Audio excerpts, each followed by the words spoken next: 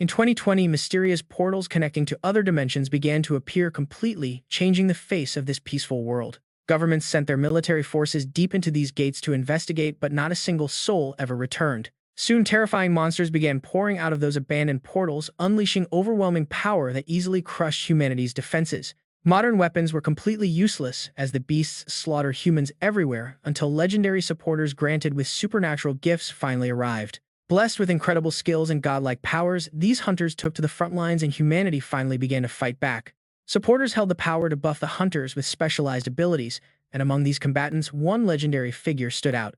Commanding an army of immortal soldiers and wielding devastating flames, he became known to everyone as the Demon King. Wielding unique player traits through relentless hunting, his power grew rapidly, but the 12 great heroes grew deeply afraid. Terrified of his immense strength, these self-proclaimed gods pooled their massive influence together to erase the Demon King from history. After completely purging him, those so-called gods went on to establish a brand new order, called Eden, forever changing the world. From then on, hunters were treated as a superior subspecies of humanity, while ordinary people were reduced to mere slaves. Hunters ruled supreme.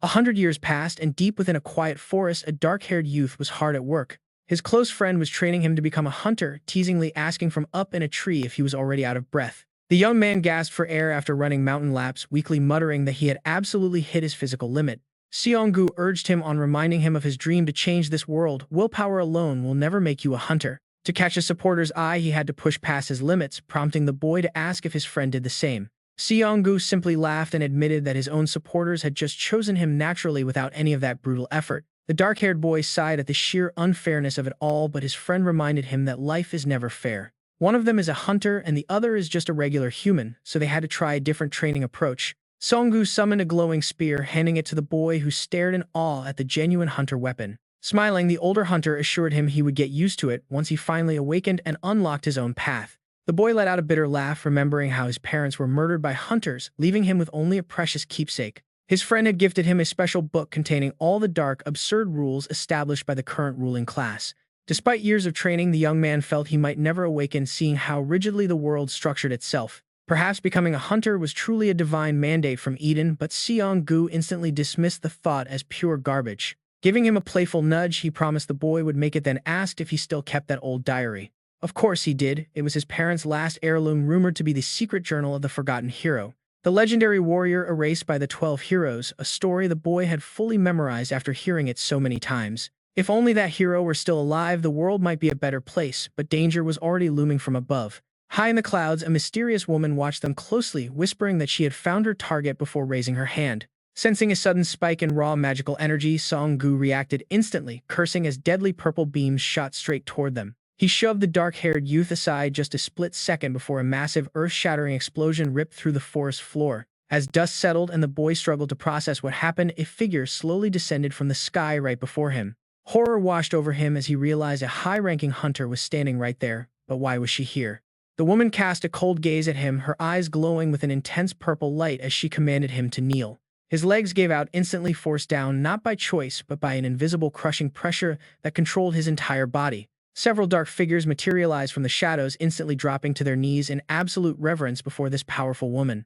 They greeted her respectfully, calling her Athena, a legendary name that struck absolute terror into the boy's heart. She was a ruler of Eden, one of the 12 supreme founding gods. What could possibly bring her to this remote forest? She ordered her subordinates to track down their target, and the black-cloaked figures vanished instantly to carry out her command. Her attention then shifted to the helpless youth on the ground, wondering who he was, since she felt zero magic from him. Meanwhile, the boy prayed that the ancient book hidden in his robes wouldn't expose the dark secrets of the 12 heroes.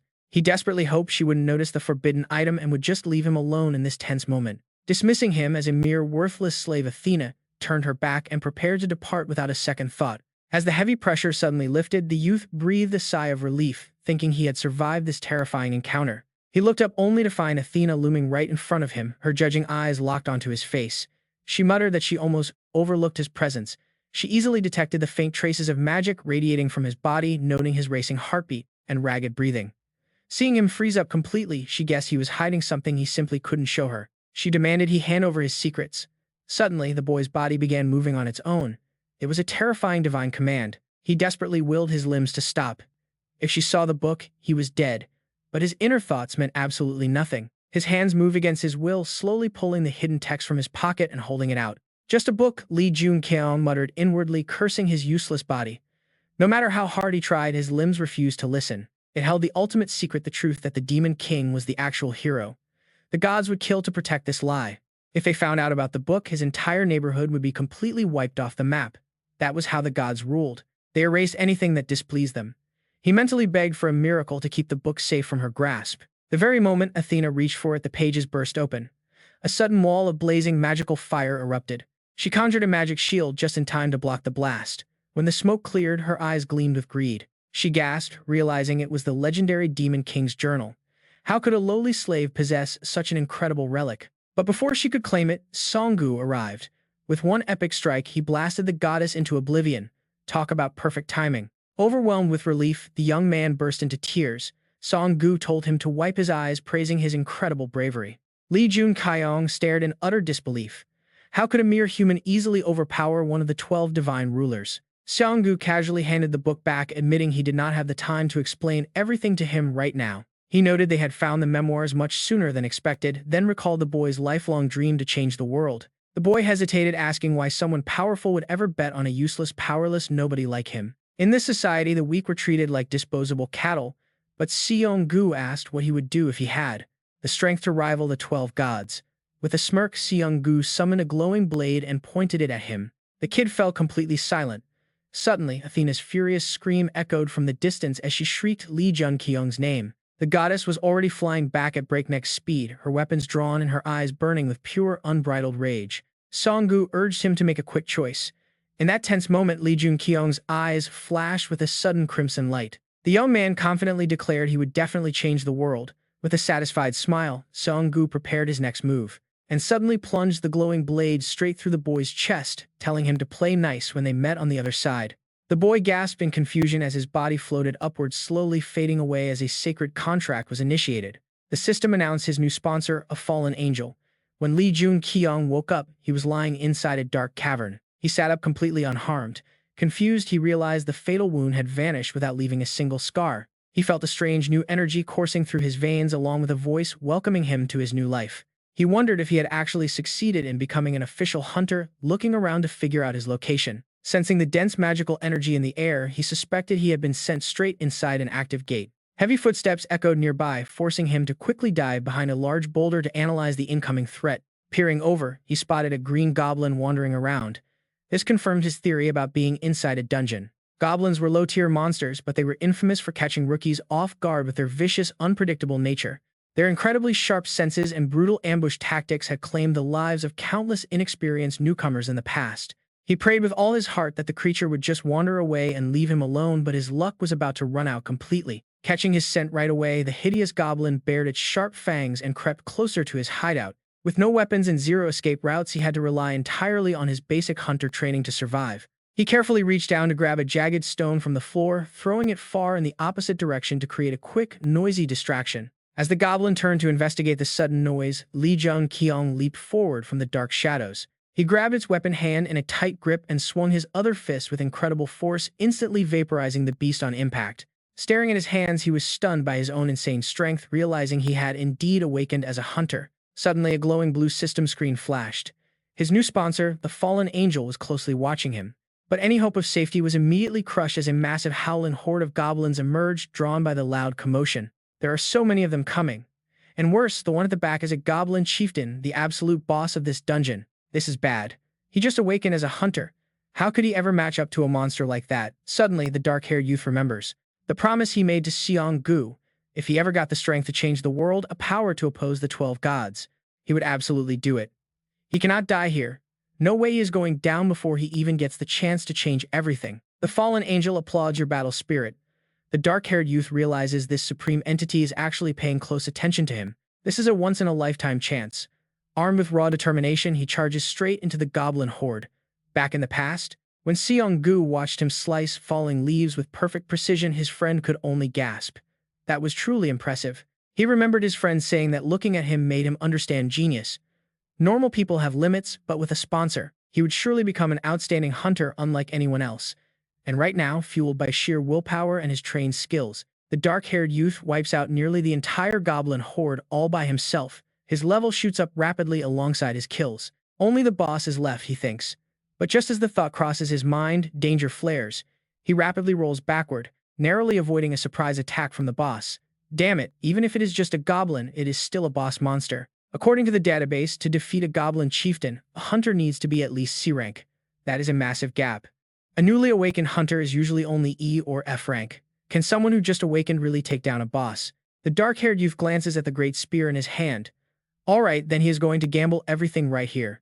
The fallen angel applauds his decision and grants him authority over fire. This spear in his hands is a demon weapon, making it the absolute weapon he is most confident with. Channeling his new power into the spear, the youth charges forward. With a single explosive thrust, he obliterates the boss. A system message alerts him that he leveled up, but his spear durability hits 0. He actually did it, but defeating a dungeon boss took every single ounce of strength. This is his absolute limit. The fierce battle left him covered in deep wounds. His exhausted body can no longer sustain the strain and he collapses. He blacked out completely. Sometime later, 2 other hunters enter the gate. They stop in surprise at the piles of goblin corpses. Who could have wiped them all out? Even the goblin chieftain is dead. That is when they spot something in the shadows. The young man is lying unconscious in a pool of blood. There is a survivor over here, they yell. When he finally wakes up, he is lying in a hospital bed with a recovery IV. So it was not a dream. He remembers Athena appearing and almost stealing the Demon King memoir. And after being stabbed by Seong-gu, he woke up right inside a dungeon portal. He faced that goblin chieftain, almost died but survived, thanks to the fire dominion granted by the fallen angel. But then he collapsed from severe trauma. Did the hunters clearing the gate save his life? He starts to wonder. As he ponders this, a nurse walks in with a warm smile telling him that he should not try to move just yet. She asks how he is feeling and if he is dizzy. The hunter team sent by the association rescued him and brought him here. She says he is lucky they did, or things would have been much worse. The association, he asks, thoroughly confused. She nods, calling his survival a miracle after such severe wounds. Since it happened inside a gate, a representative is coming. Until they arrive, she tells him to just rest up. She turns to leave quietly, swooning over how handsome he is. She cannot wait to tell her colleagues. But before she steps out, the dark-haired youth calls out to her. He asks a simple question. "Excuse me, what year is it?" The nurse turns, assuming his memory is still a bit foggy. She tells him it is 2022. Hearing this, the young man freezes in absolute shock. That is over a century. Before he was even born. Gates first appeared in 2020, making this the golden era when legendary hunters began to rise. This is the true age of heroes. Suddenly, the words Seong-gu once told him begin to echo loudly inside his mind. Hunters will claim to be gods and rule over humanity.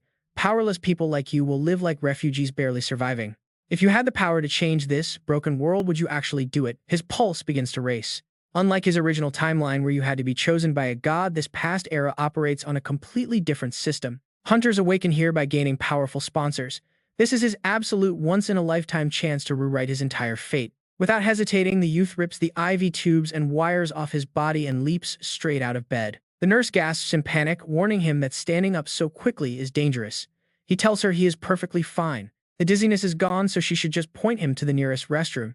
She tells him it is right next to the entrance. Stepping inside the restroom, the young man looks at his reflection in the mirror and freezes in sheer disbelief. What happened to him? He never had muscles like these, and he must be over 6 feet tall now. His face, though, still looks pretty much the same.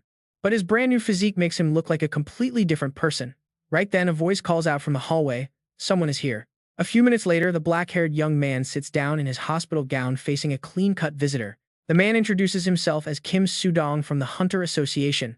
Soo-dong smiles, explaining that the Alliance rescued him after the recent incident inside the gate. Soo-dong mentions hearing about the young man having some severe memory issues.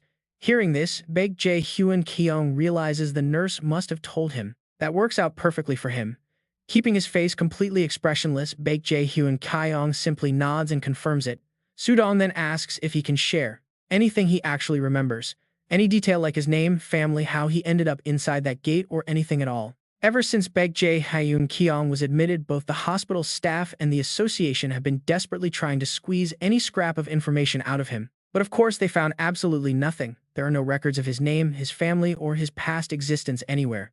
Jun-kyeong quietly smiles to himself. There is no way his profile from the future would ever show up in this era. They even mentioned that memory loss is a common side effect of gate-related accidents or sudden hunter awakenings. With a faint smile, he tells the man that he is 23 years old and his name is Lee Jun-kyeong, but he remembers absolutely nothing else. Just a second before speaking, the name of the Demon King had suddenly flashed through his mind for some strange, inexplicable reason. He had almost confused his own identity with that of the Demon King. Yet somehow, he felt like using his real name was the right call. Hearing his answer, Sudong sighs deeply and rubs his temples. This is going to be a massive headache. He then looks back up. Sudong asks if he felt anything unusual while trapped inside the gate. Jun-kyeong replies that he remembers hearing a strange voice. The voice offered to sponsor him, and that was about it. Hearing this, Sudong's hands resting on the table clenched tightly. After a brief silence, the representative nods, concluding that Jun-kyeong has officially awakened as a hunter. He then asks if the young man remembers anything about hunters at all. Jun-kyeong shakes his head, saying he only knows they are some kind of specially chosen people. Sudong stands up and thanks him for his time, warning him that while others might visit soon, the association will officially reach out later. Then out of nowhere, the agent bows deeply. He acknowledges how confusing this must be, but emphasizes that Jun-kyeong is now extremely important to the survival of the world. Wishing him the best, Sudong concludes the meeting. The agent takes his leave and Jun-kyeong watches him from the window as he walks to the parking lot, thinking the guy is actually pretty decent. Once alone, he quietly whispers the command for his status.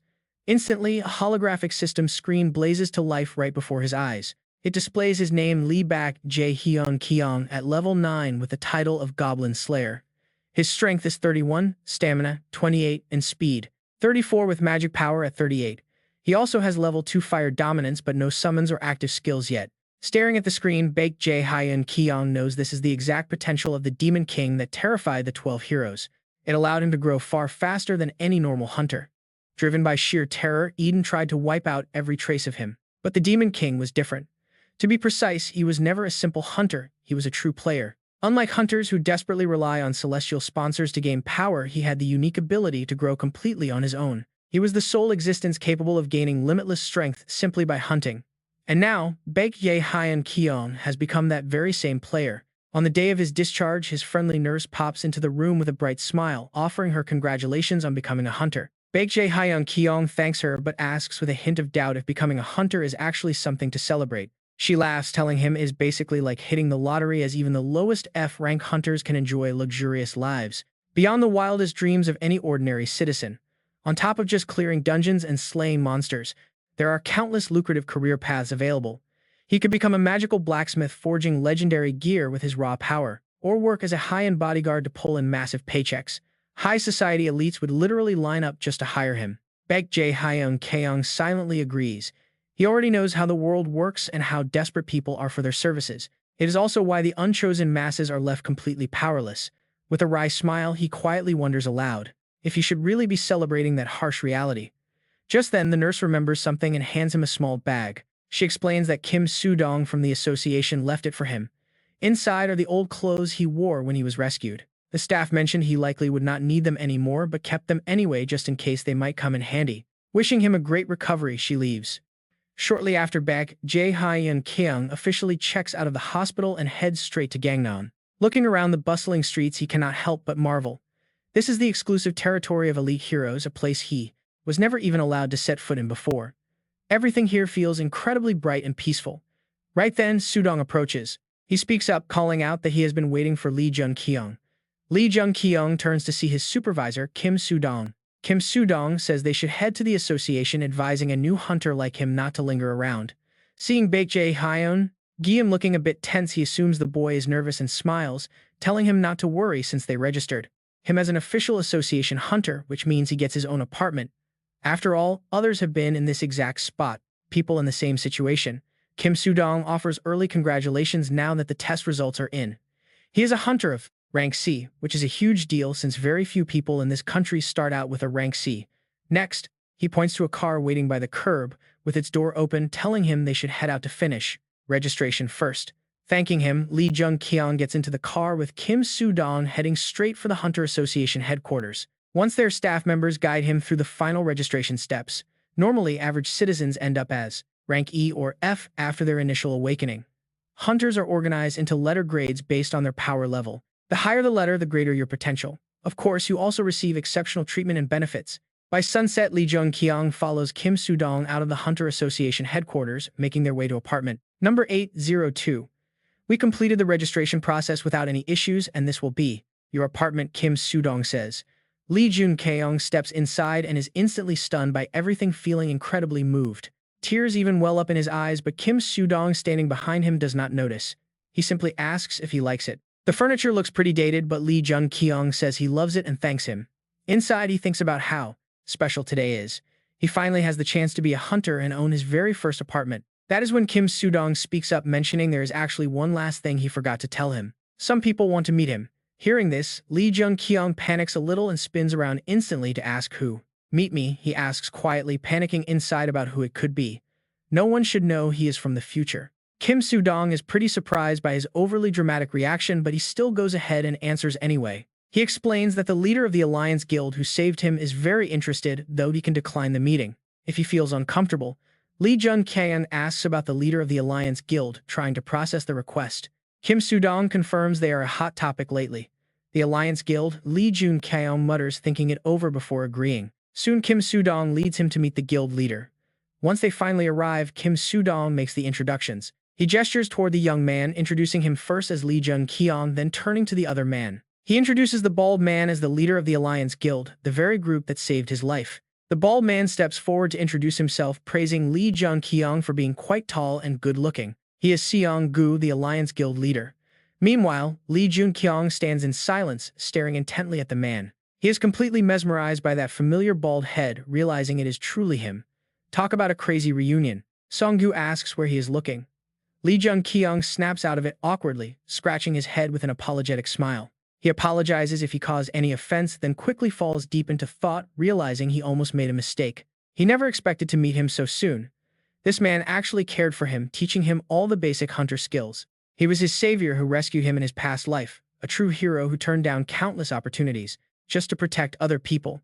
He was a forgotten hero simply because everyone assumed he had died in battle. It is great to see him again, Seong-gu. Unaware of the young man's thoughts, the guild leader just smiles. He asks if they have met before, mentioning that Lee Jun-kyeong somehow feels incredibly familiar to him. Lee Jun-kyeong claims he lost his memories after awakening, so he is not quite sure. Then he bows deeply. He offers a sincere thank you for saving his life, leaving Seong-gu quite impressed by his polite manners. That night, Lee Jun-kyeong lies in bed, realizing this is all real but wondering what happened to his body. It feels completely different, but the matching moles on his skin prove this is indeed his own physical form. The player known as the Demon King was an insanely powerful hunter, another forgotten hero. But why does he possess his exact abilities now? He obtained this power because the fallen angel sponsored him with immense strength. In his past life, the fallen angel only sponsored a single person. So what happened to the Demon King? He has no idea, but he knows he won't find answers tonight. He's back armed with absolute power. It is the path so many people dream of. He has been given power, a power that can change the world. The next morning, at the Hunter Association headquarters, Lee Jun-kyeong and the other new recruits are waiting in a room when a scarred man, with 3 scars on his cheek, walks into the room. He welcomes them and introduces himself as Bae Sang-gu, one of their guardians. The room immediately erupts into a noisy chatter as the recruits ask why a famous B-rank hunter like Bae Sang-gu is acting as a guardian for mere rookies. They realize this must mean someone in the room has caught the association's attention. Excitement fills the air as the recruits realize this could be their big break to stand out and prove themselves. If they can catch his eye, they might get scouted by a top-tier guild. Everyone starts thinking they are the one who deserves this opportunity. Meanwhile, amid the rising noise, Lee Jun-kyeong is just dozing off at his desk when he finally lifts his head to look. At the front, Bae Sang-gu announces that they will start with a quick hunter seminar. Next, they will choose their weapons and head to the testing area for a combat evaluation, but tells them not to worry. Bae Sang-gu then asks the room if anyone knows how a hunter awakens, prompting a young man in green to raise his hand. He asks if they simply need to be chosen by a sponsor. Bae Sang-gu confirms this, adding that a hunter's initial power is determined at the moment of awakening. Still, growth is possible. Just then, a brown-haired girl stands up to speak. She explains that hunters can catch a sponsor's eye and close gates by achieving remarkable feats on their own. This allows them to receive much more powerful items and skills through additional sponsorships from those very same otherworldly entities. Bae Sang-gu claps and smirks, pleased with their preparation. He then tells them he has a much harder question to ask next. He asks what the ultimate goal of these sponsors actually is. Instantly, the entire room falls dead silent, exactly as Bae Sang-gu expected. No one has an answer. Every hunter is incredibly curious about this mystery, yet absolutely nobody knows the truth. No one knows who these sponsors are or why they choose humans to fight. Suddenly, Bae Sang-gu's eyes land on Lee Jun-kyeong. He wonders what is up with that kid. While everyone else is desperately vying for attention, Lee Jun-kyeong is just sitting there. Curious, Bae Sang-gu points directly at Lee Jun-kyeong and asks the slacking rookie to give his tough question a shot. Lee Jun-kyeong is slightly taken aback, keeping quiet as he lowers his head. Bae Sang-gu laughs and tells him not to worry, since there is no real answer and he only wants to hear his thoughts. That is when Lee Jun-kyeong speaks up. He asks if the whole thing is just for entertainment. The room gasps in shock at his bold answer. Bae Sang-gu asks what he means by entertainment. Lee Jun-kyeong explains that it is like picking a character, forcing them to hunt, and watching them level up and grow stronger. It is basically a game, and honestly, he has a point. Bae Sang-gu realizes this is an incredibly profound insight. Meanwhile, Lee Jun-kyeong recalls the Demon King's theory about sponsors viewing this world as a mere playground. Even with absolute power, the Demon King fell because of that theory. This might be the ultimate truth. Shortly after, at the combat testing area, Bae Sang-gu looks at the brown-haired girl with a smile and notes her weapon choice. He praises her for choosing a sword and asks if she is ready. Gripping her blade, she looks intensely focused. She confidently tells him she is ready. Bae Sang-gu explains she will face a hungry demon and defeat is not strictly necessary. He will evaluate her based on specific conditions to pass. She smiles and nods, agreeing to the terms of the test. Bae Sang-gu reassures her, explaining the demon has been brainwashed so it won't try to kill or cause any fatal wounds. With the safety rules set, Bae Sang-gu officially starts the test and presses a button on his remote to open the gate. Instantly, a ravenous demon charges out of its cage, roaring as it lunges directly at the girl. She does not hesitate and charges forward, swinging her sword. But the monster swiftly dodges and grazes her arm with its sharp claws. Taking advantage of her stumble, the beast leaps again. Watching from the sidelines, Bae Sang-gu realizes she is in a tight spot. But just as he worries, the girl pulls off a stunning spin, using the momentum to deliver a clean counter-slash. Her blade cuts the demon completely in half. Completely exhausted, she collapses onto the cold floor, gasping heavily for air. Bae Sang-gu walks over to praise her impressive performance, telling her she did an incredible job and officially passed the test. As she heads out to recover, Bae Sang-gu calls out to the next room, summoning the final candidate to step inside. Moments later, Lee Jun-kyeong enters holding a shield in one hand and a spear in the other, a rather unusual combo. Bae Sang-gu silently questions this loadout. Meanwhile, Lee Jun-kyeong knows he must pass this final hurdle to officially graduate from training. If he stands out now, he might secure some great perks. Bae Sang-gu clears his throat and prepares to start the test. He announces the start of the evaluation, but notes that they are out of goblins, meaning things will be different. The test is with a different monster now. And since the beast has changed, the rules will too. You do not even need to defeat it. The conditions for passing this test are entirely up to me, just like the others. Before, this one is brainwashed, so it cannot deal a fatal blow. Besides, I am a B-rank hunter, so there is absolutely nothing to worry about. Are you ready? Another monster, Lee Jun-kyeong thinks to himself, guessing it must be something like a goblin, maybe a kobold. Shrugging off the thought, Lee Jun-kyeong says he is ready. Bae Sang-gu just smiles as he presses the control button. Good, your test starts right now. Your answer earlier impressed me, so do not let me down. The opponent that the final candidate Lee Jun-kyeong must face is none other than a massive orc. It possesses twice the physical strength of an average man and has an incredibly resilient life force. It usually takes a fully equipped combat hunter to deal with these in dungeons. Back in the waiting room, other candidates are absolutely terrified to see Lee Jun-kyeong facing an orc. What, an orc? No way, since when do they use orcs like this in a basic test like this? Meanwhile, Bae Sang-gu watches closely as Lee Jun-kyeong is suddenly wrapped in a glowing blue light, sparking his curiosity even further. Only elite B-rank hunters glowed like this during their first awakening. This blinding blue aura is like a shooting star, marking the absolute strongest hunters in the world right now. Lee Jun-kyeong easily qualified as a C-rank hunter, holding his own against goblins in high-difficulty gates. How could a rookie who literally just awakened perform such an impossible feat? Bae Sang-gu cannot help but lean in closer. The fallen angel system constellation is watching you closely now.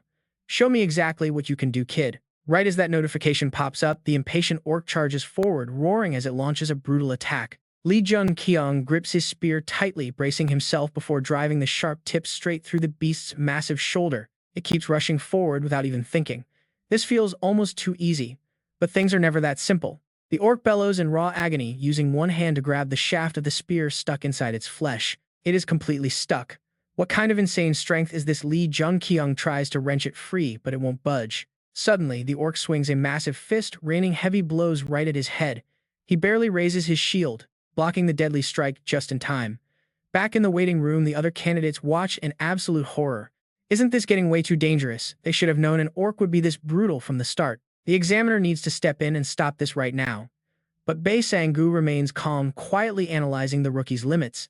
He notes that Lee Jun-kyeong's initial strike was absolutely perfect. Against a human, that would have been a guaranteed instant kill. But monsters are built entirely differently. As massive cracks begin to spread across Lee Jun-kyeong's shield, things start looking pretty bad. Fearing the rookie might get seriously hurt, Bae Sang-gu finally begins channeling his mana, preparing to step in and save him. But then Lee Jun-kyeong suddenly lets go of his spear. He spins, landing a brutal kick right to the orc's face. Leaping high, he drives his buffed shield straight down, crushing the beast into dust. The shield's durability hits 0. You have leveled up. Your fire domination power has officially reached level 2. The crowd is left completely speechless. Who even is this guy? Is he really just a rookie? He completely shattered that monster's balance with a single move. This is absolutely insane. He actually defeated the examiner's orc. It is not just the candidates, even Bae Sang-gu is stunned. The B-rank hunter is completely shocked by his performance. What was that skill? How can a rookie possess that kind of power? He did not even use an activation code. Could it be a hidden high-tier skill? Nothing like this has ever happened in the history of hunters. Bae Sang-gu decides right then that he must recruit this kid for the association. That was truly unimaginable, Bae Sang-gu says, trying to contain his excitement. Hunter Lee Jun-kyeong, you have officially passed my test. Thanks, Lee Jun-kyeong replies, realizing his temporary gear won't hold up much longer. That fire domination skill is truly incredible. It is the exact same source of power used by the Demon King, acting as an innate trait for him. It is not just some basic skill, it is a pure raw power source that grows with him over time. Unlike regular lock skills, this power can level up thanks to his celestial sponsor, unlocking a limitless growth potential. However, ordinary weapons cannot handle this sheer force for long. He definitely needs gear specially forged from high-grade metals. After the test, Lee Jun-kyeong heads back home to throw a quiet little housewarming party.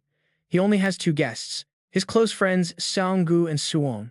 Over a warm meal, they chat quietly about tomorrow's official exam guardian. It turns out Sang-gu has already been appointed to guide him, ensuring he stays on the right path. Lee Jun-kyeong, the final guardian test is tomorrow, right? I know you will easily get into the gate, but I need to make sure you do not have any issues, Kim Soo-dong says, so tell us about your upcoming plans. Have you thought about our proposal yet? I do not know why, but I feel like I should not let you go. Either way, I do not want to pressure you too much, Sang-gu says seriously. Kim Soo-dong steals a quick glance at him. Kim Soo-dong secretly worries. After all, the most promising alliance in Korea is scouting him, which is a once-in-a-lifetime opportunity. It is a dream offer for Hunter Lee Jun-kyeong, but after a brief silence, he calmly declines, saying he must respectfully refuse. Sang-gu asks for his reason, completely baffled since this is an incredible offer for anyone wanting to be a combat hunter. He is not wrong, but because Lee Jun-kyeong has regressed from the future, he has already mapped out every single upcoming event. In this current situation, getting too close to someone as prominent as Sang-gu right now would be incredibly dangerous for him. Keeping these thoughts to himself, Lee Jun-kyeong simply apologizes, stating that he does not want to join any group right now. However, he adds that if Sang-gu ever needs his help, he is always ready to step up because he owes him a favor. Sang-gu falls silent for a brief moment before offering a warm smile, promising that he will definitely keep those words in mind. Watching them, Kim Soo-dong looks back and forth between the two, completely baffled by the bizarre dynamic unfolding right in front of him. A complete rookie is casually offering help to an A-rank giant, and even weirder, the A-rank is taking it completely seriously. He really cannot wrap his head around these top-tier hunters. The next morning, the highly anticipated graduation test finally begins. Before they get started, the instructor announces a few important details about how this final exam is going to play out. The entire graduation test will take place deep inside the active gate, which naturally makes some of the rookies pretty nervous. However, Bae Sang-gu tells them not to worry because he is tagging along. With that, he releases a massive burst of energy. This impressive display of power immediately puts the anxious candidates at ease. As expected of an elite B-rank hunter, Lee Jun-kyeong silently notes that his aura easily outclasses everyone else here. Soon the group gears up and enters the dungeon. The atmosphere feels incredibly damp, a detail Lee Jun-kyeong immediately notices right before Bae Sang-gu chimes in to explain why. He points out that the humidity is caused by the thick magical energy. Once everyone gathers, he orders the group to move. He tells them to follow his lead closely as they head deeper toward the nesting grounds of the local monsters. Led by Bae Sang-gu, they venture into the dark. It does not take long before a pack of vicious goblins ambushes them. Bae Sang-gu orders hunters number 1 and 3 to draw weapons. They salute and charge headfirst into the incoming threat. Shockingly, neither of them manages to take down even a single monster. Bae Sang-gu quickly calls up numbers 8 and 16 next. Those two do a bit better, managing to kill one goblin each. Then he calls forward hunter Lee Jun-kyeong. Moving like a sudden gust of wind, Lee Jun-kyeong effortlessly sweeps the remaining monsters with a few clean basic strikes. The rest of the team can barely believe their eyes, wondering if this guy is actually just a newly awakened rookie. Bae Sang-gu is genuinely blown away by how incredibly comfortable the kid is with his weapon. His skill easily matches B rank. He realizes he cannot let a gem like this slip away and resolves to recruit him no matter what it takes. Keeping his recruitment plans in mind, Bae Sang-gu leads the group further, in warning them they will soon face the boss. The boss is on a completely different level than mere goblins, so everyone needs to stay sharp and prepare their minds. He instructs them to double-check their armor and weapons, prompting the rookies to immediately scan their gear in a panic. Only Lee Jun-kyeong stands perfectly still. He remembers how the Demon King, possessing player-like power, was once slain by 12 heroes. If that beast had optimized its growth sooner, it would have survived.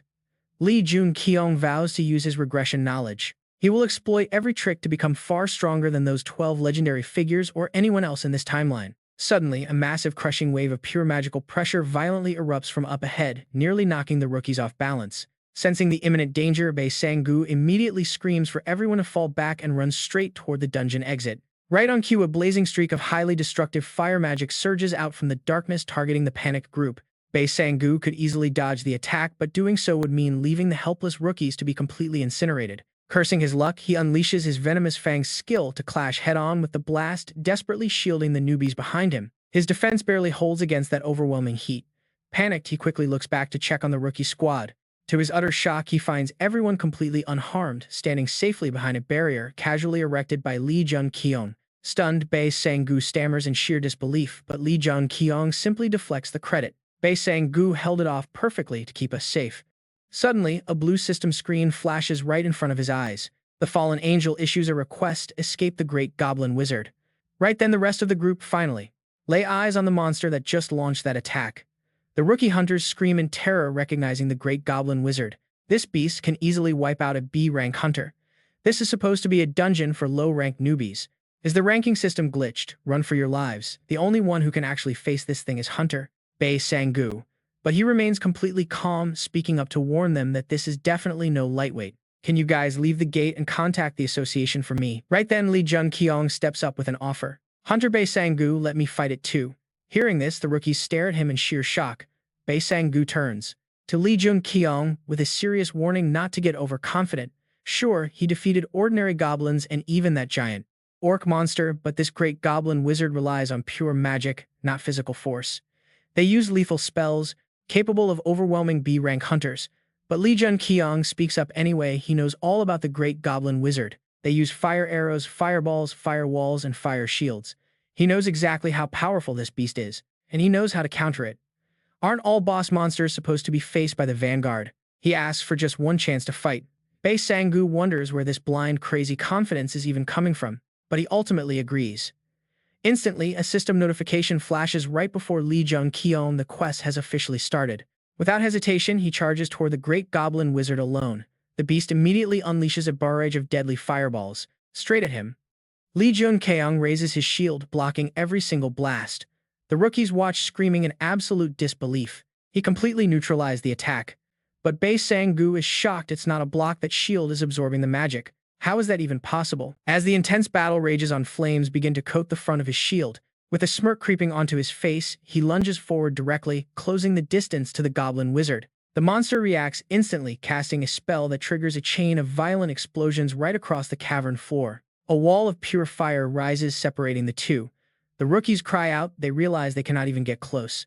They will be completely obliterated by long-range spells without having any chance to fight back. It looks hopeless. But Lee Jun-kyeong moves. Pointing his spear at the sea of fire, he commands it to split. Right before their eyes, the blazing wall actually parts, opening a clear path. Controlling that amount of raw firepower is absolutely mind-blowing. He charges through the gap without hesitation. Instantly, his spear is enveloped in those very same stolen flames. The goblin wizard screams desperately, throwing up a defensive magic barrier, but it is not going to save him. Lee Jun-kyeong lets out a loud roar, unleashing a flurry of lightning-fast thrusts that instantly shatter the magical defense. The great goblin wizard is completely obliterated, blown to pieces by the strike. He actually pulled it off. Did a mere rookie just pull off something this legendary? This is the official rise of a super rookie. While the onlookers scream in awe, Lee Jun-kyeong just stands there silently. He is completely focused on something else. He is staring at a brand new system screen. Quest cleared, the fallen angel is deeply impressed by his incredible performance. As a reward, the fallen angel wants to sponsor him, granting him a rare chance to perform a summon. Jun-kyeong is absolutely thrilled. He finally got it. This broken power is exactly why the Demon King became so unstoppable. Late that afternoon, back at headquarters, Bae Sang-gu visits the association president in his private office to report the whole situation. After listening to the briefing, the president chuckles, realizing this must be the real reason he requested an urgent meeting. It is all because of that intriguing C-rank hunter, is it not? Bae Sang-gu nods, confirming his suspicions directly. The president asks if the kid is still at the lowest level, but Bae Sang-gu confirms he is already far beyond that. He asked Bae Sang-gu how high he believes this boy can go and what his true potential actually is. After a brief pause, Bae Sang-gu replies that he will go far enough to help the president achieve his ultimate goal. Looking out the window, the president smiles. He wants to meet this mysterious rookie as soon as possible. Meanwhile, right outside the main exit, Jun-kyeong steps out to find Seong-gu and Kim Soo-dong waiting for him. Kim Soo-dong smiles warmly, welcoming him back. He explains that they have been waiting here with the Alliance Association leader. He was pretty worried when he heard the gate had upgraded from E rank to C rank, but it went smoothly. Seong-gu chuckles, asking if he has received the official association registration paperwork yet. Jun-kyeong nods in response. He thinks back to that day. Bae Sang-gu had asked Hunter Jun-kyeong if he had any intention of joining the Hunter Association. Nearby hunters gasped. They cried out in disbelief, asking if he was really invited. No way. But Jun-kyeong calmly replied, I am sorry, but I currently have no intention of joining any organization. Bae Sang-gu stood there stunned, realizing the rookie was actually turning down a massive golden opportunity. However, he quickly recovered and politely said he understood. Jun-kyeong stayed quiet, but deep down he knew the truth about his situation. Sure, joining the association would help him level up much faster, but doing so meant he would lose his ability to keep secrets. He could never hide anything from them. Besides that, man was still running things there, and he wanted absolutely nothing to do with him. That person was someone he had to avoid at all costs. Suddenly, a cold image of a powerful man flashed right across his mind.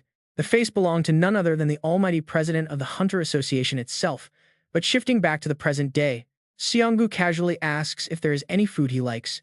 Hearing this, Jun-kyeong pauses in deep thought, finding this question surprisingly difficult. Honestly, deciding what to eat feels way harder than choosing a guild. After struggling to find an answer, he simply says cup ramen. His friend laughs and asks if he likes meat instead. Jun-kyeong stays silent, but his face completely gives away his burning desire. Seong-gu slings an arm over his shoulder, dragging him along while shouting that it is settled they are getting meat tonight. By nightfall, Jun-kyeong returns to his brand new apartment. While taking a warm shower, today's brutal battles flash vividly through his mind. He whispers to himself that he has grown stronger, knowing it deep down. Right after, he calls out to summon his system status screen. Status name Jun-kyeong level 11. Player traits. Class is Goblin Assassin and his special power is Fire Dominance, level 2. Summon none. Skill none. Under the sponsorship of the Fallen Angel, you have one summon available. Jun-kyeong thinks to himself. No ordinary hunter can ever pull off a resurrection, not even among the legendary 12 heroes. Only a tiny fraction have this godlike power. This unique ability is probably how he achieved those insane world-shaking miracles. It makes total sense how he easily wiped out hordes of monsters, terrifying beasts like the Bone Dragon, the Balrog, or even Zeus. If he possessed the Demon King's legendary strength, would his summon look similar? Wondering about this, he commands the system to summon. A pop-up alerts him that he has one summoning opportunity granted by the Fallen Angel. Do you wish to proceed? Without a single shred of hesitation, Jun-kyeong hits execute. By the very next morning, Kim Soo-dong arrives at his door. As soon as he steps inside, he points directly to his glowing phone screen and grins, asking Jun-kyeong if he has seen the news. Look, it's about Hunter Jun-kyeong. Curiously, Jun-kyeong leans in and stares at the screen, finding a trending viral post written about him. It proclaims the grand birth of a monstrous super rookie who just awakened as a C-class hunter, taking down a gate's final boss solo. Feats like this are normally only pulled off by high B-class hunters. Kim Soo-dong laughs, asking if it's true he took down a massive boss. Did you really solo a grand goblin shaman? How on earth did you pull that off, and why didn't you mention it to me yesterday? Jun-kyeong quietly reflects that although he made the front page, his private personal information luckily hasn't leaked out to the public yet. Even so, the top brass at the association have definitely caught wind of this. Seeing Jun-kyeong stay silent, Kim Soo-dong continues talking. These days, famous hunters are easily way more popular than actual celebrities. But you don't seem to care about any of that fame. Lee Jun-kyeong cuts in saying that more importantly, there are a couple of urgent things he really needs to ask him right now. Wait until you see this, he actually demands to join another dungeon raid. Before long, he is back on the battlefield. He single-handedly slaughters beast after beast with ruthless efficiency. By the time the dungeon boss finally emerges, the battle is already practically decided. He cleanly takes it down with one swift strike. The system chimes, notifying him that the fallen angel is highly pleased with his performance. You have leveled up and the dungeon is cleared.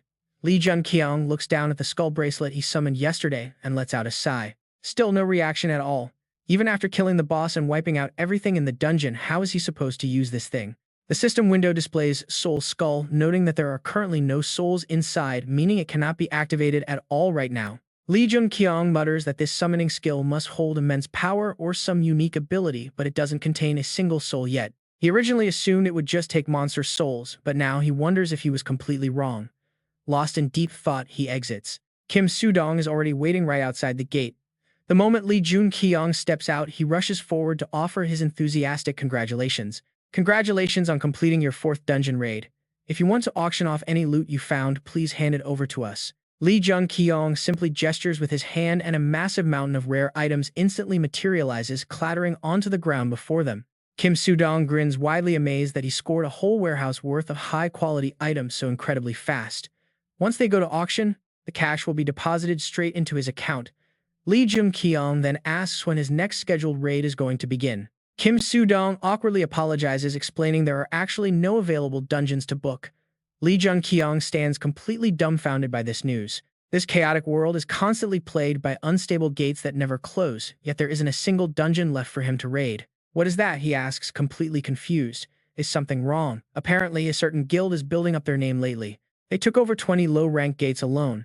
Lee Jun-kyeong asks, even if they are low-level, how is that possible? Is it okay for one guild to reserve 20 gates? Yes. But normally, the Hunter Association blocks this. They usually ban monopolies.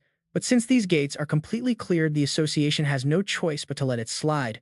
Just accept it. Hearing this, Lee Jun-kyeong suddenly remembers something terrifying, grabbing Kim Soo-dong by the shoulders in his sudden panic. Do not tell me the leader of that guild is Choi Yong-sung. Kim Soo-dong gasps in pure shock, wondering how he already knew. You actually know about that. It is indeed the Northern Guild. It is run by Choi Yong-sung, a legendary super rookie. He is known as the ultimate super rookie. Hearing this confirmation, Lee Jun-kyeong's eyes widen as cold realization washes over him. He knows this man will soon rise to absolute legendary status, spreading his heroic name as a top commander under the 12 heroes. But behind that fake heroic mask, he will brutally slaughter innocent people, eventually becoming an absolute bloodthirsty tyrant, the brutal war king gunner. Lee Jun-kyeong realizes that their paths are finally destined to cross, as Kim Soo-dong stands there completely frozen. The infamous Northern Guild. It is entirely run by Choi Yong-sung, the elite hunter who started out way before them. They call him a super rookie. But as Lee Jun-kyeong stares ahead, his mind races knowing this man is a future legend. He becomes one of the 12 heroes' top generals. Yet, to those who know the truth, he is nothing but a murderous beast. A violent monster known to the world as the War King Gunner. Lee Jun-kyeong stands in silence. Their clash is inevitable. Flashback to a heavy rain slick day years ago. A dark shadow looks down from above as villagers hold protest signs in the downpour. They wear headbands and march through the mud, desperately chanting for the construction to halt so they can keep their homes. A nervous subordinate runs up to Choi Yong-sung. Sir, the protests are getting completely out of control. What are your orders? Choi Yong-sung scoffs in disgust. They are just useless trash. If we crush their homes, they will get the message and run. They can rebuild somewhere else. Why on earth should we care about the pathetic existence of these bottom-feeding insects? He tightens his grip on his weapon, his voice turning icy. Letting these worthless peasants live is already an act of pure mercy. He points his massive sword downward. Unbelievable energy surges from the blade, crackling through the pouring rain and drowning out the protests. The entire village is instantly wiped out. Heavy rain floods the valley, leaving nothing but a few rooftops peeking above the water. Cut back to the present. Lee Jun-kyeong walks down the street alone, hands shoved deep into his pockets as painful memories flood his mind. Over half the villagers he grew up with died horribly that day. It was a completely senseless, brutal slaughter. Suddenly loud, angry shouting cuts through the quiet street. Lee Jun-kyeong snaps back to reality, turning quickly toward the commotion. An old man is on his knees, shaking with pure terror.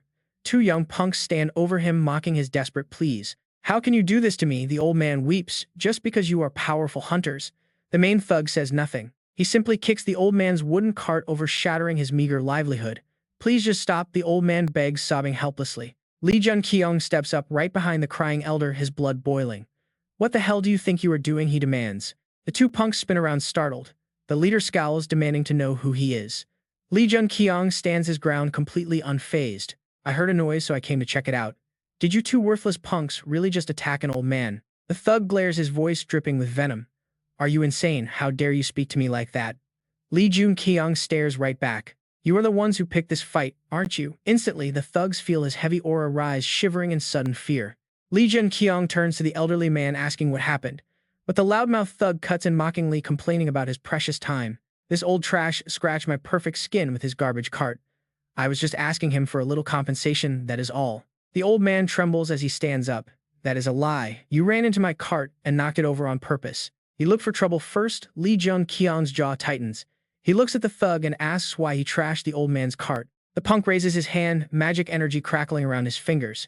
Since you are a hunter, you should know how this world works.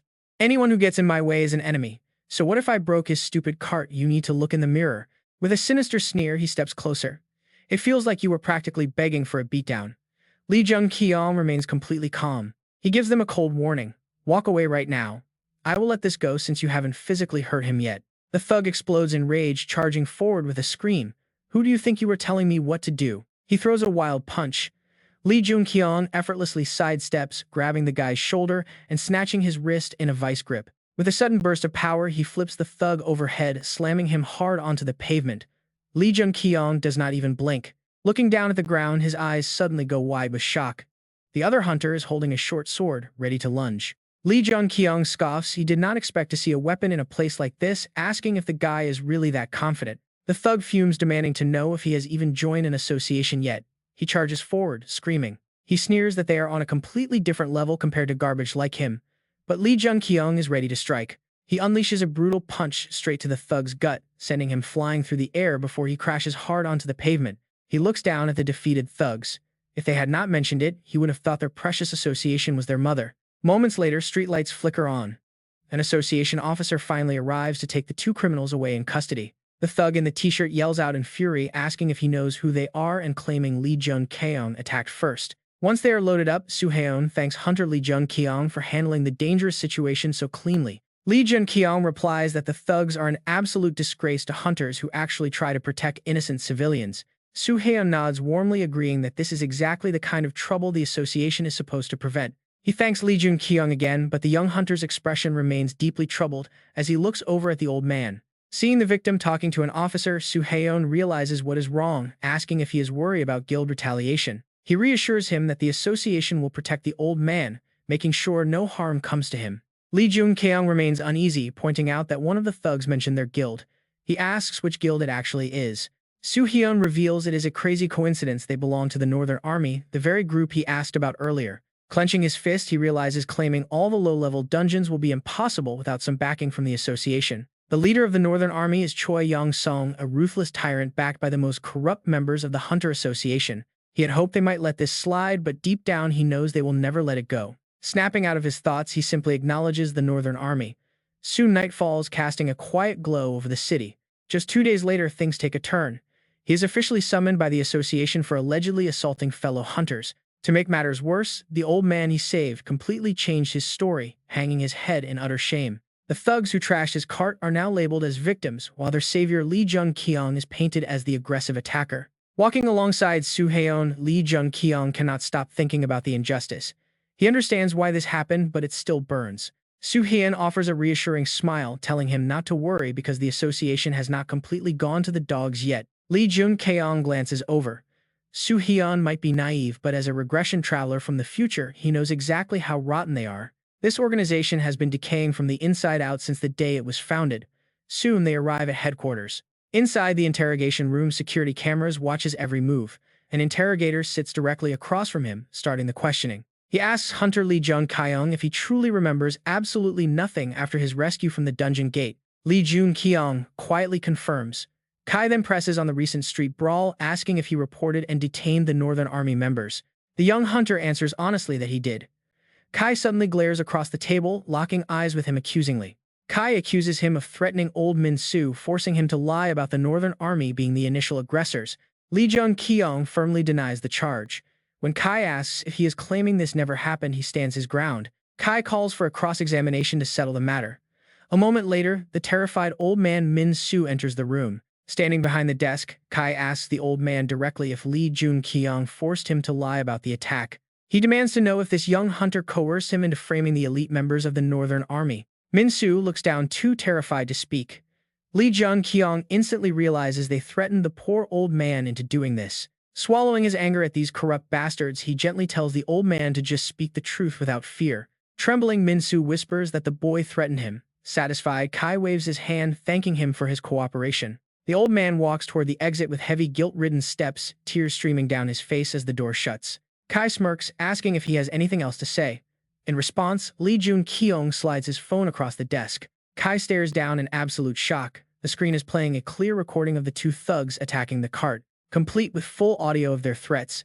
Smiling at the perfect trap, Lee Jun-kyeong calmly says this is his official statement. The lobby doors swing open as he walks out, clenching his fists. He knows the association was fully in on this. They only wanted an excuse to cover their tracks, and there is nothing more he can do for now. The bitterness burns, he simply lacks the power. But suddenly Song-gu arrives, saying he heard the news. Lee Jun-kyeong turns completely shocked. Song-gu, he gasps. Kim Soo-dong scratches his head and admits he reached out to the man just in case, having no other real contacts. In the association, Seong-gu has the most pull of anyone Kim Soo-dong could actually reach. Lee Jun-kyeong smiles, thanking them both for coming. You must be so busy, he says, offering his thanks. Song-gu just laughs, telling him he is incredibly relieved everything turned out fine. Suddenly, Min-soo steps out, clearing his throat. Lee Jun-kyeong glances over, and the old man instantly drops to his knees, begging for forgiveness. He weeps, trembling, as he explains those bastards threatened to destroy his family if he did not play along with their lies. They were going to ruin his granddaughter's future, so to protect her, he chose to frame Lee Jun-kyeong instead of helping him. Kim Soo-dong's eyes widen, asking if the Northern Guild was the one threatening him and why on earth he is only speaking up now. Min-soo looks up, explaining his granddaughter would have been in grave danger, but now he just wants to offer a sincere apology. Hearing this, Song-gu gets angry. He firmly states that as the association's president, he will ensure nothing bad happens to them. He promises to take full responsibility, telling the old man to go home and stop worrying about those Northern Guild cowards. The old man stands, finally relieved. Meanwhile, Lee Jun-kyeong reflects on his quick thinking to record the earlier confrontation on his phone. It has become second nature to him, a habit born from years of dealing with unfair, corrupt situations in his past life. Suddenly, Lee Jun-kyeong freezes, snapping his gaze toward the entrance. Song-gu immediately asks if that is the guy they were expecting. He nods. Choi Young-sung approaches, oozing a dark, massive aura. He flashes a fake smile, mocking the association president's sudden presence. He remarks how surprising it is to see the Great Alliance leader here, looking so close with this rumored super rookie. Kim Soo-dong tenses, wondering how on earth this man knows about Lee Jun-kyeong. Did someone within the association leak his confidential information? Choi Young-sung extends a hand, introducing himself as the Northern Guild Master. Song-gu looks down immediately, sensing the hidden malice. Still, Seong-gu takes the hand, offering a polite but incredibly tense smile as he locks eyes with the Guild Master. Song-gu uses his mental pressure to send a direct message, warning him not to push his luck any further. He issues a chilling warning: if you do not want to make enemies with me and this kid, back off right now. Choi Young-sung's eyes widen. He scowls, pulling his hand back as cold sweat breaks out. Song-gu keeps smiling, but his gaze is deadly. He adds that Choi Young-sung is not even worthy of being called an enemy, so he better watch his step. If he wants to live, he should remember that. Later, inside a cozy sunlit cafe, a hand slams onto a table in pure rage. Kim Soo-dong complains about how ridiculous it is that those criminals only got a simple fine despite threatening an innocent civilian. But Lee Jun-kyeong knows the harsh truth: in this world, hunters rarely face any real legal punishment for their crimes. He calmly shrugs it off, asking about the old man instead. Kim Soo-dong explains that while lying to a hunter is a crime, because the Northern Guild admitted fault and Lee Jun-kyeong defended him, the old man got off with a simple warning. Staring at his drink, Lee Jun-kyeong realizes Seong-gu must have pulled some major strings behind the scenes to make that happen. He nods silently, then asks how the Northern Guild has been acting lately. Kim Soo-dong's expression immediately turns highly anxious. They are staying quiet. A chill runs down Lee Jun-kyeong's spine. There is absolutely no way those wolves are backing down. He knows Choi Young-sung is a bloodthirsty psycho who will eventually become a brutal warlord obsessed with petty eye-for-an-eye revenge. A strike is coming. With a serious look, Lee Jun-kyeong asks Kim Soo-dong to keep a very close eye on the Northern Guild. Kim Soo-dong readily agrees. But deep down, Jun-kyeong is already sharpening his claws. He has no intention of playing defense. His gaze hardens. Payback is a language he speaks fluently too. Later, under a bright blue sky, Jun-kyeong meets up with Song-gu. Song-gu looks over at him, admitting he never expected the young rookie to reach out to him for a dungeon raid. Jun-kyeong explains that since this is a high-level dungeon, he absolutely needed a powerhouse of Song-gu's caliber to help. Song-gu laughs, calling it an absolute honor to fight alongside him. Just then, two other hunters start walking toward them. One of them excitedly asks if this is the famous super rookie everyone in the city has been talking about lately. The short-haired hunter steps up, saying it is an absolute privilege to fight alongside such a legendary rookie. He chuckles, mentioning he never expected this team-up after they saved his life back then. Seong-gu steps in to introduce them. These are Choi Cheon-woo and Lee Hyun, the guys who saved him before, and both are loyal members of his guild. Jun-kyeong nods politely, introducing himself. But looking at them, he realizes he has absolutely no memory of these hunters. It makes sense. In his past life, the Demon King Jun-kyeong and the entire alliance were completely wiped off the map. Once everyone is assembled, Song-gu clears his throat loudly, announcing they are officially standing before a high-rank gate. Song-gu declares it is time to conquer the dungeon. As the gate grinds open, everyone watches with absolute focus. Meanwhile, in another location, a fierce tiger painting hangs on a wall. It looms over a spacious room where three men are currently gathering. The red-haired hunter snaps in irritation. Are they really just letting this slide? This is where they plan to expand their territory. The masked man replies it is Choi Jong-soo, vice leader of the Choi Yong-sung Guild. Isn't stabilizing their current territory more important right now? Jong-soo explains further. After all, hasn't this recent incident made the members of their own guild look completely out of control? The speaker is In Chang, vice leader of the gang and guild. Jong-soo glares back and barks out that his words are absolute nonsense. He claims those members did nothing wrong. Civilians are just parasites feeding off hunters, so why should they bow to mere insects? Behind his iron mask, In Chang's eyes glow with sudden fury. He growls out, "What did you just say?" Meanwhile, Jong-soo's hands grip his chair as his angry eyes lock on his rival. He asks, "Do you want to settle this right now?" The two glare at each other like mortal enemies. Seeing this tense standoff, the guild leader Choi Yong-sung barks out, "Cut it out." He gestures to show that Jong-soo is actually correct. Understanding this, In Chang backs down while Jong-soo smirks in triumph. Choi Yong-sung explains that since those outsiders dared to mess with their guild, they must deliver an appropriate, devastating punishment. He adds that he is highly intrigued by that rookie kid. In Chang suddenly stands up, "But boss, that mysterious person told me the same." It seems that highly influential figure is also keeping a close eye on that arrogant rookie. Turning away, In Chang wonders, could it really be him? Choi Yong-sung just smirks, revealing that this person promised to lay the groundwork and told them to wait. Failure is absolutely not an option for their powerful northern guild. Meanwhile, deep in the lush green forest outside, a gloved hand gently brushes against a strange red trail on the ground. A female tracker from the Alliance Guild quickly reports in. She confirms the traps are cleared so they can advance smoothly. Suddenly, a system screen pops up. "You have seen too much." With a steady smile, Song-gu leads the charge and reminds everyone to keep moving forward. The hunters draw their weapons and push into the dense jungle. Suddenly, a stray arrow flies from the shadows. Reacting instantly, Hyun-sung activates his skill, raising a solid earthen wall. Right behind him, another hunter unleashes a massive fireball, setting the forest ablaze in an instant. Jun-kyeong watches the raging flames in complete awe. He realizes he still has a lot to learn from these seasoned pros. Seeing high-tier hunters in action is just mind-blowing. Song-gu raises his sword and leaps high into the air with zero hesitation. He slams down a devastating strike on the beasts. The monsters screech in agony as the massive fire traps them completely. Seong-gu looks like a certified superhero right now. Watching from behind, Jun-kyeong praises him. That was seriously impressive. Song-gu smiles and offers a quick thanks. But Jun-kyeong insists he is the one who asked for help, so he should be thanking him. Song-gu looks at him closely. He hopes the kid is being honest because surely Jun-kyeong wants to see the Alliance's true strength. Jun-kyeong admits the Alliance is pretty decent, but Seong-gu is the real powerhouse here.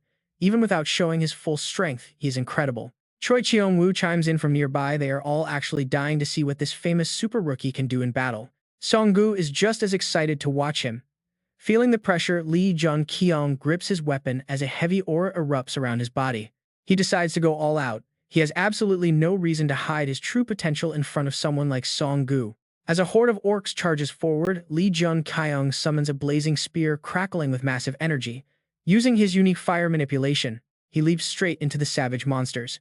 The surrounding hunters watch in utter shock. How is he casting skills without any activation codes? Has he already mastered high-level skills on his own? He really is a terrifying super rookie, proving his reputation is well-deserved. Jun-kyeong effortlessly cleaves the monsters in half. Watching this display, Seong-gu realizes that Fire Spear and Fire Shield are not mere skills, they are actual authorities. Suddenly, a flood of system notifications appears. You have successfully eliminated the dungeon goblin mages. The fallen angel has sponsored you and your base stats have increased. Back at the plaza, the hunters gather to discuss. Jong-soo speaks up with genuine respect, admitting that it is very clear why everyone calls him a legendary rookie. Hyun-sung agrees, noting even their guild leader is not at that level. Suddenly, a member confronts Seong-gu, demanding to know what on earth he is doing. Why has he not recruited such an insane talent? Seong-gu simply smiles with deep meaning. He turns to Jun-kyeong, reminding him that his offer still stands. The alliance is powerful, and they will only grow stronger. Seong-gu warns him that from what he has seen, Jun-kyeong's path ahead will be filled with extreme danger. Jun-kyeong realizes the leader hit the nail on the head. He has already figured out his true goals despite not having any mind-reading skills. Seong-gu continues to press, warning that those bastards from the Northern Guild will not sit idle, but if he joins them, they will never be able to touch him. He extends his hand, offering an incredibly tempting deal to join the alliance. He offered him the position of vice president of the association. Everyone around them gasped in pure shock. Even Jun-kyeong himself was stunned by the sudden offer to lead the association. But he clenched his fists, bowed his head, and expressed his gratitude, before politely refusing. The leader laughed heartily, telling him there was no need to look so apologetic. He could clearly see that the young man's eyes were set on something far greater. Just then, the phone in Jun-kyeong's pocket suddenly vibrated, and he pulled it out to read the message on the screen. It was an urgent summon from the Hunter Association, asking for his help to clear a gate alongside the Northern Army and about 100 solo hunters. He stared at the message as thoughts began to swarm.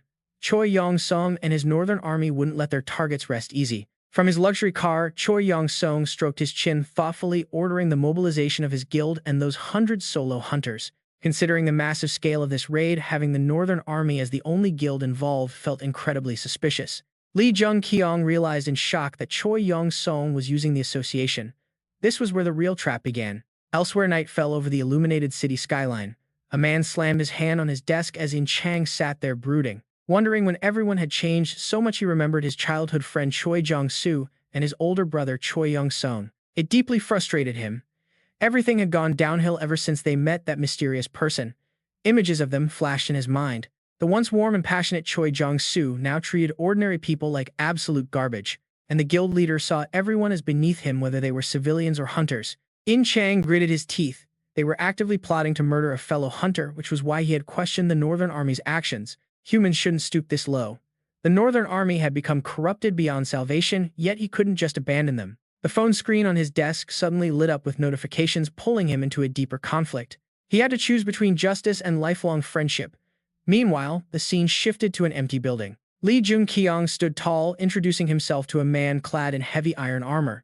The armored man refused to introduce himself, silently noting Jun-kyeong's bravery. He sensed no one else nearby. Did this kid really come alone? Reading his mind, Jun-kyeong told him to relax. It was just the two of them, with no traps. Chang cut straight to the point, stating he had only one thing to say. He demanded Jun-kyeong reject the association's mobilization order. Jun-kyeong looked puzzled and asked why, but Chang pressed on, asking if he knew their own guild was also mobilized. Jun-kyeong calmly replied that he did. Chang spoke sincerely, explaining that because Jun-kyeong was a rookie, he might not realize how monstrous hunters could truly be, especially their guild leader, who was far from a good man. Crossing paths with him was dangerous enough, but entering a dungeon together was absolute suicide. Jun-kyeong asked coldly if Chang was implying that the guild master would try to make a move on him. Shoving his hands in his pockets, he agreed that meeting him outside was bad, but entering a gate with him was a whole different risk. His expression turned menacing as he called the Northern Army a chaotic guild funded by dark sponsors. They paid for murder or mass execution missions, creating organizations known as chaotic guilds. Chang snapped in anger, demanding to know what nonsense he was talking about. Jun-kyeong interrupted, asking if that wasn't exactly what Vice Leader Chang had just implied. He pointed out that if it weren't true, there would be no reason to warn him. His eyes flared with intensity. Even if they were a chaotic guild, he knew Chang couldn't leak it. But their bad blood had started long ago. Chang drew his sword, instantly lunging forward in a blind fury that echoed through the empty building. He roared, calling him a bastard and warning him to never insult their guild again. But Jun-kyeong didn't back down. A thick blue aura exploded from his body. He remarked that Jun-kyeong should have seen this coming. He pointed out that the Northern Army was rotten to the core. Both leaders he served had completely changed. Ever since they met that mysterious entity they now worshipped. Jun-kyeong froze in shock, withdrawing his killing intent as he pondered. He realized Jun-kyeong had only been a hunter for less than a month. No matter how fast he grew, it was impossible to match an A-rank hunter like himself. They thought they had gathered all his files, but he even knew Jun-kyeong had no real intention to attack. He was the one being read like an open book. Jun-kyeong even knew the identity of that entity. Looking up at him, endless questions swirled in his head. Who exactly was this kid? Jun-kyeong was famously known as the Dragon Slayer, but he was usually called. Siegfried's immortality was on another level. He had slain the Demon King's son, a notoriously brutal demon, and after taking down the Bone Dragon, he received unmatched power from his sponsor, granting him absolute immortality. But in the future war against the Demon King, on the orders of his close friend Choi Yong-song, he was ultimately killed in battle by the heroic Choi Da-woo. Jun-kyeong knew he had to win him over. True, Siegfried was strong and highly capable, but what Jun-kyeong actually wanted was his high moral standard. Inside that wretched northern army of bastards, he alone had to maintain the balance. The scene shifts to a wasteland littered with corpses. A system notification alerts him that the land of death has been cleared. With the quest complete, Jun-kyeong's weapon slowly crumbles into dust. The screen displays that its durability has reached 0. He watches the ashes slip through his fingers. Once his flame domination ability erupts, normal weapons simply can't withstand the intense heat. Clenching his fist, he realizes he must find a proper replacement before the hunters are mobilized. He needs a real weapon. The scene shifts to a crowded neighborhood where a loud voice echoes from inside. Jun-kyeong slowly steps through the door, noting how ancient this workshop feels. Right there, a bulky blacksmith is busy working on a glowing red-hot piece of metal. Drenched in sweat, the man tells him to wait a bit. Jun-kyeong is thrilled, never expecting to meet him face-to-face so easily. This is one of those rare awakened hunters who turned into a dwarf. Looking at this muscular man, Jun-kyeong knows he will become a legendary hero. Blacksmith Baek Jun-kyeong. After 4 hours of grueling labor, the blacksmith finally wipes his brow, remembering the visitor who has been waiting all this time. He asks who he is. Jun-kyeong can only sigh after waiting 4 hours. He explains he's there to commission a weapon. Then he asks if Baek Jun-kyeong really runs this entire shop all by himself. Baek Jun-kyeong looks confused. Why would anyone order a weapon from some unknown nameless forge? It makes absolutely no sense to him. He finds it incredibly weird, especially when asked if he works alone. But the young hunter simply replies with a calm, casual look. He says he noticed a very unusual hammer hanging vertically on the wall behind Baek Jun-kyeong. The blacksmith lets out a laugh. He praises Jun-kyeong's sharp eyes but tells him to ignore it since it belongs to someone else. Then he asks why Jun-kyeong came. He admits he's never forged a real weapon in his life and everything here is just toys. So what drove Jun-kyeong to seek him out? Jun-kyeong has a simple answer. His sponsor directed him here. Hearing this, the dwarf blacksmith's eyes widen in absolute disbelief. He finds it hard to believe a sponsor would step in directly. But Jun-kyeong knows Baek Jun-kyeong has no choice but to believe him. After all, the dwarf himself can feel the heavy hand of his own sponsor. Baek Jun-kyeong is extremely favored by his deity. His sponsor is so powerful that they can intervene directly. Jun-kyeong recalls this crucial detail from the Demon King's autobiography. Baek Jun-kyeong was once destined to forge weapons for the Demon King under the influence of the 12 heroes before they split up. Eventually, Baek Jun-kyeong only supplied weapons to the 12 heroes. The Demon King even lamented that if Baek Jun-kyeong stayed, history would be different. Back in the present, Baek Jun-kyeong shrugs. Given how bizarre sponsors can be, he has no reason to doubt the story. But then he drops a bombshell: he's rejecting the commission. Jun-kyeong tenses up, wondering if he somehow offended the blacksmith. He asks for a reason and the blacksmith scratches his head, confessing he simply hates fire. That's why his shop is always empty. Jun-kyeong lets out a soft chuckle, finally understanding the issue. He extends his hand toward Baek Jun-kyeong, leaving the blacksmith completely baffled. He asks what Jun-kyeong is doing, only to be told that his inner passion is about to be ignited. Suddenly, Jun-kyeong's hand bursts into flames. He asks if Baek Jun-kyeong is familiar with fire manipulation.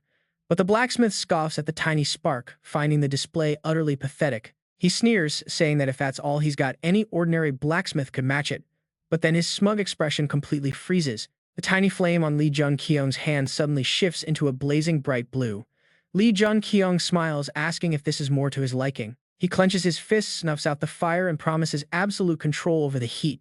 Stunned, the blacksmith can't help but smile and accept. A week later, Jun-kyeong is holding his new spear, feeling a bizarre, monstrous energy radiating from the weapon. He stares at it in absolute awe. Jun-kyeong sits nearby with his arms crossed, admitting he couldn't craft the requested shield. He says his shield was out of his league, but he made damn sure the spear had the highest fire resistance possible. The weapon is masterfully carved, its sharp edges radiating immense power. The dwarf blacksmith humbly adds that given his current skill, he hates to admit it, but given his current skills, this is the absolute best he can do. Just then, the system status window pops up showing the level 1 Spear of Muspell Special Grade. It boosts his flame control and increases fire resistance by 30%. Better yet, the weapon grows stronger when exposed to heat. He's stunned. The blacksmith called this his mere limit because in a high-tier dungeon, this growth-type spear would easily be the rarest drop. From a renowned master, this is practically legendary. Usually getting something like this requires direct sponsor support. He smirks knowing an evolving weapon like this is easily 1 in a million. This is the ultimate weapon. If he could possess this, he would never need another blade again. But Jae-hyun cuts right through his train of thought, warning that it is still incomplete. He explains that compared to his own flame, it is just a low-tier weapon. He tells Yeon to return, but not too often, promising to upgrade it upon his return. Until then, he will leave the weapon in his hands. Yeon bows deeply to Jae-hyun, but Jae-hyun suddenly stops, noticing something. The skull bracelet on Yeon's wrist looks extremely strange, prompting Jae-hyun to ask if it was provided by his sponsor. He points out that Yeon's sponsor must be incredibly powerful. Yeon hesitates, unsure what to make of it. He admits he is unsure, but finds the item highly concerning and hard to use. Just then, the system displays details on the skull bracelet, which captures summoned souls. Since it is currently empty, it simply cannot be activated yet. Yeon puts on his gauntlet, lost in thought. If his theory holds, harvesting souls will be crucial for the raid. Gripping the weapon, slowly manifesting in his hands, he realizes this discovery is far bigger than he ever anticipated. He now wields the mighty spear of Muspell. Looking down, he knows having Dong In Chang by his side would boost their victory. Things are incredibly tough right now, but if the records in that book are correct, he will receive the help he needs. Yeon's eyes begin to glow with determination. With only 2 weeks left before the mobilization gate opens, time is running out. And just like that, a massive cloud of thick dust rises in the distance as countless shadows swarm directly toward him. He tells himself he must grow stronger right now. Emerging from the dust are hordes of vicious monsters, weapons drawn. They charge in, but Yeon leaps high into the air, shattering the ground beneath him as he takes flight. Armed with his trusty shield and spear, he unleashes a wave of magical energy to suppress the beasts below. With glowing red eyes, he worries that 2 weeks of hunting is simply not enough, especially when sleep wastes valuable time. 2 weeks fly by, bringing him to a busy city of towering skyscrapers where the next phase finally begins. A crucial system alert flashes, warning that the river ruler's gaze is upon him. Meanwhile, preparations are finally complete. Inside a high-rise room, hunters gather as Choi Young-sung clenches his fists, declaring that their prep is officially done. He rallies his men, shouting that the Northern Army will rise from this moment forward, igniting the crowd's excitement. He promises that soon both Korea and the entire world will fear and respect the name of the Northern Army. His eyes shift colors as a massive torrent of magical energy erupts from his body, stunning everyone nearby. In Chang watches in utter shock, sensing an unimaginable magic power. Has Choi Young-sung finally become a top-tier hunter? An ally smirks, absolutely thrilled that everything is playing out perfectly according to their master's grand design.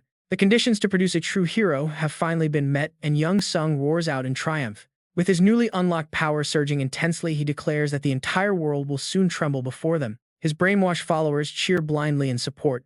Secretly, he smiles, knowing the title of Emperor will soon be his. He is set to claim that ultimate crown. Meanwhile, a lone passenger bus navigates a winding, desolate highway. Further down the road, a small car is traveling with 2 passengers inside. The driver finally speaks up. He asks if his passenger is truly ready, warning that going there might mean a one-way trip to his grave. He reminds him how evil the Northern Army scum really are, far worse than anything he could ever imagine. He explains how they previously attempted a stealth raid on the gate but ended up completely wiped out. Even without physical proof of their actions, Yeon remains completely silent, staring out into the distance. He finally speaks, suggesting they were indeed the culprits, which causes Ji-won to slam on the brakes in shock. He slumps over the steering wheel in sheer frustration. Yeon can only watch and sigh at his dramatic reaction. Breaking the silence, Ji-won looks up and snaps, demanding to know why he would still go despite the danger.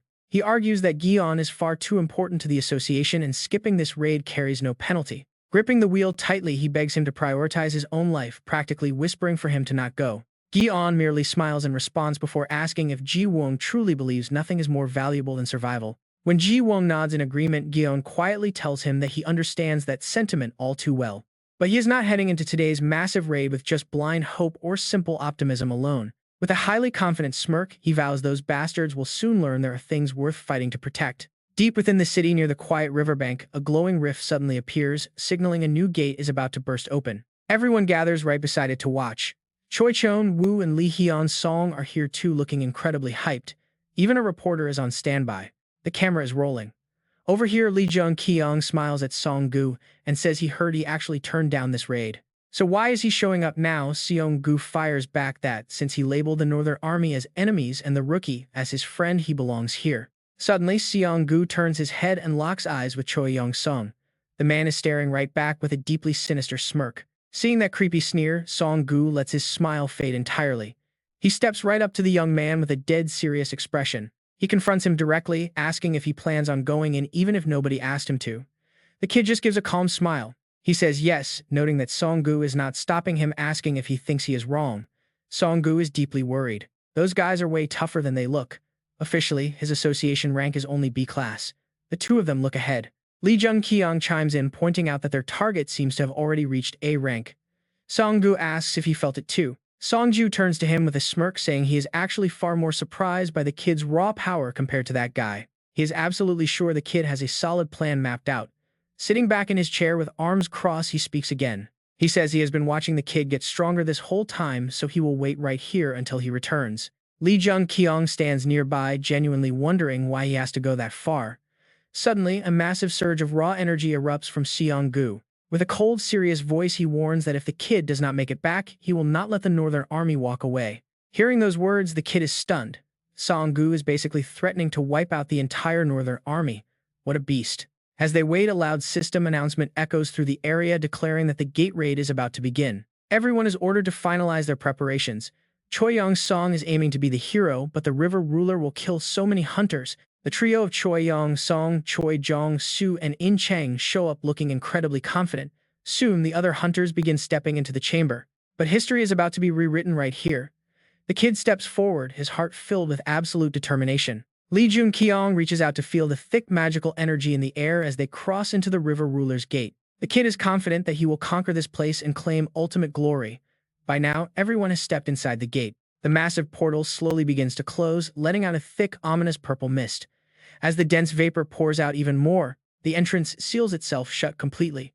Choi Young-song watches with deep anticipation, quietly muttering that it has finally begun. A system notification pops up, warning them that the magic power values will shift based on the gate's unique traits. This message makes everyone incredibly anxious. Someone yells out, demanding to know what that even means, because they have never heard of this. Choi Cheon-woo stares at the radio in his hand in utter disbelief as the rank suddenly jumps from B to B+. Meanwhile, Lee Jun-kyeong silently watches, completely unfazed. The screen flashes again, announcing that the gate's special trait is now active. The exit is officially blocked. Looking at the rapidly shrinking portal, every single hunter freezes in absolute shock. The gateway vanishes entirely.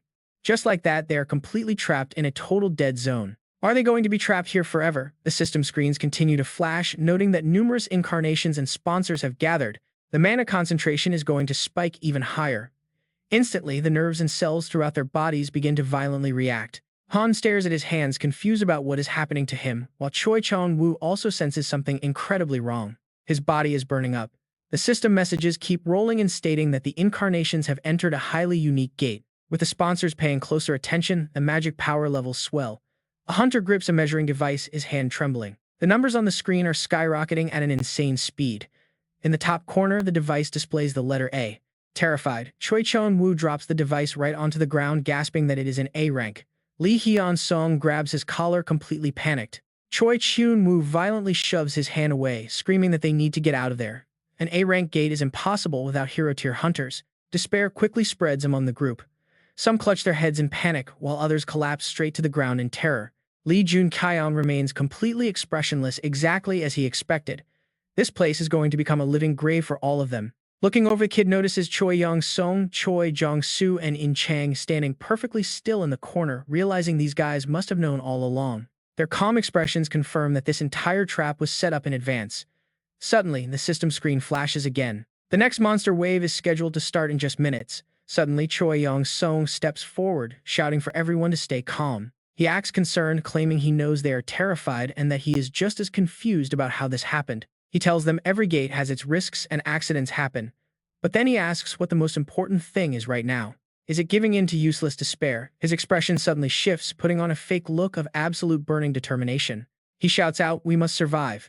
Do you all want to die here? I, Choi Yong-sung of the Northern Army, will fight beside you." A system screen pops up showing that the ruler of the riverbank is using persuasion. Hearing this promise, everyone starts to hope again. Choi Cheon-woo excitedly asks if they can actually survive. The hunter in front of him tells him they need to survey the terrain first. Lee Hyun-sung nods confidently, telling them to move out. Right then, another system notification pops up with a new status window. Under the riverbank ruler, all leadership and instigation skills are tripled near water. It even has a chance to force obedience on others. Suddenly, a red warning flashes on the screen. Thanks to the fallen angel's influence, Lee Jun-kyeong successfully resists this forced compliance effect. Watching from a distance, Lee Jun-kyeong analyzes the situation. He realizes it is a mass instigation skill, and every hunter nearby has fallen for it. Choi Jong-soo smiles and asks if they should make their move, but Choi Yong-sung shakes his head, telling him to wait. He says the incoming monster wave will last for a long time. The Northern Army needs to conserve their energy for as long as possible. Choi Jong-soo frowns, completely confused by this decision. Looking down at the dispersing crowd, Choi Yong-seong lays out his real plan. They will follow their original plan. The Northern Army will save their strength to ensure their own survival, while others do the fighting. Choi Jong-soo asks if he intends to let everyone die. Choi Yong-sung replies that they just need a few survivors to spread rumors. The Northern Army will lay low until further orders, but Choi Jong-soo remains highly skeptical, questioning if this plan can actually work. Hunters are not idiots. They might be under a spell right now, but they will notice if the Northern Army hangs back for too long. Choi Yong-sung sneers, explaining that they only need to send a few of their own low-level members out to avoid any suspicion. Choi Jong-soo is horrified. He cannot believe his leader is willing to sacrifice their own comrades just to keep up appearances. Looking down at the crowd, Choi Yong-sung spots Lee Jun-kyeong staring right back at him with a cold, knowing look in his eyes. That look makes him uneasy. It feels like the kid knows the entire plan, meaning they must eliminate him as soon as possible. He calls out to Dong In-chang, who quickly steps forward. The loyal fighter in the iron mask awaits his lord's command. Choi Yong-sung views In-chang as nothing but a loyal hound. Since the man has a kind heart, he keeps the plan a secret. He knows he cannot tell In-chang everything, but he has absolute faith in the warrior's skill and loyalty. Choi Yong-sung orders him to keep a close eye on Lee Jun-kyeong, waiting for the perfect moment to take him out. In-chang freezes in shock at the order to kill. Choi Yong-sung just smiles, reminding him that this is for the greater good. The warrior nods reluctantly. Just then, a system alert flashes, announcing that the monster wave is officially beginning. Lee Hyun-sung warns everyone that they are here. Vicious monsters begin crawling out of the river, and the hunters draw their weapons. Charging up their skills, one hunter notes with relief that this rank A gate has surprisingly few enemies. They rush forward to wipe them out. But another hunter warns that if these beasts regroup, things will get ugly. Lee Jun-kyeong watches them charge blindly without any formation. Even for weak monsters, rushing in like this is incredibly reckless. Then he remembers where they are standing, the riverbank. Suddenly, the monsters puff up their cheeks and blast high-pressure water at them. The sudden deluge blasts the hunters off their feet, sparking panic. Lee Jun-kyeong yells for everyone to pull back the wounded. He demands they reform their lines. Lee Hyun-sung echoes the order, while Lee Jun-kyeong quietly analyzes the battlefield layout. It is not the right time to strike yet. He needs a better grasp of this terrain before making his move. Seeing the perfect opening, Choi Yong-sung draws his blade and orders his forces to charge. The Northern Army surges forward. Lee Jun-kyeong watches in absolute disbelief as Choi Yong-sung sacrifices his own low-level squad members just to put on a show. The guild members rally their spirits, shouting that they can win this if they stick together and protect each other. They push ahead with everything they have, fighting like men possessed against the endless waves of river monsters. When a northern soldier gets clawed, healers immediately patch them up. Watching this, Lee Jun-kyeong's expression darkens. The puzzle pieces click together. He sees exactly who is doing the real work and who is being sacrificed. The ones taking the brunt of the damage are the expendable, low-ranking members of the Northern Army. They are tossing their own allies into the meat grinder just to keep up appearances. Lee Jun-kyeong raises his hand. A glowing spear and shield materialize in his hands. Stepping into a combat stance, a fierce determination fills his eyes. This chaos is actually the perfect opportunity. With a sharp glare, he prepares to throw himself into the fray. From the sidelines, In-chang watches him charge in. The sight of Lee Jun-kyeong triggers a memory of those same angry, defiant eyes. He remembers the report he filed. He had tracked the young man right to the secret meeting with leadership. Seeing Jun-kyeong fight now, and Chang realizes the truth. The kid was right all along about their corrupt leaders. The Northern Army is rotten to the core. If this keeps up, countless soldiers and hunters will die. He remembers the past when Choi Young-sung patted his shoulder saying he trusted his sincerity. Chang starts getting confused. Surely the leader has a plan that is the Choi Young-sung he knows. Suddenly everyone gasps in shock. What is wrong with that guy? They yell. He is absolutely incredible. Chang is snapped back by the noise. The cheering erupts as Jun-kyeong unleashes fiery attacks using his spear to incinerate them all. The crowd is stunned. Who is that hunter? They whisper. Was he sent to clear this gate? What is his name? I definitely checked the list of everyone here, someone says. Chang realizes Jun-kyeong has grown so fast. He uses his spear to easily slice enemies in half. Just 10 days ago, he was on Chang's level. Jun-kyeong's fierce glowing red eyes leave Chang completely stunned. Has he already surpassed him? Then a system screen pops up. The wave has ended. A brief rest period begins and several sponsors want to reward his avatar. A barrage of new notifications floods his screen. The fallen angel is highly pleased with his combat performance. His stats are climbing. He even unlocked a brand new title, Mermaid Hunter. His stats keep rising. Up and up they go, notification after notification. Finally, Jun-kyeong deactivated his power, breathing heavily. Sweat drips from his face. A new alert pops up. The Guardian of Spears is keeping an eye on him. Other powerful cosmic entities are drawn to him too, though the King of Wetness is showing pure hostility. He is startled. So many sponsors are watching him. He might actually get sponsored just like the legendary heroes of old. But as Jun-kyeong celebrates, the system reacts. The fallen angel is displeased with his thoughts. Just like that, all the interested sponsors vanish. Seriously, he is left completely baffled, but his teammates rush over in pure joy. They thank him deeply as Chun-young and Lee Hyun-song ask who he really is and where he came from. Are you with the association? They wonder. Jun-kyeong replies gravely that it is not over yet. More waves are coming. Everyone needs to prepare immediately. They cannot treat this gate like a playground if they want to survive. With determined nods, they agree to focus on recovering their energy. The crowd begins to disperse. Meanwhile, Choi Young-sung stands in absolute silence, his expression darkening with pure rage. Jun-kyeong looks over and smiles. He knows Choi Young-sung is waiting for the perfect moment to betray everyone here, but he will ruin that plan completely. In time, every hunter in this gate will stand by his side. Mentally, he opens his status window. Seeing he reached level 24 brings a smile to his face. This brutal gate is his perfect training ground. His goal is level 30 before leaving, and he will make sure these hunters follow his lead. A moment later, the next wave strikes, shooting massive water blasts. Jun-kyeong charges forward with burning red eyes, slashing. He cuts the beasts in half instantly. The system screen announces that the fourth wave is officially over. Taking a moment to catch his breath, he is shocked to see his exhausted allies starting to collapse around him. 4 people are already dead, they cry in despair. Jun-kyeong's face darkens as the heavy atmosphere sinks in. He refuses to let anyone else die in this place. Clenching his fists, he prepares to call out their exploiters. Why is the Northern Army the only group not fighting? He roars, leaving the military guards utterly speechless. Do you take us all for fools? Jun-kyeong snarls, his eyes radiating pure, unadulterated killing intent. He calls out their cowardly plan of staying in the back, which Chae-young and Lee Hyun-sung immediately back up. They realize not a single member of the Northern Army has suffered even a single scratch so far. Jun-kyeong demands they step up and fight like real warriors instead of hiding behind meat shields. Watching other hunters bleed out for them is sickening. Choi Jong-soo slowly walks over to check on his furious leader. Choi Jong-soo asks Choi Young-sung if he is alright, but the leader just grinds his teeth as his master plan crumbles. He intended to use these disposable guild members to clear the waves, then eliminate them afterward. Now that ambush plan is ruined. Even worse, the lower-ranking soldiers of the Northern Army are panic-stricken. They realize they have been set up as sacrificial lambs, shaking the loyalty of the entire military unit. Choi Young-sung is absolutely furious, realizing the plan his contact made actually ended up benefiting Jun-kyeong instead. Choi Jong-soo speaks up, but Choi Young-sung quietly tells him to hold back and see how things unfold first. Despite his calm exterior, Choi Young-sung is plotting dark things as he measures Jun-kyeong's incredible combat power. Today, there is a massive gap between them, and he can easily overpower his opponent, whose face suddenly twists into a sinister grin. On top of that, the guy is wasting his stamina fighting on the front lines. Go ahead and talk, big death is coming soon. A system notification pops up. The 5th wave has officially begun. Down at the shoreline, something massive is about to break through. The system warns that a mid-tier boss has arrived.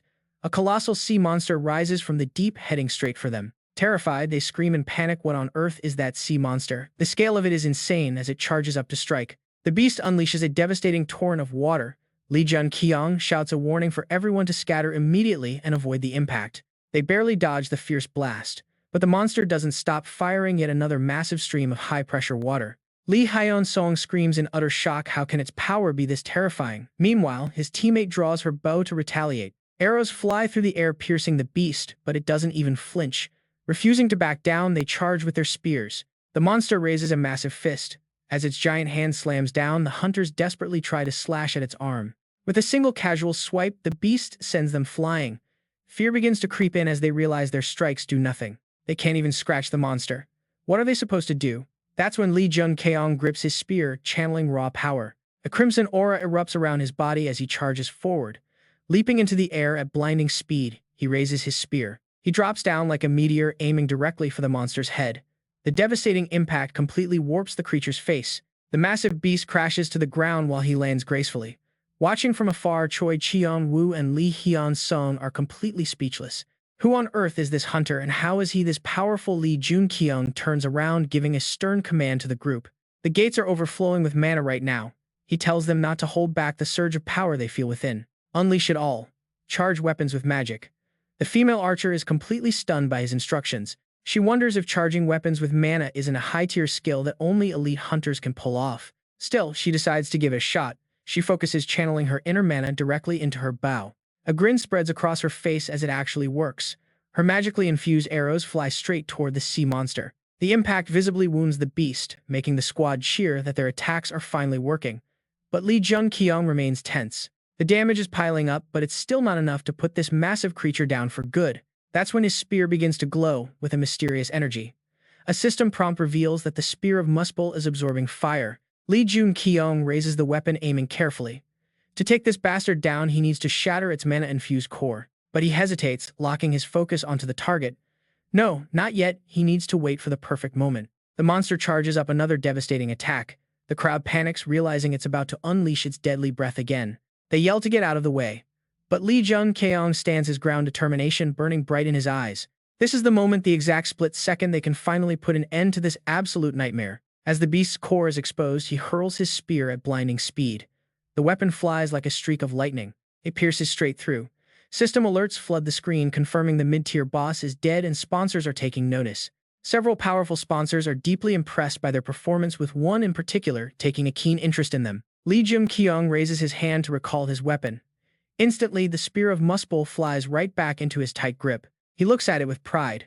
The returning ability of the upgraded spear of Muspell is incredibly useful in battle. The crowd stares in stunned silence. Suddenly, one of the hunters gasps, realizing he recognizes this mysterious warrior. Rumor has it there's a strange hunter who wields a spear and shield. His words catch Lee Hyun-sung and Choi Cheon-woo off guard. He is the super rookie. Choi Cheon-woo quickly protests, asking if the guy has gone crazy because this hunter is basically a legend. The crowd starts cheering, wildly convinced they are going to survive now thanks to this legendary rookie. They place all their trust in him.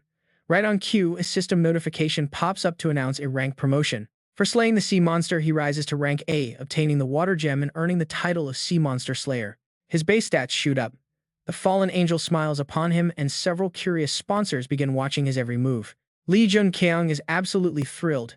He is finally commanding the attention of the heavy hitters in the sponsor realm. But then a red warning flashes. The fallen angel is displeased, causing the other sponsors to instantly lose interest. Annoyed, he realizes he will have to rely on his own raw abilities. But Lee Jun-kyeong merely looks up, remaining perfectly calm. After all, even the Demon King survived without sponsor backing, making his legendary journey all the more impressive. He didn't have many wealthy sponsors, yet his explosive strength was absolutely mind-blowing. Young-sung was even more rattled than he cared to admit. Suppressing his rising fury, he wondered how that bastard got so incredibly strong in such a ridiculously short window of time.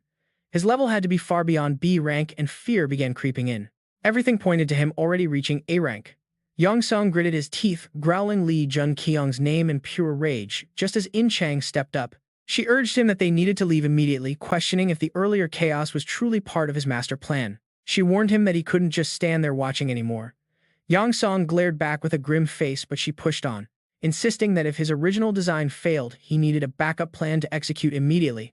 And then her eyes sharpened. She flat out told him to just give up. Yang Song gritted his teeth, furious that she wanted him to let go of Lee Jun-kyeong. Yang Seong channeled his energy and roared, refusing to be treated like a loser when he was the one who built the Buck Gun Guild. He had brought them to greatness and was on the verge of becoming a world-class pillar hunter. He wouldn't let that slip away. Summoning his glowing weapon into his hands, he let out a thunderous battle cry, rallying the entire Buck Gun Guild. Yang Seong pointed his blade toward the sky, ordering his forces to unleash their full power and clear this entire gate. The guild members surged forward with fiery morale while their leader showed his true wicked colors. A king's pride never backs down. Suddenly, Yang Song spotted In Chang's hat left behind on the ground. Looking at it, he remembered a conversation from their past. In that memory, he had asked her to take the vice leader position warmly, saying that with her gentle face, she would probably have a tough time keeping the more stubborn guild members in line and establishing order. That was exactly why he had prepared that specific hat for her. He stood there silently, his thoughts darkening. He realized his loyal subordinate had turned on him. Yang Song ground his boot into her discarded hat, crushing it completely. Glancing around, he sneered at the army gathered along the coast, calling them fools, marching straight toward their own deaths. The Buck Gun forces charged with a loud roar, determined to show off their true strength as they sliced through monsters. Yang Song smirked at how easily his men tore them apart, boasting of his guild's power until a familiar flame erupted. The shockwave severed the beast's limbs in an instant, leaving him utterly stunned by a level of power on a different tier. The crowd watched in awe, praising the godlike rookie and cheering that this wave was as good as cleared. Meanwhile, Lee Jun-kyeong unleashed rapid-fire strikes with his spear.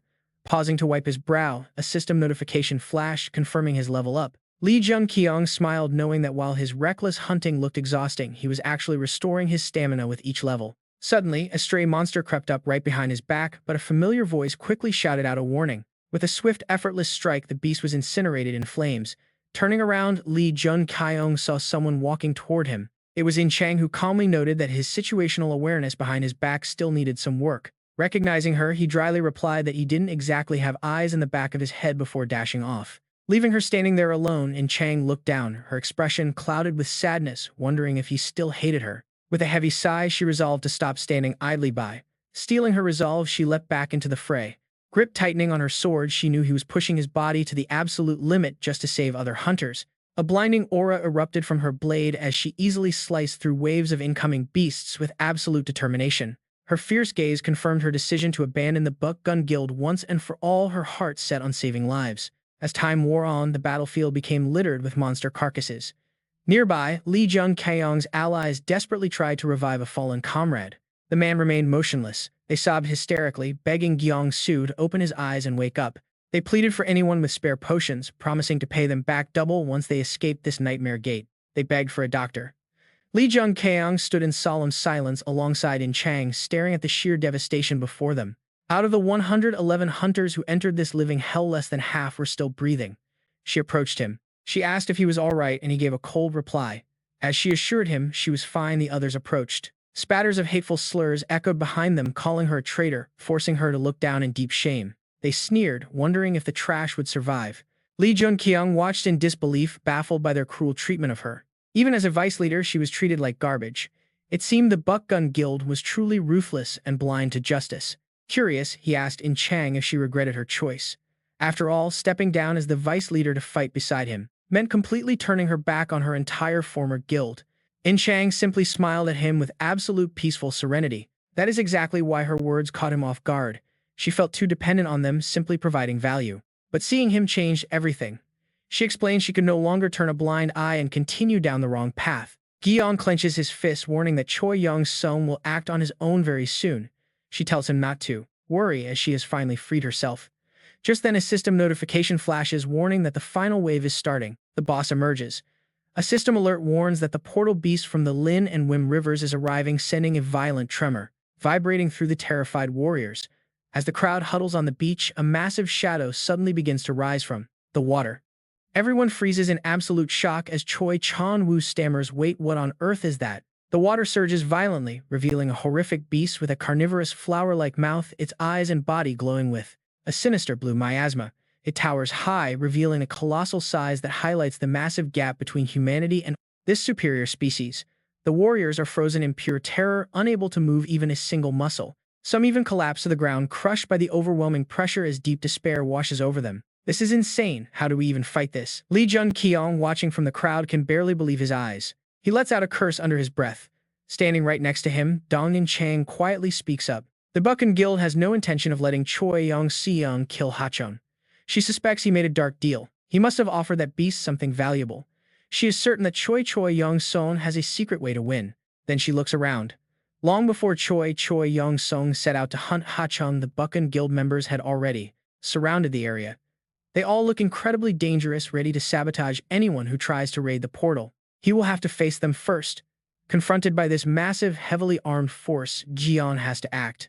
In-chang gives Ji-on one final quiet warning, telling him to get ready. The other warriors still look lost. Are they really about to start slaughtering each other? Clutching her sword, she feels a surge of burning rage. The Buchan Guild has played everyone for fools. Did nobody realize how bizarre this whole setup was from the start? Why should they die just so the guild can monopolize the portal? Deep inside her eyes, a long-repressed anger finally explodes. She declares that as a vice leader of the Buchan Guild, she will prove they are planning to attack. She warns everyone to watch closely if they doubt her. If they fall here, the rest will be next. Gi-on watches, impressed by her ability to move people. She is a true dragon slayer through and through. Just looking at her reveals how much a hunter's power grows as you draw closer to their presence. The panicked warriors are quickly won over.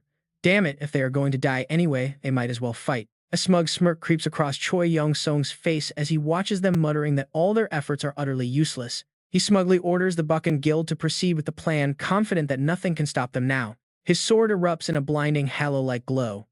With a roar, he calls out to the monster Ha-chung. The massive beast thrashes, sending violent waves crashing everywhere. Gi-on watches in utter surprise as it begins, absorbing the seawater. Ha-chung opens its massive maw, firing a devastating beam of energy straight into the sky. The clear sky instantly turns pitch black as a torrential downpour begins. Looking up, Gi-on tries to understand their plan. Are they really using the beast to change the terrain and secure an advantage? His crimson eyes narrow, shifting warily toward Choi Yong-seong, who stands tall like a king about to claim his throne. If Choi Yong-seong pulls off this raid, he will become a legendary hero with unmatched influence in this era. The legendary war king Choi Yong-seong. Gi-on exhales a slow, tense breath, forcing himself to stay focused.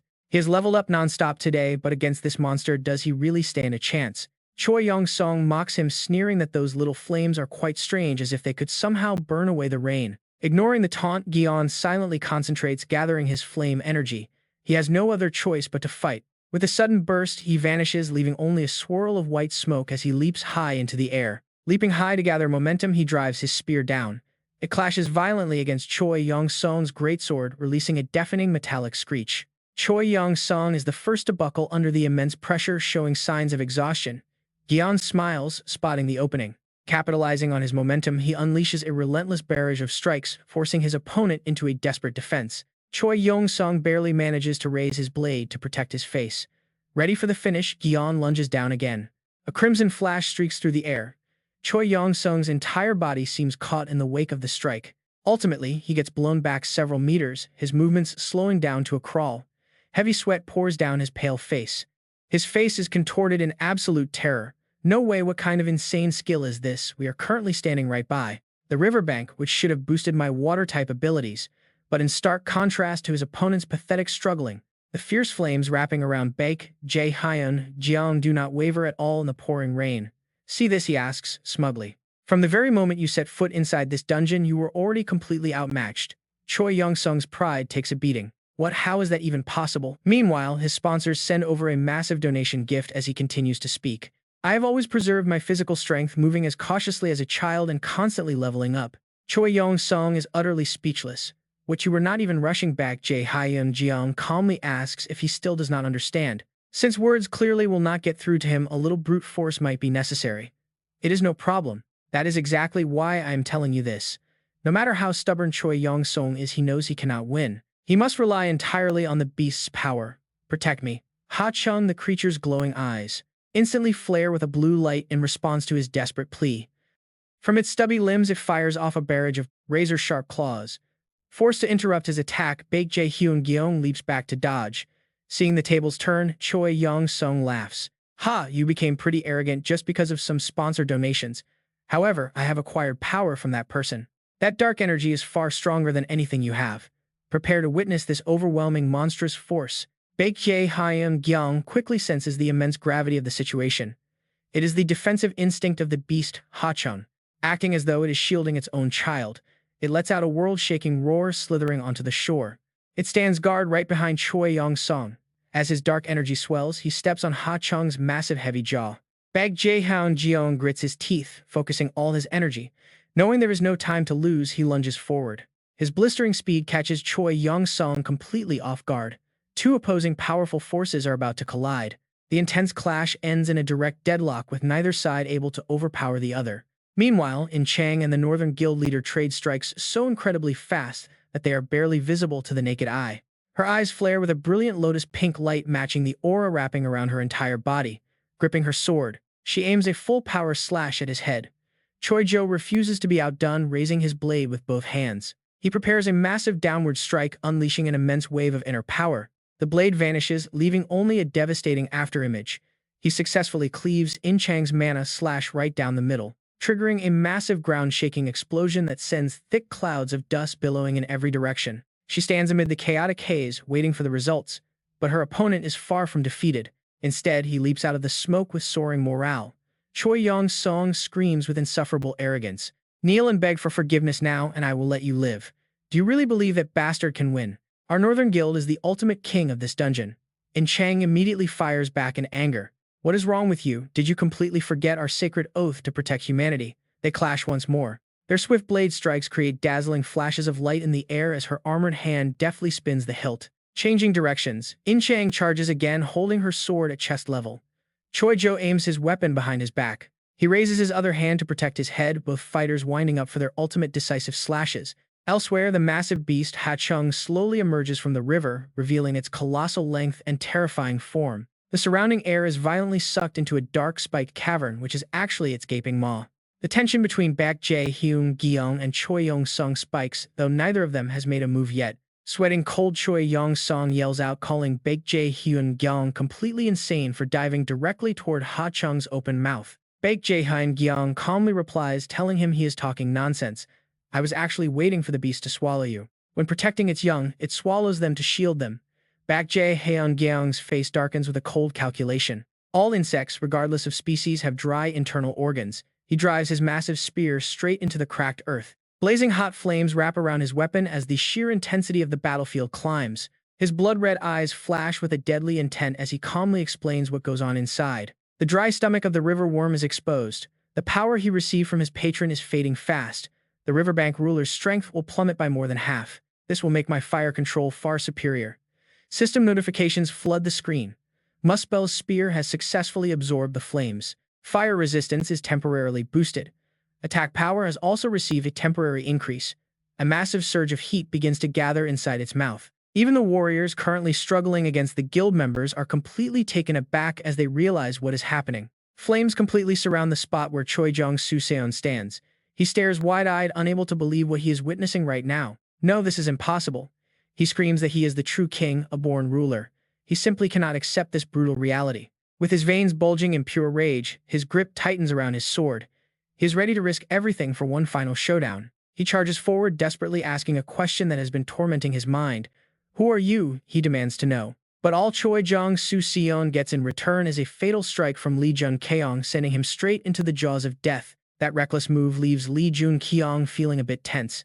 Suddenly, the skull emblem on his gauntlet begins to emit a strange light. A new system notification flashes on screen. The soul core has successfully absorbed the spirit of a true hero. The hollow sockets of the skull look like a bottomless abyss, staring back as if looking right through his very soul. He calmly analyzes the situation. He knows the soul core does not consume demonic spirits. It specifically hungers for human souls. Most of all, it demands the souls of powerful humans who have broken their limits multiple times like true heroes. New titles populate his system screen. Both Fallen Paradise and the Riverbank Ruler have officially been defeated. All support from the Riverbank Ruler has officially stopped. Jun-kyeong freezes in utter shock, quickly looking around to investigate. Is his patron really dead, or was this the work of Fallen Paradise? Right then, another alert flashes before his eyes. Fallen Paradise smiles at you. His greatsword slams deep into the ground, unleashing a chaotic storm of dark energy. Does a patron die once their avatar is killed? The Demon King archives clearly stated that patrons can never truly die. That dark power suddenly expands, swirling like a massive black hole before eventually condensing into the shape of a black crow. Jun-kyeong's eyes finally fade back to normal. He watches intensely as the crow suddenly opens its mouth to speak. The bird asks why he has not responded yet, demanding his final answer to that ultimate question. In his mind, the memory of Choi Jong-soo Seon's final desperate struggle flashes by. He has to remind himself of one key fact. He just killed a fellow hunter, not some mindless monster. He parts his lips, his thoughts spinning in absolute chaos. Yet one crucial truth remains carved into his mind. He is the tyrant's descendant, but he still strives for peace. No, he is the one destined to become a demon king. But even that will not be enough to save this changing world. He will carry the burden of this collapsing world. Regardless of the sin or shame, he will rise above any demon king. Without a single shred of hesitation, he delivers his final answer. A demon god. Instantly, fallen paradise approves of his choice. The crow hovers in the air, calling it an intriguing response before promising that they will meet again very soon. With those words, its entire body dissolves into nothingness. Jun-kyeong mutters to himself, telling it to report back to its master. The brutal battle has finally reached its end. The boss of the river gateway, the massive river worm, has been completely defeated. Enveloped in raging flames, the beast lets out one final agonized roar. It collapses heavily, sinking deep into the dark waters. A flood of system notifications instantly lights up his screen. He has earned the title of the highest contributor. He receives the essence of water along with the achievements for slaying the river worm and conquering the Grand River. Multiple level-ups flash on screen. Meanwhile, the surrounding warriors can only stare in a suffocating dead silence. The members of the Awaken guild stand completely frozen, lost for words. Thick black smoke billows from the roasted beast. Through the heavy rain, the hero who brought down the monster slowly emerges. Seriously, talk about an epic entrance. The warriors cheer in pure excitement. The super rookie actually killed the river worm on his own. He really did it. Jun-kyeong smiles, enjoying the victory with his comrades. But the peace is short-lived as Chang suddenly calls out his name. He looks up only to see a shadowy figure charging straight at him, blade drawn and ready to strike. "You absolute bastard!" Choi Jong-soo screams, unleashing a hatred-fueled slash right at Jun-kyeong. Fortunately, he raises his shield just in time. Bloodshot eyes glare with raw fury as he roars, demanding to know what Jun-kyeong did to his older brother. "Everything is ruined because of you," he bellows, forcing Jun-kyeong to struggle against his overwhelming, desperate strength. Choi Jong-soo raises his sword high for a second strike, digging his boots deep into the wet sand. Jun-kyeong prepares his counter. He channels all his power into his shield, blasting the attacker back. Choi Jong-soo's shoe slides across the ground, doubled over from the impact. With sheer steel will he desperately struggles to keep his balance, refusing to let himself fall. Once again he growls like a wild beast. "Ah, you absolute bastard." A heated metallic weapon forged under intense pressure swings violently through the empty air. Jun-kyeong refuses to give his opponent any chance to speak, pointing his spear directly at Choi Jong-soo's sweating face. Choi Jong-soo breaks into a cold sweat, realizing he is backed into a corner. Jun-kyeong speaks in a heavy voice, starting his lecture. "The reason you were granted hunter powers is to protect those in danger. Great strength always comes with a massive responsibility. Scum like you, who only bring misery and threaten those weaker than yourselves, have absolutely no right to be called hunters." Choi Jong-soo is utterly defiant, but he can only hang his head to escape reality. Seeing that his opponent is defenseless, Jun-kyeong lowers his spear. He mutters that his hands have already been stained with too much blood today, glancing back with fury. He refuses to look at him any longer, telling him to repent and live a decent life as he prepares to walk away. But he has no idea that turning his back on a desperate enemy only paves the way for a deadly ambush. A hand reaches out, summoning a blade. Just as Jun-kyeong completely lets his guard down, Choi Jong-soo seizes his chance. He lunges from behind, screaming for him to die. By the time Jun-kyeong notices, it is already too late as blood splatters. But that fresh blood does not belong to Jun-kyeong. Dong and Chang had intervened just in time, blocking the attack with a swift counter-slash. She saved his life in the nick of time. Choi Jong-soo trembles violently, his eyes wide in absolute disbelief at his failure. He drops to the ground, bleeding out rapidly. A system alert pops up instantly. The soul bone totem has absorbed another soul. The skull on his gauntlet begins to glow with an eerie light. Jun-kyeong quickly turns to check on his savior. He asks if she is all right, and Dong In Chang quietly nods, though her face is filled with deep regret and guilt. She whispers that she should have stopped them sooner to prevent this tragedy. Jun-kyeong gently tells her not to blame herself. She is nothing like those monsters. But suddenly, Dong In Chang lowers her weapon and points the tip of her sword downward. She mutters that this path is meant for her. Confused, Jun-kyeong watches in silence as she plunges the blade deep into the earth. With a grim expression, she delivers her heavy decision: she will never swing a sword to fight ever again. She vows to live a quiet life to atone for the crimes of the Northern Army Guild, walking away from her sword. Jun-kyeong's mind is completely overwhelmed. How could the one destined to become the legendary superhero XF just give up like this? This is a major crisis, and he cannot let her leave. Yet he is powerless to do anything but watch her walk away. Slowly, the heavy storm clears and the ocean returns to its peaceful blue. Jun-kyeong and the remaining hunters gather on the shore. They stand on the beach, greeted by a barrage of flashing camera lights from a massive crowd of eager reporters. Suddenly, a squad from the Hunter Association steps forward, loudly demanding that all the journalists stop taking pictures immediately. The reporters pause, looking around in confusion. They wonder where Choi Yong-sung and Choi Jong-soo could have gone. Whispers break out as they ask what happened inside, and if the Northern Army Guild is responsible for this chaos. Their eyes land on the hunter standing right in the center, realizing he must be the main hero of this raid. A wild realization hits them: nobody knows his name or face. This is going to be the scoop of the century. The entire press pack moves in, bombarding him with endless questions about his identity and what happened inside the mysterious gate. Just then, calm footsteps approach. Song-gu steps up and gently places his hand on Lee Jun-kyeong's shoulder from behind. He announces to the crowd that this is the fabled super rookie, the famous C-rank Awaken hunter of the rumors. The media immediately erupts in pure shock, gasping at the revelation and wondering if he really is the legendary super rookie. Song-gu of the Alley Guild seems to know him well. He clears his throat to calm down the frantic reporters. He raises his voice to quiet the hysterical crowd, asking them to respect the exhausted fighters who just returned. They just returned from a hellish special gate raid. Don't you think we should give them some actual time to rest? Just look at them, covered in heavy wounds with some barely able to stand. So right now, let us show our respect. For the heroes who returned and for those who did not make it back, please give them a round of applause. Moved by his speech, the reporters immediately break into loud applause, showing their deepest respect for the brave fighters. But the surviving hunters cannot bring themselves to celebrate. They only stand in silence, bowing their heads in deep sorrow. A gate that deployed 110 hunters ended up becoming a special hazard, with very few returning from that hell. The tragic reality of their devastating loss is finally made clear. Out of all those fighters, only 39 survived. Lee Jun-kyeong feels the heavy weight of this truth. Meanwhile, the bright sun shines down, making the calm sea sparkle like silver. In the bustling city of prosperity, traffic rushes past towering skyscrapers, while a black crow watches from just outside the window. The bird seems to be waiting for someone. The association president quickly notices it landing on his desk and lets out a soft smile. He speaks up, greeting Jang Ho-jin and noting that he is late.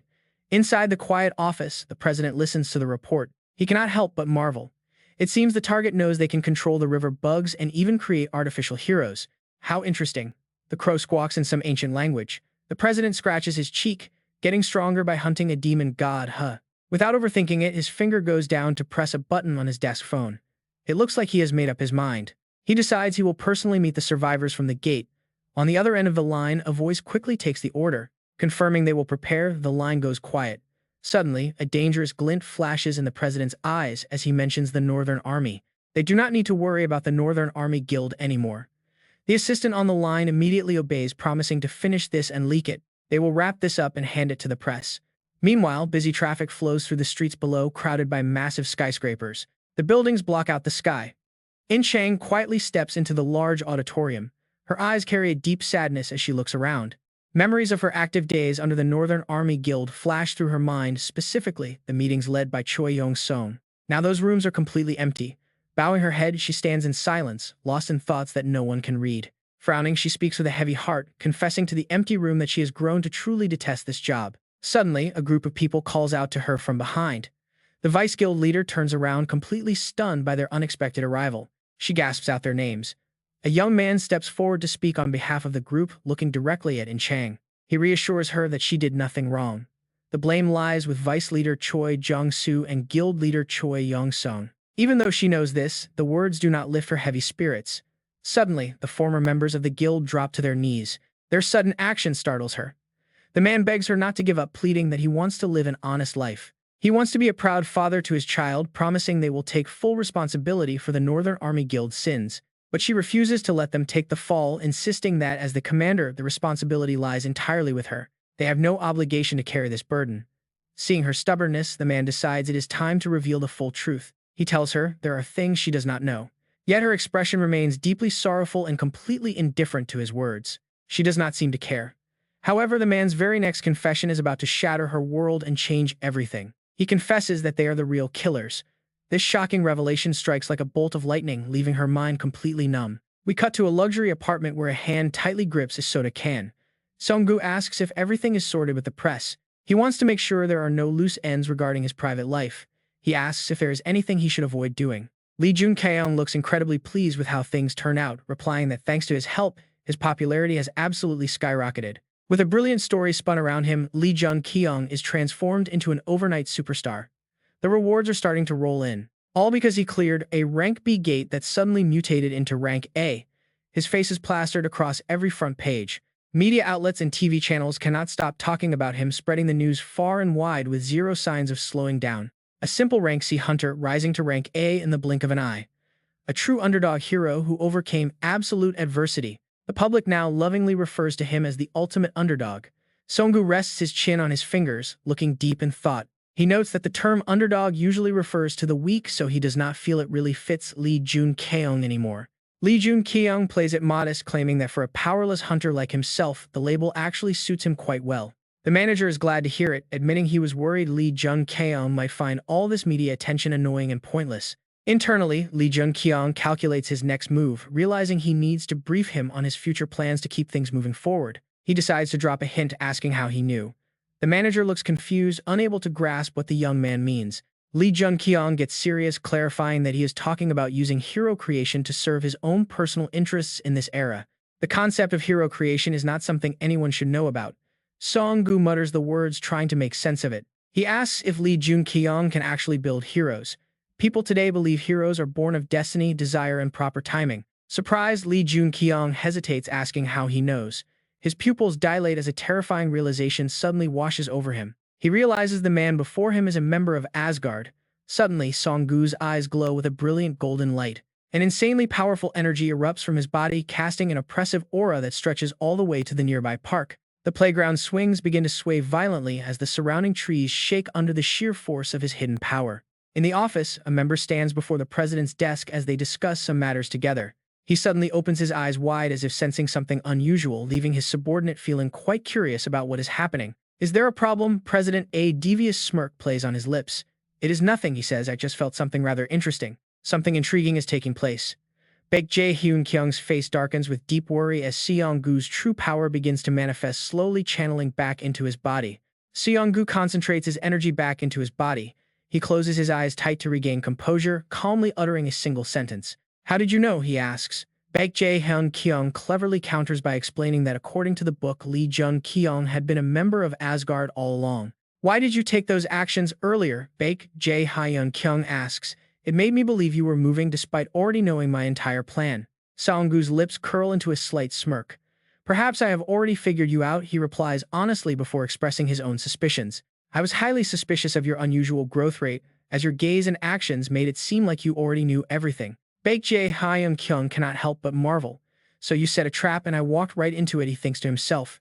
Even though he fell for it on purpose, he continues to play dumb, asking why Song-gu thinks he did it patiently, waiting. The bold answer is completely unexpected. "I did it because I want to join Asgard," he declares with confidence. Everything playing out so smoothly is the exact reason for Baek Jae-hyun-kyung's confidence. Asgard is an incredibly powerful secret hunter organization, and the real war begins now. The real battle has finally begun. Night begins to fall over a deserted construction site where interconnected staircases lead up to the higher floors. Walking up slowly, Dong In-chang raises her head to express her confusion, asking why he went out of his way to request a meeting with her. Baek Jae-hyun-kyung quickly gets straight to the point, saying it will not take much of her time since she clearly dislikes wasting any. "I think my worth ended at the hybrid gate," she says. "I no longer have any value to the Northern Army Guild. I am completely useless now." She hangs her head slightly to hide her expression, adding that someone like her cannot do anything right. But Baek Jae-hyun-kyung immediately objects, telling her that she is incredibly valuable, even as her hands clench into trembling fists. Her fists tremble uncontrollably. "You speak as if you know everything," Dong In-chang says, tears already welling up in the corners of her eyes. Even so, she screams with all her might, admitting that he is right and the Northern Army Guild is nothing but trash and she is part of it. She feels like she is just trash too. Outside the building, the sky is incredibly gloomy tonight with not a single star shining through the dark. Baek Jae-hyun-kyung asks Dong In-chang with deep concern if something has happened, and she replies with an incredibly heavy voice about what she just discovered. What she found out is far more horrifying. They have been executing innocent, weak civilians under the direct orders of their guild leader. Hearing this makes Baek Jae-hyun-kyung highly restless. She collapses helplessly onto the steps, pulling her knees close to her chest.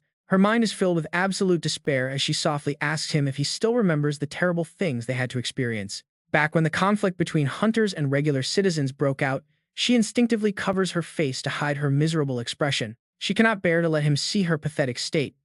In truth, they have been secretly assassinating innocent civilians all along. During that clash, guild leader Choi Jong-sung truly treated regular people like worthless trash. Jun-kyeong's mind quickly falls into total chaos. This is bad, he realizes. An incredibly righteous person like Dong-in-chang can hardly bear such shocking and devastating news. If this continues, her spirit will break forever, but he cannot afford to lose the Dragon Slayer. So he presses on with another question. What do you plan to do if something like this happens again, he asks before calmly explaining his reasoning about the gates. Since those mysterious gates suddenly appeared and awakened, hunters were born. Ordinary people stand absolutely no chance against such massive, overwhelming strength. His next words strike a deep chord in Dong-in-chang. If a small guild like the Northern Army is doing this, then surely it is happening elsewhere. Do you plan to just ignore the rest of these brutal tyrants, he asks before honestly revealing his true intentions. I want to stop all of this and correct the terrible mistakes they have made, he states, finally addressing the disaster she felt. I want to end it, he declares boldly.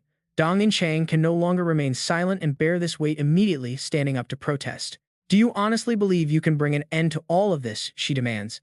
I know you possess incredible power, but do you understand theirs? Do you even know how strong that person is, she asks. We are nothing more than tiny insects compared to him. The brutal truth pours from her lips. I lack the courage to fight him, so how can you claim you will defeat him and change everything? Faced with her incredibly intense gaze, Jun-kyeong realizes there is absolutely no room left for him to back down anymore. It is do or die. Widening his eyes, he delivers his next words with complete resolve, having made up his mind long ago. I am a regressor from the future, he reveals. This shocking revelation leaves Dong-in-chang completely frozen in place.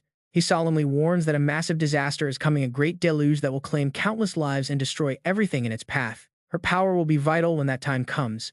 To give her space to process, he suggests they meet again later. You got the message that the association summoned us, right? I will meet you there. Until then, think long and hard about this. The next morning rolls around in his luxury high-rise apartment. On the screen, the morning news anchor is delivering a breaking update. Reports flood in of massive Northern Army massacres. Their own hunters have turned on innocent civilians. The Northern Army Guild has completely rotted. Were their massive losses at the Gai River Gate actually a dark omen of this tragedy? Jae-hyun clicks off the TV screen. This news report is way more detailed than he ever expected. Was this whole media storm planned in advance? He knows they are behind it, but dwelling on it gets him absolutely nowhere for now. Suddenly, the skull attached to his bracelet glows with an eerie light. System notifications begin flashing rapidly across his vision. The soul pillar is active. Jae-hyun wide-eyes the screen. This is the moment he has been waiting for. It harvested the souls of Choi Yong-sung and Choi Jong-soo, combining them with a sea monster jewel and pure river essence. The resulting incarnation is Hyun-mu. Jae-hyun extends his arm, preparing to call out the name to initiate the summoning. He wonders just how powerful this beast will be. Whispering the name Hyun-mu, the skull suddenly detaches from his wrist. It expands in mid-air and speaks, asking if he was the one who summoned it. Jae-hyun completely freezes on the spot. Wait, where is the giant bone dragon, a skull with its own consciousness? Something about this feels incredibly off. Later on the breezy rooftop. According to the ancient records, magic power is supposed to behave just like the air itself.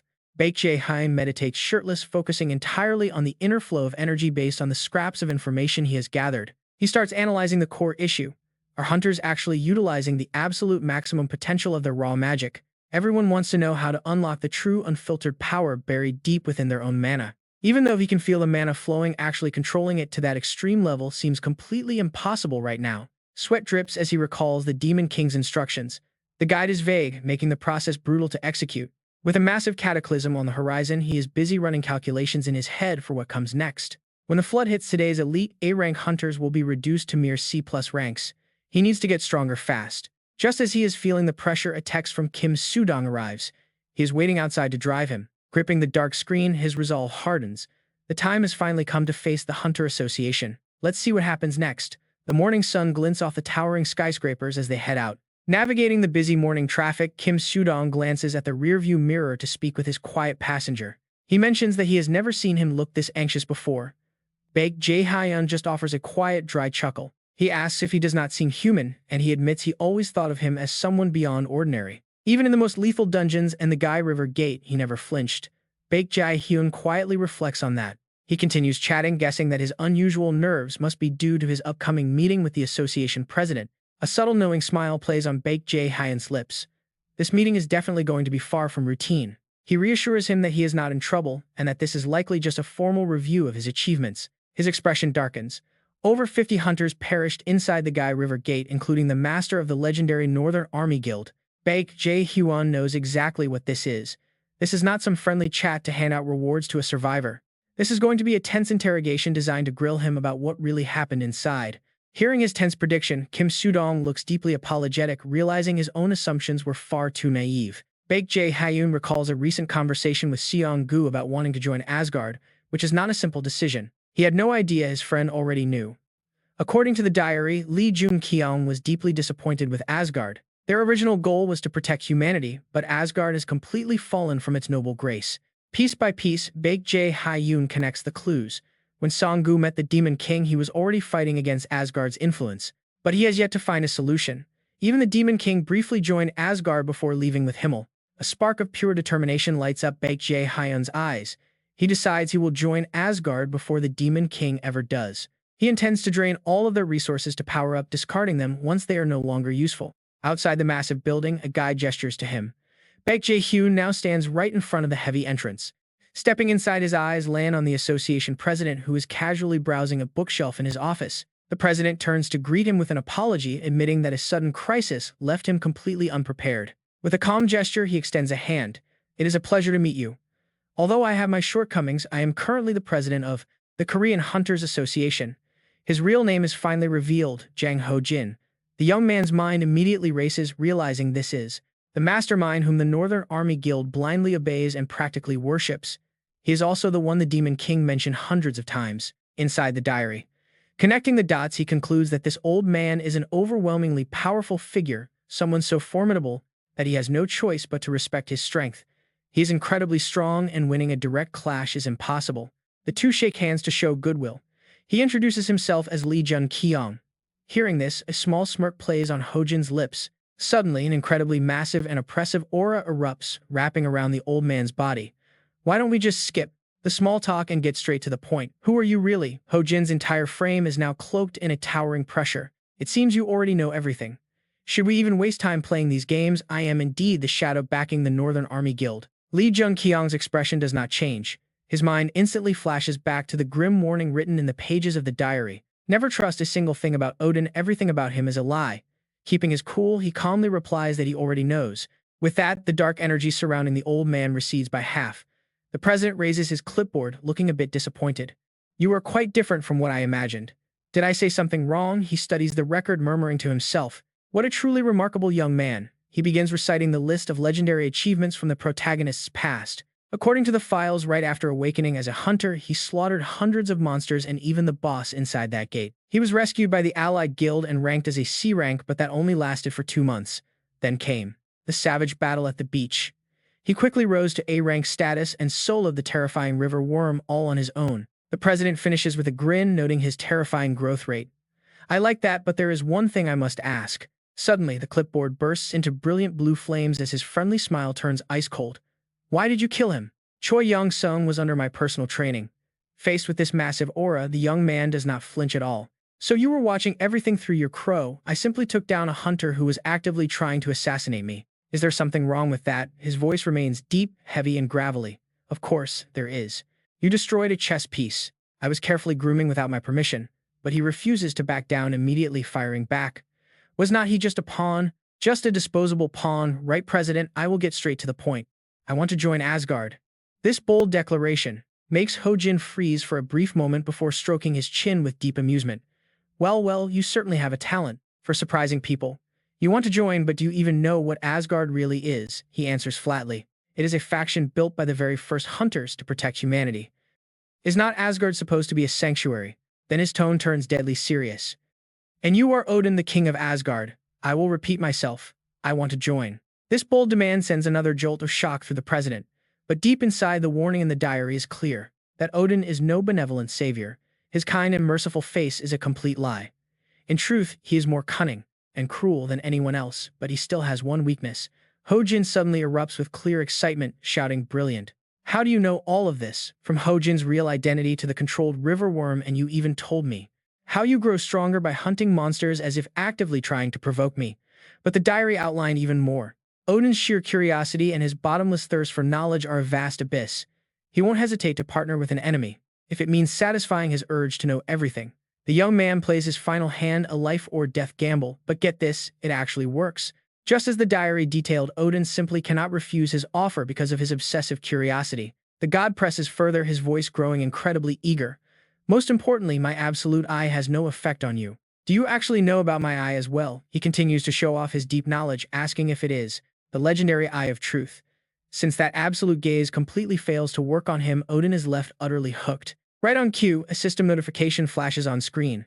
The Apocalypse Sky heavily objects to anyone trying to mess with players' minds, and issues a warning to the seeker of truth. Hojin covers his face, barely hiding his creepy, twisted laughter. This is incredibly amusing. Quickly, he regains his composure, sliding right back into his calm president persona and agreeing to let him join. But there will be an entrance exam. Originally, this test was proposed by Choi Young-sung, that foolish little hero. But if he can manage to survive the ordeal, the president will officially accept him as a full member of Asgard. Brilliant arcs of lightning crackle around his body and leak from beneath his eye patch. Naturally, he must. He had to lock down his mind. No leaks. Suddenly, a blinding light spreads all the way outside, shattering the glass windows of the high-rise building. Meanwhile, countless canned drinks sit neatly lined up on shelves, inside a display case. Jun-kyeong sits at a table, deeply calculating. How can he bypass the eye of truth? He must break the mind shackles placed on him. Fortunately, Odin did not notice. He ponders even deeper now. Could the Apocalypse Sky do more than just block mind control? What if it completely negates psychological attacks as well? If so, its power is unreal. Suddenly, a figure approaches. He calls out to Jun-kyeong, snapping him back. Oh, sorry, he apologizes. He was just lost in thought. He tells her to sit and asks about her meeting. Did that man say anything out of the ordinary? Chang looks pale as she replies that he only expressed his deepest regrets about what happened to the Buchan Guild. She stares down, hesitating to speak. She admits she could not ask him why.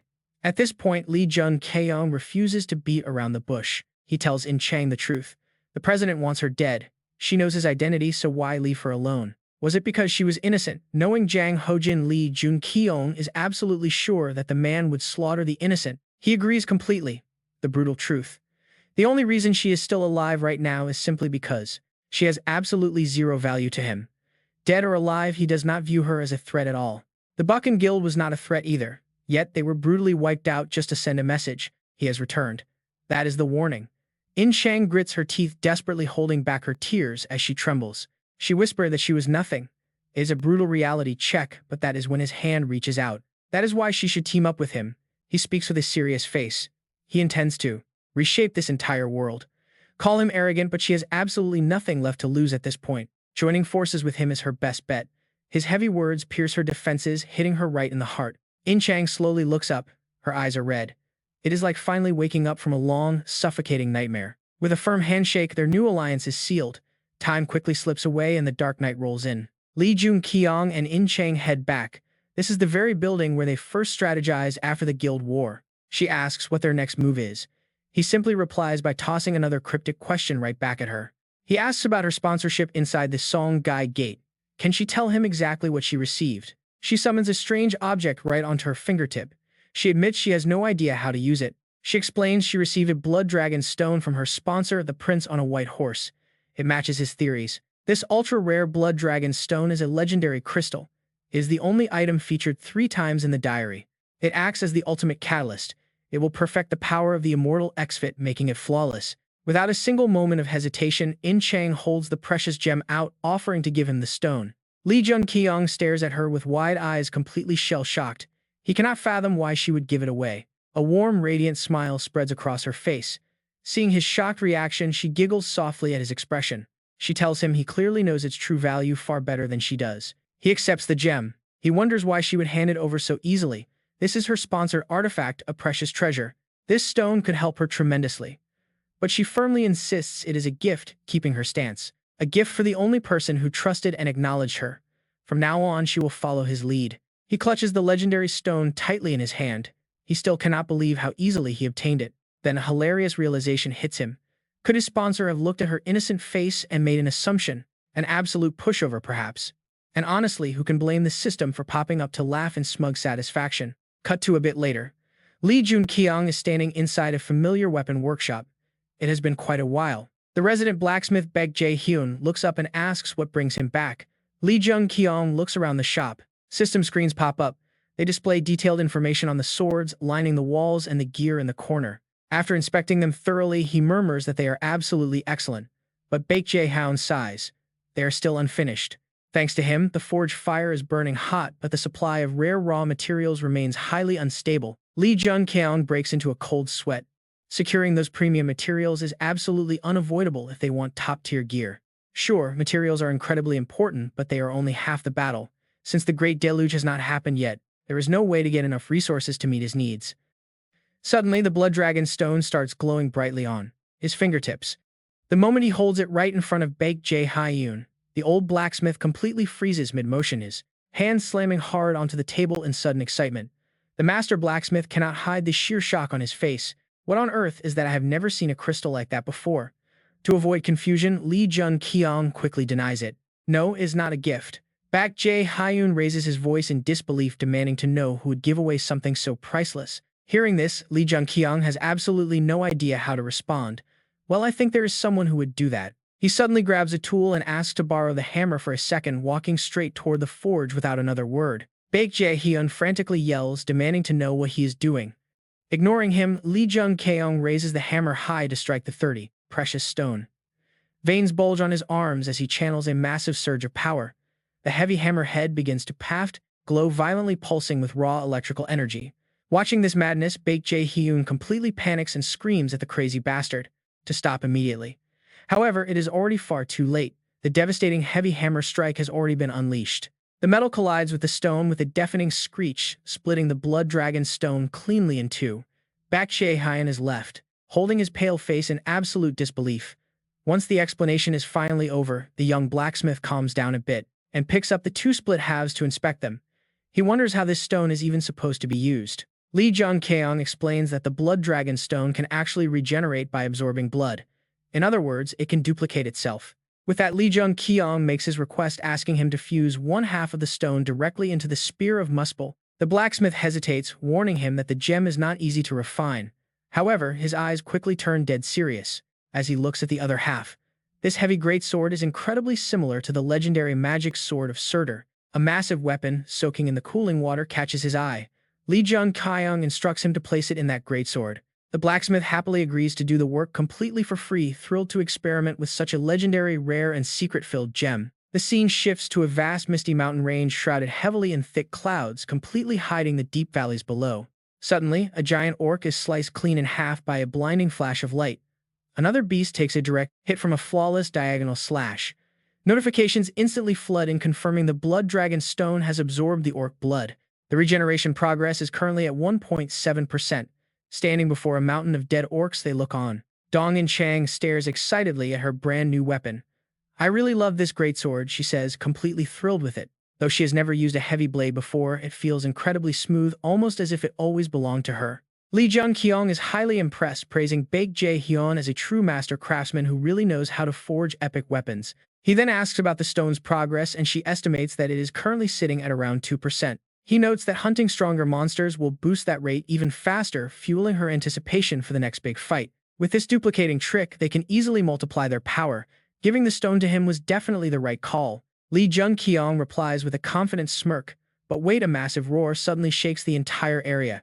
A colossal orc emerges, letting out a wild battle cry to boost its strength before instantly launching a devastating strike. Jun-kyeong barely leaps clear of the explosive blast in the nick of time, shouting a loud warning to watch out. He lands safely on his feet but crouches low to absorb the heavy impact. The gate's boss has arrived. It is a formidable orc warrior. But where is Dong-in Chang? After a quick search, he loudly calls out her name. Over on the other side, she is having a much tougher time, using her entire body weight just to block the monster's crushing blows with her great sword. She grits her teeth, knowing a single slip-up means getting crushed flat. Fortunately, she breaks free from the heavy pressure, swinging her blade with enough force to send the beast flying back. Now the orc is on the defensive, its movements slowed down significantly. Surtur's magical greatsword has successfully parried the blows. Countless attacks already. A proud smile tugs at Jun-kyeong's lips. The legendary weapon is performing exactly as he expected. Even the monster seems shocked that a human can match its raw strength. Dong In-chang wastes no time charging directly underneath the beast and delivering a swift upward vertical slash before it can even react. But she is not done yet. She leaps high into the air to build momentum for a decisive finishing strike, her eyes wide with absolute focus. Unleashing her ultimate move, the fate of the orc warrior is sealed as the sunset slowly begins to fade. Dong In-chang slumped on the ground, looking quite exhausted. Jun-kyeong spoke softly, telling her she had no idea how. Reassured, he felt having her by his side. Those words gave her a massive boost, making her cheeks flush with joy. He then brought up a secret only the two of them shared, noting that they had to reach their destination within 2 days. She agreed, realizing the time was drawing near. Jun-kyeong carefully instructed her to keep up the grind for the next 2 days. They needed to hunt non-stop and coordinate perfectly to maximize their survival chances, even if only by a little bit. Dong In-chang nodded eagerly, unable to hide her excitement. Meanwhile, Jun-kyeong stared into the distance, deep in thought about the challenges ahead. Finally, the day of Odin's test had arrived. As night began to fall, the lights of the entire apartment building flickered on. Jun-kyeong sat slumped on the sofa, feeling completely exhausted, while a storm of chaotic thoughts raced through his head. He wondered if they had really done their absolute best, hoping she would be able to earn that special title. But then again, she was destined for much greater things later, so wishing for more right now felt a bit greedy. The doorbell suddenly rang. It snapped him right back to reality. Soon he and Seong-gu sat opposite each other. The glass offered a clear view of the city streets. Seong-gu had no intention of beating around the bush. He got straight to the point. Do not go tomorrow, because if you do, you will die. This is completely different from the river gate. Jun-kyeong's face filled with unease. Seong-gu was dead serious, calmly piecing together all the clues he had gathered. Seong-gu admitted he had analyzed the situation repeatedly, wondering how Jun-kyeong knew about Asgard and what his true motives were. A genuine smile crept onto Seong-gu's face. Yet he decided not to worry about any of those secrets anymore. He trusted him. Jun-kyeong could not help but ask why Seong-gu was placing so much faith in him. Closing his eyes without a hint of regret, Seong-gu replied that he did not know, his intuition simply guided him. Standing up, he delivered a final stern warning. Under no circumstances should Jun-kyeong go, because Odin already had eyes on him. Even without taking that test, Jun-kyeong could still join Asgard as he wanted. Besides, he still had not acquired his title yet. Seong-gu continuously emphasized that if Jun-kyeong set off tomorrow, he simply would not make it back alive. Yet these grim warnings did not shake Jun-kyeong. Not even a bit. He thanked Seong-gu but urged him to stay calm. A deep determination like his could not be snuffed out. Not this easily. With complete confidence, he stood firm. No matter what lay ahead, he was determined to survive, since there was still so much he needed to accomplish. Time flew by. They stood inside a massive hall lined with heavy iron bars along the walls. 2 figures stepped in together. They were Jun-kyeong and Dong In-chang, clad in solid black from head to toe. Kim Soo-dong warmly walked over to greet them. He guided Hunter Jun-kyeong and Dong In-chang forward. Jun-kyeong in turn offered some polite congratulations of his own. He congratulated Kim Soo-dong on his recent promotion. The manager politely placed a hand over his chest, expressing his gratitude. Kim Soo-dong mentioned how he benefited as their manager, but emphasized that participating in an international expedition was a massive honor. Representing their country as a hunter was a dream come true. He even bowed deeply at a 90-degree angle. He bowed right in front of Jun-kyeong, letting them know the gate would open soon and wishing them a safe return. With that, he departed. The two were left completely alone. Dong In-chang could not help but admire his polite attitude. She called him a good person. Jun-kyeong quietly agreed. He had not changed at all. Suddenly, a dimensional gate manifested. A man in a suit announced that the gate to London was officially open, clearing the way for them to step through. As they approached the portal, the magic circle flared with brilliant shimmering light. On the other side, 2 English representatives waited. They expressed their absolute honor to meet the legendary underdog, who had been making massive waves in the hunter world lately. Welcoming them to London, they used the term to salute Jun-kyeong's incredible knack for pulling off spectacular come-from-behind victories. Jun-kyeong politely introduced them as Jun-kyeong and Dong In-chang, sent on behalf of the Korean Hunter Association. Dong In-chang was quite impressed, realizing Jun-kyeong was completely fluent in English. It was a level of reliability she did not expect. However, her praise triggered a dark memory from his past. He only mastered the language to survive in the brutal Eden lands. Back then, failing to speak English meant you were not even treated as human. Brushing it off, he humbly downplayed his skills. He told them it was just a random opportunity. The hosts politely offered to guide them inside to rest after their long journey. Traveling through space portals was always draining. They mentioned a grand welcoming party tonight for all the elite hunters attending the expedition. The hosts warmly invited them to join the festivities. Outside, a massive crescent moon hung elegantly behind the drifting clouds. The vast night sky stretched out, illuminated not by darkness but by the soft, warm glow of the city lights below. Down inside the massive grand hall below, a few select guests were standing around chatting and enjoying drinks together. In-chang suddenly asked, somewhat disappointed that Lee Jun-kyeong couldn't speak English, wanting to know what the passing guests had just said. Lee Jun-kyeong honestly admitted that some were glad to meet them, though others were making offensive, clearly racist gestures. A loud echoing sound suddenly drew the crowd's attention, instantly startling the group standing on the far side of the room. Everyone jumped in surprise. The sudden intimidating appearance of Demetrius had everyone quickly parting to clear a path.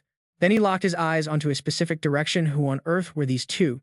He dealt with Korean fools before, but this. Why send a pair of lovebirds? Lee Jun-kyeong and In-chang finally realized that his mocking words were aimed directly at them. A massive figure standing a full head taller towered over him. Lee Jun-kyeong quietly thought this brute couldn't survive a single punch from him. Why would the Korean Association send two weaklings like this? Where did they leave the other fools to bring these two instead? In-chang cast a wary glance sideways, asking what the giant was saying, though she knew it couldn't be anything good. Cold sweat rolled down Lee Jun-kyeong's neck. Damn it, this brutal reality was incredibly far from what he had originally imagined. As it turned out, the Battle of Great Warriors Asgard was a shadow organization backed by South Korea, spanning across the globe. Alongside other global secret syndicates, they hired elite hunters from all over the world to act as their private military force. These factions constantly clashed, fighting tooth and nail over global influence and the lucrative ownership of the dimensional gates. This was the Great War. According to the diary, their original goal of protecting humanity through monster hunting had vanished completely. They had completely lost their way, consumed by the struggle for raw dominance. Meanwhile, Demetrius glared down with menacing eyes. He snarled a threat, demanding why he wasn't answering. Lee Jun-kyeong looked up, his mind racing as he pondered the situation. Why was this giant even here? He shouldn't be involved at all. Lee Jun-kyeong's deep confusion made complete and logical sense. Originally, this war belonged to Choi Yong-sung. It started with Baek Jae-hyun-seo provoking them after claiming victory at the Great River Gate. Then, because Lee Jun-kyeong had physically run him through, the man was supposed to participate under the alias of Choi Yong-sung instead. But due to his own interference, history shifted and Choi Yong-sung died. Lastly, there was that fateful encounter with Haejin. Odin's grand master plan had been completely derailed, so he must have sent Lee Jun-kyeong here to replace Choi Yong-sung. His face instantly darkened. Choi Yong-sung was nothing compared to this beast. Was this the butterfly effect of rewriting the past? Suddenly, a calm voice called out from behind Demetrius, telling him to leave them alone, and the brute actually stepped back. Letting the newcomer take the lead, George extended a hand, saying it was an absolute honor to meet the famous underdog. Hearing this, Demetrius scoffed in pure disbelief, questioning if this pathetic lovebird was actually the legendary underdog. George sternly checked his partner, telling Demetrius he had gone too far before turning back to them with a warm smile. He apologized on the giant's behalf, urging them not to mind the brainless ramblings of someone with all brawn and no brains. Introducing himself as George title Officer, he left Lee Jun-kyeong thoroughly stunned by his sudden and unexpected presence. So this was Officer, the tragic hero doomed to be brutally killed by his own teammate Demetrius in the future. Without any hesitation, Lee Jun-kyeong shook his hand, saying it was a pleasure and that he had heard quite a lot about him. George remained modest, claiming he was nothing compared to the famous underdog while casting a sharp glare at the giant next to him. He ordered Demetrius to apologize. Demetrius smirked, finding the idea of an apology and a handshake with the underdog highly entertaining. But unlike George's genuine friendliness, Demetrius clearly harbored malicious intent. As the mighty titan Demetrius stepped forward, he scoffed that it would be absurd if they claimed to know much about his Greek homeland. His crimson eyes glowed with bloodlust. He coldly noted he would be pleased if they accepted his apology quickly. The diary did contain details about Demetrius. The man was a savage beast, an absolute monster whose sheer presence was enough to instill primal paralyzing fear. But In-chang suddenly stepped forward and grabbed his arm completely, locking his massive wrist in place so he couldn't budge. She warned him to get his hand off, stating that Lee Jun-kyeong didn't accept his fake apology. He glared back, highly amused. He mockingly asked what she was talking about, but In-chang silently pushed his hand back, steadily increasing her physical pressure. Watching this unfold, George's eyes widened in sheer disbelief. He couldn't believe she was actually matching Demetrius in raw strength. Suddenly, Demetrius flexed his immense muscles, releasing a shockwave of power that instantly blew her back, forcing her to retreat. Staggering backward, she stared in shock at her trembling arm.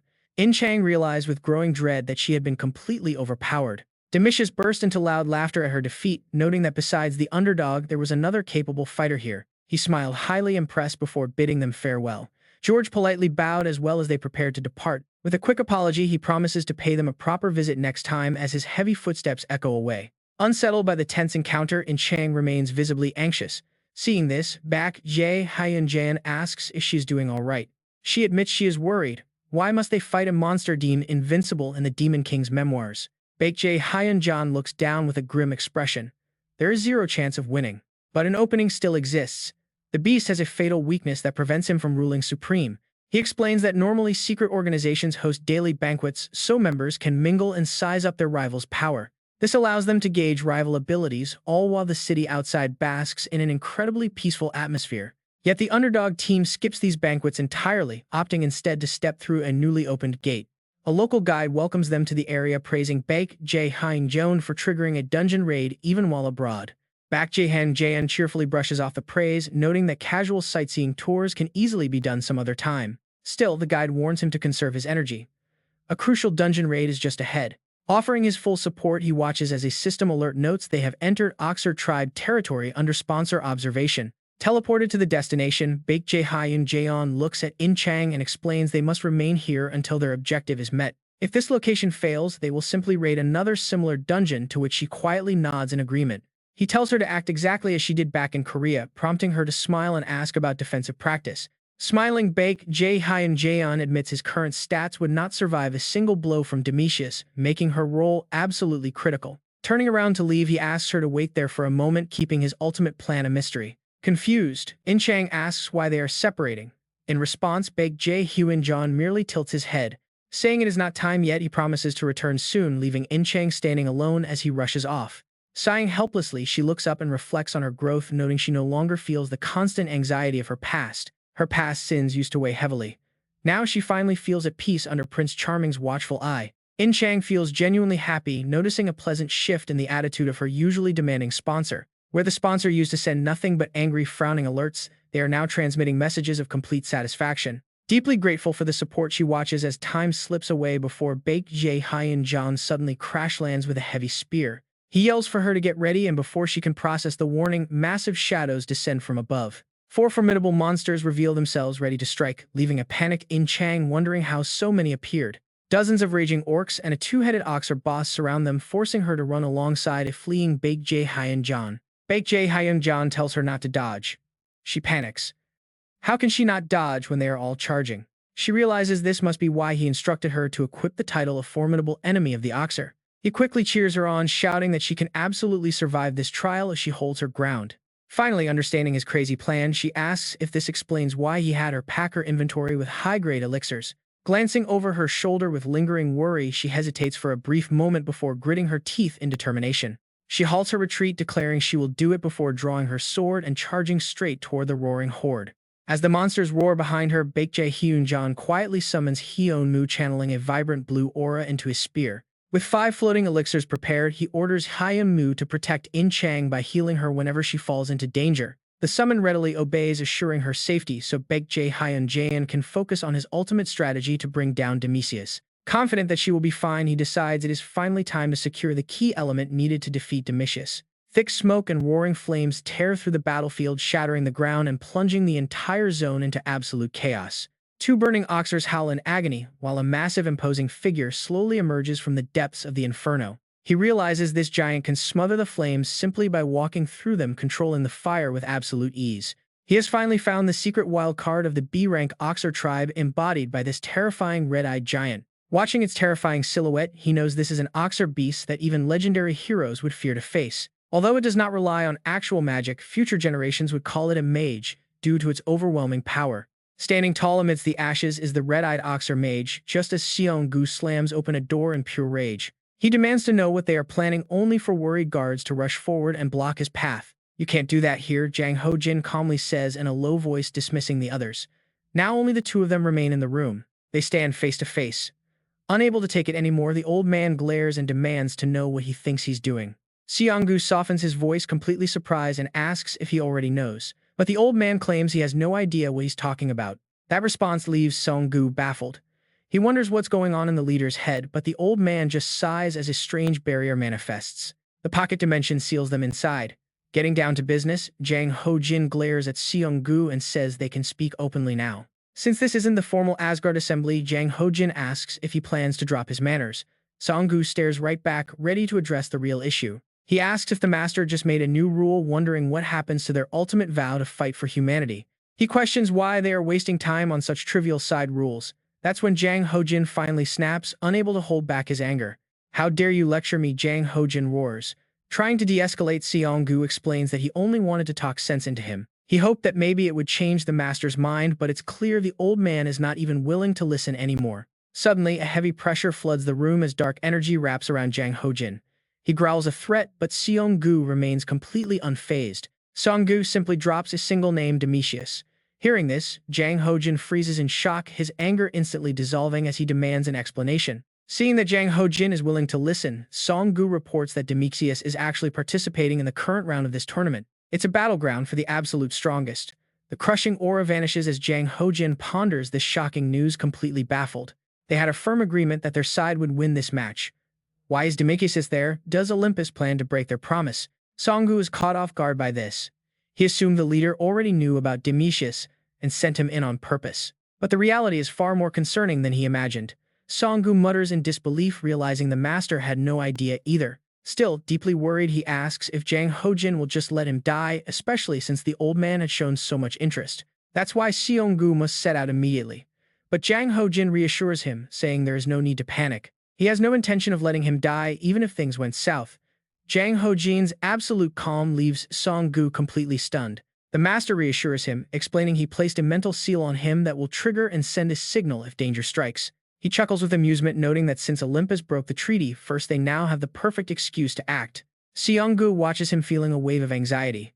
He realizes how incredibly cunning the master is, wondering if he predicted this all along. From Lee Jun-kyeong's perspective, placing a mental seal isn't exactly a smart move, but under these circumstances, it might be incredibly useful. It definitely lifts a heavy burden off his shoulders, but this fleeting moment of peace is bound to end very soon. Neither Odin nor Song-gu knows that his mental seal has already been neutralized by the apocalyptic sky. Now back to the battle. Back to In-chang and Ji-yeon's battle, the Oxer stands motionless, watching the burning house before scanning the area for its target. Ji-yeon picks up a stone, casually wondering if baiting it with fire was worth it. He's totally relaxed, having found a crucial lead. He realizes how it can become the demon beast Oxer, the missing piece needed to take down Demetius. But suddenly, a shadow looms behind him. Startled, Ji-yeon spins around in utter shock, wondering when it got so close. With a thunderous snort, the beast unleashes a massive blast. An earth-shattering explosion rips through the area. Ji-yeon flees for his life, but in a flash, the monster is right behind him, grinning widely. Panicked, he curses under his breath, wondering how a giant can move so fast. Deep down, anxiety creeps in as he doubts his odds. This beast's power is easily on par with Demetius. Can he really win? The monster leaps high, bringing its foot down to crush him. With a deafening crash, the ground completely shatters. Fortunately, Ji-yeon dodges just in time, summoning his weapon directly to his hand. His expression turns cold and focused. He originally wanted to avoid this beast to save energy for his showdown with Demetius. But now running is no longer an option. He has to take it down. Seeing Ji-yeon standing completely still, the beast swings a massive fist. As the punch hurtles forward, Ji-yeon raises his spear to clash head-on. Suddenly, a system notification rings. The gate raid has been successful.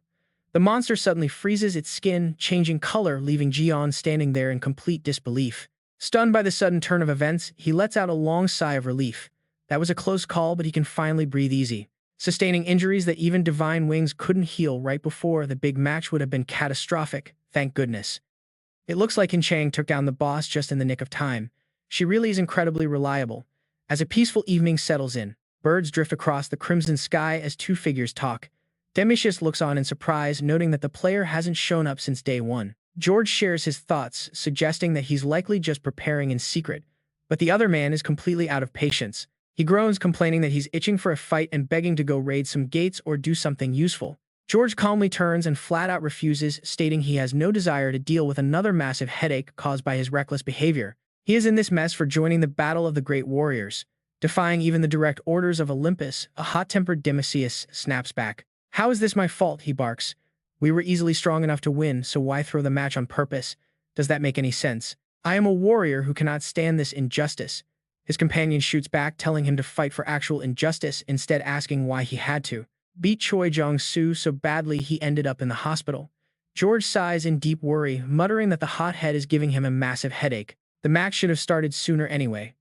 George had managed to hide for hours, but because Demixius showed his face at the first day party, George is certain the Olympus enforcers are now on their way to punish him for breaking the rules along with George for helping him. Demixius boasts with ultimate confidence, telling him not to worry since he will protect him. He adds that he is highly anticipating that lone underdog, and especially the girl traveling with him. George can only offer a forced smile at this, knowing how reckless his companion truly is. He silently notes that very few opponents ever catch this guy's eye.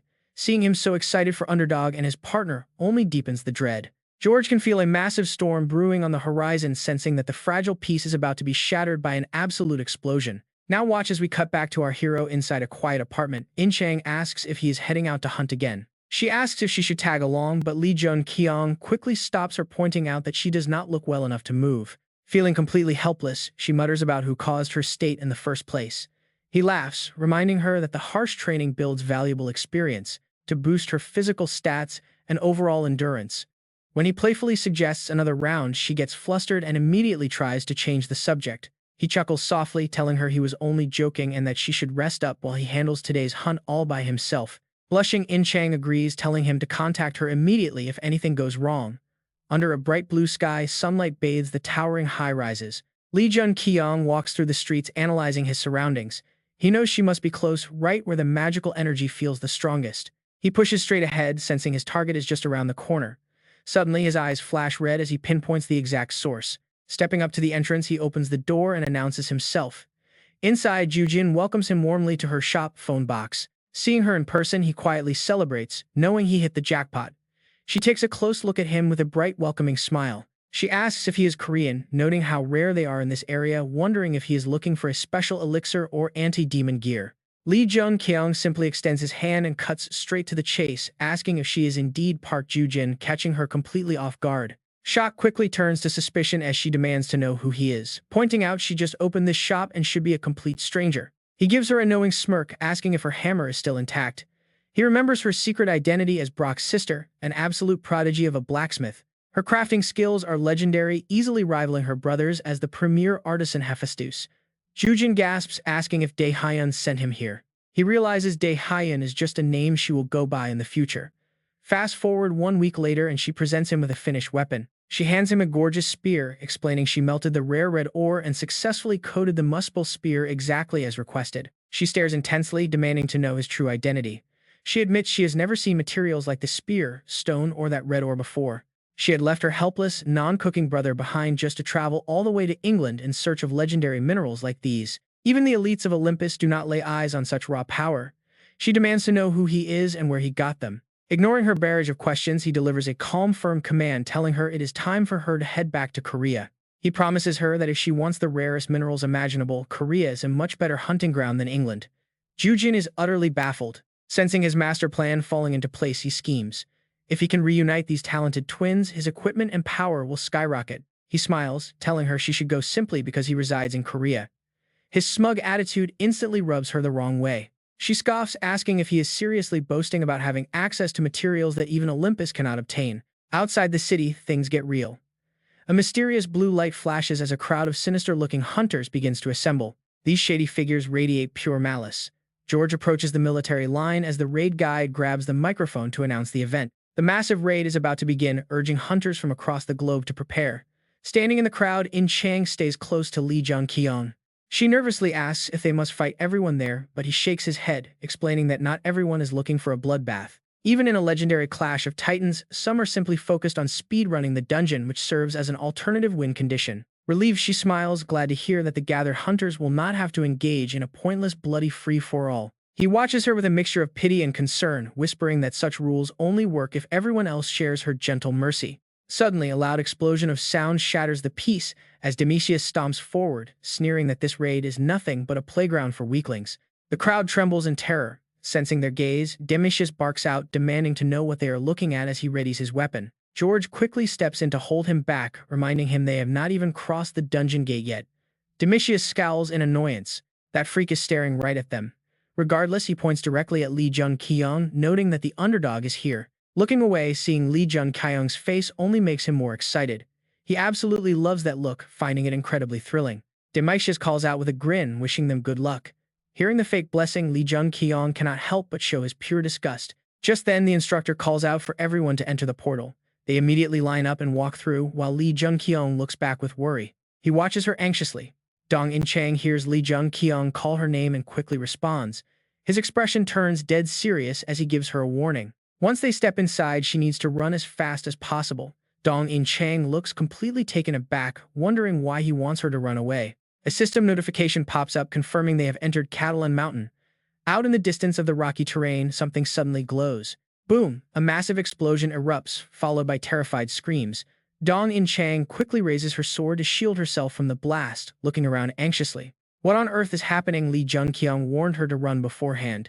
Taking his advice, she dashes forward with incredible speed. Suddenly, Dong In-chang halts in her tracks. She spots a man lying motionless on the ground, weakly whispering for someone to save him. She recalls Lee Jun-kyeong's firm warning to run immediately upon entering. Yet despite his words, she cannot just leave a dying person behind. Ignoring the danger, she moves closer and offers the injured man a healing potion, asking him what happened to cause such devastation. But right after swallowing it, the man suddenly loses consciousness. Shocked and speechless, she wonders what kind of nightmare she just stepped into. Sensing danger, Dong In-chang quickly glances behind and barely blocks a surprise attack from Demetrius, their massive powers violently clashing together. Emerging from the smoke, Demetrius laughs. Seriously, this guy is a total psycho. Dong In-chang nervously grips her sword, bracing for the worst. She realizes his attack is far stronger than any orc monster. Demetrius smirks, recognizing her as the girl traveling with the underdog. He laughs, absolutely thrilled that he joined this raid. Suddenly, a massive column of smoke rises as another violent attack tears through the forest. The shockwave rips through the air, sending rocks and debris flying everywhere. Swirling with crimson energy, Demetrius clenches his fist for a devastating blow. Dong In-chang reacts just in time, leaning back to dodge the oncoming burst of energy. She grips her sword tightly, slipping away to safety. A red magic blast explodes behind her completely, destroying the ground she occupied a second ago.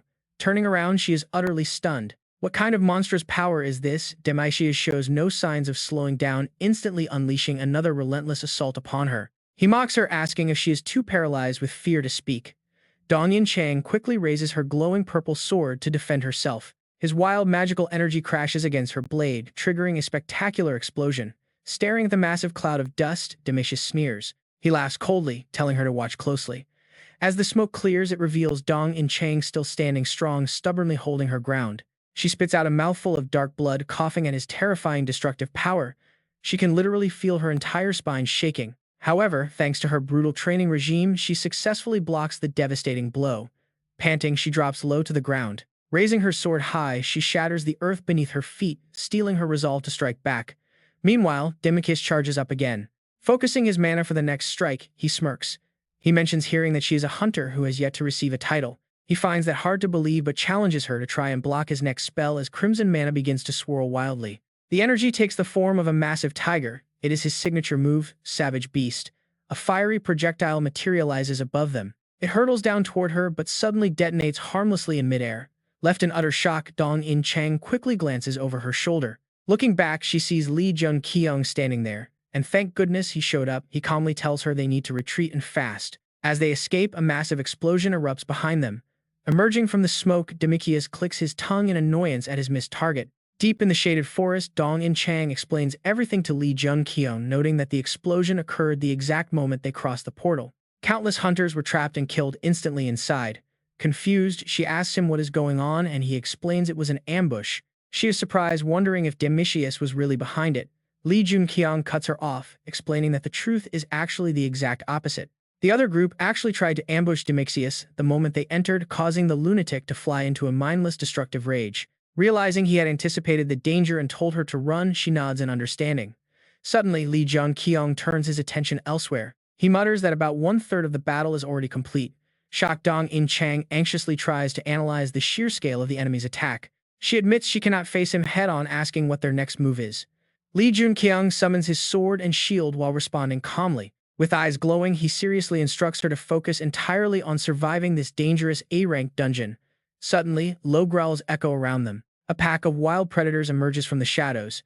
These are cat and lions, dangerous A-rank monsters. He warns her that Demetrius is not their only threat. Just then, Haeon-mu appears in the sky above, circling the area to scout the immediate surroundings and gather crucial battlefield intel. While Dong In-chang is busy gathering stones, the familiar returns to report, stating it found no trace of other hunters nearby. Lee Jun-kyeong orders it to keep searching the surrounding regions, commanding the creature to return immediately if any real danger arises. Without delay, it obeys. Yoon-jeon turns and calls out that it is time to go. Dong In-chang asks him to wait, standing completely still. She stares down at the crude stone graves. Yoon-jeon watches her, thinking that since Haeon-mu is scanning the area, he didn't bother stopping her. Still, she has to be the strangest person in this world, burying her own enemies. Once she's finished, she turns and asks if they really only have 2 days to win this war. Does he plan to fight the boss or just focus on the battlefield? He points out that the boss is likely incredibly powerful, making a 2-man assault nearly impossible. She agrees but wonders if Demetrius is actually the bigger threat. In-chang asks what their move should be from here. Does he have a plan? He confirms that they do, a victorious smile spreading across his face as he prepares to announce they will defeat both targets. Completely flabbergasted, she stares in absolute shock. Suddenly, Haeon-mu touches down beside them, grabbing their attention. It reports that 3 hunters sporting skull tattoos are lurking nearby. Hearing this, he quietly ponders, realizing these are the guys who threw a wrench into everything. In-chang asks what he means, and he explains that they ambushed Demetrius the second they stepped through the gate. He warns her to get ready, but she asks hesitantly if they really have to fight those hunters. Wouldn't avoiding them be smarter? Yoon-jeon admits that normally yes, but these guys are different and he has a trick up his sleeve. Soon dark smoke rises as a forest fire erupts. 3 men are bound tightly to a tree trunk, their shadows stretching across the ground. Before them, Demetrius and George stand silhouetted against the sun. Demetrius is annoyed, grumbling that he followed the underdog's fire trail, but wonders who these tied-up bastards actually are. George examines the captives and notes they work for someone named Ben, an unfamiliar name. The captive with the skull tattoo listens in sheer terror as George explains they belong to a dark syndicate, notorious for roaming North Africa. They are known to be completely brutal, heavily involved in drug trafficking and child kidnapping.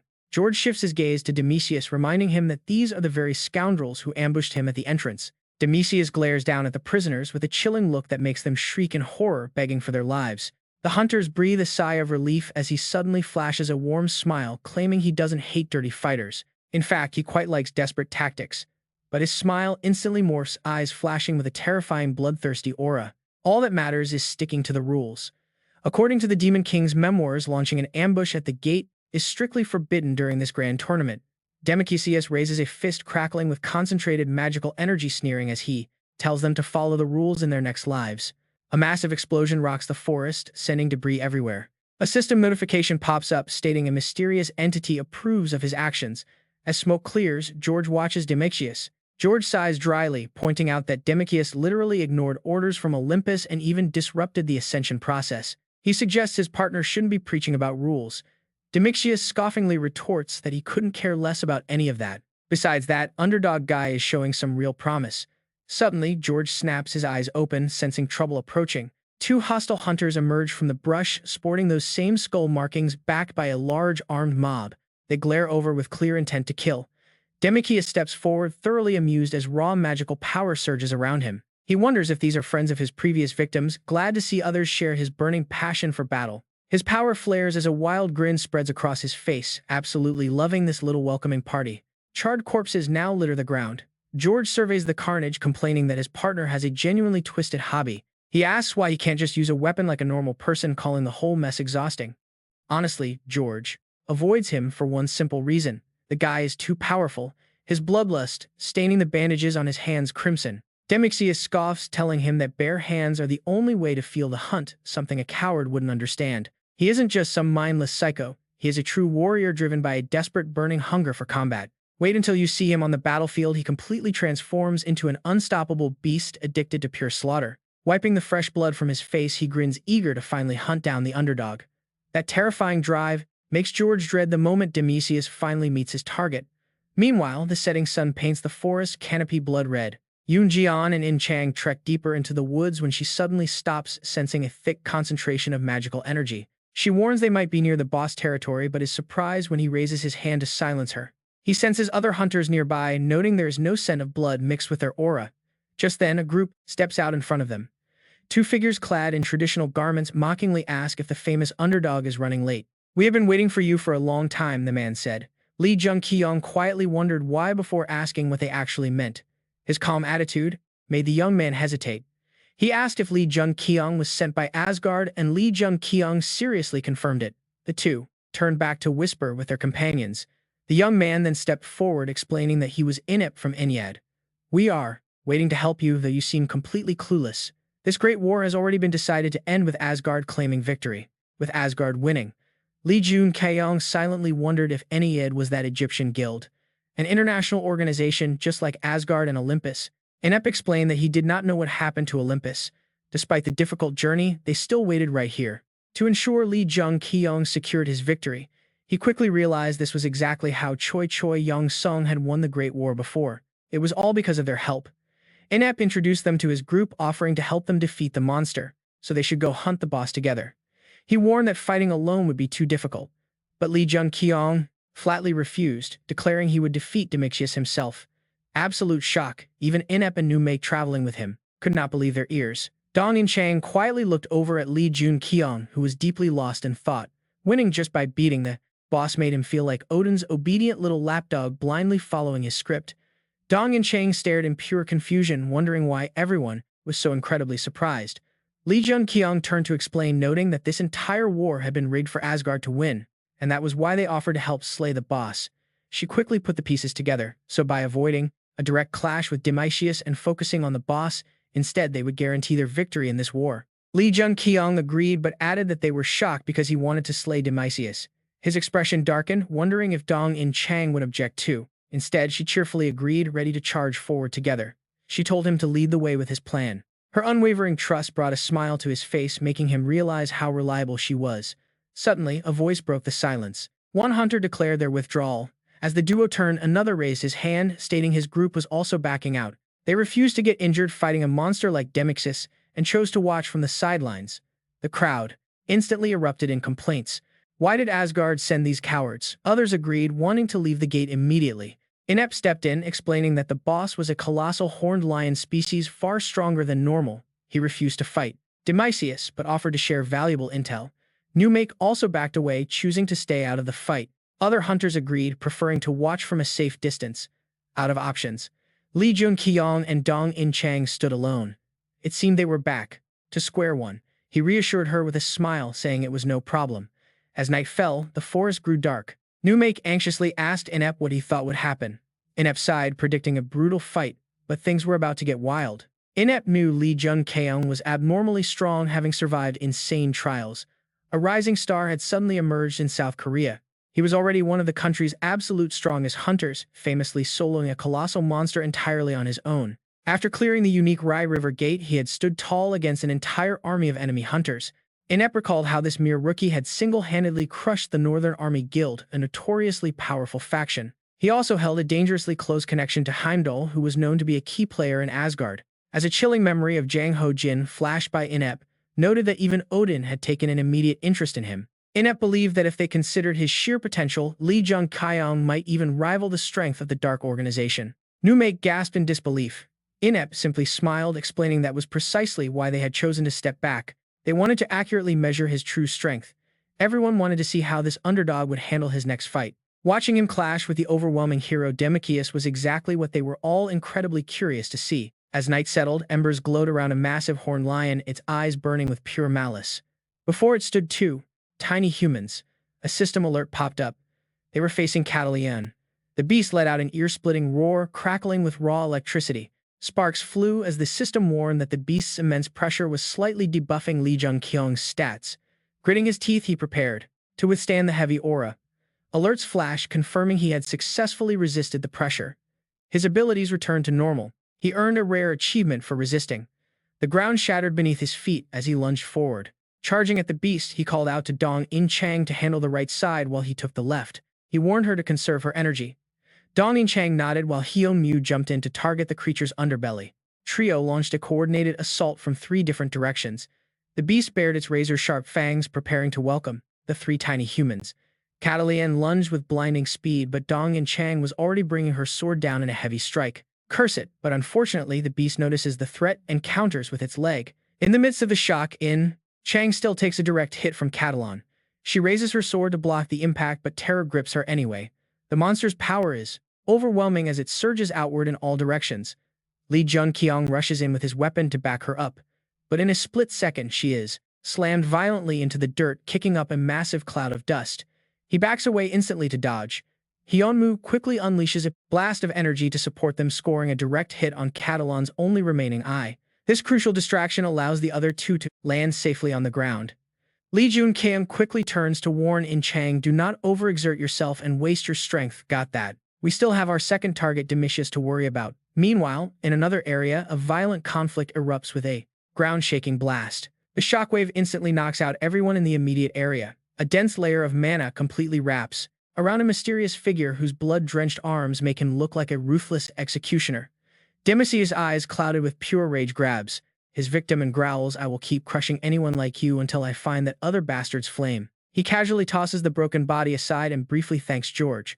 But George immediately urges him to save his strength. After all, he still has to face the ultimate battle he actually wants.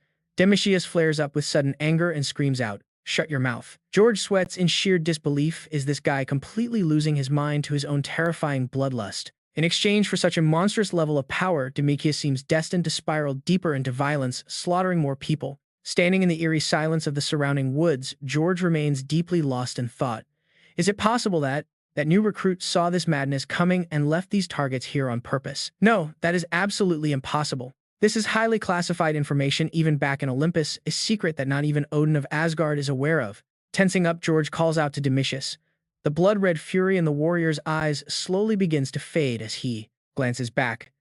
His gaze finally clears up as he snaps back. What is it? George asks if he is truly sane. Domitius firmly assures him, I told you not to worry. I have got this intense bloodlust perfectly under control. Suddenly, a massive wave of energy erupts in the distance. Oh man, this is getting crazy. Domitius just smirks. It is finally time for the main course. George watches him, still amazed. This man is a legendary hero of Olympus, and he stands as one of the few S-class hunters in the entire world. George smiles with renewed confidence. I trust you, Domitius, let's move.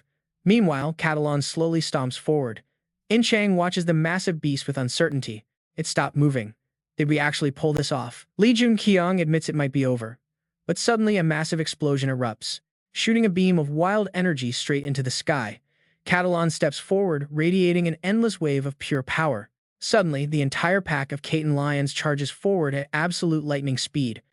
Watching from above, Hyunmoo is completely stunned. It is unbelievable they actually managed to take down that boss with just the two of them. Inept chimes in, noting how the Caton lions are swarming around their alpha, seemingly drawn to its dark demonic energy. He leans down, carefully analyzing the situation. Usually you want to strike the alpha hard while it is vulnerable during its phase transition. So why on earth did that rookie stop attacking down in the heat of battle? In-chang shares her own concerns. She admits she can feel that dark demonic aura shivering all the way through her bones. Is this really okay? Are they really going to be fine? Jun-kyeong nods in agreement. But right as he thinks back, our main character arrives. Out of nowhere, Domitius drops from the sky, crashing down so hard he leaves a massive crater in the dirt. He stands up with a smug grin, clearly enjoying himself. Time to get back to the fight. George catches up, sighing. I told you to wait for me, man.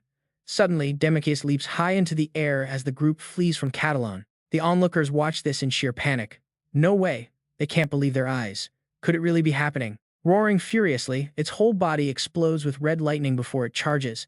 The heavy impact completely shatters the earth, sending rocks flying everywhere and blasting everyone backward. For a second, Catalan pauses as if contemplating its next move. Then it opens its massive jaws and roars, calling the entire pack of Caton lions to charge forward all at once. The party quickly draws their weapons, completely awed. Those two are insane. The boss has been driven totally mad by its own overflowing demonic energy. Catalan snaps its jaws open with pure malice, lunging forward with a massive claw swipe. Domitius winds up his fist, practically buzzing with excitement. Oh yes, this is exactly what he wanted. Meanwhile, Jun-kyeong stands on a high cliff observing the battle. He notes that while Domitius bought them time to escape, it won't last long. Suddenly, a strange pink potion bottle materializes in his hand. In-chang looks over, wondering what on earth he's planning. What is that? He keeps his focus on the task at hand briefly, calling it a secret weapon. As liquid pours from the bottle, spear instantly ignites with a fiery red glow. A system notification pops up. The spear of Muspell is temporarily enhanced. The glowing gem on its hilt drinks up the power of the pink liquid. The system displays another alert. Blood Dragon Stone is now coating the Crimson Magic Stone. This shocking notification leaves Jun-kyeong stunned. Monster blood coating his magic stone. What on earth is going on? Here at the time, Jun-kyeong has absolutely no idea what kind of disaster this bizarre mutation is going to trigger. He stands up, firmly gripping his spear, as a strange pink and purple aura wraps around the blade. Seeing this, In-chang grows deeply worried. It looks extremely dangerous.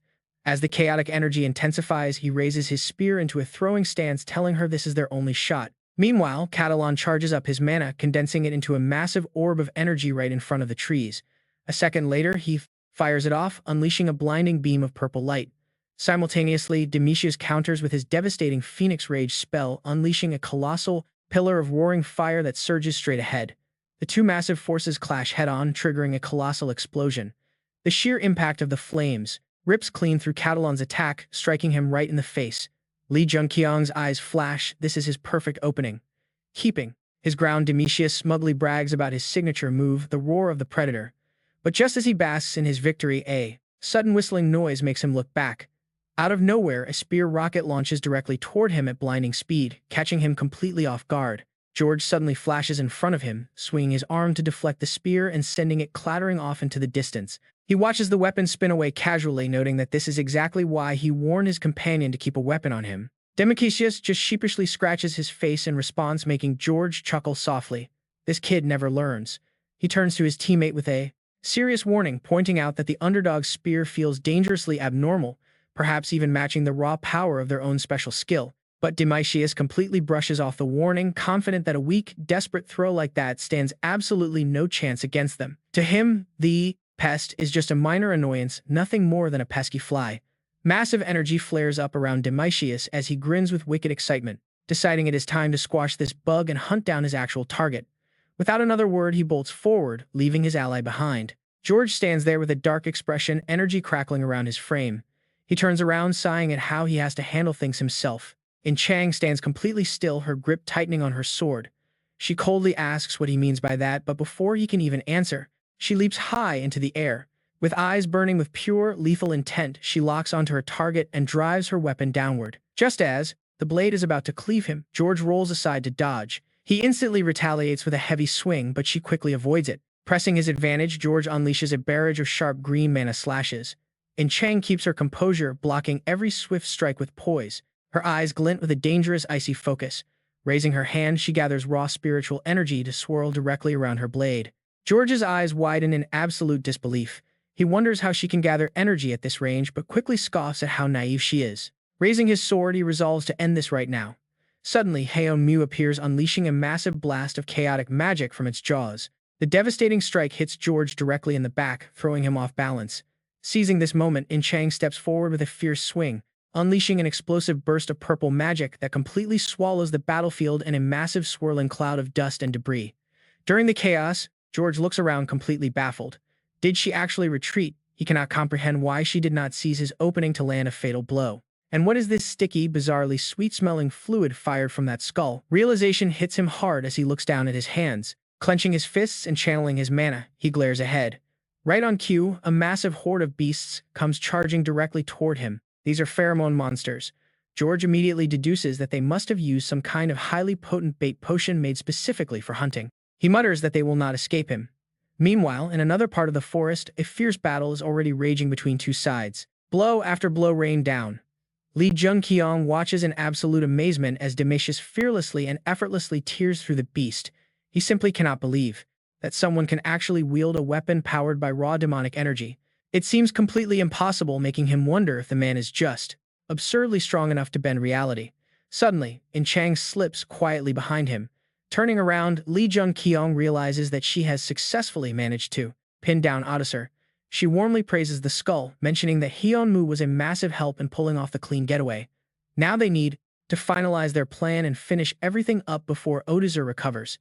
In-chang nods, assuring him that she understands exactly what to do. Demetrius bursts into a wild, maniacal fit of laughter, thrilled by the rush of battle. Dark energy begins to consume his eyes as demonic mana takes over. Jun-kyeong watches closely, noting that the corruption has started, but he must ensure his opponent completely loses control very soon. Preparing the Berserker spell, Jun-kyeong reminds his ally of their strategy, telling her to focus on slowing down Catalan while he handles Demetrius himself. Channeling his inner power, he knows he does not need to outright defeat his target. He only needs to delay him. by landing a single well-placed strike. With that, they make their move. Meanwhile, Demetrius remains locked in brutal, close combat with the colossal monster. Then he flings it far away, glaring with a sneer, "Is that all you've got?" Boom! The ground itself begins to shatter from his overwhelming magic. He charges forward, but a tiny spark suddenly flashes. Demetrius's attention is caught as that small fire rapidly spreads on an absolutely massive, unbelievable scale. Furious, the rookie summons his weapon fully prepared for battle. He throws out a challenge. "Why won't you fight me?" Demetrius rubs his neck. "Now, I'm getting excited." "Well, that's great." Demetrius explodes with power. "Let's play." Jun-kyeong raises his guard. "Exactly. Everything is going according to plan." Demetrius sneers at the foolishness. "Do you really think you can stop me with that pathetic mana gathered in your shield? I'll show you exactly how stupid that is." Jun-kyeong channels power into his shield as Inup watches on, completely stunned. Does this guy seriously not know how terrifying Demetrius's power really is? Even though Jun-kyeong has gathered an incredibly massive amount of energy in his shield, blocking that specific skill is nearly impossible. Rhino Charge is the very skill that made Demetrius famous. He storms forward, destroying everything in his path, punching directly right into the shield. But something feels off and he freezes. The rookie isn't there. Demetrius quickly looks up in panic. High above him, Jun-kyeong is already poised with a spear, striking down with everything he's got. The spearhead drives deep, straight into his left shoulder, showing no mercy. Demetrius retaliates with a magic-infused fist, landing a direct, brutal blow. Jun-kyeong is sent flying backward. Demetrius rubs his bleeding shoulder. "Were you trying to trick me with that garbage energy?" Demetrius laughs. "You really are just a green rookie. Get back up and make this fun for me." Meanwhile, Jun-kyeong is struggling. He's taken way too much damage. Yet he still mocks his opponent. "Hey Demetrius, you doing okay over there? Are you acting smug over a few tiny scratches? My body will heal in no time." But mid-sentence, he suddenly stumbles. The wound on his shoulder begins to warp and rot. It's poison. There's an old legend that red ore births a goblin mage. But Jun-kyeong corrects him. "No, that's not the whole saying. That ore has two functions, release and..." Demetrius screams in sheer agony. The missing word is madness. A glowing red crystal stone. This crimson magic stone can grant an ordinary ogre power that completely eclipses a dungeon boss. Naturally, human greed sparked endless research into this stone. Scientists started experimenting, finding that even animals would mutate into monsters when exposed to its chaotic energy. A simple white rabbit transformed into a giant bloodthirsty beast. This mutated creature even possessed boss-level strength. That's why they originally called the Crimson Stone the Sealing Spike. But soon, they began experimenting on humans. Doctors prepared injections for high-level hunters, pushing the limits. The Crimson Stone could skyrocket their potential instantly. Their power shot up like a rocket, but as the hunters' eyes glow red, a massive, terrifying transformation begins, shaping their entire body. However, because subjects would lose their minds and die in a frenzy, the practice was banned. The surviving test subjects became unstable, filled with pure, uncontrollable rage. That is how the stone got its second name, madness. Back in the present, under a crimson twilight, thick smoke fills the air and the entire forest trembles violently. Now watch, his entire body gets wrapped in a strange, blinding surge of raw power. This magic is absolutely unreal. He can feel the entirety of Mount Catalan shaking under the pressure. Suddenly, a voice echoes through the chaotic air. "Hey underdog, what on earth did you just do?" Hearing his code name, Jun-kyeong slowly turns around. George stands there, clutching an incredibly long sword, glaring at him. Jun-kyeong immediately shouts a warning. "Get back or you will die." But George only roars in anger, and in a flash, he completely vanishes from sight. He moves like a bolt of lightning, charging straight toward the burning, maddened Demetrius. Jun-kyeong has to move fast. Leaping high into the air, he races forward in desperation. Damn it, it is going to happen all over again. In his mind, he sees a copy of the horrific scene. In the future, this exact tragedy already happened. Demetrius completely lost his mind to frenzy, and George, the brave officer who jumped in to stop him, was brutally killed. A pillar of fire erupts into the sky. A massive blast of heat shoots toward George, forcing him to dodge. George slices through the flames, blockading his path. He screams out, "Desperately move aside, he hasn't completely lost it yet. I can still snap him out of it." But Jun-kyeong screams back, desperate to stop him, "You can't. Even you won't survive this. I won't stand by and watch you die." He swings his long spear, clashing directly with George's descending blade. Jun-kyeong urgently reasons with him. "I have a plan." George hesitates slightly. "What?" They both freeze, pausing their clash. George glares, "I don't trust you, but fine, tell me your plan. I am listening." Jun-kyeong looks him dead in the eye and speaks with absolute confidence. "Give me just 5 minutes." George is supposed to hold off Demetrius during that time. Hearing Jun-kyeong say this, his eyes widen in pure shock. 5 minutes. Did he really think they could stop Domitius in this state of pure madness in just 5 minutes? The beast is still charging ahead like a raging wildfire. Jun-kyeong screams a warning to Dong-in-chang. Suddenly, Domitius's entire body erupts with an overwhelmingly massive wave of raw, destructive energy. He charges forward, colliding heavily with a giant claw. The massive impact between them triggers a violent, ear-splitting explosion. Seeing this, Jun-kyeong feels a wave of relief. Dong-in-chang is doing a great job drawing his attention. He tells George that Kat is on their side too, and they only need to hold the line for 5 minutes. George sighs heavily, admitting he has no idea what Jun-kyeong is planning. Still, he grips his sword even tighter. The energy swirling around George grows wilder. They have no other choice. Meanwhile, Jun-kyeong quietly calculates the remaining time. The limit of an unstable crimson magic stone is exactly 5 minutes. If they survive that long, Domitius will surely snap out of it. His eyes burn with determination. He will win this war. Elsewhere, a group of warriors stares in horror at the pile of dead bodies. One of them screams out in absolute panic. What on earth is going on? What is this overwhelming, terrifying demonic energy? Could it be Cataly entering his second stage? Suddenly, his face pales. That is not Cataly, that is Domitius. The giant slams a devastating punch straight into the ground. Joe quickly charges in, bringing his sword down with full force. Their head-on clash shatters the very earth, sending massive rocks flying everywhere. Suddenly, a wild blaze sweeps into the fight. Joe spins quickly to dodge the flames. Domitius raises a heavy brute fist to block the incoming blast of heat. From the flank, Dong-in-chang unleashes a sharp sword slash. Domitius blocks the strike with his free hand. He single-handedly holds off every attack thrown his way. The battle is reaching an absolute fever pitch. Onlookers watch in pure disbelief. Is Odysseus actually fighting Demicius? This is insane. He has completely turned into a monster. Nearby, another group panics. One of them shouts that he is backing out right now because he refuses to die here. He does not want to end up as a headless corpse. Meanwhile, Numake curses as he looks at his comrade. How did this great war become such an absolute chaotic mess? What do we do now? Inep answers quietly. He mentions the crimson magic stone shocking her. Inep looks grave, noting the stone has already been activated. They must step in. Meanwhile, the chaotic brawl rages on as waves of energy surround Domitius. The beast struggles to hold his ground against the barrage before launching a brutal kick, sending Dong-in-chang flying backward. She desperately stabilizes herself in midair. George charges forward with his sword drawn, screaming at Domitius to take this. Down on the ground, Domitius braces himself for the impact. George's blade collides directly with the monster's brutal fist. The force is so immense that George's blade begins to crack, forcing a painful groan from his throat. Reaching its limit, the energy suddenly detonates, blasting George backward. A giant tiger head manifests right behind Domitius. His savage beast skill is now active. He leaps away in an instant just as a streak of fire grazes his shoulder. Jun-kyeong swoops in and drags George out of the crossfire. They quickly touch down safely on the ground. Gasping for air on the dirt, George asks how much longer until those 5 minutes are up. Jun-kyeong remains silent. Research proved 5 minutes is the absolute limit for an incomplete crimson magic stone. But something feels off. Why is that monster not exhausted yet? Suddenly, Jun-kyeong's eyes widen as Domitius charges straight at them. A decisive voice yells, calling a massive torrent of water to slam into the beast. Num and Enep rush in. They shout that backup is here. A moment later, Jun-kyeong checks on Dong-in-chang, asking if she is alright. She weakly nods and says she is fine, but Jun-kyeong can tell she is pushed to her absolute limit. He grips his weapon tightly, desperately wishing he had just a bit more power to tip the scales. Suddenly, a system notification flashes.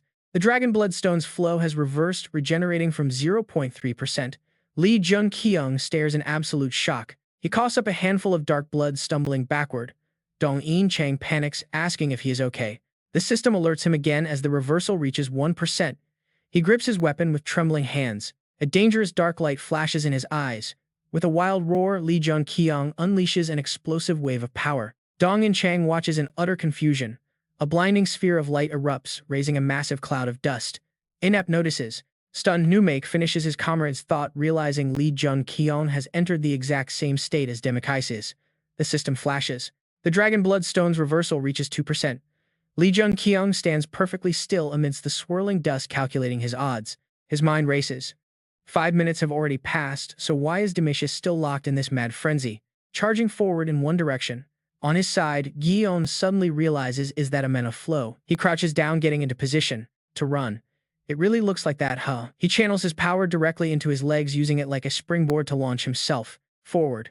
Seeing this, In-chang panics and screams for Jian. Ignoring the warning, Gi-on charges weapon first straight into the giant lion's gaping maw. Violent energy erupts and swirls around Gi-on as he raises his weapon high, the blade crackling with raw, devastating power. With a decisive swing, he crashes the weapon down, unleashing a massive shockwave. Instantly, the system floods his vision with victory notifications. Congratulations, you have defeated Kaiten. You have collected the pure forest water and unlocked the achievement Enemy of Beasts, the Slayer of the Forest Lord. Your stats have risen and you have leveled up. Through the thick smoke, Gi-on slowly steps out. But then a system warning pops up, his supporter's voice cannot be transmitted. Gi-on frowns, thoroughly confused by this. Right beneath his feet, a crimson magic circle flares to life. Strange glowing symbols begin carving themselves onto his arms as more warnings flash. Alert, you have been severely weakened by demonic energy. Your vitality is draining rapidly. You must purge the corruption immediately. The searing pain forces a horrific scream from Gi-on. Violent waves of fire and water erupt, completely enveloping his entire body. Both primal forces clash and merge, expanding so rapidly they threaten to swallow the entire Catalan mountain range in one massive sweep. The raging inferno consumes the landscape, forcing George and Lei Li Hyun's song to their knees in agony. They watch in pure terror. Is this fire actually devouring their magic? They look around, utterly baffled, wondering what the hell is happening. Meanwhile, in the distance, Domitius is struggling to hold back the blazing heat, yet he wears a sinister smirk as a figure suddenly charges from the flames. It is Gi-on swinging his spear with terrifying force. Their collision triggers a violent explosion, but they do not stop there. They lock into a deadly duel, exchanging relentless blows. Domitius clenches his fist to strike, and Gi-on quickly shifts to counter. Another massive shockwave erupts, blinding the battlefield. But as the smoke clears, Gi-on has already driven his spear deep into Domitius's chest. The villain stands completely frozen, trembling in sheer disbelief. Gi-on delivers a brutal kick, ripping his weapon free. Instantly, Domitius coughs up a mouthful of black blood as dust continues to swirl. He is down an entire arm now, dark blood dripping from the stump. George watches in horror, hesitating before shouting out to Domitius about his severed limb. But before the words fully escape, the severed arm instantly regenerates. Suddenly, a streak of blue flame crashes down and Athena appears, shielding the defeated villain. She glares coldly at her opponent. Having witnessed this insane display, George can only wonder in silence. He is burning through a chaotic surge of mana to instantly rebuild his entire flesh. If Domitius is capable of this, then what is? How strong is underdog? Nearby, In Chang screams in shock. Gi-on, look, the heavy wounds on his body have already completely healed. George is losing his mind. Those wounds were practically fatal, so how is he regenerating this fast? Is it because of that strange blue flame wrapping around the gate? Domitius clenches his fist, summoning a giant fiery face behind him. Gi-on does not hesitate, leaping high and lunging forward with his spear like a violent gale. Meanwhile, the fiery fist of Domitius swells to a massive size. George watches in absolute terror. That arm is not even fully healed, yet he still plans to unleash the predator roar. This is bad. He fires the devastating technique forward, whipping up a massive swirling tornado. Suddenly, blood begins spraying violently from Domitius's arm. Capitalizing on the opening, Gi-on descends with a devastating earth-shattering overhead strike. A massive inferno ignites from the collision, triggering an explosion that completely obliterates the surrounding landscape. George's sword clatters the ground. He stands there completely shell-shocked. This is impossible. Beside him, In Chang cannot believe his eyes either. Has underdog actually won? Domitius collapses to his knees, utterly defeated. Gi-on lands gracefully, his body still cloaked in a blazing red aura. Raising his spear, he prepares to deliver the final blow. George rushes forward to stop him, realizing Gi-on has completely lost his mind. His eyes are crimson and hollow. Right now, he is driven entirely by base survival instincts and a feral urge to slaughter. The blood dragon stone has been corrupted by the crimson spell.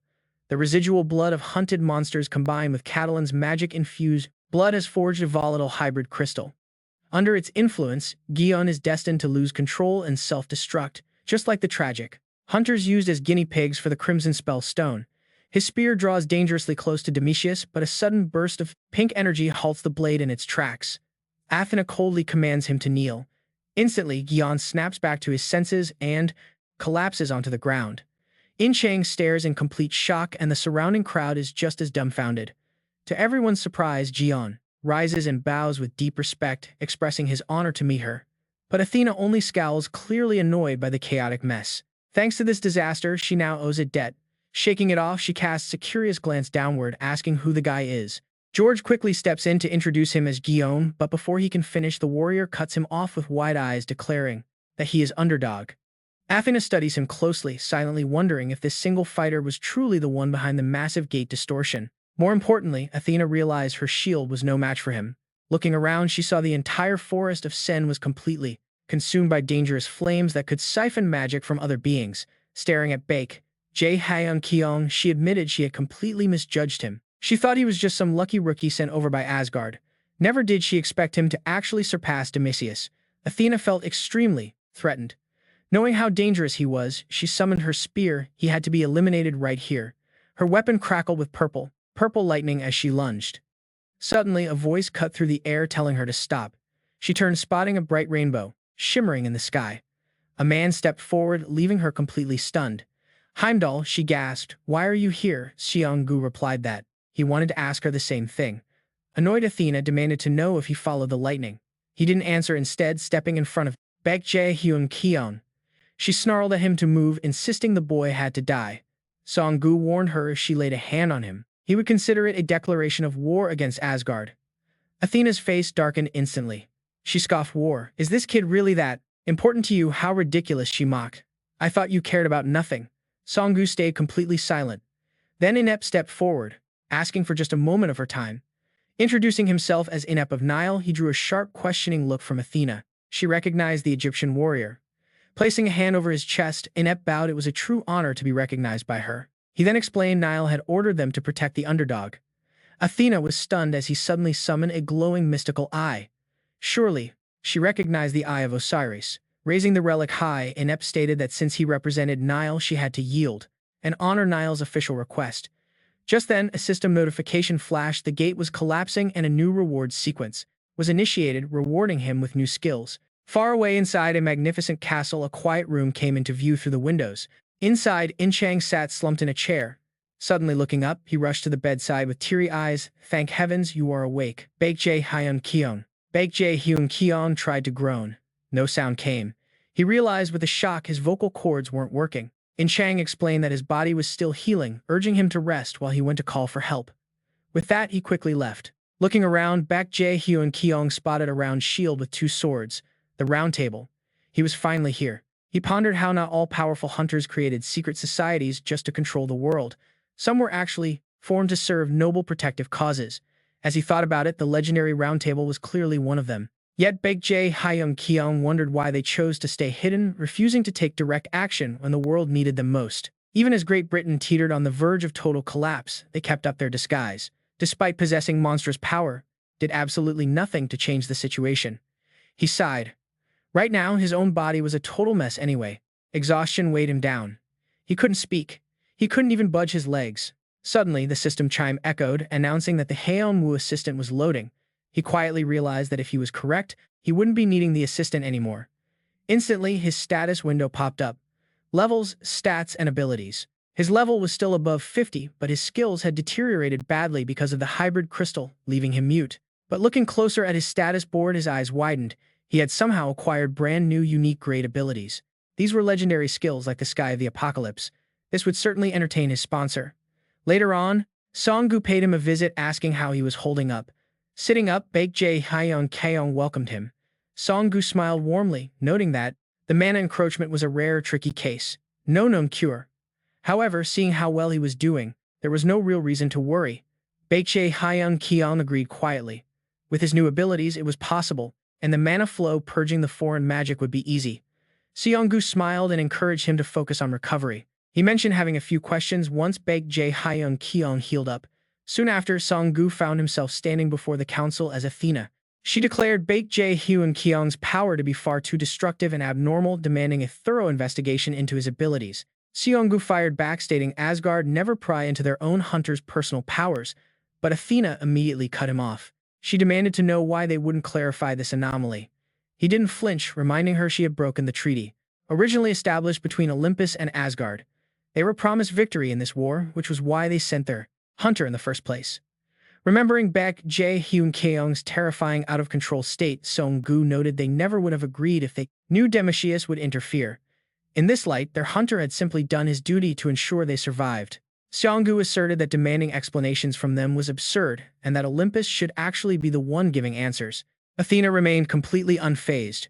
She argued that Baek Jun-kyeong's overwhelming power was already a massive threat to everyone, pointing out how his blue flames had swallowed the entire gate and drained the mana of every other hunter on the field. Athena is unyielding. Hand over the underdog, she demands, or face the consequences. If they refuse, Olympus is fully prepared to go to war with Asgard. Seong-jiu freezes in shock, but he steps forward to explain. Everyone knows it. A flame capable of absorbing another hunter's mana is highly dangerous and completely unprecedented. But don't you think, he asks her, that the mere existence of hunters is already a danger? Shockwaves through the crowd. Whispers erupt everywhere. He continues, arguing that all of them are entities who have never existed before, wielding powers that terrify ordinary people. Seong-gu stands his ground firmly. They threaten war. Now they must take responsibility for their words, which show utter contempt for hunters. Athena grinds her teeth in rage. It is all because of him. Her face darkens in fury. Why did he have to show up? Standing before him, she completely loses her composure and clear judgment. He tries to speak, but Athena turns away, praying they will never cross paths again. He feels slightly troubled. Meanwhile, a system alert pops up. The mana flow is finally active. He sits in meditation, guiding his mana. He carefully analyzes Demetrius's flow to see how he amplified his power by channeling magic throughout his entire body. He feels the energy. He understands. Apply it to attacks and destruction rises. Apply it to armor and defense shoots up. It is pure power. That is the true power of the flow. First, he must use it to heal his own body. The system activates. Radiant light wraps his body. Then a sudden, agonizing discomfort hits him. He vomits blood.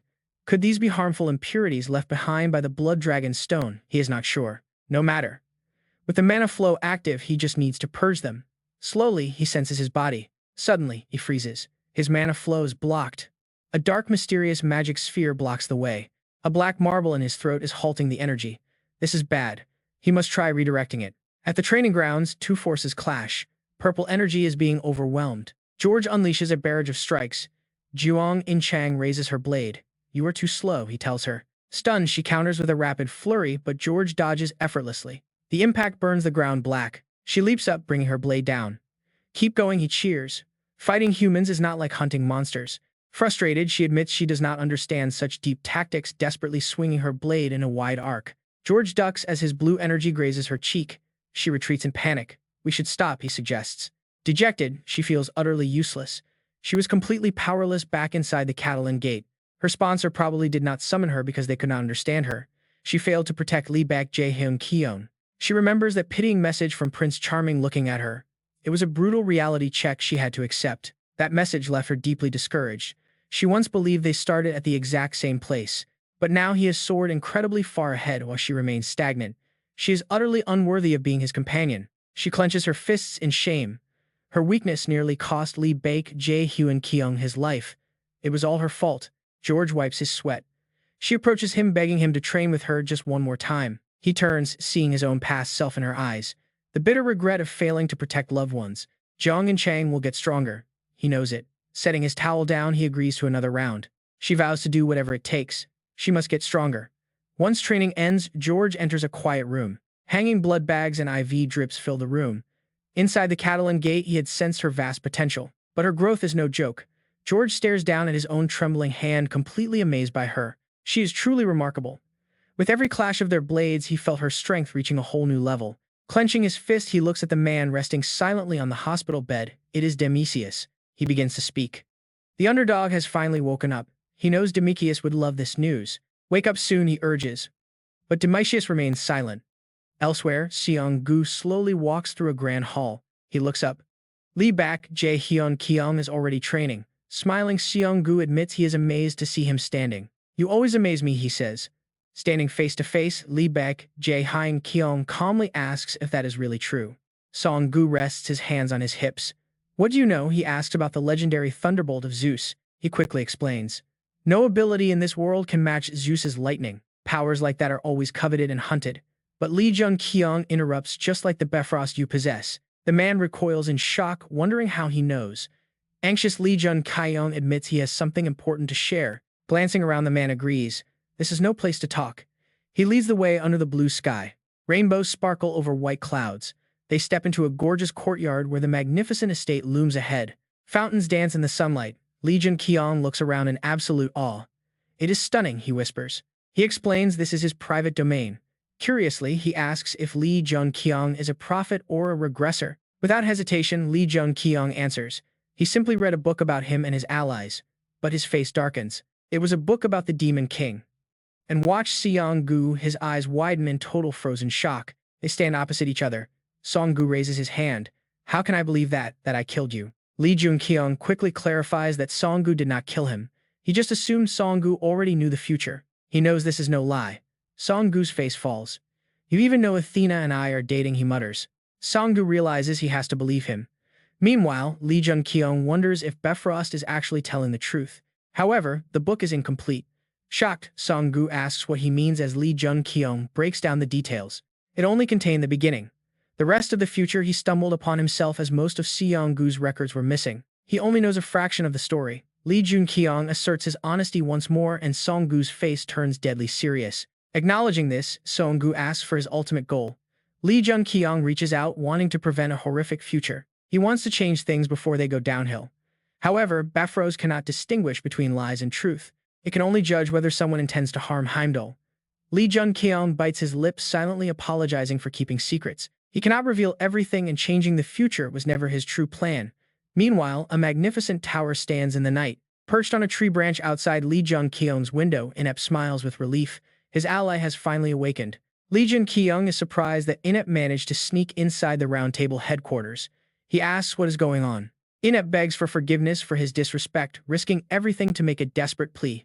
The underdog Lee Jun-kyeong falls silent. He recalls Inept asking for protection inside the gate, yet there is no real connection between them. Telling Inept to speak, Lee Jun-kyeong watches him drop to one knee, begging him to go to Nin. Lee Jun-kyeong is stunned.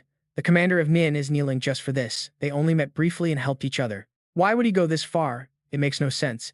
He stares at Inept, completely baffled, until a voice echoes. An intruder warning blares. Inept grits his teeth in pure panic, and things are about to get real ugly. It is because of the Bloodstone. Shouting a final plea to visit Nin, Inept vanishes, leaving Lee Jun-kyeong alone. Staring outside, Lee Jun-kyeong connects the dots. If the Bloodstone is involved, it must relate to the madness in Egypt. Hunters shouldn't know about the Bloodstone yet, but thinking back, they intervened the moment Demicius began to transform. Hearing heavy footsteps approaching, Trang rushes into the room, frantically asking Lee Jun-kyeong if he is all right. He reassures her that he is fine, at least for now. Trang looks astonished as a bad feeling creeps over him. He feels like he just crossed one mountain only to face an even bigger one. Meanwhile, the Round Table conference ends. The Grand Assembly Hall stands tall. Initiating this conflict was Athena's mistake, and now she walks with Lee Jun-kyeong. Since Olympus violated the sacred treaty, they must take full responsibility for starting this devastating war and its consequences. Lee Jun-kyeong is glad to finally head home.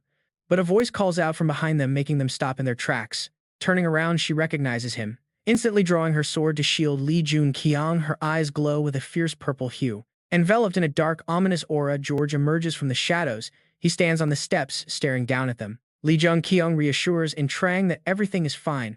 Though she remains confused, Lee Jun-kyeong senses something else entirely. Despite the hostility, George seems to want a conversation. Trang sighs, reluctantly stepping back as they face each other. George speaks first, noting that while Lee Jun-kyeong has fully recovered, Demicius hasn't been nearly as fortunate. It seems Demicius suffered a total defeat. Honestly, George learned a lot from the clash, vowing things will differ next time. Lee Jun-kyeong scoffs at the idea of a next time, reminding George that he does not easily forgive old grudges. Muttering a quiet curse, George asks Lee Jun-kyeong to relay a message to Athena, since they can no longer speak directly. Lee Jun-kyeong wonders if he means Trang. George turns back. She has potential and is bound to get much stronger. George points it out, she clearly wants recognition. Fame is important, but he warns her that knowing your sponsor is just as vital. Think carefully about their identity. Trang is completely lost, unable to understand what he is even trying to say. What is his deal, anyway? Lee Jun-kyeong jokes that George just wants to play the charming prince, leaving her totally speechless. George waves goodbye. He walks away. Lee Jun-kyeong watches his back and calls out his name, making George glance back in surprise. Lee Jun-kyeong smirks. Demicius will wake up. He will be a much stronger, more dangerous beast than ever before. George is completely stunned. Lee Jun-kyeong continues, warning him that he is not the type to forgive and forget. So next time it would be great to team up. George silently watches them go, clenching his fists in anger before letting go. His face darkens. If only things were that simple. But right now, Demicius is in critical condition and heading to Olympus. There the transfer will take place. Over at a clear blue lake, a tiny stone skims across, creating gentle ripples. Lee Jun-kyeong stands by the shore, tossing another. As he reaches for one more, a voice suddenly calls him a troublemaker. He flinches. A green light flashes. A blonde woman appears, complaining that sending someone to find her is way too much. This is getting way out of hand. Lee Jun-kyeong calmly asks if she is Merlin, caught slightly off guard by his guess. She chuckles, surprised he knows her name. Lee Jun-kyeong goes further, calling her the true leader behind the round table. Merlin gets curious. Who are you? Lee Jun-kyeong calmly fires back that there is absolutely no way she does not know him. She grits her teeth. Underdog. The arrogant hunter who beat Demetrius. Suddenly, Merlin's eyes glow with a sharp blue. Why are you trying to provoke me? Green magic swirls around her body and Merlin suddenly transforms into a young man. Now a boy, Merlin fumes with rage. Nobody crosses him in the round table.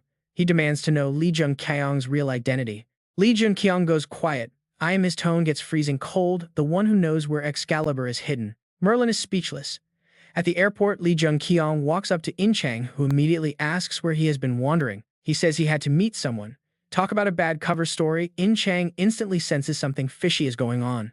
She spots his brand new necklace and stands up, demanding to know if he was sneaking off to see another girl. Lee Jun-kyeong stammers, totally flustered. She sighs in annoyance, grumbling that she knew he was hiding other secret women from her. Her face turns gloomy, calling him a total player. He desperately tries to defend himself, admitting he did meet a girl. Seong-gu cuts in, asking if they are ready. Lee Jun-kyeong instantly brightens up, asking if he is all set too.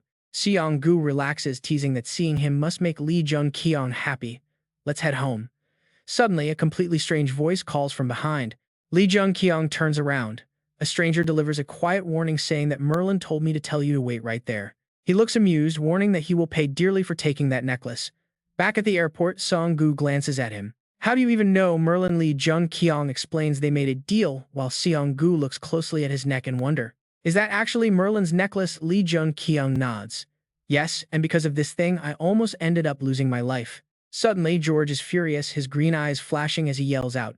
Wrapped in raw power, he leaps from above. Back at the terminal, Lee Jun-kyeong rubs his head sheepishly, admitting that taking them on is still a bit too much for him. But since he needed it, he had to take a gamble. Seong-gu chuckles and sighs as the plane takes off. The flight glides over the city. Inside, In-chang sits next to him, still clearly troubled by something on her mind. She turns to him, admitting there are things she does not understand. He glances over, asking what is wrong. It is about George. Even though they are rivals, he still helped her train and offered her some genuine advice. Since Demetrius ended up bedridden because of Lee Jun-kyeong, she figured she would have to face some of that hatred too. Yet George was incredibly helpful. She thinks about it, realizing she does not really understand how high-level hunters operate. The way they interact is a complete mystery. Lee Jun-kyeong just smirks calmly, telling her it probably comes down to simple intuition. She is highly skeptical. Intuition. He explains that George likely realized he never had any intention of provoking Demetrius. An announcement echoes inside the cabin. The plane is preparing to land, instructing all passengers to fasten their seatbelts. Flashes burst. A massive crowd of eager reporters and photographers lines up at the arrival gate, shouting loudly. They chant for underdog. Lee Jun-kyeong sheepishly reads the massive welcome banner celebrating his victory over Demetrius. Seong-gu quickly explains that the media only knows about Demetrius challenging him and getting absolutely wrecked. He teases him to wave. Lee Jun-kyeong sighs, complaining about why he was not warned about this setup beforehand. With a smirk, she told him it was a surprise. Was not becoming famous exactly what he wanted? Lee Jun-kyeong just smiled. Looking cheerful, he slowly stepped inside, waving with a bright grin. Photographers went wild, shouting and flashing their cameras. The blinding lights flashed. Did he really defeat Demetrius in that sector? Did you not say he was an absolute monster? Just mentioning his name was enough to terrify all of Europe. Wait, has he not only been a hunter for under a year? Some say it has been less than 6 months. No freaking way you are telling me he beat Demetrius. That is just impossible. Under the rising tide of this new hero era, the most highly sought-after hunter was of course Underdog. That evening, inside an abandoned industrial zone, he stood with Dong In-chang. She turned, asking what he planned to do next. Lee Jun-kyeong replied that he had plenty of work left. He began listing his tasks, fixing weapons, cleaning his blood-soaked gear, and dealing with the hybrid crystal born from the blood dragon stone reaction. Hyunmoo was also still fast asleep. A pool of blood sat before him. Remembering Inept kneeling and begging, he whispered that he still had business in Nin.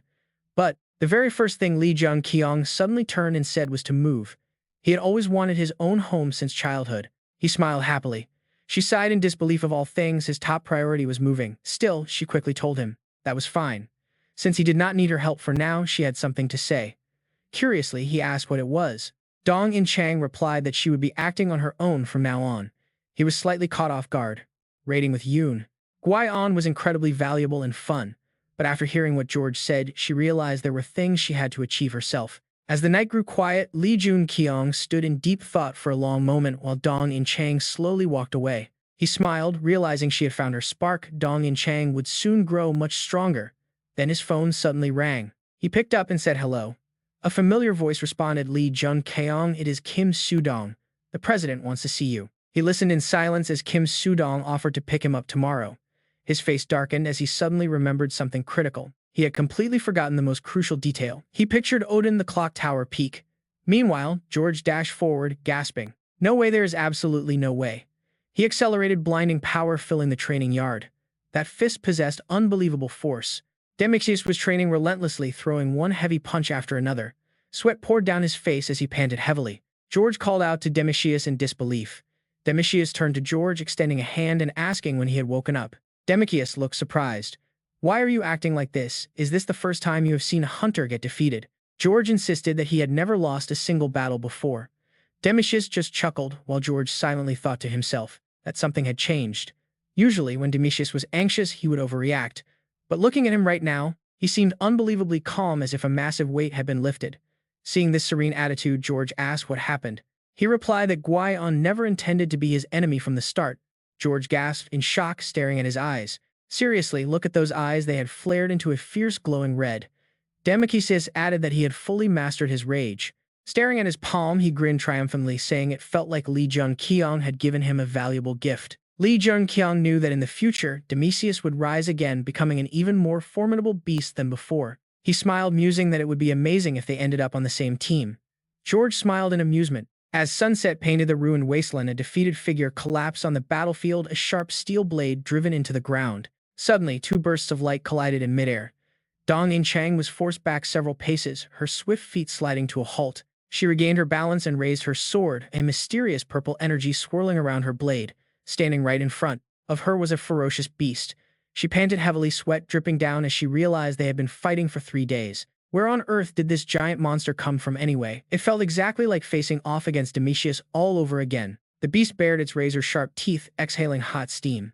A system notification flashed. A Prince Charming skill has restored your strength. She grimaced, realizing she could barely maintain support from her sponsors. This giant beast had to be getting exhausted too. But it did not hesitate, swinging its massive arms downward. The heavy impact shook the earth, but Dong In-chang quickly leapt forward to dodge. Gripping her sword, she swung it high and slashed straight across the monster's shoulder, leaving a deep gash. As the beast stumbled, she raised her blade again with absolute resolve, unsure what saving Sleeping Beauty was supposed to mean. But she channeled her power and leapt down from midair. No matter what, if anything threatened her beloved princess, Dong In-chang screamed that she would destroy it. Her heavy strike slammed down, unleashing a massive pillar of purple energy as she lunged straight onto the red monster, plunging her blade deep. Coughed blood sprayed from its mouth in agony as it prepared to retaliate. He swings an energy-wrapped fist, landing a brutal strike right into her left ribs. The resulting shockwave ripples outward as Dong In-chang's silhouette is violently blown back, carving a long trench in the dirt. Exhausted, she collapses onto the ground near a sword planted right before her chest. Covered in scratches, she forces herself up through the rising smoke, her eyes scanning the area ahead only to spot her fallen opponent. The red monster lies unconscious amidst the chaos. With trembling hands barely holding herself up, she finally collapses onto the ground, utterly exhausted. She lets herself rest for a moment, realizing she is out of potions, and even if she had some, she lacks the strength to grab them. She wonders if she will end up dying right alongside her enemy. Suddenly, Hyo-mu appears out of nowhere holding a hovering potion bottle. He asks if she needs some medicine, leaving her completely stunned. She mutters the word "Shadow Soldier" just as the system interrupts with notifications. The system announces that the charming prince is praising her achievements, granting her a special alias, and is about to reveal his real name. Congratulations, she has acquired the alias XF. Above them, the sky slowly turns a soft pink as the clouds drift lazily by. Soon Jun-kyeong approaches and asks if she is finally awake. Sitting up with wide eyes, she asks where on earth they are. He offers a gentle smile, telling her they are still right at the gate.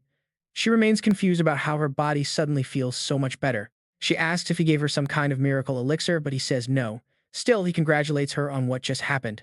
He extends his arm, absorbing a swirling current of energy directly into his bracelet, while Jun-kyeong watches on, completely baffled. Wondering what there is to congratulate, she looks around frantically, realizing her sword has completely disappeared from sight. Jun-kyeong admits he originally feared she would be killed. Looking over at the defeated creature, he adds that he no longer thinks it is a threat. The red monster lies there looking utterly pathetic. Stepping closer, she grabs her sword and thanks the beast for helping her unlock her new alias. She grips the hilt tightly and pulls the blade out with a swift motion. Suddenly, the system displays another new announcement. The screen says she has saved the princess and the Goblin Prince XF has sponsored the Goblin Mage to serve her. It seems the Goblin Prince XF will punish the Goblin Mage. Suddenly, a massive pillar of blue light shoots straight into the sky. Jun-kyeong stands there dazed, wondering if her sponsor is actually a girl. Meanwhile, the giant red monster begins to shrink rapidly before them. It becomes tiny, scurrying up onto her shoulder. Confused, she gasps, but Jun-kyeong explains that the creature now officially belongs to her. It sits proudly on her shoulder as she mutters in disbelief, questioning if this creature is really hers now. Jun-kyeong firmly confirms it. He compares it to having her own shadow soldier. With her new alias unlocked, he congratulates her on finally becoming a true hero. The tiny red monster squeals in excitement. Looking closely at it, Jun-kyeong wonders why she feels an odd connection to this cute little thing. Jun-kyeong playfully reminds her to protect both the princess and her charming prince, then asks if she has chosen a name yet. Standing opposite him, she admits she has not decided yet. The tiny creature begins to make soft, strange, squeaking noises at her. Confused by its behavior, she listens as it growls softly again, suddenly realizing it is trying to say its name is Gong-du. Or maybe it is trying to say princess. It squeaks in its own tongue, and the system immediately translates the little guy's thoughts. The system reveals the charming prince is smiling in satisfaction, while the apocalypse sky is highly amused by this bizarre situation. Jun-kyeong smiles softly, thinking about how she successfully defeated a goblin mage. Her growth style mirrors that of her shadow soldiers. She breaks his train of thought by asking how he managed to find her here. With a sigh, he asks how she could even question that. He reminds her that clearing a dungeon usually takes a day or two, but she has been missing for 3 whole days. Realizing how much time has passed, she listens as Jun-kyeong warns her that there is still one more critical matter to handle. He warns her to be careful of the massive two-headed beast wielding twin blades that is currently stomping right toward them. Since she is the one running this gate, he cheers her on to defeat the final boss. Jun-kyeong flares with intense battle aura. She realizes that obtaining her new alias has dramatically boosted her strength, feeling a raw surge of energy coursing through her veins. Facing down the boss of the goblin village, the twin-headed brute, she smirks, eager to test her newly acquired heroic powers. Ready to put her hero class to the test, Jun-kyeong leaps high into the air, aiming straight for the colossal monster. She raises her massive greatsword, intending to split it in half, but Gong-du suddenly leaps ahead and grows back to his giant size. Leaving her completely stunned, the beast intercepts, roaring with power. He charges the two-headed boss and delivers 2 brutal slashing blows. He lets out a ferocious battle cry as the system confirms they have defeated the final boss of this challenging dungeon. Witnessing the easy victory, Jun-kyeong wryly comments that they probably did not even need the Goblin Prince's help. She just laughs quietly. She can only chuckle awkwardly in response. The system chimes in to announce that the dungeon gate is officially cleared. While the charming prince watches and smiles, the fallen angel simply shakes his head. She turns to ask what brought him here. He casually suggests that he is heading to China next and wants her to tag along, leaving her completely stunned. She shudders in shock. Odin's dangerous experiment has ended in total success, pure joy shining in his eyes. He had wondered if the taboo would actually trigger. A glowing blue crystal suddenly appeared before them, but they had already figured out how to trick it, using Merlin's legendary necklace, saving Jun-kyeong. In the distance, a magnificent white castle looms as 2 figures stand tall. They stand on a lower rooftop, looking up with pure excitement. Welcome to ASA, the secret organization that controls the entire world. The black soldier will keep evolving until it gains a complete body.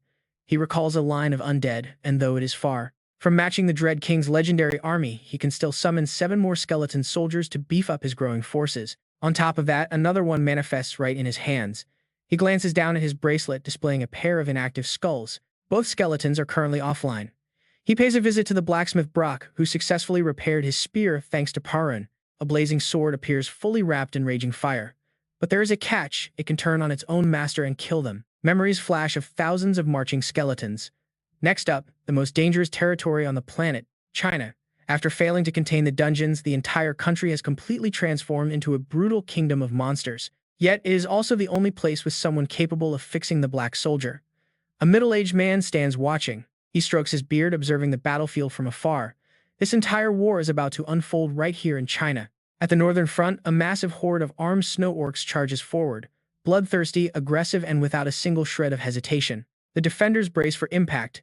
Seijin identifies them as a pack of snow orcs while someone else curses the 3-hour battle. Suddenly, tiny sparks erupt into a massive wall of fire between the two sides, leaving everyone in absolute shock. The raging flames slowly consume the orcs, burning them alive. Desperate to find the source, two fighters quickly look back. Standing just a few meters away on a hill are two figures. Jun-kyeong still has residual fire magic in his right hand. His eyes glow a deep crimson. Accompanied by Dong and Chang and Seong-gu, he approaches the group. Seijin steps forward in gratitude. They thank him for the save, but ask if he is seriously crossing over. He replies without a moment of hesitation. He thanks them for defending the country, adding that he has business on the other side.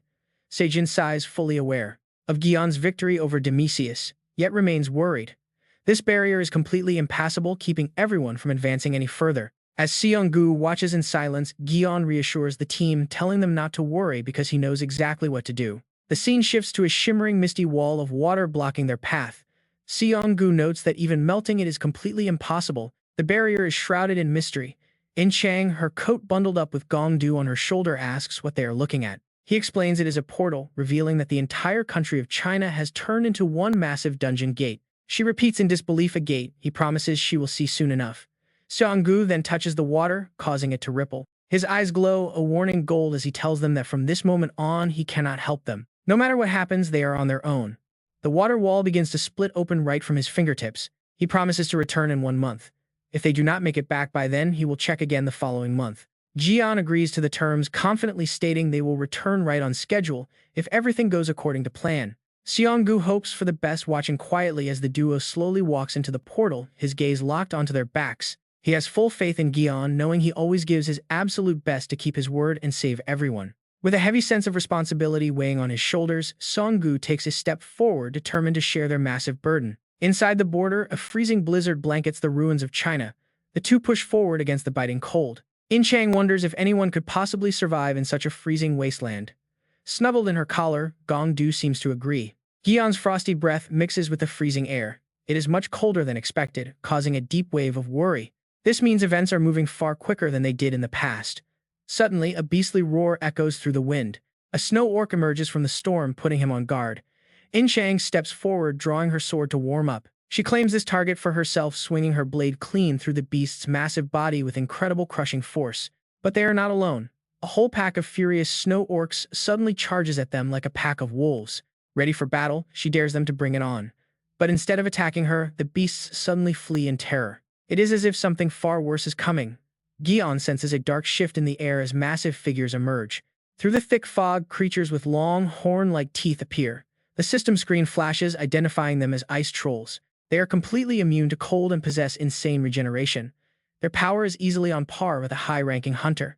B-rank Hunt Jun-kyeong draws his weapon to warn her about the ice beast, then swings his spear to split the monster right down the middle. At the same time, Trang unleashes a fierce horizontal slash on another one. Green blood splatters everywhere across the white snowy fields. As the snowy area falls silent again, they stand among the scattered bodies. Trang looks at him, completely shocked by the sheer number. It is bizarre. She asks why so many monsters are gathered here when they are not only incredibly strong but also highly coordinated. Jun-kyeong asks if controlling and suppressing their own magic power felt extremely difficult just now. She nods, looking a bit concerned. She agrees their fighting style and movements felt almost human. Jun-kyeong is now absolutely certain his suspicion is correct. The gate is opening much faster than he anticipated. Without wasting another second, he decides it is time to move before the heavy blizzard completely buries them. Snow blankets the trees, but the two companions push forward anyway, completely ignoring the freezing cold. The freezing wind bites at Trang's face, making her lose her patience.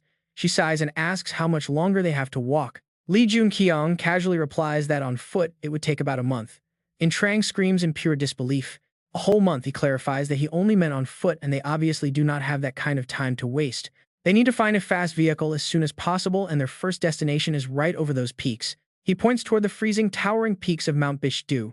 Later, a sword is driven into the ground as they huddle around a small fire. While they rest, Jun-kyeong decides to scout the area.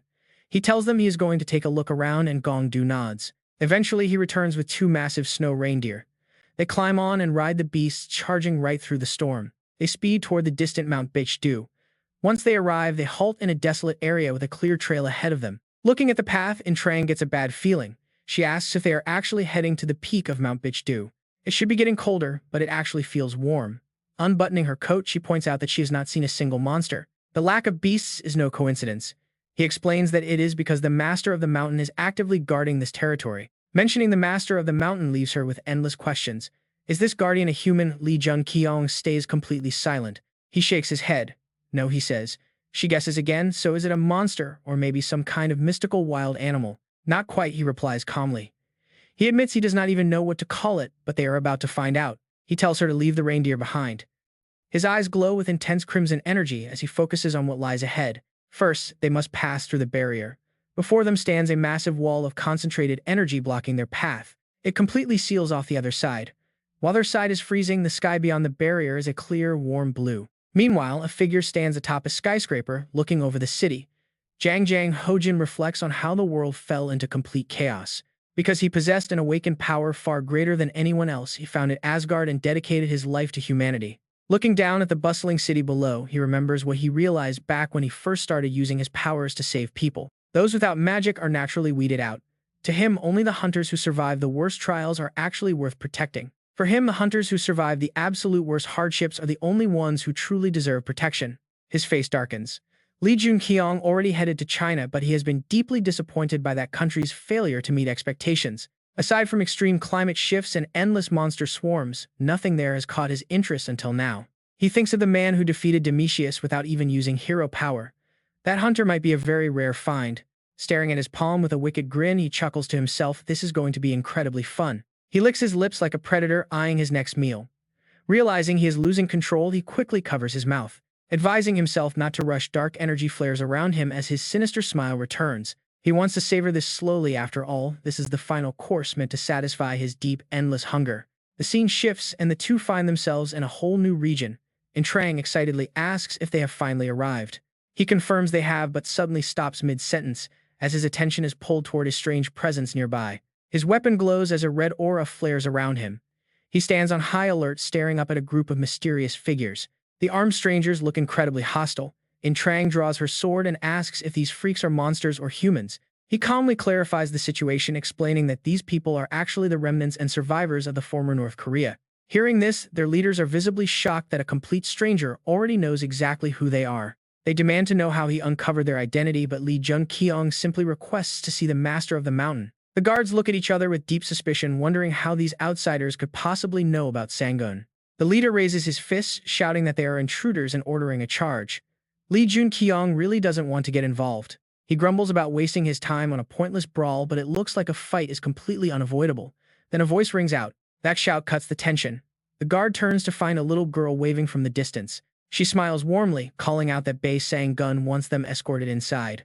Long ago, the northern lands were completely ruined by a massive nuclear failure. That disaster turned the entire territory into a harsh wasteland even before the dimensional gates began to open. Desperate survivors fled south or crossed into neighboring borders just to stay alive. A guard named Bo-yi warily grips his weapon. Bo-yi demands to know how these total strangers could possibly know their true identities. Jun-kyeong remains completely silent, thinking it over. It is definitely a tricky question to answer on the spot. Eun-yeo immediately steps in, scolding the guards for their hostility. She argues that if they already know the great Bae Sang-gun, then obviously they would know everyone else in the village too. The guard stammers, pointing out the risk of letting dangerous strangers in, especially with Bae Sang-gun in his current weakened state. They continue whispering back and forth. Turning to Jun-kyeong, the little girl softly explains that the guard is just overly protective. She tells him that bad people once came to harm their protector, but the villagers stood together to drive them away. Jun-kyeong stares down at her. She chirps a quick reply, but his expression suddenly turns dead serious. The sudden shift in his gaze makes Eun-yeo flinch with worry. Meanwhile, inside a nearby fortress town, commoners are busy shopping. A couple nearby whispers in utter surprise. They wonder why outsiders have suddenly arrived after such a long, quiet era. Looking at their strange gear, they wonder how anyone survived the outside collapse. Chang turns back to face the group. Chang notes they have about 200 people left, mostly hunters. Jun-kyeong walks on, saying they are all battle-hardened survivors. He suddenly halts. Not a step further. A stern warrior blocks their path coldly, declaring they cannot enter. Staring straight at the sharp tip of the pointed spear, Jun-kyeong calmly asks if this is their standard welcome ceremony. He asks if the master tiger Bei Sang-gun himself did not order their safe escort. Jian scowls with a deeply hostile glare. Jian snaps back that regardless of orders, no outsider is seeing their master today. Eun-Yeo runs over crying out in panic. Looking down at her coldly, Jian reminds her that she knows exactly how critical Bei Sang-gun's condition is right now. Flickers of intense red energy begin crackling around Lee Jun-kyeong. He asks if something terrible has actually happened to the beast. Jian snaps that he has no right to ask. Blue light flares around his spear as he drops into a combat stance. He demands to know if Lee Jun-kyeong is trying to provoke him. Suddenly, the little princess screams for them to stop. Lee Jun-kyeong falls quiet, watching her. Jian also freezes. With absolute authority, Eun-Yeo issues a direct command as a princess of Choi Jong-soon. She orders the guard to step aside. Immediately, the warrior bows deeply, murmuring his apologies and following her command. Calming down, Eun-Yeo tells the two travelers to follow her. The three of them begin walking deep into the dark tunnel. The path is dimly lit by flickering torches. As they walk, Lee Jun-kyeong asks Dong In-chang if she remembers the legend of Dangun. She repeats the name in confusion. He explains that it is a forgotten national legend about the birth of their land. He describes how a god descended from the heavens to found Choi Jong-soon, their country. Dong In-chang wonders why he mentions it now. Eun-Yeo happily skips ahead as Lee Jun-kyeong quietly adds that this little girl is likely a direct descendant of that legend. She must be connected to the ancient myth somehow. The girl hums a happy tune as she runs deep inside. An oppressive blue energy hangs thick in the air, swirling outward from the absolute depths of the hidden cavern. A colossal white tiger rests inside the source of this massive pressure. Lee Jun-kyeong steps forward to face the legendary beast. He asks the tiger if he is Bei Sang-gun. The giant beast stares back, noting his sheer audacity in opposing their forces. Rising slowly, the tiger confirms he is indeed the master of Biu Mountain and asks why they came. He demands to know why they have come. Dong In-chang is completely overwhelmed, finding the tiger's raw power terrifyingly oppressive. A total mess.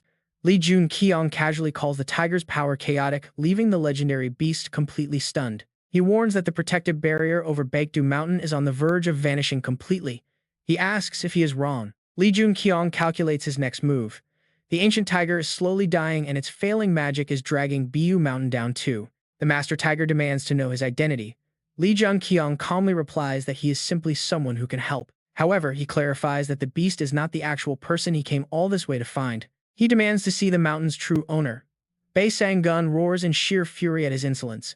Lee Jun-kyeong's face darkens with impatience. The tiger managed to cage someone here, but a dying beast could never be the true master of this place. Tell me exactly where you are holding that person.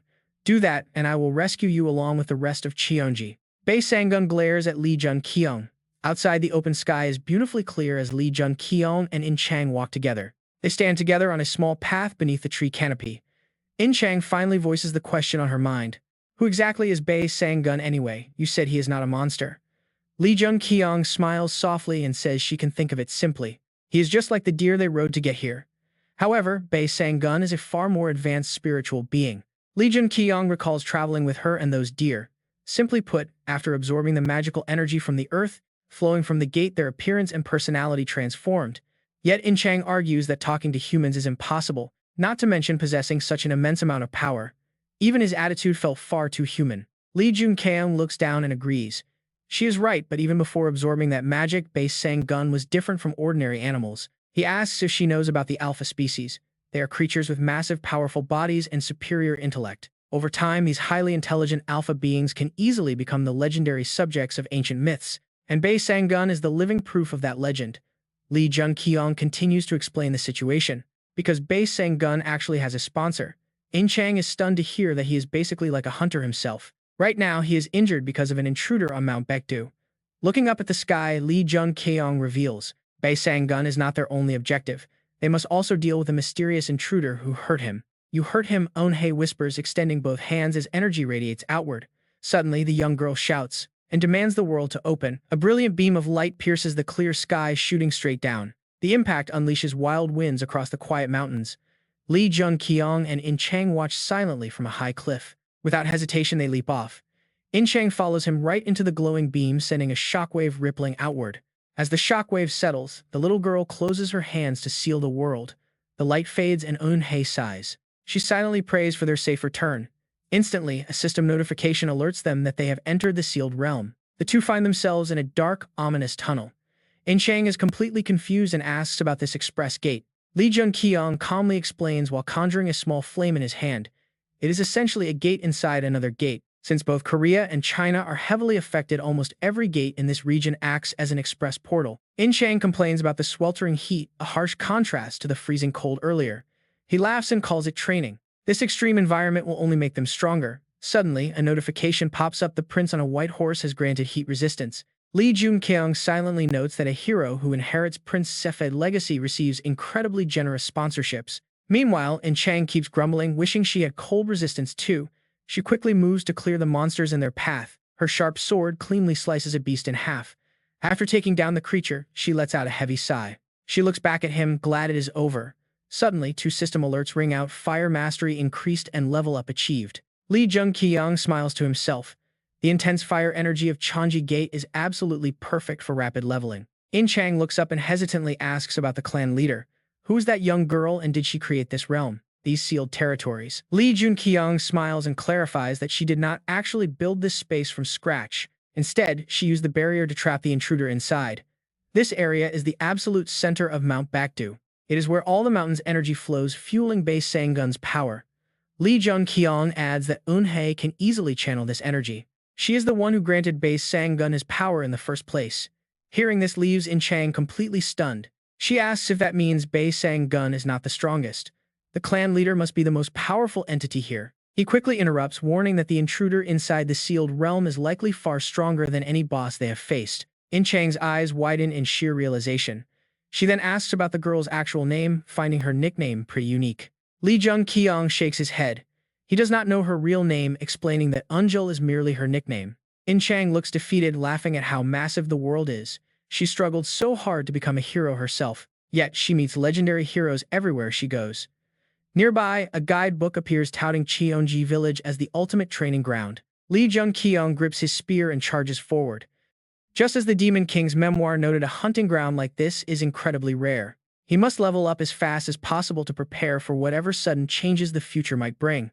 Suddenly, a massive explosion of fire erupts as he thrusts his spear clean through a giant monster. Flaming debris and monster corpses rain down into the dust as another system notification screen pops up before him. His fire control mastery has increased, triggering a level up, while Yi-Rang stands there watching him with sheer admiration. She wonders how much his sponsor gave him to boost his power so quickly. Jun-kyeong just looks back with a smile. He jokes that a prince on a white horse is even better secretly, knowing his growth stems from his unique player traits. Suddenly, 2 dark red screens flash. The Sky of Apocalypse snorts, deciding to show its grandeur by granting him more points. A soft golden glow radiates from his body as stat points flood in, followed by a continuous stream of system alerts. The prince on a white horse chuckles, but the Sky of Apocalypse glares, causing him to instantly freeze and stop smiling. He hangs his head, sighing in absolute frustration, while behind him, Yi-Rang continues to watch with stars in her eyes. Meanwhile, near the sacred lake, the young chieftain Eun-neo stands before the mighty tiger Sanggun, asking anxiously how he is holding up. Sanggun replies weakly that nothing has changed. The ancient guardian is slowly dying, exhausting his final life force to protect them. He shields both Bidu Mountain and Cheonji Village while keeping the intruder sealed, but his energy is rapidly fading away. She insists she should be the one carrying the mountain's burden, especially since the wounded guardian is in no condition to fight. She offers to take back the power, but Sanggun immediately objects, warning her that their new allies are indeed formidable. Still, the intruder's power is on another level, prompting Eun-neo to ask why he sent the outsiders to Cheonji in the first place. Sanggun looks down, lost in thought. He admits he cannot gauge the true extent of the outsiders' raw power. Instead, he sees a colossal presence looming behind him, a force strikingly similar to the dark invader they face. Suddenly, the earth trembles violently as a massive barrier forms and dark purple mist begins swirling inside the tunnel. Yi-Rang gasps, wondering if this is the intruder, as a silent young boy steps forward, shrouded in a thick purple aura. The boy glares at them, his brow furrowing, as Yi-Rang asks Jun-kyeong if this child is really the threat. Jun-kyeong immediately corrects her, warning her to keep her guard up. This kid is far from a normal human. Appearances are highly deceiving in this dungeon, and Yi-Rang quickly shifts into a defensive stance, eyes locked on him. As the thick purple mist expands, it begins to condense, taking the terrifying shape of a massive white wolf. Staring at the massive beast, Yi-Rang swallows hard suddenly, feeling a wave of doubt about whether they can even win. The wolf boy bares his fangs with a feral growl and lunges. Yi-Rang freezes in shock, completely unable to react in time. Fortunately, Gongju leaps forward to shield her, letting out a ferocious roar to stop the beast's deadly claws midair. But the kid's grip is monstrous, threatening to crush Gongju's tiny body instantly. Yurang watches in absolute horror. She calls out to her companion as her sword flares with power. Gripping her weapon, she charges at the boy. He shrugs off the strike and counterattacks, forcing her to block a blow that nearly breaks her arms. Seeing her struggle, Jun-kyeong steps in as his eyes glow a fierce red, his entire body surging with mystical energy. He thrusts his spear forward, but the agile kid leaps into the air to dodge the lethal strike easily. Mid-air, the boy conjures massive energy claws and pounces. Sensing the danger, Jun-kyeong braces himself, raising his spear. With a fierce battle cry, he clashes head-on, sending explosive bursts of fire erupting all around them. The fierce clash lights up the dark cavern, while the system alerts show their sponsor watching the battle intently. Back at Cheonji village, a worried Eun-Yeo orders her guards to quickly evacuate the children and the elderly. Her subordinates salute and immediately set off to carry out the evacuation orders without a second's delay. Once the villagers are safe, she finds Chun mid-training. He stops his sword practice, asking if they will be all right. She hesitates, unsure how to answer before telling him that Sanggun and she will handle any worst-case scenarios. She tells him to focus on helping the villagers escape, and he bows deeply before rushing off to assist. Looking out toward the mountain, she worries that if those outsiders fail, even she and Sanggun cannot stop this monster. The entire fate of Cheonji village rests on their shoulders, and she quietly prays for their victory. Please return alive. Back at the battlefield near the lake, Gongju lies unconscious while Yirang is barely hanging on. Her armor is torn to shreds as she watches helplessly while Jun-kyeong is pinned down under the boy's massive claws. Yirang desperately screams his name, which only makes the beast tighten his grip to crush the life out of him. Refusing to go down, Jun-kyeong grabs the razor-sharp talons, straining with everything he has left to push back. Suddenly, his eyes lock onto a flashing screen as his level 54 status window pops up before him. Player status. Nickname, Goblin Slayer. Strength is 158, agility is 171, stamina is 167, and mana is 199. Flame control level, 9. Black Tortoise Growth, Bone Spirit, and Soul Snatcher are inactive. Reading the notification, he realizes his mana growth has completely stalled. Thanks to the mana stream, it had been growing relatively fast, but soon enough, he continues his deduction. Up until now, the mana stream has remained at level 1. Even flame control won't grow any further under the apocalypse. He wonders how to solve this. While lost in thought, the system suddenly alerts him that his mana stream has leveled up. Just then, Jun-kyeong awakens, regaining his strength. A massive surge of energy erupts from his body. The young beast looks on, stunned by this sudden shift. Its jaw drops as the hunter breaks free from its claws, growing larger and more imposing. Finally free from the restraint, Jun-kyeong clutches his chest, breathing a sigh of relief. He realizes his mana stream only triggers during absolute life or death combat. Reaching his hand out to manifest his magic, he still feels a slight flicker of doubt. The monsters he faced recently could not pose any real threat to him. Grabbing his weapon, Jun-kyeong continues his careful analysis. But against this opponent, he believes it is possible, even if slightly delayed. He feels pure mana wrapping around every single cell in his body like a complete rebirth. The destructive power within his spear surges to a new level. Jun-kyeong is now fully prepared to jump back into the battle. Sensing this, the young beast drops low into an offensive stance. Jun-kyeong hurls his spear forward with a sharp warning, "This is going to hurt." He yells out, summoning the Heavenly Flame. He just unlocked the legendary Heavenly Flame skill without any assistance. The system awards him massive achievement points for this feat. Watching his comrade grow exponentially stronger, Chang is left stunned. What kind of insane mana density is this? The concentrated energy literally warps the space around Jun-kyeong. Seizing the moment, the player lunges forward to strike. The young beast instantly retaliates with a vicious counterattack. Their clashing energies burn furiously like a collision of fire and water. When they collide, a massive explosion erupts like a bomb. The devastating shockwave shakes the entire region, blasting the boy backward. The system floods him with notifications. Flame control has reached level 10, unlocking the ultimate Ruler of Fire achievement. His control now evolves into Monarch of Flame. The collision ignites a massive inferno resembling a violently erupting volcano. The raging fire completely engulfs Vanargand. Watching this, Chang is utterly speechless, yet the beast remains completely unharmed, seemingly merging seamlessly with the roaring flames. Jun-kyeong approaches to inspect. Inside the fire, Vanargand growls a low warning. Just then, the Demon King's memoir reveals a new line, "I walked through the flames to approach it." Jun-kyeong reasons that due to its origin, this beast cannot truly disobey him. The journal continues to display details about the legendary creature. It is a wounded beast. The rage and deep pain once burning in its eyes have now faded, replaced by profound sorrow. Suddenly, the beast opens its eyes, its gaze softening. The journal reveals the next line, soon it will find its master. Standing amidst the flames, Venergan cuts a truly pitiful figure.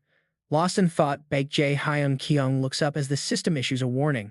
The sky of apocalypse is observing him with a solemn gaze. They stand inside the fiery circle, silently watching each other. A notification pops up. The sky of apocalypse offers a connection. Now watch as Jun-kyeong slowly reaches out to touch the beast's forehead. It closes its eyes, yielding to his touch. The system sends more details. The sky of apocalypse gazes upon the lost child. Watching the beast submit so tamely, he begins to analyze. Although it is docile now, it was once a terrifying demon that wreaked havoc on the world alongside the Demon King.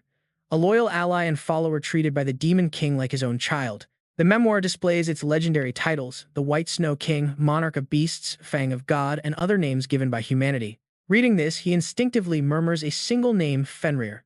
The system then offers a prompt. The connection has evolved into absolute submission. Submission is now available. Do you wish to activate it? At that very moment, back at the village, Chi-ong-grail, a young girl, touches the ground. She thinks solemnly the tremors have stopped. Is it finally over? Spotting two figures in the distance, she rejoices. You have returned safely. Their clothes are completely torn, and in back Jun-kyeong's arms is an unconscious young boy. Seeing him, the girl gasps the intruder. In a fit of anger, she loudly calls out for Sang-gun. The shout startles them both. Hearing the call, Sang-gun immediately materializes behind the girl. Wongyeo frowns and questions them. What is the meaning of this? Jun-kyeong calmly replies, I kept my promise. Sang-gun roars in pure anger, accusing him of lies, asking if he didn't promise to destroy the intruder. Jun-kyeong quickly retorts that he never said anything about destroying him, only that he would save him and the village. With a serious face, he explains, this child is no longer a threat. Hearing this, Fenrir opens his eyes wide, staring at his master before suddenly leaping down to the ground. Glaring forward, his icy stare forces Sang-gun and Wongyeo to warily step back. Fenrir sees. Looking up at Jun-kyeong as if receiving a signal, the young boy bows deeply, leaving the little girl utterly shocked. Jun-kyeong just smiles and pats his head, asking if he saw that. With peace restored to the village, Fenrir speaks up, struggling to call his name Geo. Hearing the bad pronunciation, he gently corrects him. It is not Jugeo, it is Jun-kyeong. But the kid still gets it wrong. Jun-kyeong helplessly sighs, realizing he cannot speak properly. Just then, In-chang and Gong-du approach, calling out to Jun-kyeong. They walk over. The boy growls aggressively, but she quickly explains that they are not enemies. Suddenly, the boy notices something nearby. He grabs Gong-du with a low growl, causing In-chang to anxiously call out in alarm. Jun-kyeong just smiles to reassure her, saying it is just kids playing around. But she still feels incredibly anxious. Just then, the system suddenly alerts them that the prince on a white horse is crying while the apocalypse sky laughs. A few days later, Eun-myo and Jun-kyeong stand by the lake. The little girl asks why he called her out here. He explains his promise to Bae Sang-gun to handle the intruder and help him recover. But his very next words leave her completely startled. If he succeeds, he might take her along. Eun-myo just stares at him in absolute silence. He calmly adds that he will return for her after finishing up his business in China, so she should get ready. With that, he summons his sword and tosses it directly into the lake without hesitation. Staring at the water, he says, to guard it until he returns. It would be even better if she could perform one of her special rituals on it. Eun-myo asks in utter confusion. As the blade slowly sinks, he tells her they can discuss the details some other time. Since he still has to present it to someone as a gift, the girl just grimaces. Later, the villagers gather around them. The four companions stand at the entrance to say their final farewells. Bone speaks up on behalf of the whole village, apologizing for their past hostility. He explains that every outsider who came before only wanted to plunder and ruin them. Jun-kyeong smiles, assuring them he understands, while In-chang nods in agreement. That is when Eun-myo steps forward to ask if he is leaving already. He nods, explaining that time is running short, but promises he will return for her soon. She looks confused by this. Jun-kyeong silently realizes she has no memory of their conversation from yesterday. Is the side effect getting worse? Rather than explaining, he simply tells her to ask Bae Sang-gun. In-chang then walks over, reminding him to leave. Jun-kyeong smiles and bids his farewell, wishing Bae Sang-gun good health. Meanwhile, a flickering flame illuminates a deep, dark tunnel. A pair of glowing blue eyes suddenly flashes from the dark, warning them to hurry. If that does not give you chills, nothing will. Heavy snow blankets the desolate forest as the group presses forward. Suddenly, In-chang stops dead in her tracks. making Lee Beg Jun-kyeong look over in confusion. She looks down sadly, confessing that leaving the villagers behind makes her feel incredibly heavy. He reassures her that they will return. As she looks up in disbelief, he silently sighs, appreciating how compassionate she is. He promises that once their business in China is wrapped up, they will definitely stop by the village on their way back. In-chang asks if he is not planning to personally resolve the assimilation gate issue. If that is the case, would it not be much faster to travel by a warp gate or even a plane? He points at himself, utterly bewildered. She points out all the unbelievable achievements he has pulled off so far. Smiling, she reminds him how he defeated Domitius and helped Fenrir grow. Is he not heading to China to put a complete stop to the assimilation gate? He responds with total uncertainty, admitting he cannot do it. This catches her completely off guard. He explains that his power alone is not enough to stop it. He adds that absolutely nobody in the world has the power to stop the massive assimilation currently happening over in China. She finally understands. But then she asks if they are seriously going to walk all the way there, looking at the snowy peak. Mount Baekdu is majestic, but the freezing cold is getting to her. He smiles, reminding her they climbed up to find a mount. She is skeptical since all the local creatures seem to have fled. Instead of answering, he simply calls out to the empty woods. Hearing his name, the young Fenrir responds. Lee Bak Jun-kyeong immediately orders the boy to carry them, earning a highly confused look from the kid. Once Fenrir transforms into his massive wolf form, he tells her to climb on. They instantly shoot forward, tearing straight through the forest. Moving at breakneck speed, the two riders have to cling on for dear life to avoid getting tossed off into the snow. Eventually, the rushing scenery slows as Fenrir stops on a high peak. Staring down, they spot the source of a loud commotion. Down in the valley, a chaotic battle is unfolding. He points out to In-chang that a horde of orcs and trolls are tearing into each other. Seeing this, Lee Bak Jun-kyeong finally understands why they stopped. He immediately calls out to the young boy, who wastes no time. The boy instantly transforms into the legendary Vanargand. In a low, icy tone, Lee Bak Jun-kyeong commands his pet to go eat them. Without hesitation, the beast leaps down to join the fray. Watching the carnage unfold, In-chang can only manage a very awkward smile. Truly remarkable. Lee Jun-kyeong speaks up, noting that the beast must have been starving for a while. While waiting for In-chang to process this, now training begins. Lee Jun-kyeong offers a crucial lesson. In-chang quickly agrees, her mind racing as she wonders if it is finally time. She remembers his battles, those monster fights. Surely his insane growth rate must be tied to this very training. How did he do it, she always wondered. Suddenly, an image of him radiating absolute strength flashes in her mind, but she stayed silent. She trusted him completely. Now Lee Jun-kyeong clenches his fist and speaks with absolute conviction. The lesson, mana circulation. Master this and she can finally become a true self-awakened hunter. Hearing this, In-chang, she freezes in shock. Self-awakened. No sponsor, is that even possible? She wonders if this is his ultimate secret. She clenches her fists. Finally, a path to real true strength. Meanwhile, Lee Jun-kyeong calmly continues his detailed explanation. First, a surprise. He notes she already possesses some mana flow. Then with a flick, he summons a spell, forming a tiny glowing energy sphere. Can she see it? She focuses deeply, comparing it to concentrated mana. He smiles inwardly. The girl clearly has undeniable talent. In-chang then adds that with enough focus and practice, the energy becomes visible. She asks if this is the real reason Lee Jun-kyeong always spends time meditating. He corrects her. It is about flow, not just sight. She must absorb and circulate it within herself. She is instantly lost. This is too confusing. But Lee Jun-kyeong reassures her that logical understanding is completely unnecessary. Do not think. Just feel. He proposes a brutal shortcut, manually imprinting the mana flow into her. He warns her first. It will hurt, absolutely brutal pain. Yet, In-chang quickly steals her resolve. She can take it. No more holding him back. She bites her lip, determined to stop being a burden. The night deepens. Heavy snow falls. Lee Jun-kyeong watches over the campfire while In-chang and Gongdu sleep. Suddenly, he spots trouble. In-chang is shivering violently in her sleeping bag. He recalls the painful energy transfer. He is completely amazed by her. She endured that entire agonizing process. Not a single whimper escaped her lips. Silence. The young boy stands on the cliff edge, staring intensely at something below. Lee Jun-kyeong walks over and asks what he sees. Below them lurks a giant lizard. The boy fearfully identifies it as a drake. Fenrir licks his lips, eyes locked on target. Seeing the boy's hunger, Lee Jun-kyeong asks if he wants to hunt. The boy nods eagerly. Suddenly, a system entry pops up. Drakes are Fenrir's absolute favorite food. Lee Jun-kyeong recalls Mount Baekdu. The beast was clearly holding back then. Now bound as a servant, Fenrir is weaker, far more submissive. Can he actually pull this off? He quickly brushes the doubt aside. No. This test is necessary to measure his current limits. Reaching a decision, he orders Fenrir to begin the hunt. A massive leap. Fenrir charges forward. He takes a powerful step, launching himself as energy explodes around his body. He transforms back. His massive original wolf form returns. Seeing this, the drake quickly charges a counterspell. A concentrated blue beam shoots from its mouth.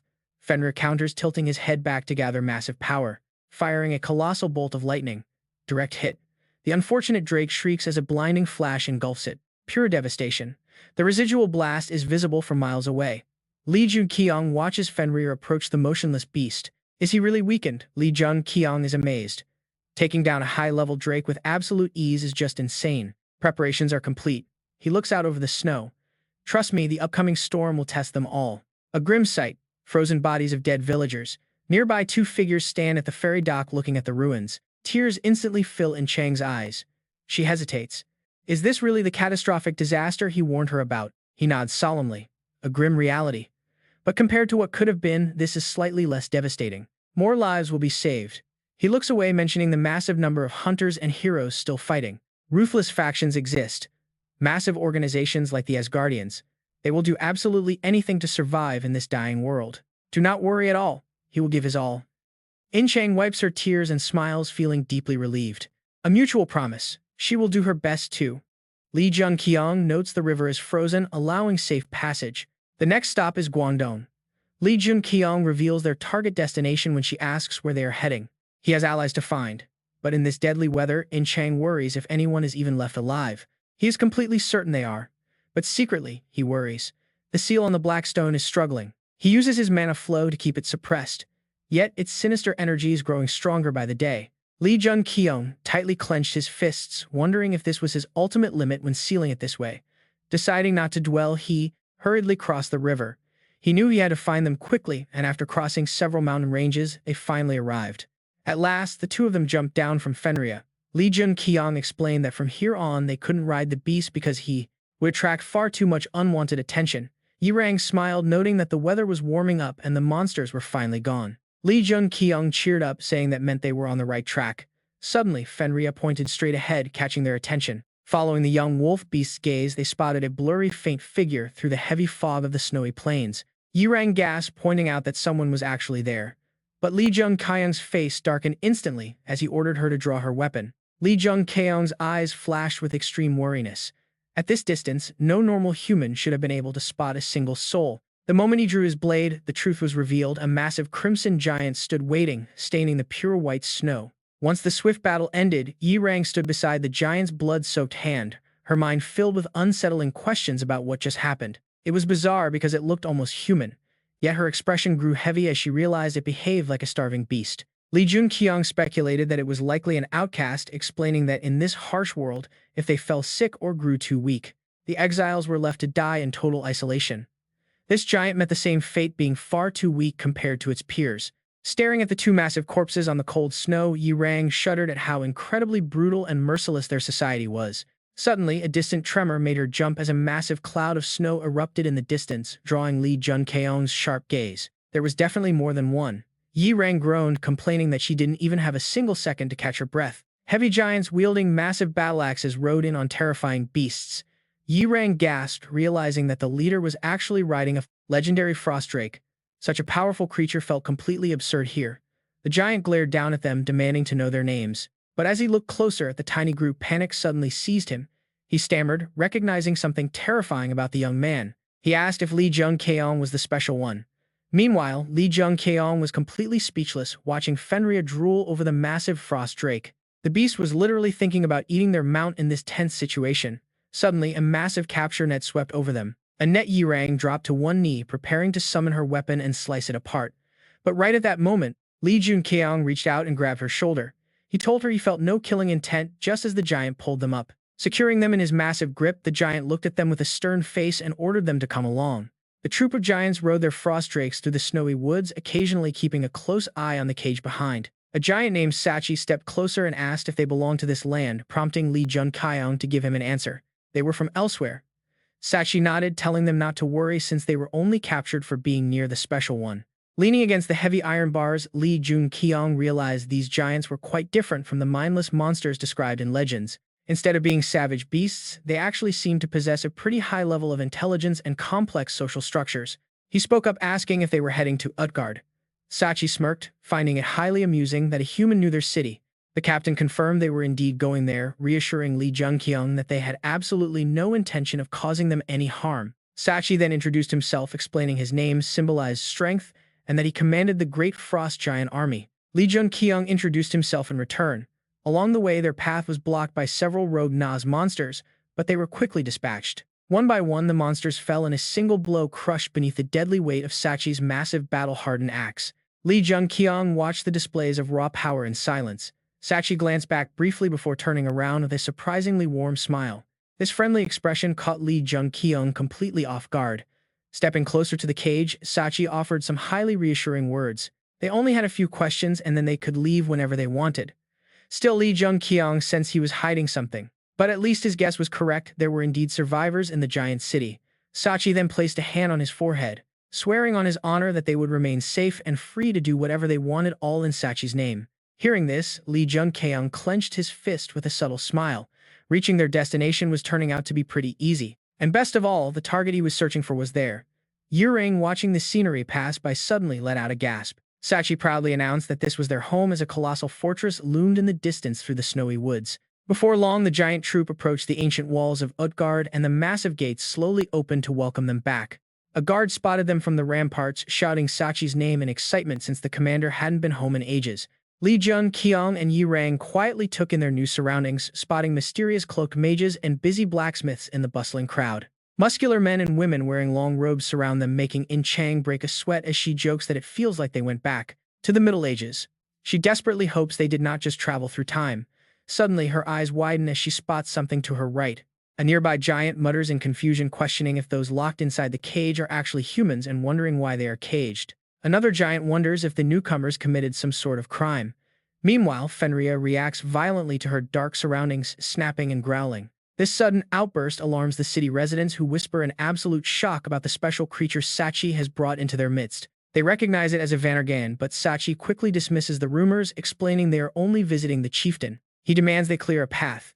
Jun-kyeong gently pats Fenrir to calm her down, telling her to relax as he senses something ahead. Fenrir alerts Jun-kyeong of an enemy nearby. He follows her gaze, wondering if an adversary is waiting at the dark castle ahead. Surrounded by swirling dark magic, Sachi announces his arrival to the giant guards and the heavy gates slowly creak open. Carrying the iron cage, he enters the palace hall, where the giant leader Loki sits on his throne and immediately demands answers. Loki questions why Sachi returned with intruders. Jun-kyeong watches closely, wondering if this giant is the enemy Fenrir warned him about. He realizes this beast must be the one who injured Fenrir before they reached the mountain.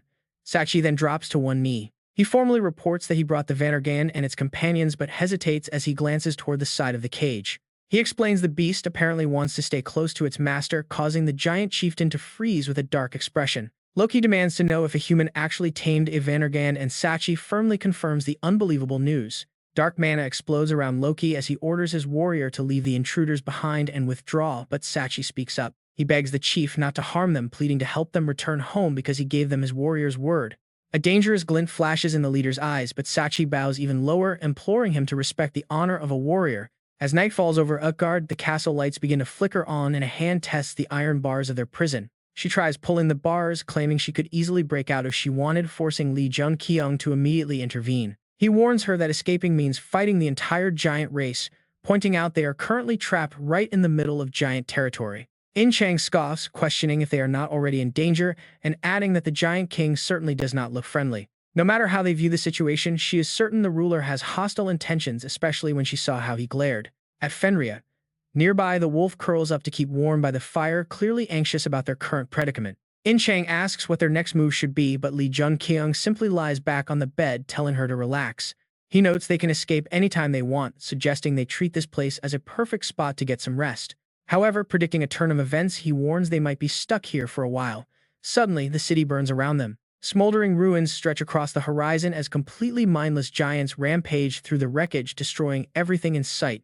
Staring out the window, Jun-kyeong recalls these grim records from the Demon King's diary detailing the brutal conflict. He finds the sheer scale of destruction quite puzzling, deeply contemplating the events of that devastating war. While the Giant King is exceptionally powerful, the average giant's combat strength is actually far inferior to humans. So how did they manage to corner humanity? A sudden noise at the locked door interrupts his deep thoughts. He turns to see Sigyn entering the room, offering to serve him tea before pouring a cup of jade-green liquid. She nervously asks if this is enough, prompting Jun-kyeong to sit down and ask how she normally treats their guests. The young girl freezes in silence, but Jun-kyeong presses further, questioning why she is showing them such kindness. As she hesitates in absolute fear, he gently reassures her that they are completely safe from any prying eyes. His words surprise her deeply.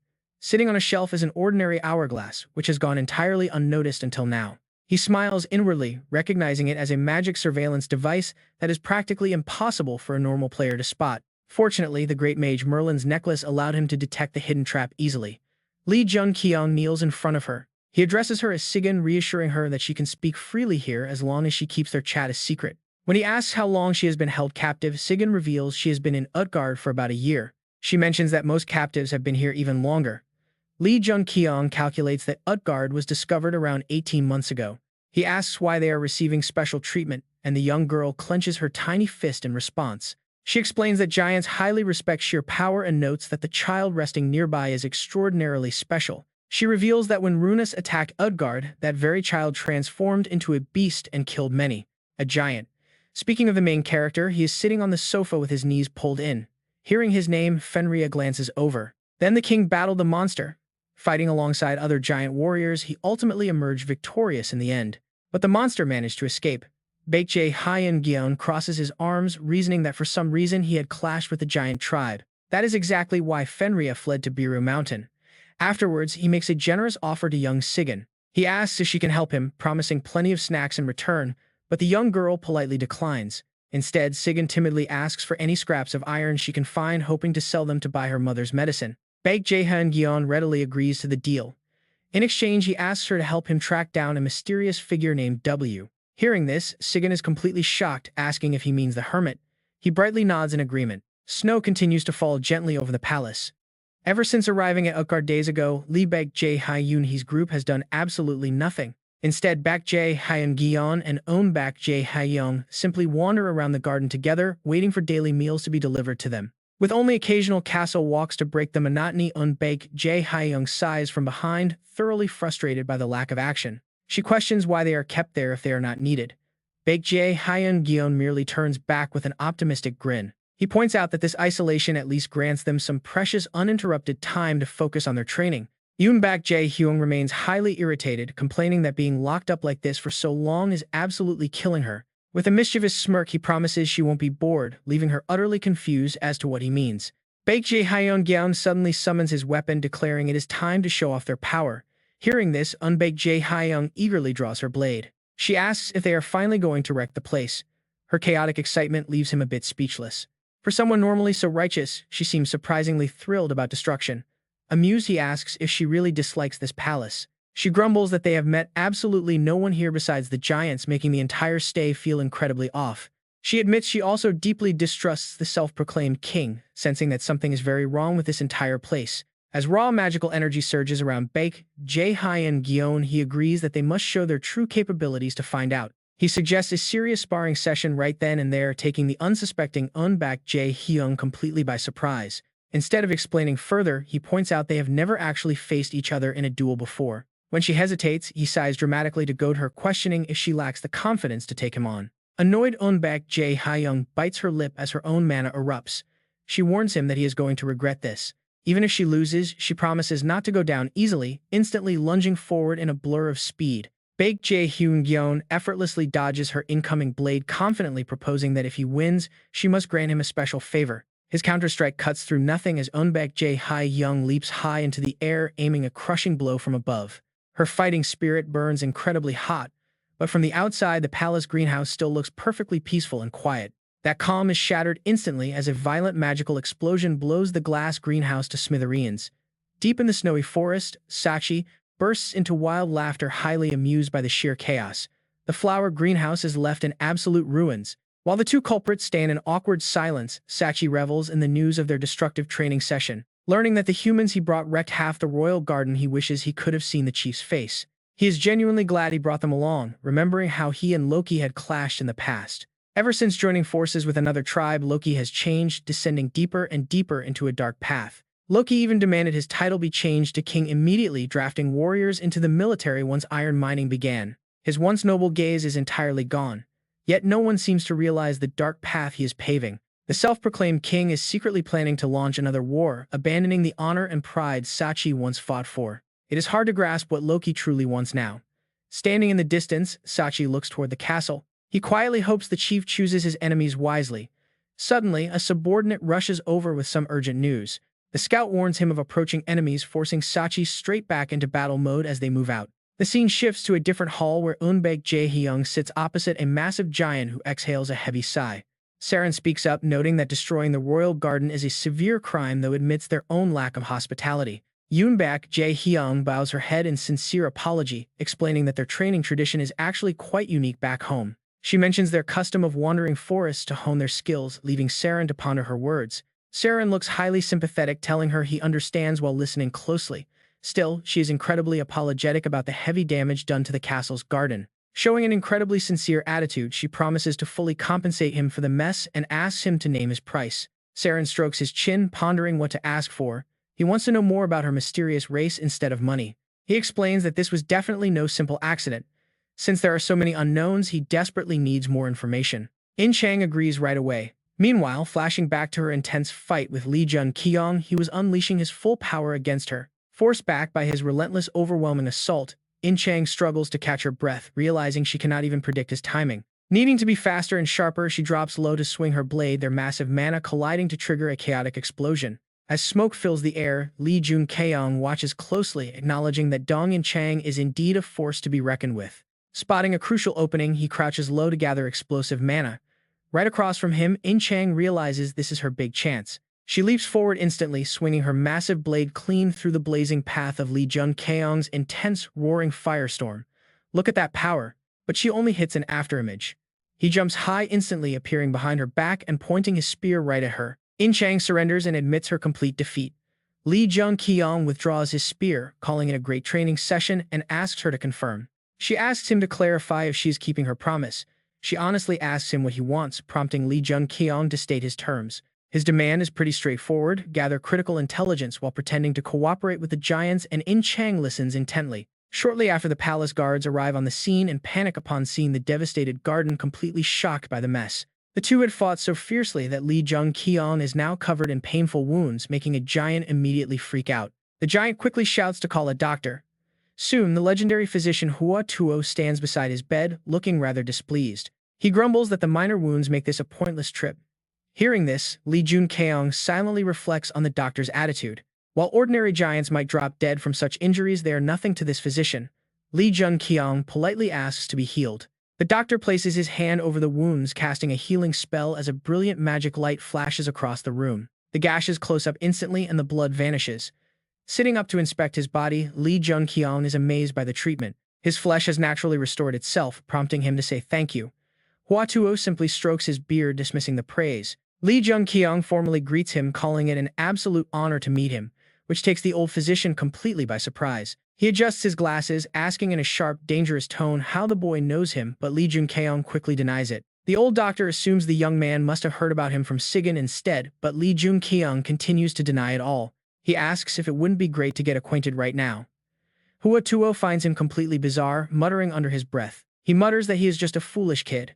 Annoyed, the doctor turns to leave, but Jun-kyeong stops him, claiming his treatment is incomplete. He boldly asks if a doctor of his stellar reputation really plans to abandon an untreated, suffering patient all by himself. Hua Tuo turns back, pointing out that the boy has no visible wounds. Jun-kyeong extends his hand, explaining that it is not about external injuries. He argues that the doctor has not even checked his pulse before jumping to such conclusions. Hua Tuo falls silent for a long moment, admitting his oversight. He reaches out to check his pulse with an intense, probing focus. He lets go of his wrist, declaring that even after checking, he finds absolutely nothing wrong and must leave immediately. Now that is cold. The door slams shut. Jun-kyeong is left deep in thought, absolutely certain that he felt magical power radiating from the doctor. This means the man is a hunter. Has he not awakened his abilities yet? Jun-kyeong frowns, finding it hard to believe. Could he really have noticed nothing after checking his pulse? No way, because he is absolutely sure that this man is the legendary Hua Tuo. How could such a legendary figure be at this low level? Lee Jun-kyeong quickly recalls details from the memoirs. He was one of the last surviving hunters in China, a man who healed countless legendary heroes throughout history, and even the Demon King himself. He recalls the records of this era when the Demon King created a massive mana flow in the land of the giants. The old records state that the legendary doctor had faced a dangerous reverse flow of magic which behaves exactly like the side effects of the Blood Dragon Stone. Lee Jun-kyeong grimly recalls that the Demon King overcame this only with Hua Tuo's legendary help. The old memoirs state his talent was truly godlike.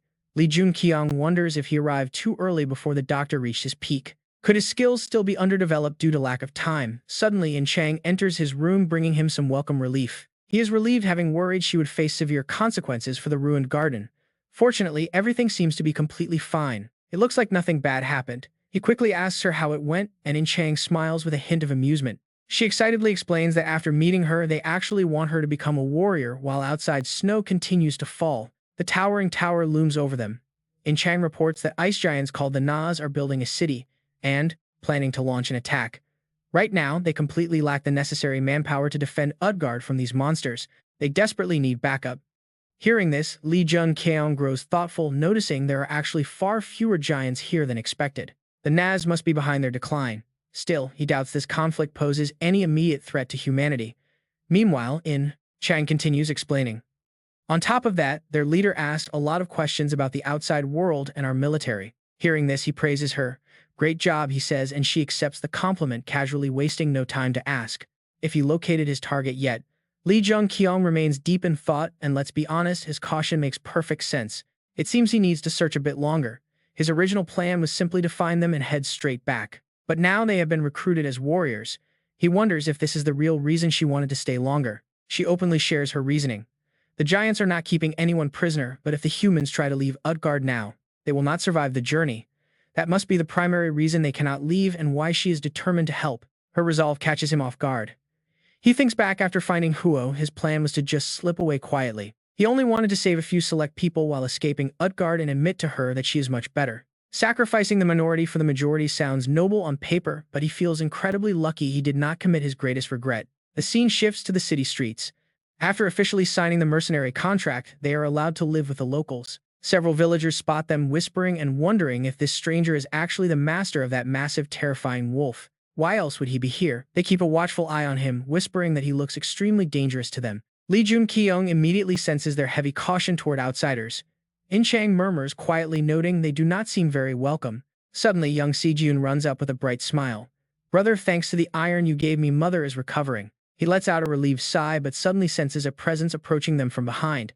It is Dr. Huo himself. Asking how he feels, Lee Jun-kyeong reaches out his hand, thanking the doctor, saying he is feeling much better now.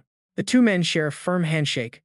Huo strokes his beard, advising him to visit again if he feels any discomfort. As the doctor leaves with young Si-jun, Lee Jun-kyeong's outstretched hand suddenly tightens into a fist, then slowly relaxes. His expression darkens. He intentionally reversed his mana flow during that handshake, yet the legendary doctor did not notice. Watching the old man walk away, he finds it hard to believe. Wouldn't you suspect something was off too? Is it possible he misunderstood something about this Hua Tuo figure? In-chang notices his distraction and asks if he is okay. He lets out a long, heavy sigh. No, he replies. She quickly reassures him, promising he will find them eventually. Her words bring a slight smile to his face, lifting his spirits. It is time to start gathering some local intelligence. They begin questioning the city folks. One resident asks if they want to know the exact number of giants here. Lee Jun-kyeong nods.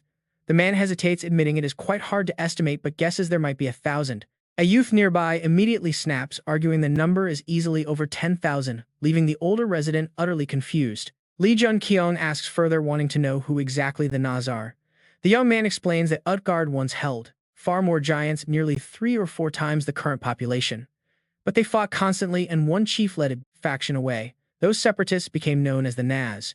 Hearing this, Lee Jun-kyeong asks what happened to the remaining giants. The older man answers that most died in those brutal battles, though a strange disease also plagued them early on. The youth agrees, explaining the giants could not adapt to their land and quickly succumbed to various illness outbreaks. Hearing about an infectious disease makes his face darken with concern. This is a critical and completely new piece of information. He continues his questioning, asking if any other tribes ever resided alongside the giants in this massive region. The man thinks for a moment, revealing there used to be, which immediately makes Jun-kyeong look incredibly serious. Could it be? A terrifying figure flashes through his mind, the Demon King. The records definitely mentioned his presence here. Since he has successfully returned to the past, this might be his prime chance to find clues of his existence. The villagers continue explaining those strange outsiders eventually departed and they only heard about them through rumors from the giants. The giants apparently discovered the sneaky intruders, but the mysterious travelers simply walked away without causing any trouble whatsoever. Their words make up his mind. Jun-kyeong decides he needs to question the giants directly about those strange past visitors. He fully resolves to dig deeper, determined to extract more vital clues from the city's gargantuan protectors. After checking the situation outside, Jun-kyeong heads back on his own. This little scout mission turned out to be pretty useful. He remembers hearing about a healer who stopped a plague among the giants, someone frequently summoned to the castle. He found him. The doctor he needs is definitely here, but his face is looking pretty grim. First, he needs to gather information from the giants. Meanwhile, back at the castle, Sachi senses someone right behind him. The intruder laughs out loud, teasing Sachi about burning down the castle garden before offering a sincere thank you for his help. He explains that despite their racial differences, the dwarves and the Vanner share a deep burning hatred for the giants. Time to move. Sachi says they must head outside today, explaining the plan with a playful joke. He says the Nas have been launching constant attacks and wonders if he can borrow the garden burner's power. Jun-kyeong simply smiles and nods in agreement. Soon, the giant army begins its march through the freezing, snow-covered wasteland. Sachi and Jun-kyeong set off to intercept the Nas. Along the way, the Udgard forces clash with a Drake-riding vanguard. This unexpected battlefield collision leads to a tense face-off with the enemy commander Sim leading the opposing front. The enemy leader is a cold, expressionless giant. He dismounts and steps forward, and Sachi advances to meet him. Too close. The Nas leader speaks Sachi's name, and Sachi coldly stares back as he replies. Jun-kyeong watches the confrontation from afar, his expression growing serious as he senses the immense danger of this situation. He can feel a massive pressure radiating from Sim. The Nas leader is incredibly strong, prompting intense observation. Sim is stronger than Sachi, possibly on par with the Giant King. Jun-kyeong wonders if he can learn their language. He has no idea what they are saying, but suddenly the system grants him translation for the Jotun tongue, a complete surprise. Meanwhile, Sim glares at Sachi, demanding to know why he made his decision. Sachi answers bluntly, stating he has no reason to listen to a traitor. Sim steps forward in a rage. Sim demands to know why Sachi serves a foolish king while watching their tribe fall into complete ruin. He calls Sachi a disgrace to all warriors, arguing that they simply refuse to be owned by Udgard. Enough. Sachi yells out, and a sudden surge of raw energy begins coiling around his body. Sim also unleashes his power, eager to fight, but his gaze suddenly shifts toward Jun-kyeong and Fenria.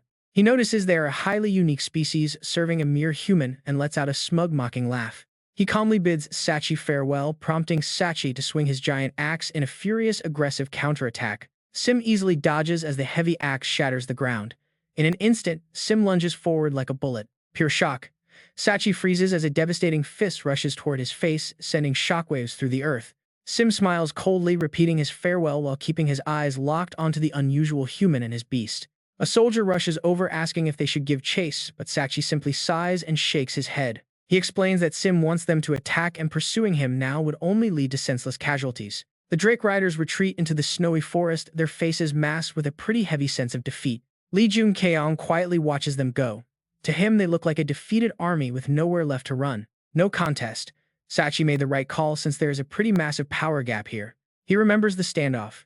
Sim and Sachi clearly share a deep personal history, perhaps as old comrades. Jun-kyeong's thoughts are interrupted when he spots a lone figure standing in the snow, completely ignored by the giants. Curious, he asks Sachi who the man is and what he is doing out in this freezing weather. Sachi explains that he is another mercenary helping Utgard, then calls out to the man with deep concern. Jun-kyeong is completely shocked as he watches the mysterious healer give a quiet nod.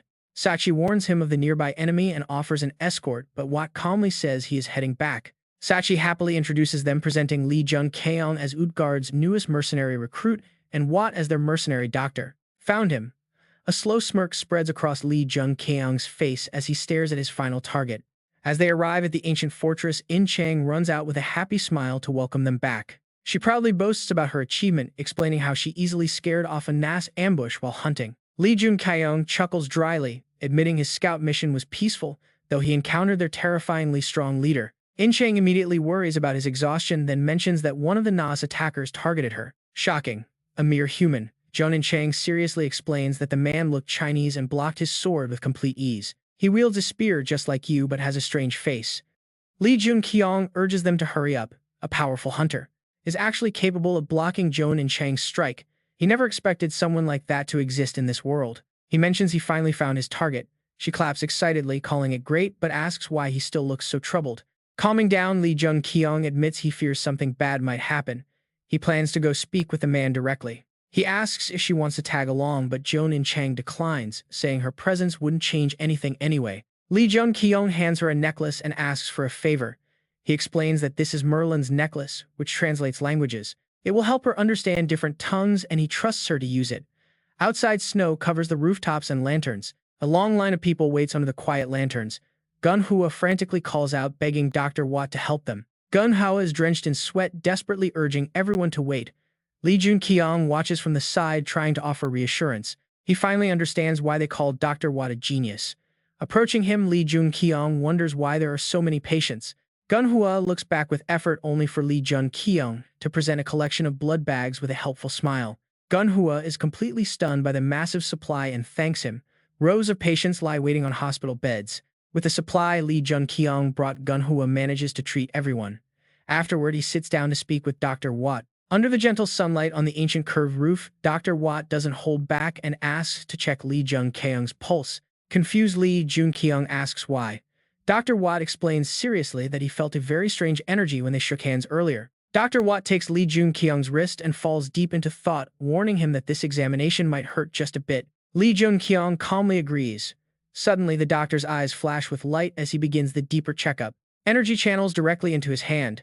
Jun-kyeong recalls when Jun-kyeong did this, realizing foreign mana is always a heavy burden. It was the lingering magical trauma that Jun-kyeong had left behind. But this time, Jun-kyeong is completely shocked. The doctor is checking his condition through his pulse, yet there is absolutely no pain. It feels incredibly soothing. It feels exactly like his own mana. Suddenly, Jun-kyeong pulls his hand back in shock, leaving the doctor completely stunned. Jun-kyeong states that he understands. They both blurt out different terms for the same concept, leaving them both stunned. They freeze in silence under the cold tiled roof. Sitting opposite Dr. Watt, Jun-kyeong asks where he learned it. The doctor is puzzled by the term mana flow, explaining that his people refer to it as internal energy. Jun-kyeong wonders if others can use it. Dr. Watt calmly confirms that the people of Naz certainly can. This triggers a memory of Jun-kyeong's warning about those people. For now, he must deal with the dark stone. He asks if the doctor found anything unusual in his pulse. Dr. Watt looks concerned, mentioning abnormal energy flow. It might not be fully accurate, but his blood vessels seem blocked. He asks if Jun-kyeong is experiencing pain. Knowing this, Dr. healed the Demon King. Jun-kyeong decides to trust him and admits he ran into training issues. He recalls a violent energy burst when a monster's demonic aura flooded into his body during a battle. That dark energy merged with his own mana, forming a shiny black stone core that emits intense painful power. Jun-kyeong explains that he doesn't fully understand what this stone core is or how to stabilize his aura. The doctor listens closely. After a tense silence, he asks if he can check the pulse one more time. He warns that a deeper checkup could be highly dangerous, but Jun-kyeong remains perfectly calm and agrees. Lying on the bed, Jun-kyeong prepares himself. Dr. Watt wipes his brow, warning that his organs might feel torn. Yet Jun-kyeong manages to endure the pain surprisingly well. Dr. Watt looks at him, noting how unique the stone is. Usually, these black stones devour a person's life force like a plague, but his stone is completely different. Instead of killing him, it actually stimulates his internal energy. Sitting up, Jun-kyeong asks what that means. The doctor carefully explains that the pain comes from the stone forcing his internal energy to violently expand. But the danger remains.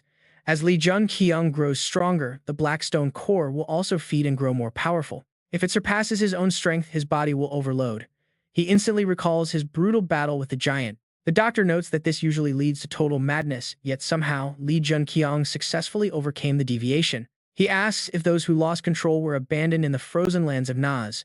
Dr. Watt slowly nods. Memories flash of the corrupted warriors he saw on the other side of Naz. A storm of secrets is brewing. Although there are still things he has not quite figured out, he has definitely gathered quite a lot. A dark sphere manifests as he mutters Blackstone Sphere. It is still safe, actively stimulating his energy. Jun-kyeong quietly reflects that as a person grows stronger, they must face danger. He accepts this risk completely. Picking up his shirt, he wonders if the Demon King researched the flow of mana from inner force. Wu Hua feels that thanks to his inner force, he can improve his mana flow. Putting his shirt on, he calls out to Wada. Can they talk for a bit? Wu Hua does not hesitate, agreeing that he also has questions. With that, the room door is shut tight. Jun-kyeong is puzzled. If there is no active combat, why are there patients? Wu Hua calmly replies that the energy here is boundless. Wu Hua raises his teacup, adding that sponsored hunters would love this place, but ordinary people simply cannot handle such vast amounts. They ultimately perish from the strain. Outside, a bleak ruined cityscape appears on screen, matching his grim and somber explanation. So that explains the massive influx of patients. As gates sprouted globally, this land transformed into a hostile wasteland where ordinary humans cannot survive. He sets his teacup down, recalling the dark days before China was completely swallowed and turned into a massive spatial gate. He explains he was studying medicine in Europe, returning home immediately upon hearing the news, hoping to help in some way. Colossal monsters march across the screen as he notes that the outside world now calls this place a literal hell, a kingdom of beasts. Wu Hua stares in utter shock, asking why he would even come here and if a rescue team is finally on the way. Jun-kyeong remains completely indifferent. He delivers the cold truth. A rescue squad is never coming for them. His face darkens with realization. Jun-kyeong clarifies, pointing out that the real rescue team is already here, leaving Wu Hua completely startled. And get this, there are actually two other legendary entities besides Finya who can make the giants tremble with fear. One of those terrifying entities is not even human, basically a living skeleton. Wu Hua raises his head, looking deeply concerned. He asks if they can escape together. Jun-kyeong's answer is immediate and brutal. Absolutely not. Wu Hua is left completely baffled but is cut off as Jun-kyeong explains he simply cannot save everyone alone. Instead, he confidently demands information on Fennis's followers, stating he will need their strength to succeed. Wu Hua snaps back in frustration, but Jun-kyeong calmly sips his tea and urges him to share whatever he does know. Few hunters survive in Utgard, meaning most must serve Fennis. But why? Wu Hua looks completely lost and confused. He explains he only left to gather herbs, and by the time he returned, all the hunters had already abandoned Utgard. Jun-kyeong contemplates the situation deeply. Wu Hua has the look of a desperate soul who wants to save lives but is utterly powerless. Noticing Wu Hua's somber expression, Jun-kyeong steps forward, offering a rare moment of genuine sincerity. He wants to help. To get everyone out, they need those hunters, and they also need to grow significantly stronger. Then he leans in. He makes a sudden bold request, asking to learn the secrets of inner force. Wu Hua is momentarily left stunned by his resolve. With that power, he believes he can finally bridge the massive gap between himself and the terrifying Demon King. Outside, a brutal blizzard sweeps through the ruins. Together, they work to construct a hidden defensive barrier in the deep snow. Once completed, Wu Hua proudly explains that this barrier will completely mask any inner force leaks during their training sessions. Inside, their intense training can remain entirely undetected. Jun-kyeong looks a bit skeptical, questioning if this barrier is truly necessary. Wu Hua insists that it is, explaining that drawing and surrounding energy creates massive fluctuations that could easily expose them. If the nearby giants detect those shifts, they will be hunted down instantly. Wu Hua casts a worried glance his way. Gathering energy is difficult enough, so the barrier is vital to block natural flows. Sensing something, he asks if anything is wrong. Jun-kyeong remains completely unfazed, explaining that he already absorbs natural energy without issues. Wu Hua is utterly floored. He demands to know who his master was and which inner force technique he learned, refusing to believe is possible. Jun-kyeong just looks confused by the complex terms. Wu Hua hesitates, realizing the man possesses the raw talent of a master mage. He always knew his companion was exceptional, but this goes far beyond his wildest imaginations. A sudden smile breaks across his face. Jun-kyeong is puzzled, wondering what is so great about it. Wu Hua confidently clenches his fist with newfound hope. He believes they can finally purge the toxic corruption lingering within his inner force. Outside, snowy mountains tower in the distance. Near the tents, their companions gather to discuss their next move. Robbie asks with deep concern if there truly are no skilled hunters left. Jiang Bai nods, solemnly confirming the grim reality. He asks impatiently if the association has finally sent reinforcements. Wu Hua shakes his head, pointing out that if massive reinforcements had arrived, Fennis would have definitely noticed them by now. It is likely just a small squad of around 10 people. Robbie mutters, completely baffled by how chaotic things have become. He let this situation unfold, yet even he cannot comprehend how it spiraled so far out of control, leaving him highly suspicious. How long does a hunter need to grow stronger? Wonmu grinned, confident that their current training progress is right on track. Their mana reserves are decent, but he still asks about the other two, who quickly reply that they are in the exact same spot. This makes Roby furious, demanding they get stronger before raising his sword for their shared goal, and Kangbei is just as determined to fight. All three clash their weapons together in a powerful show of unity, causing the snow on the nearby branches to shudder. Wu-ha is pouring everything into transferring his power to lead Jun-kyeong, who keeps his eyes closed, surprised by the warmth of the mana. But as the torrent of mana builds, it feels like a violent storm tearing his body apart, forcing him to focus entirely on maintaining speed. He urges him to keep up because they are almost there, warning him of the pain as the jade-green stone flashes with light. Lee Jun-kyeong bites his lip to endure the agony in silence, but his eyes suddenly widen as his pupils constrict from shock. The sensation is overwhelming, but the black stone suddenly unleashes a massive surge of dark energy that is far more toxic than expected. It is not just draining the mana from his core, but actively consuming Lee Jun-kyeong's physical body from the inside out. Veins bulge all over Lee Jun-kyeong's body, but he refuses to stop while Wu-ha grits his teeth, knowing they must finish this. Since they started this, they have to see it through as the surrounding barrier flares to life while Fenrir watches over them vigilantly. Suddenly, a massive shockwave of power erupts from the barrier, leaving Sachi completely stunned as he senses the dense energy in the air. He looks toward Lee Jun-kyeong's frozen domain, muttering anxiously that there is no way either of those two should be this powerful. The only person who can unleash this much raw energy is Ephraim, bringing back painful memories of Ephraim's absolute dominance. Gritting his teeth in pure rage, Sachi quickly spins around and orders all the warriors of Utgard to prepare for battle. The soldiers look at Sachi in absolute disbelief, and a young warrior hesitates, warning that the clan chief would never approve of this. But Sachi is resolute, asking his men how much longer they are going to hide in the shadows under the chief's orders. He demands to know how long they must live in fear of enemy raids, questioning where the pride and honor of the giants went. Beating his chest, Sachi promises to take full responsibility, declaring that today they will reclaim the honor of the frost giants. The soldiers bow their heads in submission, and on the high wall, a scout quickly blows the horn to signal the march. The army marches with grim determination, while across the mountain, Ephraim watches from afar, wondering what on earth is going on. He doubts Sachi could pull off something this massive, and Loki's menacing grin suddenly flashes in his mind as he ponders. Is the commander of Utgard working with Loki? Ephraim remains deeply analytical, knowing Loki should be occupied with other things. He suspects a trap, but a wicked grin quickly spreads across his face as he realizes the potential of this sudden turn. There is no better opportunity than this. Ephraim raises his hand high, ordering his entire army to prepare to conquer Utgard today. The pillar of green energy continues to shoot straight into the heavens, bridging the protective barrier and the snow-filled winter sky. Fenrir senses an ominous shift in the air just as the two massive armies square off against each other in the snow. Sachi's forces stand firm, matched by the fierce aura of Ephraim's troops, prompting Sachi to ask if this is all his doing. He demands to know what Ephraim is playing at, while Ephraim fires back, asking if Sachi is the one hiding the king inside. Sachi is stunned by the mention of the king, and Ephraim quickly pieces the puzzle together as Fenrir stands guard outside the barrier. The beast unleashes a formidable aura, growling a warning at the crowd as Ephraim deduces that Fenrir is indeed protecting Lee Jun-kyeong. Confirming that Lee Jun-kyeong is inside, Ephraim slowly steps forward, claiming ignorance while starting to channel his destructive energy. He declares that he can no longer trust Sachi, though secretly he regrets that the king is not here on the battlefield. He provokes Sachi by promising to take this to the very end, forcing the giant to harden his resolve in response. Sachi growls that he leaves them with no choice, calling out to his frost giants as Ephraim shouts his own command. Both commanders shout their attack orders in unison, and the giants immediately charge forward, swinging their massive battle axes. The opposing forces clash brutally in the snow, and Sachi immediately engages Ephraim in a fierce duel as the war begins. Deep within the barrier, Lee Jun-kyeong slowly circulates his newly acquired power before finally opening his eyes to look around. He gasps as he turns to see the man behind him, while Wu-ha weakly rejoices that Lee Jun-kyeong has finally woken up. But Wu-ha has aged terribly, looking like an 80-year-old man as he gasps out that this dangerous process is not over. Before he can finish warning him about the violent energy flow, Wu-ha collapses from sheer exhaustion, throwing Lee Jun-kyeong into a panic. He immediately checks Wu-ha's pulse and sighs in relief, knowing his companion sacrificed his youth to save him. Summoning a golden apple with determination, Lee Jun-kyeong vows not to let him die like this after such a heavy sacrifice. Since the Demon King once used an elixir to heal Wu-ha, and he has none, his only option is to use this sacred fruit.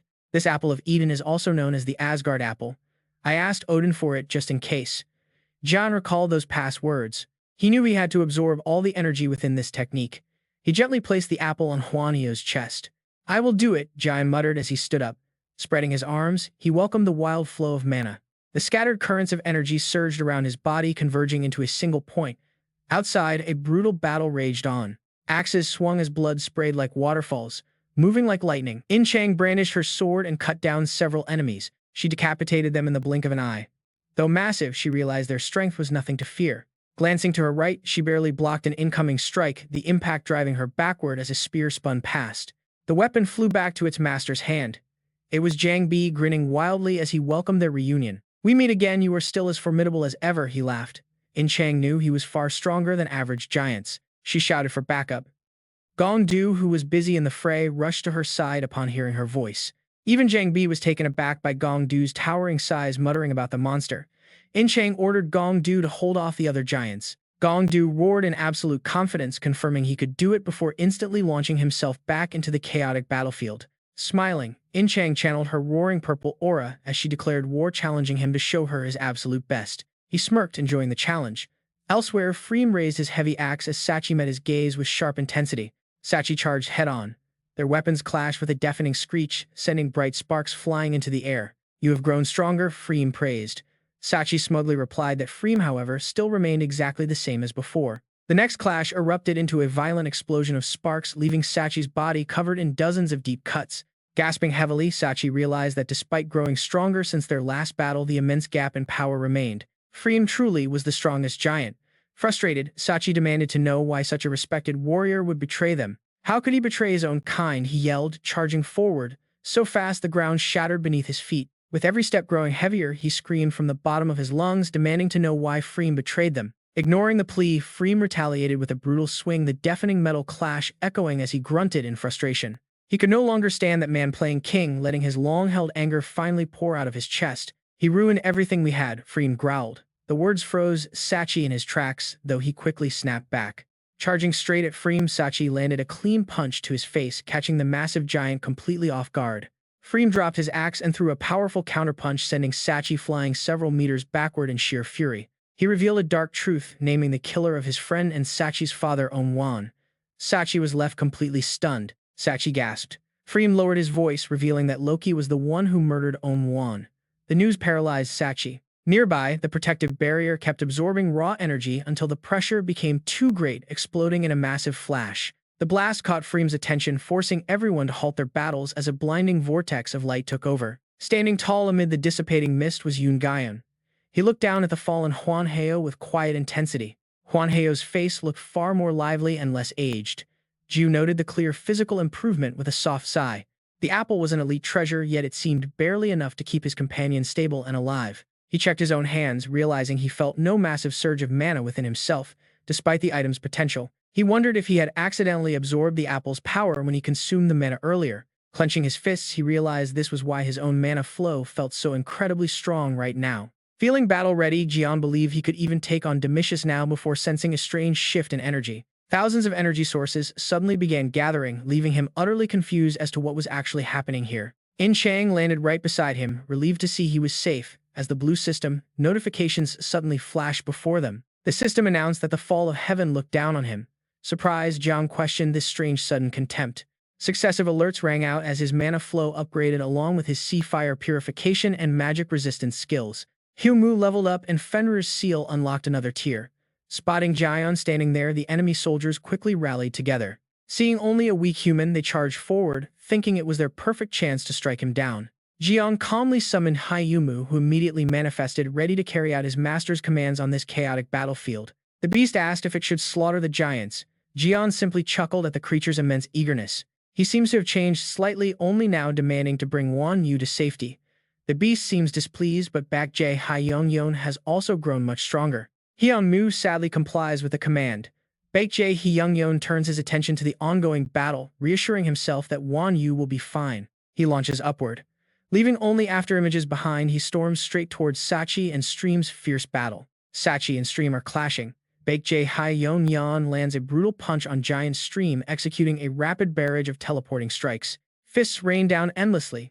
Sachi watches in total pity. Stream is completely stunned by Baekjae Hyungyeon's sheer power. Who exactly is this guy? Roby notes that Baekjae Hyungyeon has grown exponentially since their very first encounter in the past. Under the heavy snow, a fierce battle rages. Baekjae Hyungyeon radiates a massive wave of energy, ordering Fenrir to act. Bearing its sharp fangs, the wolf reverts into the giant Vanargand. It leaps, shaking the snowy ground. The impact heavily rattles the snowy field. Baek Jae-hyung calmly glances sideways at them and asks if they can talk now. Robbie's group flares their mana without stopping.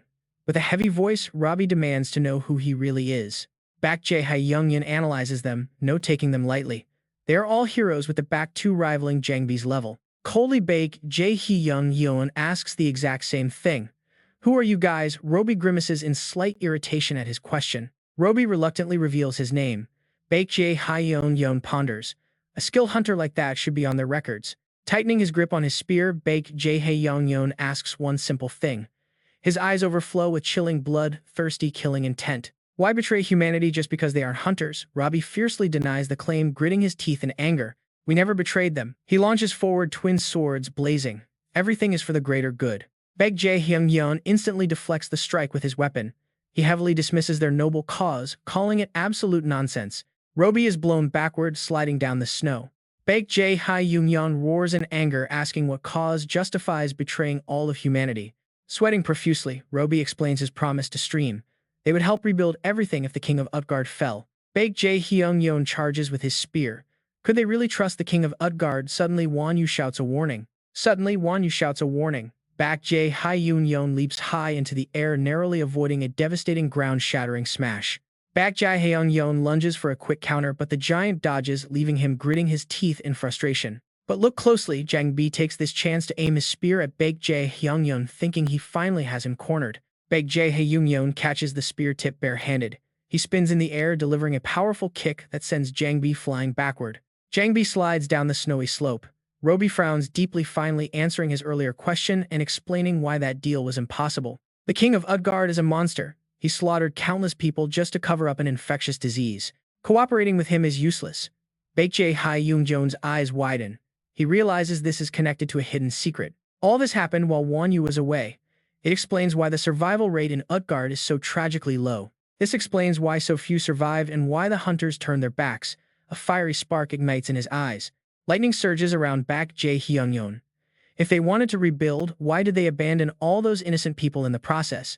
We never abandoned them, Robbie shouts back as the others gather. Meanwhile, Baek Jae-hyung makes a quick, decisive tactical choice. Too much information is still unknown. Baek Jae-hyung decides he must subdue them first, then get his answers. He boldly challenges them to bring it on. Meanwhile, across the snowy field, Stream reveals a deep, dark truth. He tells Sachi that his father, On Vandy, realized the chieftain was plotting something. Sachi repeats the word in total shock. And brace yourself. Stream calmly explains that Loki wants to turn this land into Jotunheim, shocking Sachi to his core. Freem seriously declares his goal to cleanse this world, intending to massacre every single non-giant species alive. And On Vandy died trying to stop him. Hearing this tragic truth, Sachi grits his teeth in pure explosive fury. He demands to know why this was kept secret until now. The shocking revelation unleashes Sachi's explosive power. Stream quickly raises his defense as Sachi lunges forward. Sachi throws a devastating direct punch with zero hesitation. The collision creates a massive shockwave that scatters the snow. Tears well up in Sachi's eyes as he yells out. He demands to know why Stream stayed silent. Stream calmly replies that he cannot lose to Sachi either. As a loyal warrior, could Sachi really betray the chieftain even after knowing his father was murdered? Stream knocks Sachi back. Knowing the truth, Sachi still cannot bring himself to betray his own leader. Stream gathers immense energy for one final blow. He strikes with massive force, sending Sachi crashing down in agony. Coughing up blood, Sachi collapses. Stream gently whispers for him to sleep until it is all over. It is over. But suddenly, a voice calls out to wait. Thrym turns around to look back, seeing Zobi's group battered on the facts. Freezing snow. Jaehaen smiles back with complete confidence. Thrym smirks, his expression darkening as he finds this highly amusing. He stands in the mist, observing Jaehyun, a truly unique human. Looking at that confidence, he seems incredibly dangerous right now. Perhaps even matching Sachi. Thrym grows serious, looking as lethal as Loki. He grunts as a massive surge of power erupts around him. Thrym's face burns with pure bloodlust. He saved this ultimate strength to fight the king, but this trash is not worth using it on. Suddenly, Jaehyun raises both hands in the air. He surrenders on the spot, completely catching the giant off guard. In Chang looks over in absolute panic. The other surrounding giants are completely stunned by his sudden forfeit, and Robbie watches in disbelief. A bag of blood is handed over as Jaehyun offers a warm smile, telling them to drink up. Robbie wonders why he suddenly stops. He has no more reason to keep fighting. He looks over at Sachi, the unconscious leader of Utgard, who is completely out cold. Then his gaze shifts to Jang and Won-woo clenching their fists. He finally understands why humans chose to side with the Naz. Jae-hyun smiles, declaring that a simple mercenary like himself has no business in this war. His words instantly freeze Thrym in place. The massive aura dissipates as the giant reigns in his power. He agrees to let him speak, accepting his quiet surrender. The moment he accepts the forfeit, the Naz army erupts in wild cheers. Meanwhile, the Utgard forces stand defeated, their spirits crushed. Thrym turns and orders his men to spare him, stating that the ice giant's blood is already enough for their upcoming civil war. Jae-hyun watches them, telling them to show him their ideals. Zobi stands frozen, completely speechless as Jang and Won-woo step forward. The two introduce themselves one by one. Thrym's face turns serious as he declares their goal is to march straight into Utgard. Their final mission is to slaughter King Loki. The Naz army roars in agreement, but suddenly, a chilling system alert cuts through. The collapse of Asgard constellation is watching them with clear irritation, sneering at their plans. Jae-hyun stares at the message in thought. He wonders why the collapse of Asgard is reacting so poorly. Did the mention of King Loki trigger this strange godly tantrum? Thrym breaks his train of thought, asking why he chose to surrender so suddenly. The young raider simply shrugs it off. He reminds the giant that they are just mercenaries. If the pay is right, he would be happy to help them. Thrym laughs with amusement before turning his back and leaving. As they watch him go, In Chang approaches with a worried expression. She asks if Jae-hyun is truly going to be okay. He just smiles back, acting like there is absolutely nothing to worry about. He throws his coat on, cutting her off to remind her of their original plan. They were always meant to stay neutral. Haeon-moo carries Won-woo as Jae-hyun explains that they have already achieved their primary goal since arriving in China. Hunters like Won-woo and Jang will handle the rest of Asgard. In the end, this is the best possible outcome. In Chang smiles and agrees with his logic.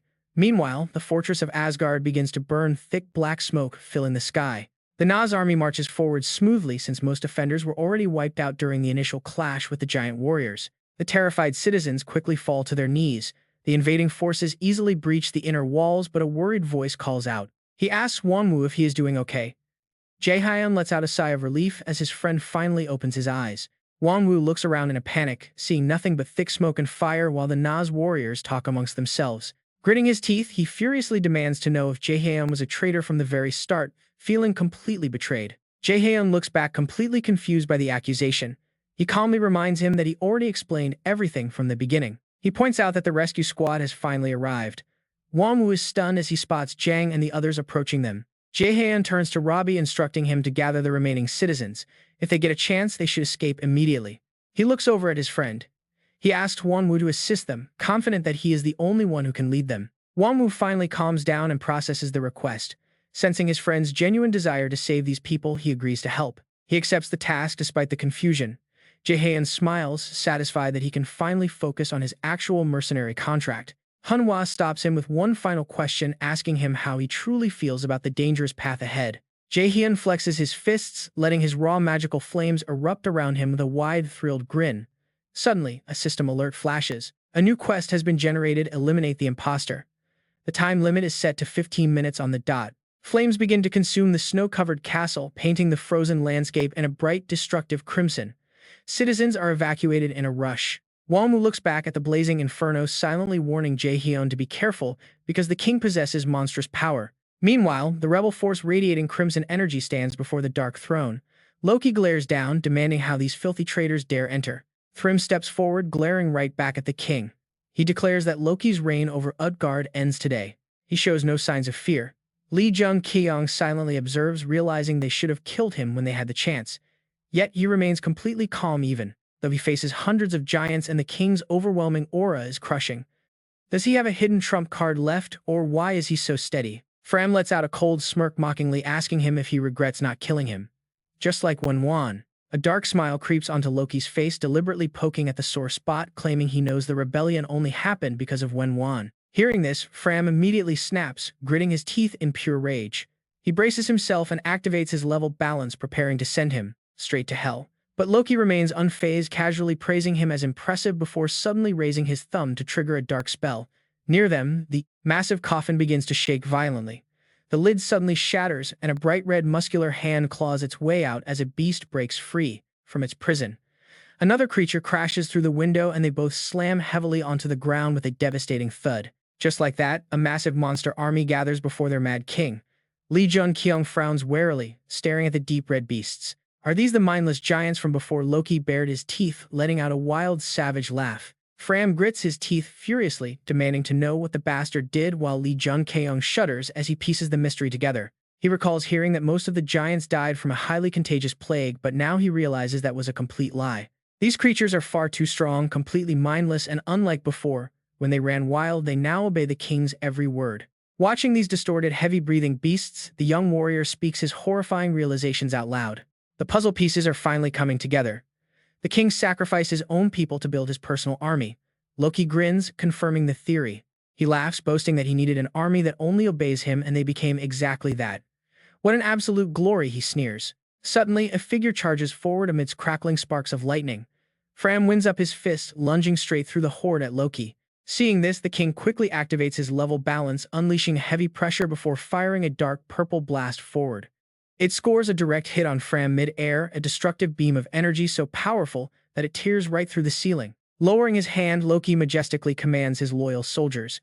With madness burning in his eyes, he orders them to tear the rebel apart. The monstrous horde roars in unison, and one by one they rush forward to carry out their king's bloody command. Two Naz warriors watch in absolute terror, shocked that Fram was taken out with just one single blow. They wonder what they should do next. But contrary to their fears, a battered hand suddenly grips the rubble. Fram climbs out bruised and bloody, but still radiating fierce energy. Summoning his remaining strength, he screams out, "Naz warriors, take down the king now." Fired up by their leader's words, they charge ahead with absolute ferocity. Fram is back in action, leading the charge once again. In-chang is still struggling to process the chaotic scene, asking Jun-kyeong what on earth is happening, prompting him to quickly explain. The Mad King wanted a personal army and resorted to dark human experiments on the giants. Hearing this, In-chang is left utterly horrified. She asks in utter disbelief if he really murdered his own subjects for experiments. He nods grimly, confirming the terrible truth. Loki is a mad king who treats his people as mere tools, a true monster. Meanwhile, the brutal battle continues as a Naz warrior strikes. He successfully lands 2 deep slashes on a beast, but it doesn't even flinch, its crazed eyes widening with sheer bloodlust. Suddenly, the monster lunges, biting deep into the warrior's shoulder, making him scream in agony to get the hell off of him. The beast ruthlessly tears away a chunk of flesh as he screams, while other monsters crazily leap toward the remaining targets. Observing the chaos, Jun-kyeong realizes these mindless, altered giants are fighting purely on animal instinct, charging forward like absolute lunatics. At this rate, the Naz warriors stand no chance at winning. But here's the thing, his genius brain is already hatching a plan. A sharp gleam flashes in his eyes. Meanwhile, Loki stands relaxed on high, mocking them, asking if they even know what they are up against. He vows to sweep them all away. Suddenly, the system notifies him that Muspell's spear is fully charged. Gripping his legendary weapon, he resolves to defeat the king. Leaping off the ground with explosive power, he executes a massive jump. He soars clean over the battlefield, drawing the spear back for a mighty, devastating swing, aiming to bring it straight down on Loki. Yet the king barely even acknowledges him. Jun-kyeong's ferocious strike is effortlessly blocked by Loki, who merely scoffs with pure contempt. Dark energy erupts from the king's body as he mutters that he has been watching, winding up a punch with terrifying intent. He targets him as the strongest mana user present, unleashing a devastating fist forward and shouting for him to die. The dark aura explodes, and the strike is so blindingly fast that Jun-kyeong is instantly cornered, a look of pure dread in his eyes.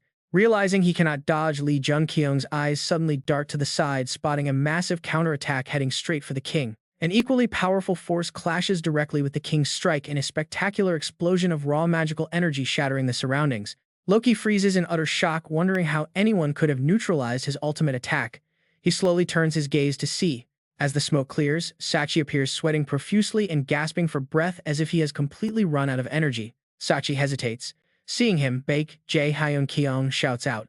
Sachi's entire body trembles violently as he gasps that he is leaving the giants to him. He then collapses heavily onto his knees. Seeing this, Shrim screams Sachi's name in pure rage while Loki looks on with a sinister grin. The dark god sneers, mocking the weakling for begging a mere human for help, promising to deal with him first once this is over. Infuriated by the god's sheer arrogance, Jun-kyeong bellows out a command, instantly calling upon the giant wolf Fenrir to strike. The beast instantly leaps at Loki, catching him off guard as Fenrir circles around him at a blinding, imperceptible speed. Loki grows absolutely furious, laughing that the beast has grown weak, before unleashing a massive counterattack that shakes the very earth. Debris and smoke explode everywhere, blasting Fenrir far back. Right then, the blue system screen warns that only 5 minutes remain for the quest. A bright red warning immediately flashes. The Sky of Apocalypse is demanding that the player eliminate this shameful entity right now. Seeing the horror, Chang asks what they should do against such a monster. Jun-kyeong calmly tells her to hold him off. She looks at him with pure hesitation, hold him back for a whole minute, the monster who just defeated Fenrir so easily. Just then, Shrim roars in absolute fury and charges directly at Loki, initiating a violent clash between the two powerful forces. As the brutal battle unfolds, Jun-kyeong knows he cannot just watch. Shrim alone will never be enough to win this. He turns to Dong-in-chang, telling her that he needs her help. The words ring in her head, giving her a sudden surge of motivation. With newfound resolve, she agrees to hold the line. A loud crash echoes as Jun-kyeong leaps into the air, spear in hand. He grips the weapon as the system warns that the Spear of Muspell is reaching its absolute limit of mana absorption. Flames erupt around him as he resolves to push further. Meanwhile, Loki has already beaten Shrim to a bloody pulp. The system screams that the threshold is exceeded. Suddenly, a sharp strike slices clean through Loki's iron-armored arm. Loki reacts just in time, blocking the direct assault and redirecting the massive force right back at the charging In-chang. A colossal explosion tears through the battlefield. Amidst the chaos, the system announces that Muspell Spear has upgraded. The extreme heat has evolved the weapon. Jun-kyeong feels its devastating magic power, but he knows it is still not enough. His eyes burn with pure determination. Get ready, because he must end this with a single decisive blow. The system interface turns gray. The Spear of Muspell has officially reached the maximum limit of flame it can contain. Cracks spread across the fracturing spear. Seizing the absolute perfect moment, Jun-kyeong raises the weapon with his burning resolve. He charges forward and hurls it at Loki with all his might. The spear pierces straight through a massive building. It soars into the sky, tearing open the thick clouds. Suddenly, the system screen flashes, declaring the quest complete. Loki stands completely frozen in disbelief. The red system notification states that the sky of apocalypse is finally satisfied. Loki's body is riddled with holes as the system praises the incredible performance. Faint sunlight begins to break through. Zobi and the others look up in sheer awe. Sunlight is actually piercing through the dark, frozen sky of the Ice Age. The system rewards Jun-kyeong with a legendary achievement, the one who raised the sun. The brilliant light bathes the land. System notifications continuously flood his vision, stating that his fire compatibility has drastically increased while granting him some truly legendary rewards. His stats skyrocket and his health rapidly regenerates. Peace finally returns to the devastated city under the beautiful sky. Under the warm sunlight, the dark god Loki is finally dead. His grand castle has been completely reduced to ashes. Loki's burning body disintegrates into charred bone before dissolving entirely. All that remains now is to clean up the battlefield. The giant soldiers empowered by the king are quickly put down by the Naz warriors, giving them a peaceful rest. The four key leaders gather amidst the ruins of the castle: Sachi, Shrim, Zobi, and of course Jun-kyeong. Shrim walks over to Zobi, quietly declaring that he intends to keep his promise now that the battle is over. Zobi smiles in satisfaction. Shrim looks back, drops to his knees before him, and calmly tells him to take his life. Shrim confesses that regardless of his reasons, his hands as a traitor are heavily stained with the blood of his kin. With his revenge finally complete, Shrim looks up and asks Zobi to spare the innocent Naz who followed him. Sachi maintains a cold, silent expression. Without saying a word, he conjures a massive battle axe directly into his grip. Violent magical energy surges from Sachi's body as he quietly agrees to the terms. Heavy snow soon begins to blanket the mountains. Jun-kyeong stands beside him on the ruined castle. He suddenly asks Sachi if he looks down on him for being human. Sachi glances over and offers a warm smile, reassuring him that he actually feels deeply grateful for everything he did. Thanks to his help, Sachi was able to make the right choice, viewing him as a true warrior of their tribe. With his doubts cleared, Jun-kyeong finally feels at peace. Heavy snow continues to blanket the palace walls. Meanwhile, Jang Bai carries a massive log under the admiring eyes of the crowd. Onu is loudly directing the workers while Jun-kyeong and Zobi stand above, watching them. Jun-kyeong notes that the reconstruction is progressing smoothly, and Zobi gratefully credits him for making it all happen. Jun-kyeong asks if there is anything else he can do to help. Zobi looks down, his expression suddenly growing serious. He admits they have done all they can, but survival in this barren, freezing wasteland is impossible with such limited resources. Because of this, Zobi makes a plea. They are planning to venture beyond the city walls and he needs help. Jun-kyeong readily agrees to assist, but warns him that leaving the safety of the fortress is actually a terrible idea because everything is about to change. A confused Zobi asks what he means by that. Jun-kyeong quietly reiterates that there is absolutely no need to leave. He firmly advises against going outside, insisting that they should settle here because the entire world is about to become a giant gateway. Zobi sighs in deep concern, admitting he understands the warning but raises the issue of dwindling food rations and the freezing cold. In response, Lee Jun-kyeong pulls out a strange vegetable-like creature, explaining that this monster is called a puramora and it can be eaten. Though it tastes awful, it can grow in any harsh environment. Lee Jun-kyeong points toward a large pile of these creatures. They can be bred using the bones of dead monsters, ensuring that the people will never have to worry about starving. Stunned and confused, Zobi asks how on earth he knows all this. Lee Jun-kyeong simply smiles, confident he can solve their problems. He promises he can handle the extreme cold as well.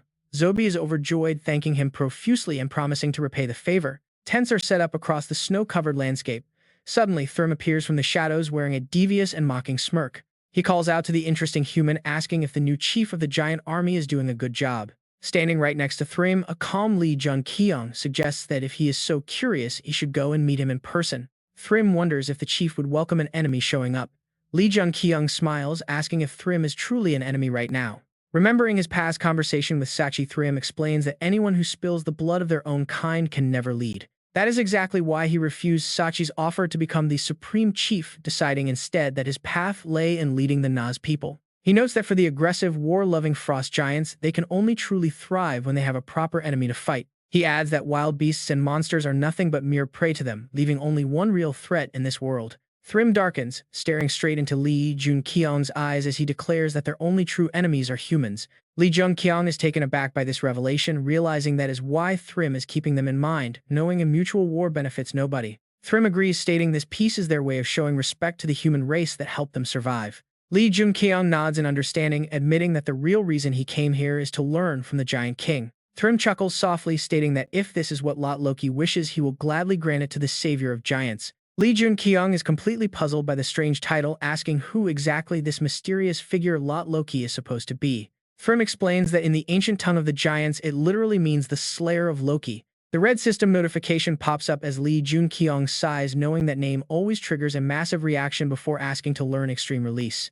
Thrym thoughtfully strokes his chin, agreeing to teach him but expressing doubt about whether a human can actually pull it off. He recalls his own experience with extreme release, explaining that it is a technique that pushes one's dormant mana to its absolute limits. However, unlocking that latent power requires an astronomical amount of raw mana, which is nearly impossible for ordinary physical bodies to handle. Without the colossal physical vessel of a giant to hold and control that much raw energy, it is considered completely impossible for anyone else to learn. Suddenly, a blazing torrent of crimson mana erupts around the boy, leaving Thrym utterly speechless and frozen in place.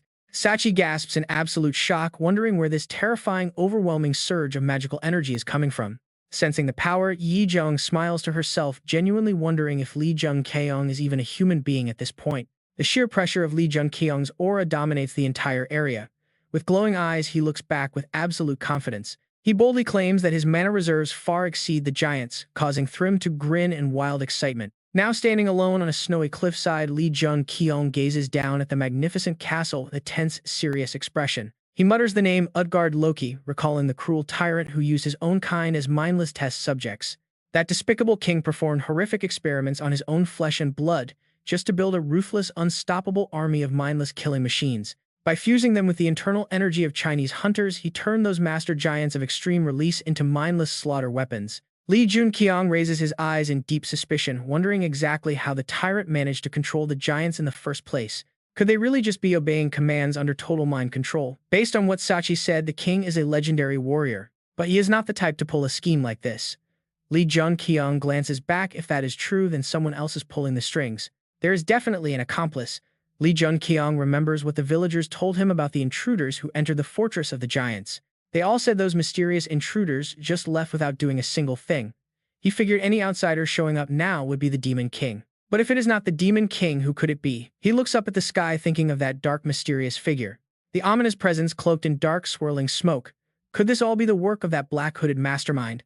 The guy makes no sense to Lee Jun-kyeong. Who is that creep anyway, and what is his ultimate plan? Meanwhile, the entire mountain range is now covered in a blanket of pure white. Snow drifts gently through the air when a sudden voice breaks the chilly silence. Hey there, Lee Jun-kyeong. He glances over to see who it is. In Chang approaches with a bright smile on her face. Look, she says, there is a festival going on. Let us go check it out. He hesitates, not really feeling up for a crowd. A festival. But before he can even protest, she grabs his wrist to pull him along. He is completely dazed, dragged along before his brain can even process what is happening. Come on, she urges him. Everyone is already waiting for us. Over at the plaza, the atmosphere is incredibly lively as the villagers gather to feast and chat. Seeing this peaceful, heartwarming scene, someone sighs happily. This is what truly being alive feels like. Sure, things have been pretty rough lately, but that is just how life goes sometimes. Another guy chimes in while stuffing his face with meat, saying they should just be grateful to be alive. In-chang looks around in absolute awe. This place is absolutely beautiful, she says, holding a festival right in the middle of a gate-assimilated zone. Jun-kyeong can only smile and agree. It really does give off a sense of hope, he replies. Then a brilliant idea pops into his head. Hey, should we make some fireworks? To light up the finale of this festival, she looks at him totally confused as he slowly steps up onto a high wooden platform. Standing tall above the crowd, he instantly commands everyone's attention. The villagers start whispering in excitement. Look at his Lord Loki, the giant slayer. The hero who took down the giant king himself. Lord Loki. What a weird title, but that is apparently what the giants called him. The crowd cheers wildly, expecting a show. What is Lord Loki going to show us? Suddenly, an intense, searing heat begins to gather in the air. A massive surge of mana begins to condense, swirling violently around Jun-kyeong's body as the energy grows thicker and more potent by the second. With a sudden burst, a wave of power erupts outward with him at the center, his eyes glowing with a sharp pink light. Robbie and the others gasp. They stare in absolute shock at this spectacular display, while In-chang simply smiles, waiting. Warm sunlight begins to break through the heavy winter clouds. It bathes the entire village in a cozy glow. Fim showers him with praise, shouting that Lord Loki is absolutely incredible. The others stare in disbelief. Their jaws drop as they witness the impossible. It is a second sun. The sky instantly clears up completely, devoid of any clouds. A gentle warmth envelopes the area. Jun-kyeong calmly raises his hand to guide the energy, and a system notification pops up right in front of him. The core is successfully condensing, and thanks to the dragon vein stone, a miniature dragon heart is officially starting to take shape. Eventually, the lively festival comes to an end, and the fortress settles back into quiet. Two figures stand atop the castle wall looking out. Roby breaks the silence, asking if he is really leaving already. Jun-kyeong confirms it with a soft smile, explaining what he did earlier. He injected immense heat directly into the metal structures surrounding the settlement. From where they stand, they can see the distant metal glowing hot. Steam rises into the cold air. He managed this by using a special mana injection technique he picked up from watching Park Jun. By combining it with Merlin's necklace, he cast a protective spell to lock the heat inside. As long as those structures remain intact, heat stays. The warmth will never fade. Robbie looks at him with a serious expression, asking if he really has to go, wanting to repay him. Jun-kyeong promises that their paths will cross again. He leaps off the wall, landing gracefully below where the rest of his team is waiting. In-chang greets him with a playful tease, calling him the legendary hero who raised the sun. He scratches his head, completely embarrassed. She privileges a smile, thinking back to that breathtaking view. No, she insists, it is the absolute truth. You literally conjured up a sun. He awkwardly rubs his neck, having no idea he possessed such a grandiose reputation. In-chang quickly changes the subject, asking if they must leave. He knows exactly what is bothering her and gently reassures her not to worry. The heat source he left behind will keep them safe. He silently admires how incredibly kind-hearted she is.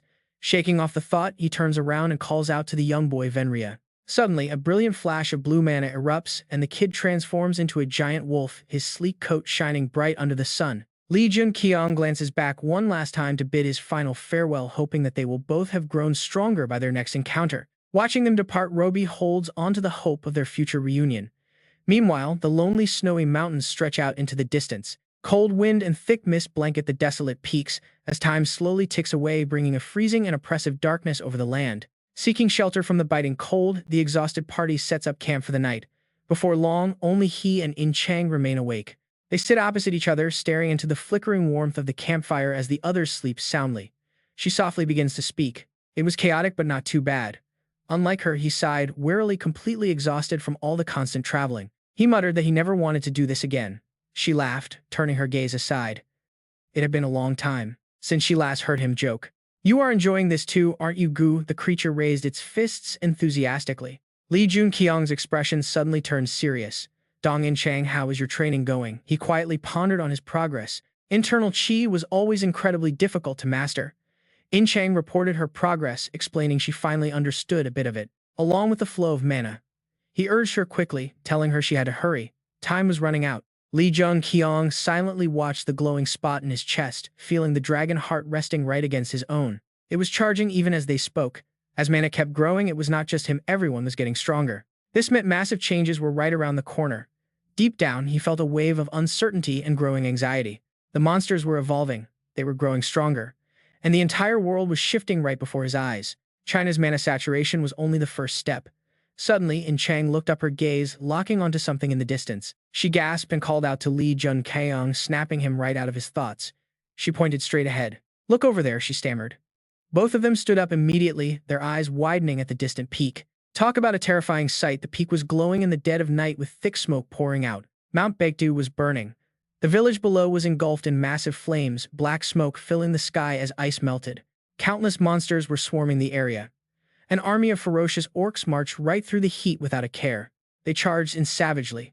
Terrifying shrieks echoed everywhere as helpless villagers ran for their lives, screaming in pure panic. "Run this way," she shouted, guiding the crowd.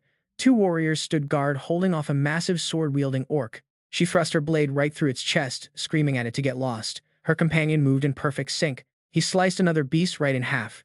Blood splattered everywhere as they took a defensive stance. Bonnie asked anxiously, "Has everyone evacuated safely?" She nodded, hoping they had. He let out a brief sigh of relief. "All right then." But just as they think they can escape, a giant foot slams down, shaking the earth itself. They whirled around to see a towering, muscular giant. Veins bulged across its massive body as it glared down. Savage mana swirled around its form. Both of them gripped their weapons tightly as she cursed under her breath. "What is that monster doing here?" Bonnie was also trembling, sensing an overwhelming pressure radiating from the beast. "Its mana is terrifying." He went completely pale, steeling himself to risk their lives to stop the creature. But then a sudden surge of raw power cut through the air. The giant sensed the danger instantly. Fenrir descended from the sky like a flash of lightning. Before the giant could even react, its head rolled. She stared in absolute disbelief. Was that wolf really on their side? Jun-kyeong and Chang rushed over to check, asking if he was okay. Bonnie breathed a sigh of relief, thanking them while looking around the area. He wondered where Sang-gun and Yell when unable to sense them. Kun looked grave, his voice hesitating. "Our master went down to Heaven Lake to seal Sang-gun." Jun-kyeong froze, realizing this was a major disaster. He quickly ordered Dong Chang to secure the area with Hua. She nodded instantly, telling him to go. He bolted at top speed, the snowy scenery blurring past. Meanwhile, Sang-gun and Yell stood facing each other. Their massive mana swirled violently as tension filled the cold air. Sang-gun's eyes glowed a fierce blood red. He bared his sharp fangs, roaring like a wild beast. The girl gripped her sword, hesitating to strike. She sadly called out his name, but he had completely lost his sanity, swinging his sharp claws at her. She raised a barrier just in time, but he kept attacking, growing even more frenzied. Yell begged him. "Please stop." Sang-gun, tears welled in her eyes as she struggled, weeping that she could not do this anymore. A blinding light flashed as she vanished, charging forward with sheer determination. She raised her sword high above. She swung down toward his head, but seeing his familiar face made her hesitate. He gathered mana to strike. That split second of hesitation cost her. He blew her away, sending her body crashing and sliding through the dirt. Dust kicked up, sparks of mana flickering as she smashed heavily into a massive rock behind her, finally stopping her momentum. Struggling to stand up, she coughed up dark blood from her severe, painful internal injuries. She straightened her back, wiping the blood from her lips. "Sang-gun, you raised me like your own daughter." She asks how she could ever kill him. He is gone. He cannot even recognize his loved ones anymore. Only wild beast instincts remain. Looking up, Ungel awaits her tragic end. She begs him to take her life instead. Tears stream down her face, her voice trembles. Yet she remains resolute, begging him to end everything right here. She is just too tired. Hearing this, Sang-gun raises his claws to grant her wish as surrounding mana begins to fluctuate. His massive paw slams down, shaking the earth itself. Angel closes her eyes. She waits in pure despair. Confused, the young girl opens her eyes. Perfect timing. Baek-jae-hyun-woo suddenly appears right in front of her, blocking the strike. He remains completely calm, casually asking if she is all right. Angel can only stare. She is in utter shock. Sang-gun ignores them, thrusting his deadly claws forward again. No time to chat. Baek-jae-hyun-woo grabs her and leaps away. A massive blast erupts behind them. Roaring flames fill the sky. Through it all, Baek-jae-hyun-woo lands safely on the ground. He notices her battered, ragged state and asks what happened. Shaken, the young girl begins to recount the story. She mentions a mysterious man dressed in black. He approached Sang-gun. Right after that, everything went completely wild. Baek-jae-hyun-woo's eyes narrow instantly. A dark, sinister image flashes in his mind. Could it really be that same man? He urgently asks where the villain went. Angel estimates he disappeared a few days ago, right when Sang-gun transformed. She blames the stranger for the corruption. Baek-jae-hyun-woo falls silent, a man in black. He decides to put it aside. That mystery can wait. Right now, he has a much bigger issue to solve, capturing the rampaging deity first. Squeezing her hands, she warns him it is impossible. He pauses. She explains they have already tried everything. They tried complex seals. They even used PMA energy to strip away the demonic corruption, but nothing worked. His power is simply too massive for any normal seal. Baek Jae-hyun-woo frowns. Do they really have to kill him? Though it breaks her heart, she sadly confirms it. Suddenly, a mysterious staff begins to materialize in his hand. The weapon rapidly reshapes itself into a long, sharp spear. He gathers his mana and tells Unjul to rest. He launches himself forward like a bullet. Lightning-fast strikes rain down on Bae-sang-gun from absolutely every single direction. A cold, decisive slash rips through the air. The massive collision triggers an explosion that completely shakes the ground. The entire battlefield is completely shattered. Debris flies everywhere. Thick smoke rises, blinding everyone on the field. Honestly, who wouldn't be shocked? Unjul is absolutely stunned by how much stronger he got in such a short time. He has transformed so completely. It feels like years have passed, yet it has only been a few short days. The fierce battle rages on. No time to rest. Baek Jae-hyun-woo charges forward once again like a shot arrow. Blazing mana wraps around his spear as he pierces forward. Blood splatters. Bae-sang-gun's wild eyes suddenly lose their focus. The sharp spear easily pierces through the beast's abdomen. Bae-sang-gun stands frozen. He cannot even take a step. Unjul cries out his name in terror.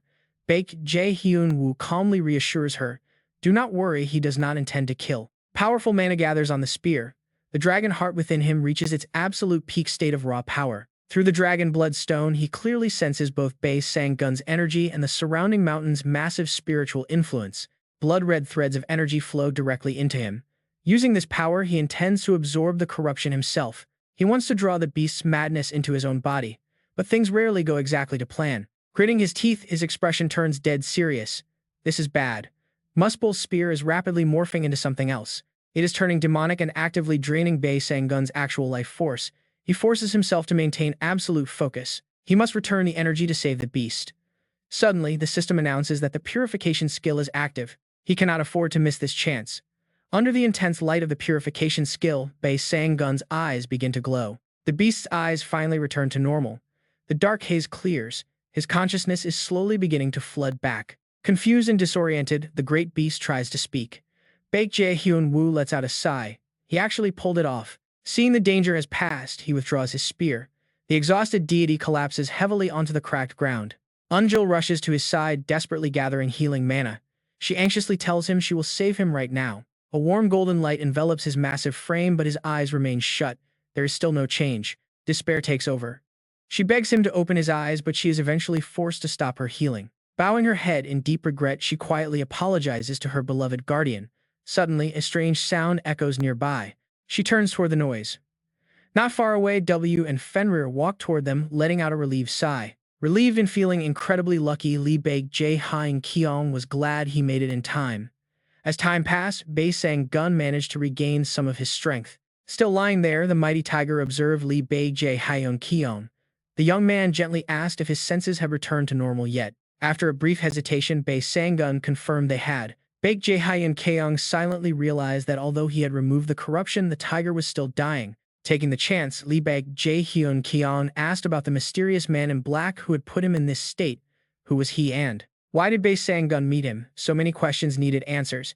He couldn't understand how a mythical being could cross paths with someone so suspicious. And above all, why did the tiger accept that dark power? Bae-sang-gun looked back into his memories, preparing to tell his tale. He promised to explain everything slowly before asking about his companion, wondering if Unyo was safe.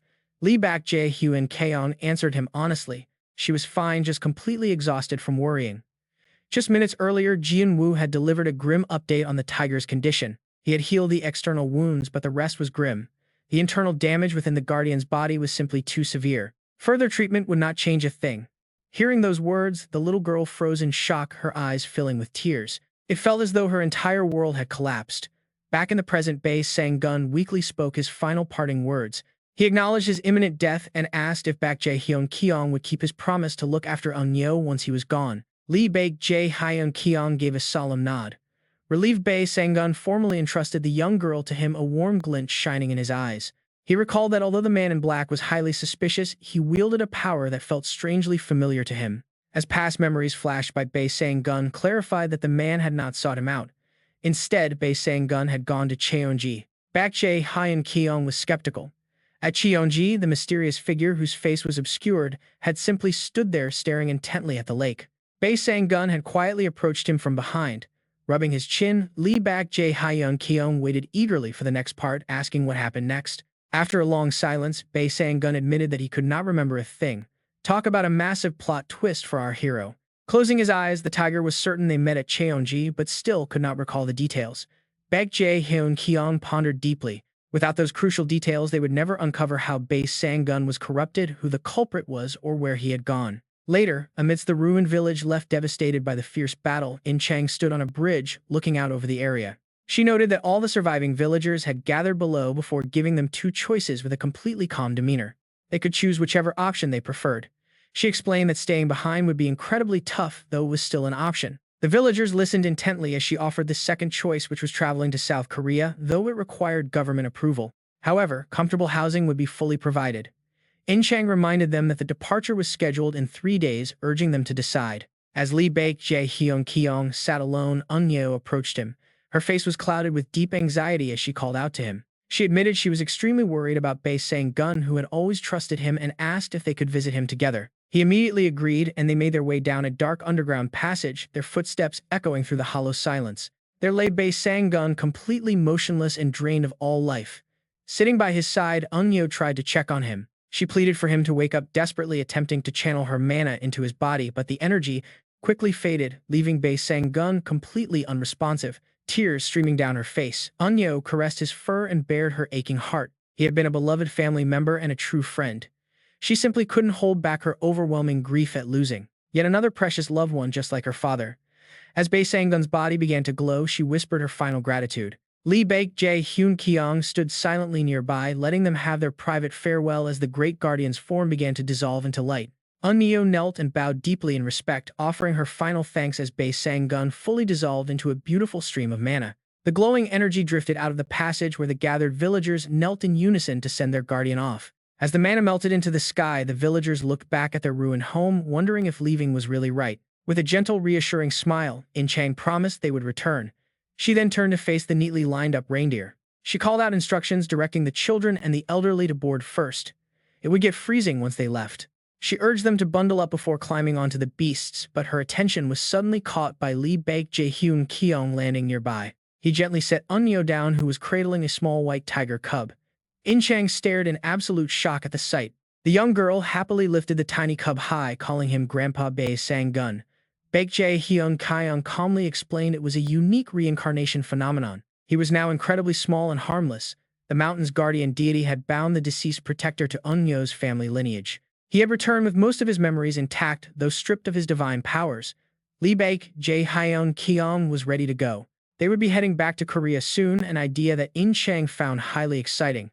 She asked about his next moves. Where to next? He fell deep into thought, knowing there was still so much to do. Suddenly, a golden sword materialized in his hands. Its sheer presence was overwhelming. In-chang watched closely, wondering what kind of magical artifact could possess such an incredible amount of raw mana. Jun-kyeong raised the blade silently, thanking Eun-yo for her craftsmanship. He casually told In-chang it was just a gift from a friend. It felt like a heavy blow straight to her head. She grit her teeth, repeating the word gift as her face completely darkened. Her mood plummeted. She asked what he planned to do once they arrived, her voice dripping with jealousy as she questioned his intentions. She asked if he was bringing a gift for his secret woman. Caught off guard, Jun-kyeong awkwardly scratched his cheek. Avoiding her gaze, he admitted he would give it to her. Annoyed, In-chang silently walked away, leaving him completely baffled. What was that about? Soon, the group continued their cold march through the snow until they finally reached their destination, leaving her stunned. Before them stood a massive wall. Hearing heavy footsteps, Jun-kyeong stepped forward, recalling his promise to open this very barrier. He recalled promising to open this barrier once a month, realizing it had already been that long. He placed his palm on the surface. Mana diffused into the air. Waiting around would be a total waste of time, especially since his growth had far exceeded his expectations. He could break this barrier on his own now. Channeling his energy, he firmly warned the others to step back. With that, Jun-kyeong concentrated his power. The wall vibrated violently as two distinct energies clashed, causing the entire barrier to glow. He grit his teeth under the pressure. His current mana flow was not enough, but drawing from the dragon heart would drain Sun's energy. The dragon heart showed fine cracks as his mana spiraled out of control. Meanwhile, the northern front remained buried under heavy blizzard winds. Freezing snow completely obscured the sky. High up on the watchtower, a guard's silhouette was barely visible. Se-jin stared ahead intently. He noted how unusually quiet things had been lately. The young soldier beside him asked what was so rare, prompting Se-jin to explain. Ever since that monster slayer arrived at the front lines, attacks had plummeted. The soldier suddenly realized he meant the legendary underdog. Perhaps it was just a coincidence. Se-jin remained silent, furrowing his brow as the cold image of Jun-kyeong flashed through his mind. Se-jin forced a relaxed smile, wondering aloud if the guy had somehow managed to escape the monster hordes crawling all over North Korea. The young soldier shook his head immediately. No way, that would be completely impossible, regardless of how many heroes had tried before. So many legends had fallen there already. Se-jin stood dazed but suddenly gasped, pointing ahead and shouting for his companion to look. Both of their eyes widened in absolute shock. The borderline was rapidly shifting as a blazing red wave of mana incinerated the wall. The intense energy spread rapidly, causing the colossal barrier to dissolve before them. Inside, the modern base, sturdy building stood tall. Steam rose gently from a freshly brewed cup of hot coffee. Suddenly, a relaxed voice remarked on how nice and warm the drink was. Inche picked up her cup, completely amazed by the rich flavor, and asked if coffee always tasted this incredible. Jun-kyeong nodded. He agreed completely. Suddenly, Se-jin walked over, his curiosity piqued as he asked about the group traveling along with the young hunter. He asked if he could know who they were. Jun-kyeong calmly explained that they were the surviving, highly reliable residents of North Korea. Se-jin gasped in utter disbelief. Survivors from North Korea. Sensing his shock, Jun-kyeong stepped in to clarify exactly what he was thinking. He confirmed that every single one of them was a hunter. Se-jin gasped in surprise, completely shocked. Meanwhile, inside the auditorium, the gathered crowd focused their attention on the stage where Neo and Kun stood together. The little girl stepped forward to speak. She told everyone to have patience, assuring them that things would be comfortable from now on. The crowd happily cheered in response. Watching from the side, Jun-kyeong realized her curse had finally been broken. The dark power that bound her was gone. She was no longer trapped in that youthful form. Still, she confidently stood before the crowd, continuing her speech with natural grace. He walked up and asked if she had a moment. Startled by his voice, her cheeks instantly blushed a deep, embarrassed red. Jun-kyeong gently grabbed her hand, politely asking the crowd if he could borrow their little leader for a moment. They happily agreed, joking that he could keep her. Only Kun watched them, leave a heavy sense of unease settling in. Once they reached a quiet spot, he asked about her changed appearance. Neo explained that her original source of power was gone. Jun-kyeong rubbed his chin in thought, then gently grabbed her wrist, quietly warning her that this might hurt a bit. She flinched, looking at him in confusion. His eyes glowed as he focused his senses, needing to use his mana flow. He needed to check her condition. The air began to vibrate around them as a thin strand of magic connected their energies. Startled, she pulled her hand away, demanding to know what he was doing. He simply looked at her, noting she had grown weaker. She gasped, unable to believe it. To verify his words, she immediately channeled her mana, wrapping her entire body in a bright aura. Staring at her trembling hands, she realized she had indeed lost her strength. Jun-kyeong calmly analyzed the sudden drop. She was only strong near her village, where she could control the local energy, which also explained her child form. Her face darkens in sadness, but Jian offers a warm, reassuring smile. He tells her not to worry, since he is a hunter who can help, deeply touching Eun-jeol. Moved by his words, the young girl hesitantly lets down her guard. She asks what he wanted to discuss. Prepare themselves. That is Jian's warning, as government and association officials will soon come looking for her. They will ask endless questions about her and the other survivors. In his mind, he pictures Kun fiercely fighting off the orcs. Their power is far greater than anyone anticipated. Like bony slicing enemies in half, it will cause a massive stir. Gion speaks calmly, but Eun-jeol knows what is troubling him. Are they trustworthy? Jian nods, confirming that there is a real risk of them being deported from the country, or perhaps forced into signing some exploitative contracts with the government. He also thinks of a certain man shrouded in a dark aura. Jang Hyun, the president of the powerful Asgard Association, who is sure to target them. He greedily covets their incredible strength. Gion makes an offer, keeping their best interests in mind. He promises to provide useful tools, though the final choice remains entirely theirs. They can accept or refuse as they please. Eun-jeol curiously asks what these items are. Meanwhile, outside, warm sunlight bathes the city. A sleek car pulls up and parks right beside the main building. A burly, muscular man wearing a sharp suit steps out. With dark sunglasses on, he looks highly professional. Sang-soo spots Guy on and immediately spreads his arms in a warm, welcoming greeting. Welcome back from China, Hunter Gion. He politely returns the greeting, noting that it has been a while since their orientation.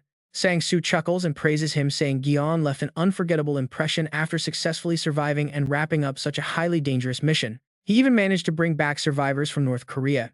Incredibly, every single one of those survivors is a powerful hunter. Gi-on quietly deduces their ultimate plan, realizing the association is trying to make the first move. Suddenly, Sang-soo's expression turns incredibly serious. But here is the catch: can they actually trust them? This major trust issue forces the association president to make a specific proposal instead. Gi-on instantly grows more vigilant, sensing Asgard's hidden agenda. Sang-soo turns his head toward him, directly sharing the association's official stance. He reveals that they know all the North Korean survivors are actually active hunters, prompting the association president to secure a contract. Gi-on raises an eyebrow, asking if they are referring to a mana contract. Sang-soo hesitates before confirming that it is. This type of contract essentially allows them to treat people like slaves, enforcing absolute obedience through severe penalties. Recalling the terms, he smiles politely and delivers a bombshell. He tells Sang-soo that they have already signed a contract with him instead. Sang-soo is completely stunned by the news. Gi-on calmly explains that he keeps those hunters close to minimize risks, having bound them first. It was the perfect reason to lock them into a mana contract, and a hunter can only sign one such contract in their life. Sang-soo rubs his chin thoughtfully. He decides to report this development back to the president, asking Gi-on to wait a moment. Gi-on is highly amused, eagerly wondering how Odin will react to this sudden roadblock. We will definitely find out soon enough. Inside, the survivors have gathered together in comfortable new tracksuits. One of them comments on how cozy and easy to move they are. Others quickly agree, appreciating the freedom of movement.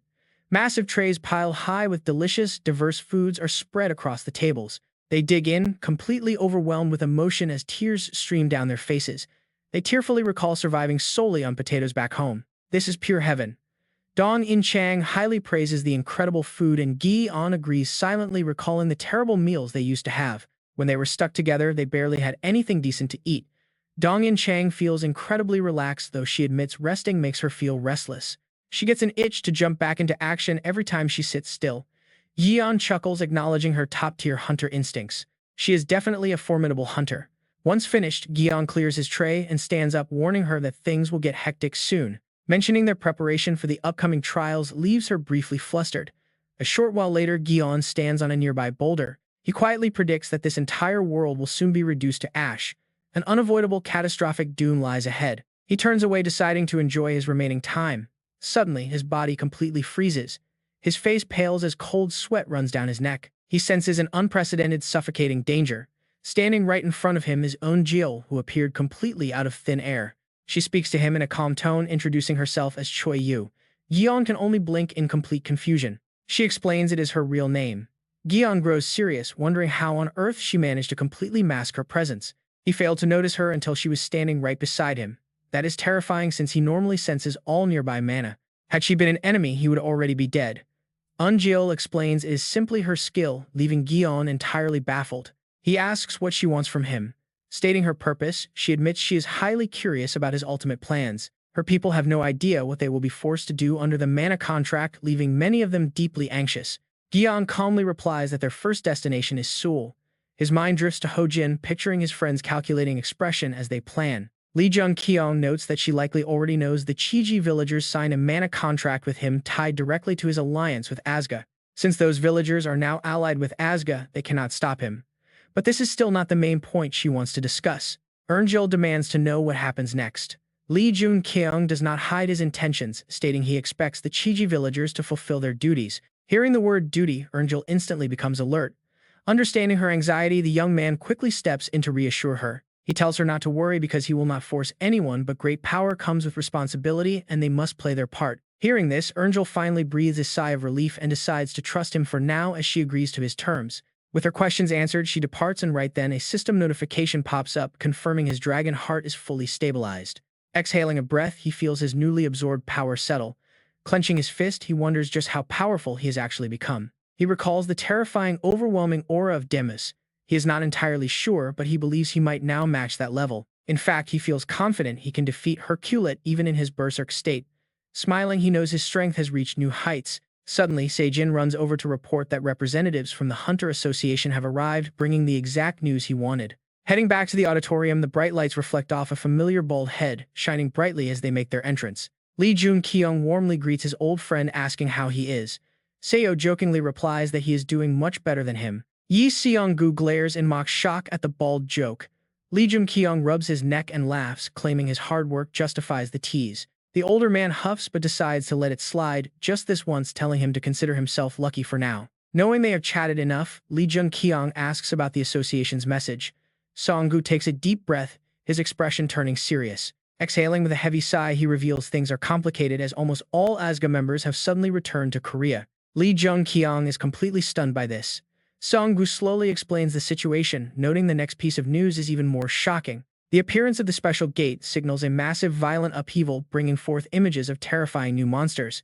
These special gates spawn creatures far stronger than normal dungeons, meaning any activation inevitably leads to highly catastrophic consequences. These dangerous gates are popping up worldwide, forcing hunters everywhere to board flights and rush back to their home nations. While nobody knows the true purpose behind these gates, even the legendary Odin views this as an incredibly grave threat. Odin has already summoned all top heroes to an emergency meeting, and Seong-gu warns him that a major conference is scheduled. Naturally, Lee Jun-kyeong's name will be on the agenda. Seong-gu looks down, admitting that the association wants him back immediately. Looking at the Chiji villagers gathering below, he remarks on how they unexpectedly stumbled upon an absolute gold mine. Lee Jun-kyeong looks down as well. The Chiji villagers are highly trained hunters, making them an incredibly valuable asset in this world. Having so many loyal hunters at your command grants immense power. Seong-gu's expression turns deadly serious as he points out the catch. The mana contract demands total loyalty and absolute obedience. By bringing these remote hunters in, they are now his direct subordinates. Clenching his fist, Seong-gu warns him that holding such massive private power is bound to paint a giant target on his back. Every major faction will instantly view him as a threat or an enemy because a mana contract is entirely different from a regular guild. Lee Jun-kyeong listens quietly to the warning before flashing a relaxed, confident smile, completely unfazed by the potential danger. He casually points out that he is still an ASGA member after all. Seong-ju sighs helplessly and nods in agreement. The two friends share a warm embrace, with Seong-gu patting his back and congratulating him on making it home in one piece.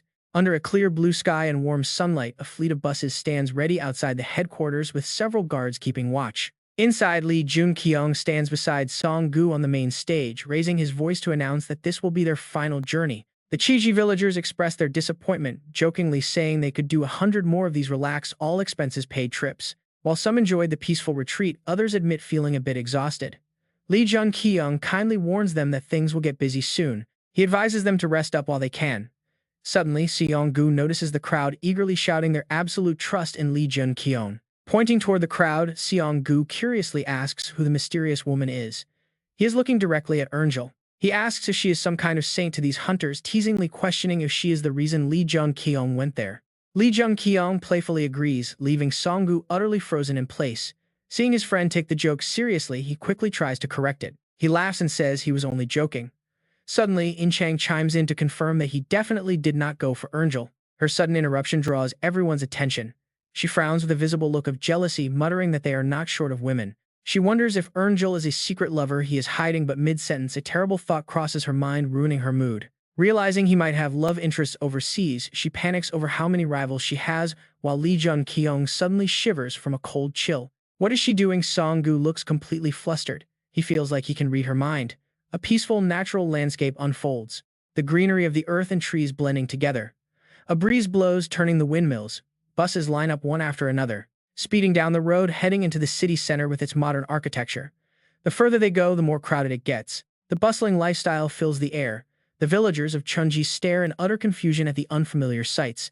Soft sunlight shines down on luxury skyscrapers. Crowds pack the streets, life pulses everywhere, and all kinds of vehicles flow through the streets, honking their horns.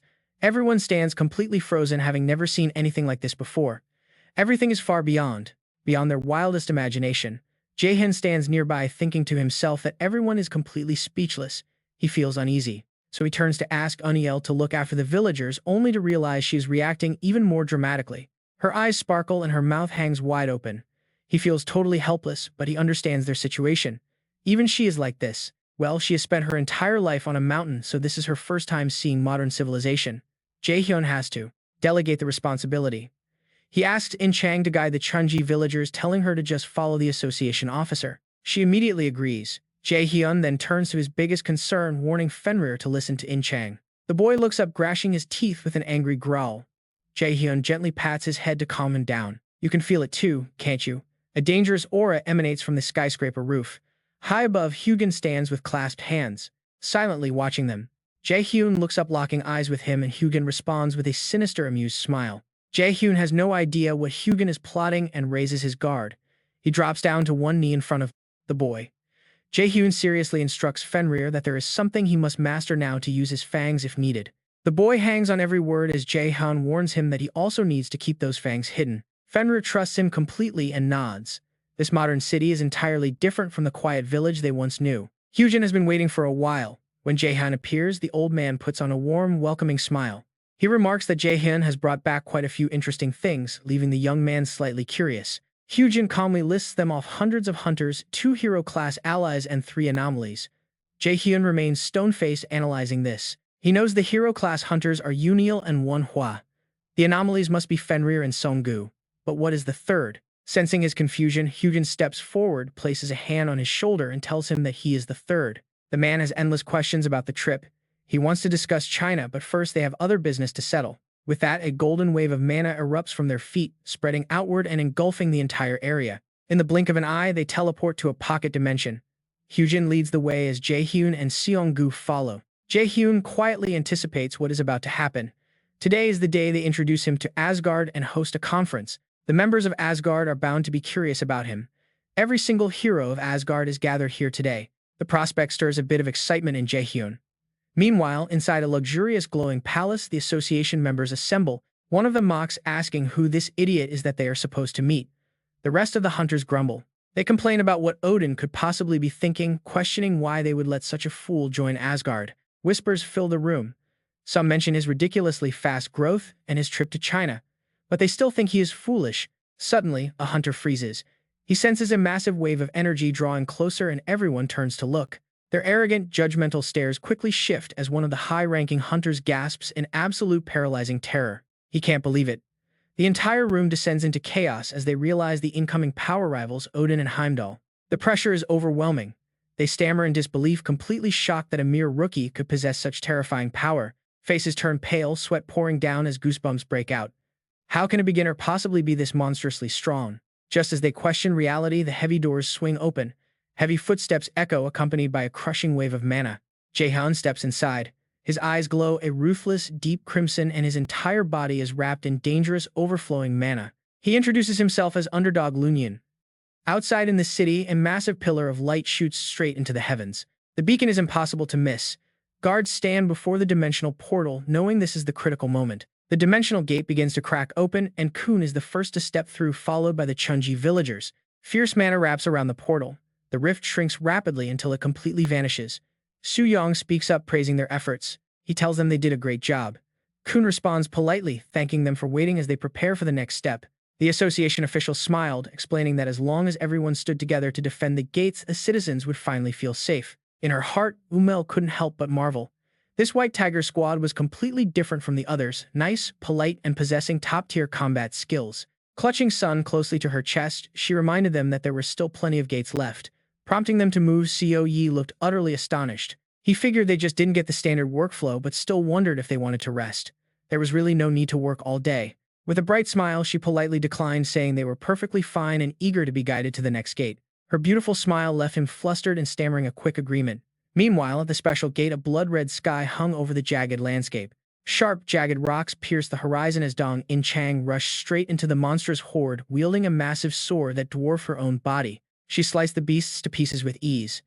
Suddenly, the system chimed, announcing that the prince's magical energy was boosting their overall stats. Just then, a monster sneaked up behind her, aiming its razor-sharp claws directly at her back while she was completely distracted. But in the nick of time, a massive hand clamped down on its head as Gong-du focused his strength and shattered its skull with one devastating punch. At the same time, Hyamu summoned a glowing mana orb, launching it with perfect accuracy into another target. Right then, sharp mana threads began to spin. These flexible threads coiled around the beast before Jun-kyeong yanked them back, shredding it into pieces. The system then credited the Great Eastern Doctor. With their abilities evolving under this powerful support, Jun-kyeong leaped high into the air, gripping his sword as he plunged into the monster horde. He brought down a devastating strike from above, unleashing a massive wave of mana that instantly disintegrated every single beast in the vicinity. As the system kept droning on about apocalyptic portents, seriously, Who writes these alerts? He stood there completely speechless. The system interrupted his thoughts to announce he had leveled up. He sighed, realizing he couldn't complain about free power-ups. Soon, the monsters were completely wiped out. Gathering back with the rest of the five-man squad, Dong-in Chang noted that they were hunting in a high-level gate. Because of this, she was sure the powerful sponsors would be highly interested in them. Baek Jun-kyeong shared that absolute confidence in their team's abilities. Even though this special gate housed S-rank monsters, their combined numbers made the raid a breeze. He knew they had more than enough power. He was sure everyone agreed with him, prompting Dong-in Chang and the others to nod. But Baek Jun-kyeong didn't want them getting too arrogant over small victories. He warned them that as they grew stronger, more special gates would continue to appear. The world was now overflowing with magic. His expression turned deeply solemn as he warned them of the truth. Very soon, the devastating Great Deluge would begin. The revelation left them completely startled, with Dong-in Chang wearing a similar look of shock. Turning back, he praised them while offering a crucial reminder. They were both strong, but they had to work even harder. Suddenly, she chased after him, calling out for Lee Baek Jun-kyeong to wait up. Curious, she asked where he was off to, and honestly, aren't we all wondering that? He calmly laid out his upcoming plans. He was planning on taking a brief journey around the world. Dong-in Chang was caught off guard, hesitating as she repeated his words. She scrutinized Baek Jun-kyeong's face to see if he was lying. He had just warned them about the cataclysm, yet now he wanted to travel. Of course, he had earned the right to rest. Once she realized there was nothing suspicious about his intentions, she finally accepted it. With a warm smile, she agreed that resting was probably for the best, letting him go without any further questions. Baek Jun-kyeong smiled softly at her easy acceptance. He knew that if he went into too much detail, she would definitely misunderstand his real motives. She would probably think he was sneaking off to meet other girls. Feeling much more relaxed, he told them to join the White Tiger Guild. He also promised to leave Fenrir with them to help out. Hearing this, the young boy looked up with a puzzled expression. Placing a heavy burden on the young boy's shoulders, he instructed Fenrir to protect the guild as they were crucial to the future. The boy nodded, determined to do his best. Baek Jun-kyeong clenched his fist. He had called it a vacation, but this was his true duty. As someone who had regressed from the future with absolute knowledge of what was to come, he had to carry this heavy burden alone. Underneath the crimson glow of the evening dusk, his whisper drifted into the wind. He knew his next destination. He had to meet Odin. A few days later, he secured permission to use the legendary Bifrost from El Kangoo. The Guardian offered a thoughtful warning to watch his step. He was surprised that Odin had actually agreed to the request. But Baek Jun-kyeong calmly explained that they had simply reached a mutual agreement. Ideal Baek Jun-kyeong confirmed it, explaining he had simply offered the god exactly what he desired most. Hearing this, Sogu watched him thoughtfully. Under normal circumstances, Odin would never allow an outsider to access the Bifrost, but because of their secret deal, an exception had been made. This deal revolved around a mysterious man in black, a figure completely shrouded in dark, menacing energy whose face was impossible to see. Upon returning from China, this enigmatic figure had delivered shocking information to Odin, details that contradicted everything the other survivors had claimed. In a crucial flashback, Baek Jun-kyeong stepped forward to report his findings. He warned Odin that the man in black was actively moving. This rogue player had completely destroyed China and laid waste to whole regions. Such information was more than enough to pique the god's interest. Hearing of someone capable of such raw devastation instantly triggered Odin's insatiable hunger for recruiting powerful warriors. The Allfather's eyes narrowed. His eyes glow with excitement. He orders his men to find the identity of the man in black, promising Asgard's full support to him without any hesitation. This means all of Asgard will cooperate with Underdog as much as possible. Meanwhile, in the peaceful blue sky, a seven-colored light suddenly sparkles like a star. A radiant rainbow bridges across the sky as Lee Jun-kyeong calmly lands on the ground. A man steps forward, saying he was waiting for him. Though slightly surprised outwardly, he maintains his calm. He greets him, saying it is a pleasure to meet the first-class knight Lancelot, while secretly being amazed, since he assumed they would only send a basic manager. Lancelot politely greets him back, saying it is a pleasure to meet Underdog. Lee Jun-kyeong thinks to himself, realizing he is finally meeting Lancelot, one of the legendary knights of the Round Table. A crest, depicting a shield and two crossed swords, appears, symbolizing the Round Table, a secretive organization in the United Kingdom, holding a completely unique worldview compared to any other faction. Unlike other groups that constantly try to manipulate humanity for their own gain, like the Asgard Association led by Jang Ho-jin, the Round Table remains a complete outsider. Those who hold immense power but simply watch from the sidelines in silence, neither good nor bad. The reason they are so incredibly strong lies in Merlin, the centerpiece of the entire organization, a beautiful girl with golden hair and striking emerald eyes. On the other hand is Arthur, who currently takes the form of a child. Even putting her aside, the Round Table is exceptionally powerful due to their special lineage of knights. The elite few who make up this rank are far stronger than typical average heroes. This order is led by Wonian, their strongest commander, and they always play a crucial role during national crises in Britain. Returning to the present, the quiet city is bathed in warm sunlight as they stand face to face. Lancelot offers a friendly smile and shares his thoughts, mentioning that since Merlin is interested in him, everyone is quite curious about him, including Lancelot himself. However, this seemingly polite attitude cannot deceive Jun-kyeong, as his true feelings show through. He can see the deep hostility swirling in those eyes, which is probably because of Lancelot's notorious obsessive love for the Round Table's leader, Merlin, but she never returned his feelings, completely shattering their relationship and driving him into a state of obsessive madness. It is not that Lancelot is a traitor, but rather that his obsession has spiraled completely out of control. Standing there, Jun-kyeong recalls the rumors and warnings he once heard about this man. They said almost every disaster the Round Table faces can be traced back to Lancelot. Secretly, he feels incredibly unlucky, as if he has stepped right into a trap. Still, he tries to explain to smooth things over. He simply wanted to keep his promise to Merlin, but before he can even finish, Lancelot rudely cuts him off. Lancelot mocks the idea of a promise, prompting a heavy, helpless sigh from the young man. What does he mean by that? His face turns serious as he warns Lancelot that he is here on official business with Merlin despite Lancelot's rude behavior. Lancelot simply scoffs, refusing to admit his hostility and shamelessly questioning when exactly he was being rude. Jun-kyeong can only wonder how someone who calls himself a knight cannot even recognize his own blatant disrespect. Enraged, Lancelot slams his hand onto the table, sending the teacups flying as his temper completely boils over. With a dark, threatening glare, Lancelot demands to know if he is being insulted. Yet Jun-kyeong remains completely unbothered. He crosses his arms, calling out to Merlin because he knows she is watching this whole spectacle unfold. After all, the only place safe from her gaze is a private room. Lancelot grits his teeth, suppressing his fury. He warns Underdog that regardless of his high reputation, he will not tolerate such blatant disrespect from an outsider. But before their confrontation can escalate any further, a powerful, commanding voice echoes through the room. The voice orders them to halt, causing Lancelot to turn in surprise while Jun-kyeong remains perfectly calm. Glowing particles gather in the air and Merlin gradually materializes right in front of them. Lancelot bows respectfully to his lady while Jun-kyeong stands to greet her. But Merlin immediately delivers a cold warning. She tells Lancelot he is disrespecting her guest, which sends a shockwave of jealousy through the knight's heart. Letting his raw emotions completely override his logic, Lancelot snaps and loudly challenges Underdog to a duel. Merlin frowns and stands up to intervene, asking Lancelot what on earth he thinks he is doing. Surprisingly, Jun-kyeong calmly accepts the challenge, leaving Merlin stunned.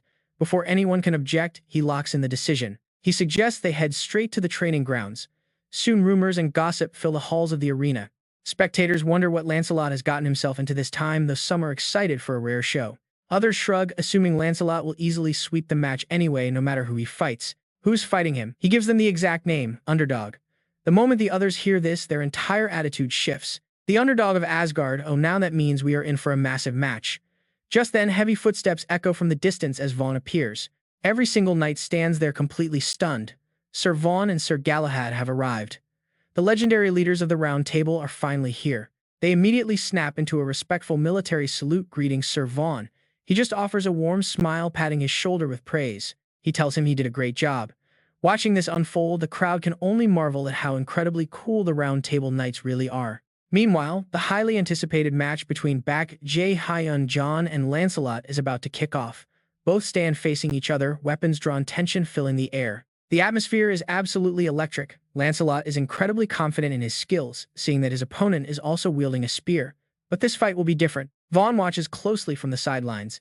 A spear duel between the East and the West now. This is going to be one highly entertaining clash. Lancelot dramatically places a hand over his chest and bows to the crowd, thanking everyone for showing up to witness his grand duel. The spectators cheer enthusiastically to show some respect, and Lancelot smiles with deep satisfaction, basking in the glory as his vanity is fully pleased. But Baek Jae-hyun does not hold back his mockery, questioning Sir Lancelot on whether he should address him as a noble knight or just an entertainer. With all these dramatic theatrical antics, Lancelot looks way more like a showman, making Baek Jae-hyun wonder if the title of Sir even fits him anymore. Lancelot scowls in pure annoyance. His entire demeanor shifts instantly, a heavy and hostile aura flaring up as he starts preparing his next move. His mana surges. He coldly mentions how he heard that in these duels, taking an opponent's life is actually permitted. His eyes narrow with a dangerous, bloodthirsty glint. Getting into a battle stance, Lancelot smugly declares that this duel might very well end in tragedy. He claims he originally intended to show mercy and spare his life, but now he is not going to bother holding back anymore. But Baekje-hyun stays completely unfazed by the threat. Hearing those boastful words, he remains perfectly calm and collected without a hint of fear. He mockingly calls Lancelot a selfish, arrogant noble. He even has the nerve to smirk, throwing back another sharp insult at his opponent. Calling him a complete fraud, Baekje-hyun stands his ground. Furious, Lancelot charges forward at lightning speed to strike down the insolent bastard. Baekje-hyun calmly waits, his eyes scanning the attack. He knows Lancelot is famous as the one-strike knight who can pierce through absolutely anything. True to the rumors, the oncoming strike is incredibly fierce. No matter how arrogant the man is, his raw strength is undeniably heroic. The spear tip glowing with intense mana thrusts directly at him. But Baekje-hyun is fully prepared to meet the devastating blow head-on. He perfectly deflects the strike, clashing spear tip to spear tip. Lancelot's powerful charge is stopped dead, leaving him completely unable to push forward. The entire crowd gasps in sheer shock at the sight.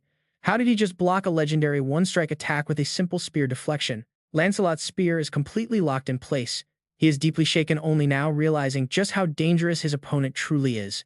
Cold sweat beads down Lancelot's cheek. He desperately pours more force into his spear, but the weapon refuses to budge even an inch. Frustrated, Lancelot cannot believe he is completely stuck.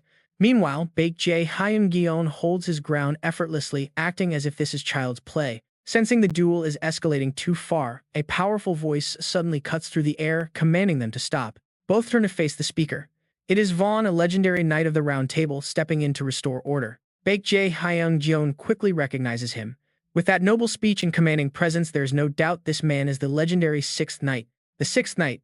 Ever since awakening as a hunter, this man has slaughtered waves of monsters like an absolute madman. He leaves paths of shredded beasts in his wake, yet he always maintains a terrifyingly calm and powerful composure. Walking away covered in the blood of his enemies earned him that fearsome title. Now the clashing spears finally pull apart. Baekje-hyun calmly steps back, knowing there is no reason to pick a fight with a legend. Meanwhile, Lancelot collapses to his knees. His face goes completely pale as he kneels in utter defeat. Vaughn steps forward, urging Lancelot to finally learn his lesson. He advises him to accurately measure his own strength against his opponents, but Lancelot bitterly complains that he was the one insulted. Vaughn ignores the pathetic whining, instructing Galahad to help clean up the arena instead. Galahad swiftly obeys the order. Grudgingly, Lancelot stands up and bows his head, admitting defeat. Watching this, Baekje-hyun remains highly alert and cautious. Vaughn is definitely not a man to be taken lightly. He had already analyzed Baekje-hyun's power from the very beginning. As Vaughn walks away, he glances back, highly impressed by how easily Baekje-hyun neutralized Lancelot's mana strike in a single move. The kid is incredibly strong, easily proving himself as a rising star of Asgard. Those rumors about him defeating Domitius were clearly true. Sometime later, after things quiet down, Baekje-hyun finds himself in a private chamber standing face-to-face with Merlin. He firmly states that he only agreed to join this battle because he wanted to warn her there will not be a second time. Privately, he notes how Merlin holds absolute control over the Round Table, meaning even their top commander must obey her every whim. If Merlin truly desires it, she has the terrifying power to mobilize their entire forces with just a single word. Jin never wanted to clash with Lancelot. His mind flashes back to their recent battle, which only happened because Merlin wanted it. Since she insisted they fight, he agreed. Besides, he had his own goals here. He gestures and she explains this settles his debt. Merlin raises an eyebrow, noting how incredibly straightforward he is. She questions if he fought simply because he wanted to test himself. Jin awkwardly scratches his cheek, claiming he only agreed because he hates losing. In truth, he remembers the exact moment of clash. When their weapons collided, he wanted to see how much stronger he had grown since his intense training back in China. He also wanted to clear his debt to Merlin. Smiling, he brushes it off, stating there even since she got what she wanted. This clash should serve as a solid lesson for Lancelot. Jin correctly deduces that Merlin must have already sensed his massive power-up. Even though she knew Lancelot would lose, she let them fight anyway. That means she actually wanted her own ally to suffer defeat. Merlin readily admits to her scheme, noting he is much sharper than expected. She confesses she wanted him to crush Lancelot. She was highly annoyed by Lancelot's arrogant attitude, so she plotted this. Lancelot certainly has great potential, but he needs humility. His pride and obsession with her are holding him back, meaning he desperately needs a chance to mature into a real knight. She used Jin as a stepping stone. With glowing eyes, Merlin reluctantly agrees that part of his debt is officially paid off. Her figure suddenly vanishes and the focus quickly shifts to Arthur. The young king steps forward with an incredibly serious expression. Arthur sternly reminds him that a promise is still a promise. Seol-jin addresses Arthur, who wants absolute proof of his word. Seol-jin raises his hand and summons a magnificent golden sword that sparkles brilliantly under the bright light, stunning everyone. Arthur's pupils shrink in sheer disbelief as chaotic mana erupts around him. He furiously demands to know if that is actually Excalibur. Seol-jin casually tosses the legendary weapon over, telling Arthur to go ahead and inspect it. Arthur catches the sword immediately. Gripping the hilt tightly, Arthur examines the blade with deep frustration. He asks how this flashy magic-filled toy can be Excalibur. He feels deeply insulted, yelling that Seol-jin is mocking him. He demands to know how such a cheap trick could ever fool him. Suddenly, Merlin hesitantly calls out Arthur's name. Hearing her voice, the young king freezes in complete shock and turns around. Arthur can hardly believe his eyes as he stares at her. Merlin is standing right there, separated and completely free. He blankly gazes down at the sword in his hands, still harboring doubts. Yet the curse has undeniably been broken. Now watch, even Merlin is completely stunned that they actually separated. Seol-jin just smiles, proving he kept his word. He recalls the Demon King's memories, recognizing the weapon's true form. Meanwhile, Arthur continues to study the blade intently. Arthur asks if this is the genuine article. Seol-jin sighs with regret, admitting that it is unfortunately just a fake. They both whip around to look at him in shock. Seol-jin explains the truth, revealing it was forged to deceive their patron. It was made to trick the Lady of the Lake. Since she only sees what she wants, playing along will keep them safe. Merlin is enlightened and nods in understanding, but Arthur is still completely lost, demanding to know what they are talking about. Merlin explains it as simply as possible. The Lady of the Lake is the one who ordered them to retrieve Excalibur. However, neither of them actually knows what Excalibur looks like. They only know it exists in the form of a sword. Its true appearance remains a mystery. She looks at Seol-jin, explaining that he is the one who knows its actual design. That is how he forged a replica to fool their patron. In his mind, Seol-jin quietly confirms that she is absolutely correct. He envisions the legendary Sword of the Lake, which has rested deep beneath those magic-filled waters for centuries. After absorbing massive amounts of lake magic, its power grew immense. Knowing this truth allowed Seol-jin to replicate a portion of it. Arthur remains highly skeptical. He asks how they separated if it is just a fake. Merlin explains this is only temporary. The Lady of the Lake will eventually spot the fake, causing their curse to return to its original state. Hearing this makes Arthur furious. Before his brain can process the risk, his body moves on instinct to attack Seol-jin. Merlin quickly holds him back. Being much smarter, she deduces that even a fake should buy them some time. Seol-jin calmly explains that it is not just a matter of time. He designed this replica specifically to mislead them. Even if their patrons suspect something, they will still have to double-check the weapon to some extent to be sure. As long as the two do not leave the round table area, their curse will remain temporarily broken. Seol-jin analyzes their patrons' main motives. Ultimately, they place the curse because they genuinely want them to find the real Excalibur. Having explained everything, he reminds them that his job is done. Arthur hides his face, sinking into deep silence. Suddenly, Arthur drops his hands firmly, declaring they are not done yet. His expression turns dead serious as he analyzes the situation. Arthur bore the brunt of the curse, trapping him in a child's body, whereas Merlin got to keep her normal form. Given his background, it made perfect sense why he acted that way. In the end, Jun-kyeong made up his mind, flashing a grin as he clenched his fist. He decided to let them in on one more secret, the actual location of Excalibur hidden deep within a mist-covered forest. Out of nowhere, a blinding light flashed through the thick fog, followed instantly by a massive pillar of fire that scorched the sky.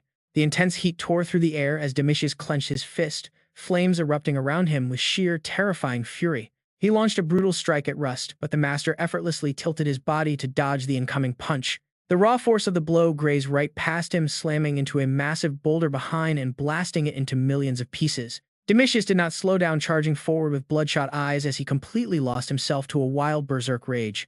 Dust and smoke blanketed the shattered battlefield, yet Rust remained completely unbothered as he calmly raised his sword. He dismissed the attack as way too slow before executing a clean horizontal slash, forcing Domitius to leap back. The blade grazed just beneath his feet, and as he prepared to strike from above, he suddenly realized something was terribly off. Somehow, Rust's overwhelming mana had already materialized behind his back.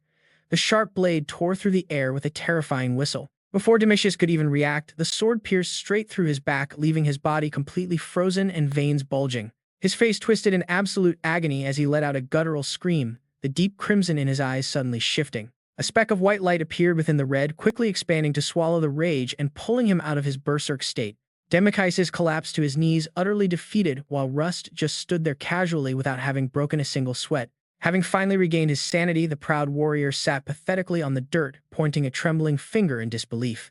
He demanded to know what that insane sword was, but Rust merely sheathed it, claiming he just found it recently. Demetrius stared in absolute shock, stammering over how anyone could just happen to find a weapon of that caliber. He shuddered, remembering how the moment that blade touched him, his entire reserve of magic had instantly shut down. Without offering any explanation, Rust changed the subject, noting that his strength was enough to earn forgiveness for acting alone.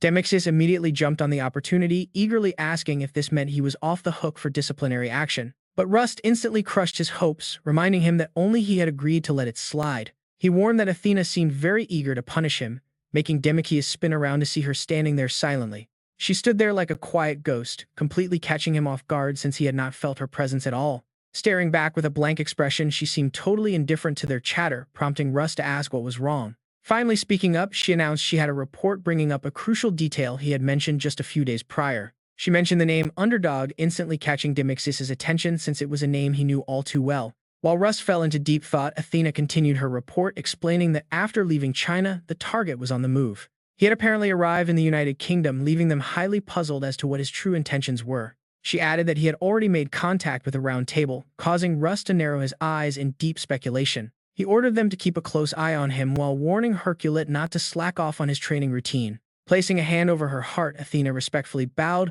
while Demetrius gave a firm nod of absolute agreement. With their targets set, Rust gazed toward the horizon under a clear blue sky, silently mapping out his next moves. Meanwhile, over at the Round Table's massive territory, Arthur stood tall in front of Jun-kyeong with an intense stare. He demanded to know if Rust truly held Excalibur, and Jun-kyeong gave a firm nod to confirm it. Arthur couldn't understand why someone who already wielded the legendary lightning of Olympus would even need another legendary sword. Jun-kyeong smiled, awkwardly amused by how everyone shared that exact impression of Rust before admitting he had no idea. Arthur narrowed his eyes in annoyance, asking why he wasn't using honorifics, only to receive a completely blank look. Jun-kyeong casually pointed out that Arthur wasn't being polite either, leaving the legendary leader absolutely speechless and searching for a comeback. Giving up with a heavy sigh, Arthur forced the conversation back on track, asking what they should do next. Looking completely innocent, Jun-kyeong shrugged and asked why they were turning to him when his job was already finished. He had already revealed the location, leaving the rest up to them, which caught Arthur completely off guard. Reminding him of their initial contract, he pointed out that he was only hired to find the sword's location. Since his part was done, he expected to be paid in full and specifically demanded double for his extra efforts. Arthur stared down in deep frustration, knowing all too well that Rust would never willingly hand over such a powerful weapon. He remains completely calm, reassuring the other that Merlin will definitely find a way because she's just that smart. Hearing this, Arthur chuckles in agreement. He finally lets go of Excalibur and asks for Jun-kyeong's thoughts instead. Arthur asks how they should repay the debt. Jun-kyeong quietly calculates Merlin is already busy trying to restore Excalibur. That restoration is going to take a long time. Jun-kyeong puts on a mysterious act, telling Arthur he knows nothing of real power. He promises to explain once Merlin returns. Right on cue, heavy footsteps echo and Merlin slowly walks over to join them. Arthur looks over as Merlin arrives, knowing they were waiting. Merlin tells Jun-kyeong to speak, and he happily gets straight to the point. His demand is simple, yet almost impossible. He seriously declares that both of them must survive. Arthur stares in complete shock. The knight is totally baffled, and Merlin looks just as stunned. Jun-kyeong gestures calmly, adding another condition to his deal. He wants them to trust him completely and obey his every word. Do that, and he might just clear their massive debt. Arthur is highly confused, asking why he demands two massive favors for a single debt. Jun-kyeong completely ignores the question. Instead, he asks if Arthur plans on dying soon, since his goal is simply keeping him alive. Arthur gulps nervously at that. Merlin steps in and agrees. They understand, but she points out that they will definitely need a much clearer explanation soon. He quietly promises it will come soon, warning that something major is about to unfold. Arthur instantly presses for details. Jun-kyeong reveals the truth about a special gate and its bizarre mana. He knows Merlin must have felt it already. Otherwise, she would not have summoned the Knights of the Round Table. Merlin frowns, admitting her gut feeling was spot on. The magical density across the entire kingdom is rising at a terrifying speed, which is exactly why she gathered her knights. Jun-kyeong nods solemnly. More of these bizarre high-hazard gates are going to start tearing open in the near future. Merlin zeroes in on his warning. Is this the massive crisis he mentioned, and why does he need them to survive? Jun-kyeong shakes his head. The real nightmare starts after all those special gates vanish. They must prepare for that moment. His dark warning leaves them both completely speechless. Later on, the glass-smooth surface of a quiet lake, two figures stand. One tall, one short. They face off. Sword slashes bite into the air. Arthur stands ready with his legendary blade. Arthur explains this is his private training ground since not everyone in the round table even knows about his existence. He challenges Lee Jun-kyeong to a quick spar, noting that he seems much stronger before instantly flaring his powerful mana. Lee Jun-kyeong is more than happy to oblige. Summoning his spear, he confidently boasts that he is not the same guy anymore. He is far stronger now. But before they clash, he asks if Arthur has ever fought that legendary lightning-wielding warrior. Arthur is taken aback, warning him that asking such questions is an easy way to get killed. Lee Jun-kyeong shrugs it off. He still stubbornly demands an answer anyway. Arthur chuckles and gives in, admitting that yes, of course he has. Satisfied, Lee Jun-kyeong locks in. His eyes glow deep blood red as he lunges forward to deliver a devastating preemptive strike. He explodes forward, sending water blasting into the air as his spear thrusts straight at Arthur, who easily blocks it. Arthur taunts him, asking if he is even trying since he is still way too slow. Their clash violently ripples the lake. Lee Jun-kyeong skids back across the water trying to find an opening. To match Arthur, he must utilize everything he has. Suddenly, a blazing inferno ignites and wraps around his weapon as he unleashes the fire magic of his Muspell Spear. The system registers the change, announcing that the weapon's elemental fire has been converted directly into raw stat points. Boosted by the Fire Lord, a brilliant ribbon of crimson mana swirls wildly around Lee Jun-kyeong as his combat power rises. Arthur is thoroughly impressed as they trade furious blows, flashing across the lake in a flurry of steam and fire. Elements collide as neither warrior gives an inch. But with a massive heavy strike, Arthur finally blows Lee Jun-kyeong backward. Arthur condenses a massive ball of mana and fires it directly into his stomach, but Lee Jun-kyeong somehow pushes through. Water erupts everywhere. Arthur looks down at him with glowing eyes, mocking his efforts. Lee Jun-kyeong wipes blood from his lip. He has to admit, Arthur is extremely strong, but he refuses to lose. He determinedly vows to hit him at least once. Sharp shockwaves slice the air and a scorching wave of mana erupts, wrapping his entire spear in intense blazing flames. Arthur is completely stunned as he witnesses this scene, wondering in absolute disbelief if his opponent is actually absorbing magic. The system instantly chimes in, announcing that the dormant dragon heart is finally releasing its massive store of raw magic. A deafening explosion shakes the entire area, kicking up a thick wall of steam and raining water drops everywhere. As the heavy steam clears, Arthur looks incredibly grim. There's a fresh bleeding scratch right across his cheek. He asks what that technique was. Lee Jun-kyeong remains quiet for a moment before whispering the name of it: solar flare. Yat. That is a masterpiece of a skill. Right as those words left his mouth, bands of mana wrap tightly around his body. Lee Jun-kyeong loses consciousness and collapses. Arthur looks on with a bit of regret, apologizing for getting so carried away during their fight. He just couldn't control his own power. Arthur withdraws his mana, speaking to himself about the white lightning Gion had asked about. Arthur notes that Gion cannot achieve it yet. Unfortunately, the unconscious youth cannot hear the very answer he wanted. Arthur murmurs that maybe Gion will defeat them one day.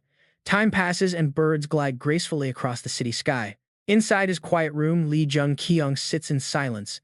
The bracelet suddenly speaks with Hyun Mu's concerned voice, asking if he is all right. He raises his hands to inspect them. Fortunately, Merlin's magic has fully healed him, prompting him to reply that he is fine. He closes his eyes to reflect. Even though he lost, he happily brags about managing to land an attack on Arthur. His spear actually grazed the leader of a massive organization, proving he has grown stronger. Suddenly, a knock sounds from the door.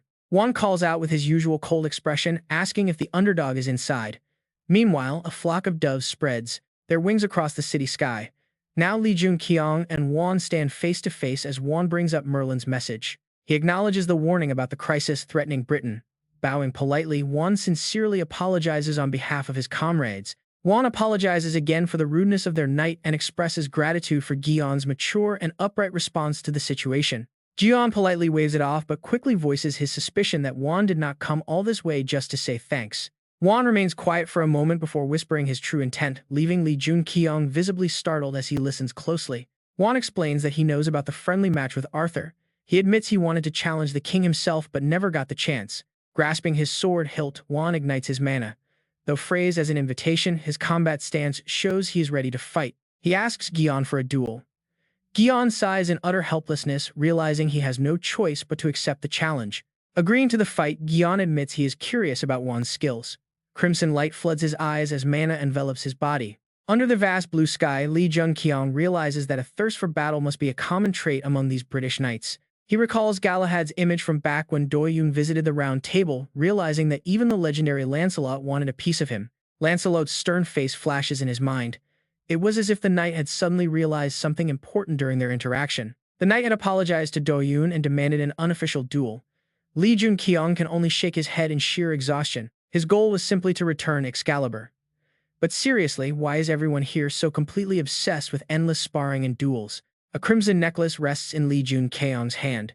In a flashback, Merlin presented this artifact to him, explaining its unique value. She promised it would give his stats a decent boost, confident it would prove incredibly useful to him in the future. Giving a warm smile, he thanks her, noting how much help he received in China.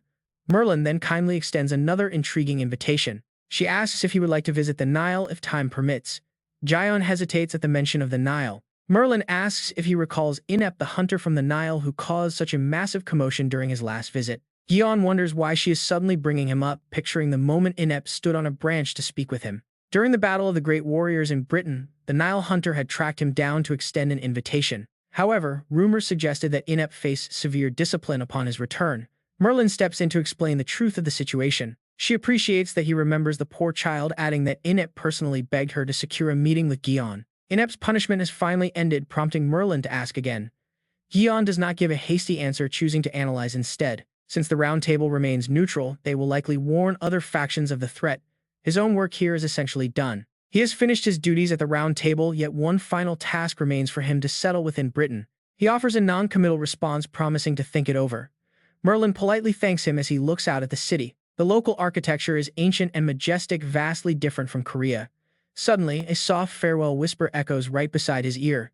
Recognizing the voice, Jion focuses his vision toward the peak of the distant clock tower, spotting Arthur standing on the edge. The king is silently seeing him off. Arthur calls him the Spark, causing Jion to sigh at the new nickname. He wonders if everyone must have a nickname here.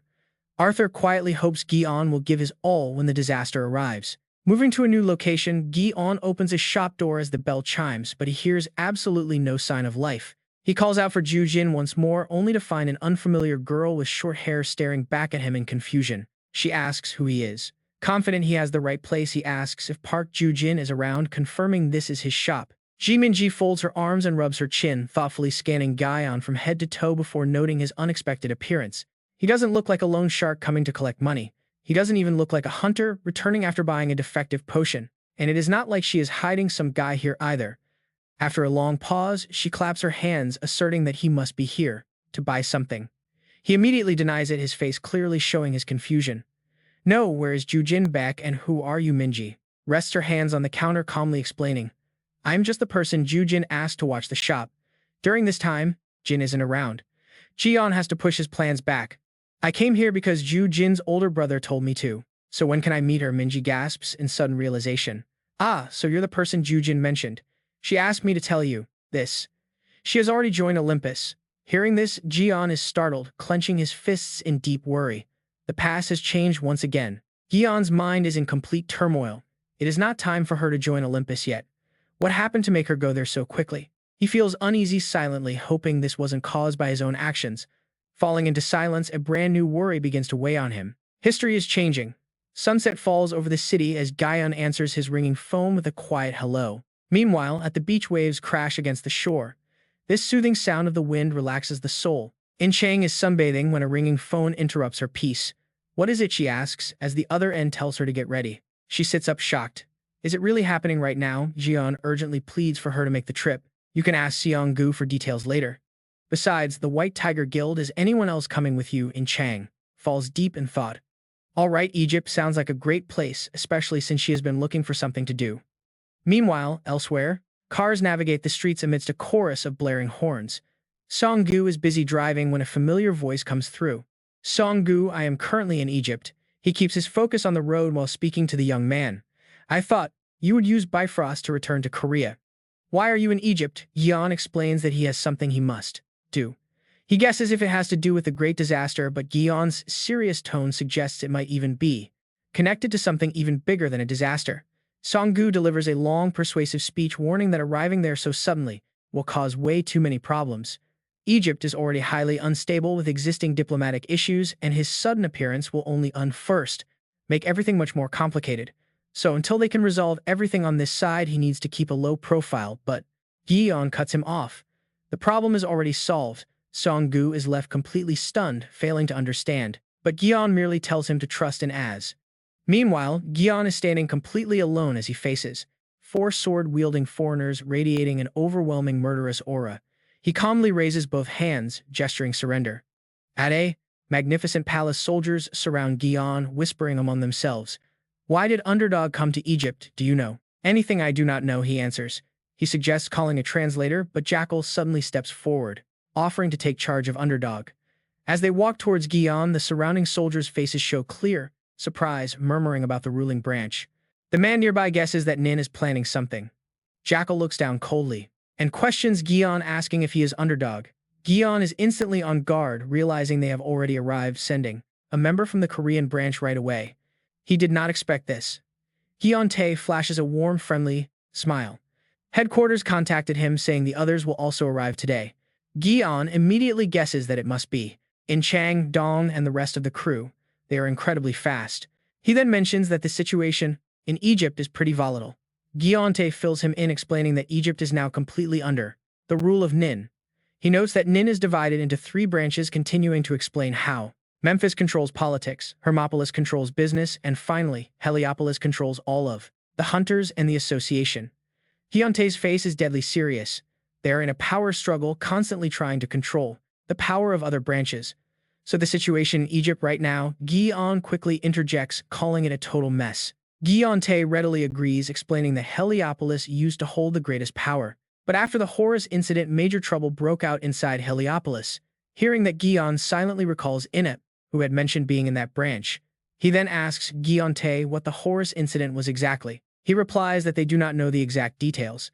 It is something even their best intelligence sources couldn't possibly uncover. However, they do know a massive argument broke out after a certain incident during a gate raid. Suddenly, Gion remembers Inep's words, recalling how urgently he had pleaded about the blood ore, asking him to go to Nin. Frowning, Gion thinks that this blood ore business is completely insane.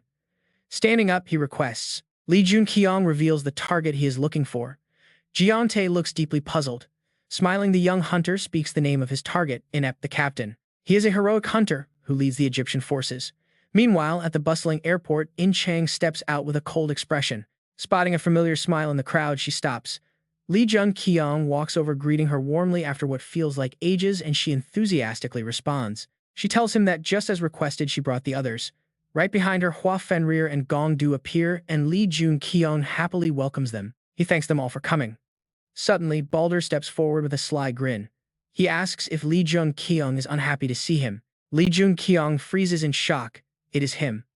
Balder, one of the most powerful heroes in all of Asgard, is standing right here. Fanning himself casually, Balder complains about the intense heat. Meanwhile, Jun-kyeong remains lost in his thoughts, highly suspicious of this sudden appearance. He remembers that this guy is Odin's right hand. Jun-kyeong's face darkens as he bluntly asks why he is tag along. Balder's playful vibe vanishes, replaced by a chilling glare as he claims Jun-kyeong's instant hostility hurts his feelings. Seeing this, Fenrir growls in annoyance. In Chang and Hua freeze. Tension spikes. The entire runway falls dead silent until Balder finally breaks the ice with a laugh. He laughs it off, claiming he is just joking and was sent by the association president to help Underdog with his grand expedition. He explains that all the special gates back in Korea were cleared much faster than expected, so there is no need to worry. Giving Jun-kyeong a highly sinister look, he adds that he is really looking forward to working together until they head back to Korea. Balder then casually turns to strike up a conversation with Gion-tae. Jun-kyeong stands there in grim silence, his mind racing. He realizes that this journey is going to be incredibly uncomfortable. By the next morning, Gion-tae joins Jun-kyeong in the palace to talk. He delivers some bad news. Jun-kyeong's request to meet the Ennead hunter named Inep has been officially rejected. Something is clearly going on. Major trouble is brewing inside the Ennead faction. Jun-kyeong frowns. He turns to Gion-tae, asking what exactly is going down. According to Gion-tae, Egypt is recalling all of its heroes, and that includes the second in command of Heliopolis. Seth has finally returned. If Horus fails to restore his crumbling influence after his recent setbacks, things will get incredibly ugly. Jun-kyeong realizes that if Horus falls, Seth will seize absolute control. Gion-tae nods in grim agreement, confirming that is exactly the plan. As of now, Seth reigns as the absolute strongest hunter in the entire Ennead. Just hearing that name makes Jun-kyeong break into a cold sweat. He begins to calculate his chances against their absolute best. He had to use every ounce of his power just to fight Arthur. Leaving only a tiny scratch on Arthur's cheek was pathetic.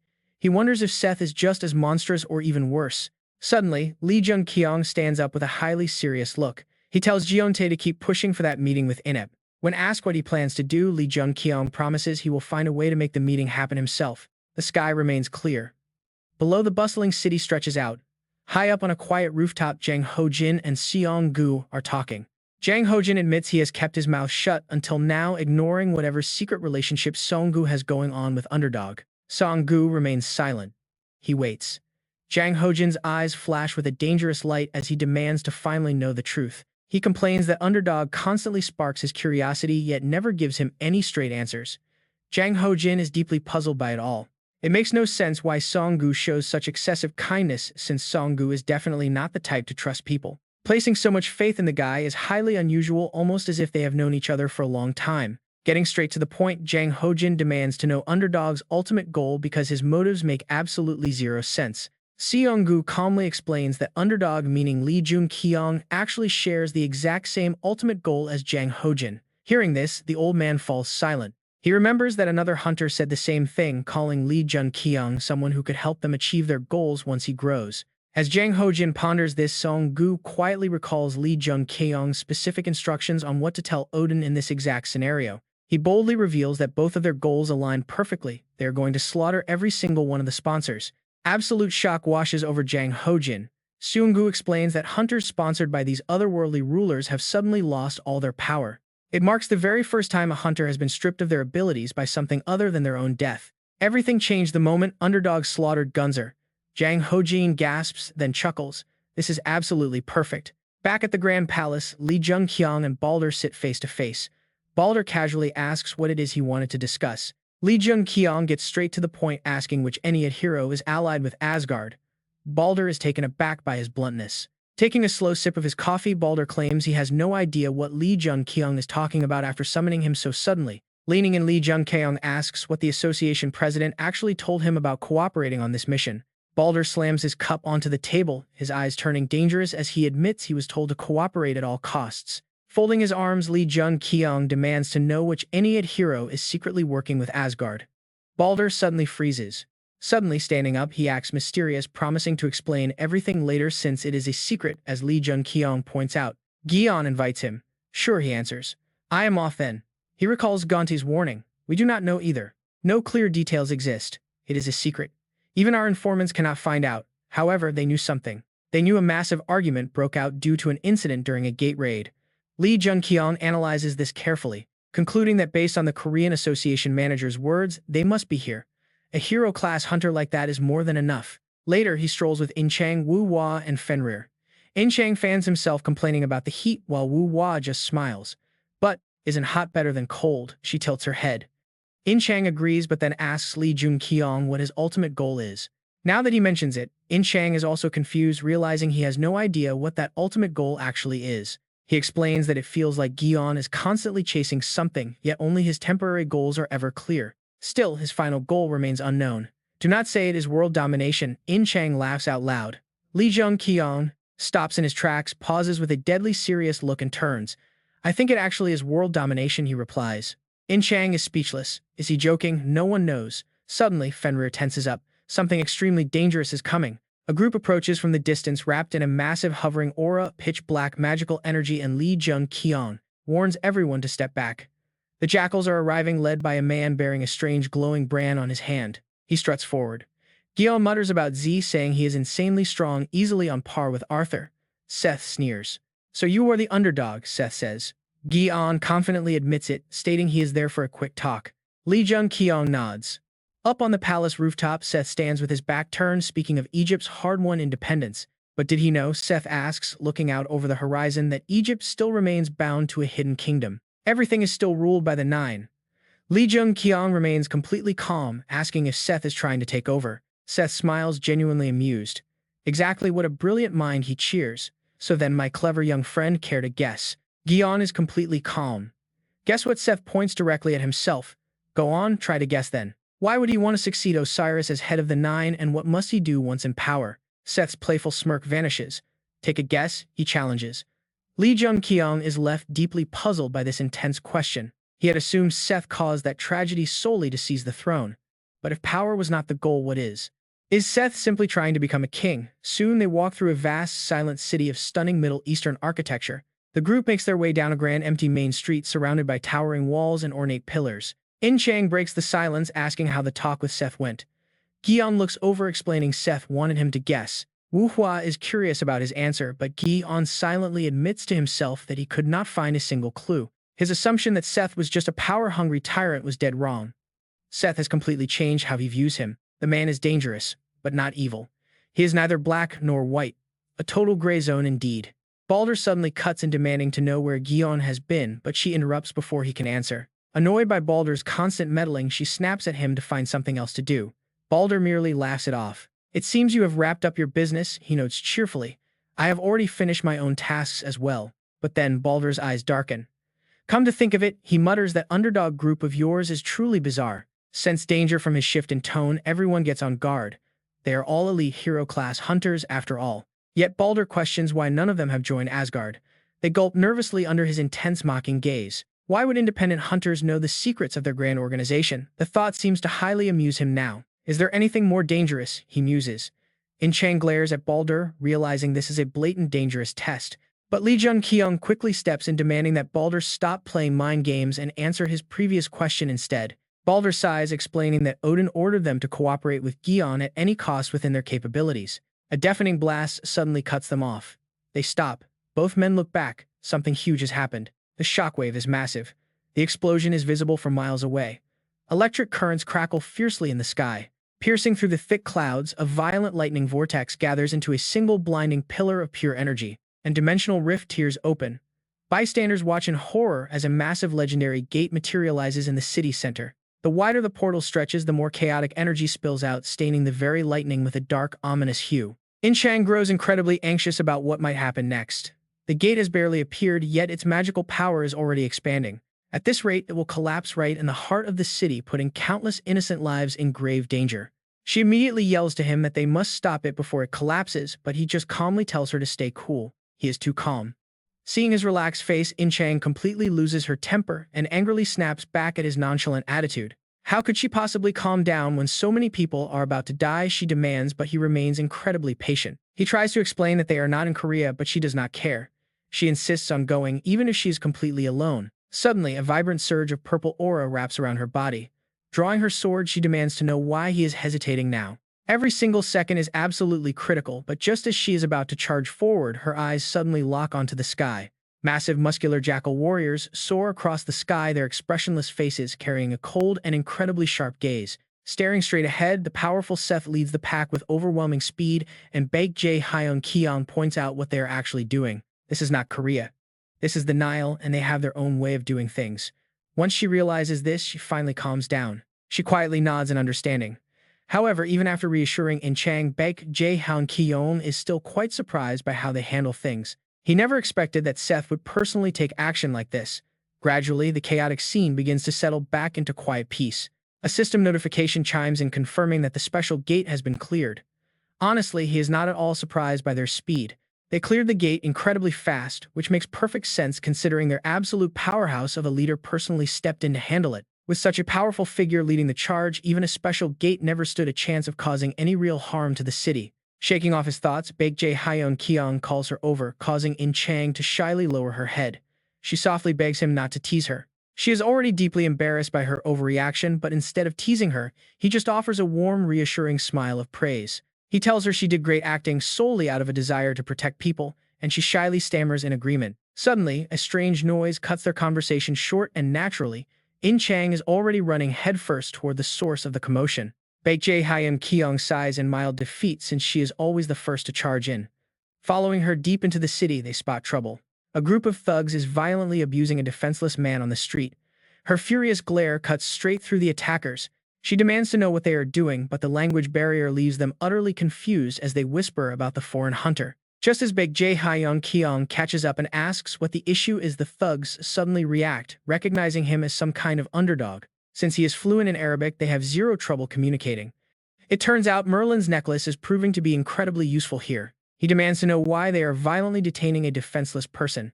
In response, the gang's leader just scoffs at them with pure contempt. He tells them to back off, warning that this situation is none of their business as foreign hunters. Looking at the battered man, Jun-kyeong decides to step in, stating he cannot simply stand by and watch this brutal beating continue. He demands to know exactly what is going on, his voice dropping low as a clear and heavy warning. He threatens to report them to the Hunter Association, emphasizing that no hunter should ever be allowed to abuse a normal citizen. The thugs immediately burst out laughing as if they just heard the joke of the century, mocking his complete ignorance of local rules.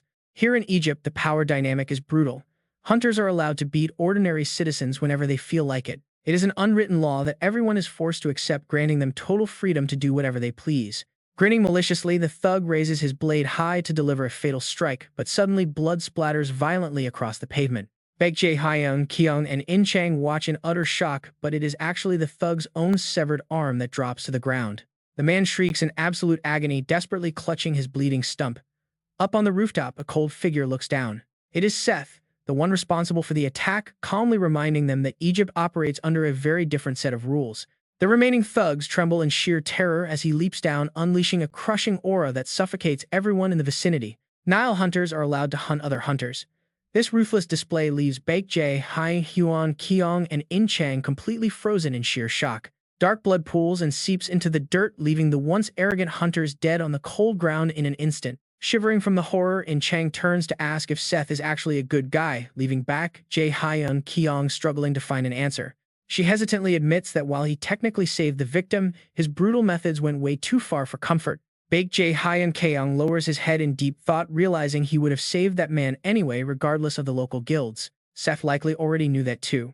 Still looking at the cold bodies lying in the corner, Jun-kyeong feels a heavy weight. Seth brutally executed hunters who did not really need to die, and as Jun-kyeong remains silent, In-chang can only watch. Chang-seon continues to ask if he thinks the guy is good, but Jun-kyeong hesitates before replying that he just does not know. The Egyptian sky is painted in sunset hues as pink clouds drift on the breeze and soon stars start dotting the darkening heavens. The starlight slowly emerges in the twilight. Soon a majestic palace gleaming under the bright morning sun signals that a new day has arrived. Right on schedule, Jun-kyeong and Bander arrive at the palace. Opposite the two of them, Inept sits on his throne. He politely asks how things are, noting it has been quite some time, before questioning who the woman behind him is. The platinum-haired woman immediately introduces herself as Lamia, codenamed Bastet, while his sharp eyes watch her closely. He realizes the issue as he watches them. He wanted to meet Inept alone, but clearly Nin and Asgard are watching. Inept gets straight to the point, mentioning it has been a while, and asks for the reason behind this meeting. With a natural smile, he says he simply wanted to visit, but right then Bastet suddenly senses that something is off. Bander experiences a similar sensation, causing his eyes to narrow.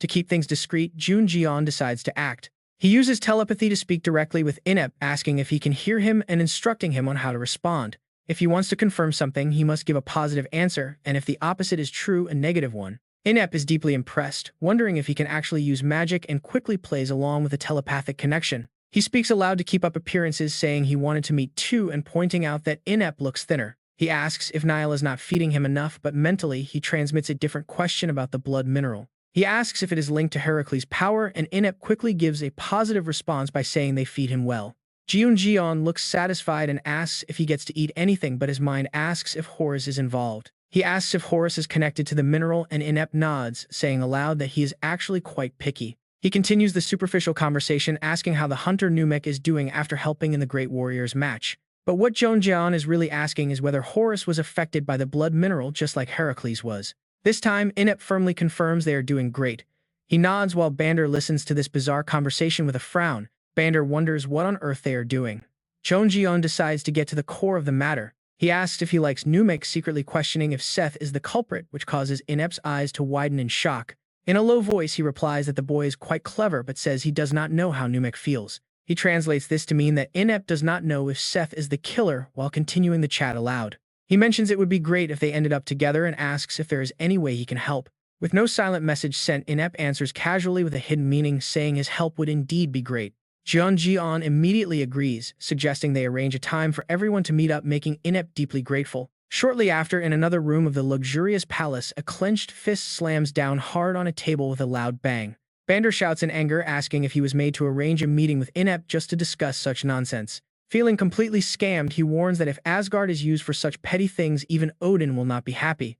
Ignoring Bander's explosive attitude, Jun-kyeong remains totally calm, asking if it does not actually make perfect sense. The vague question leaves Bander utterly confused, and he demands to know what the boy is trying to say. He keeps teasing, claiming Odin will be satisfied soon, causing Bander to frown and warn him to guarantee those results. A confident smile plays on his lips as Jun-kyeong changes the subject, saying his work in Egypt is almost done. He says they will head back in 3 days, leaving Bander to ask in confusion why they need 3 days. He casually explains he has not done any sightseeing, yet an attitude that deeply annoys Bander.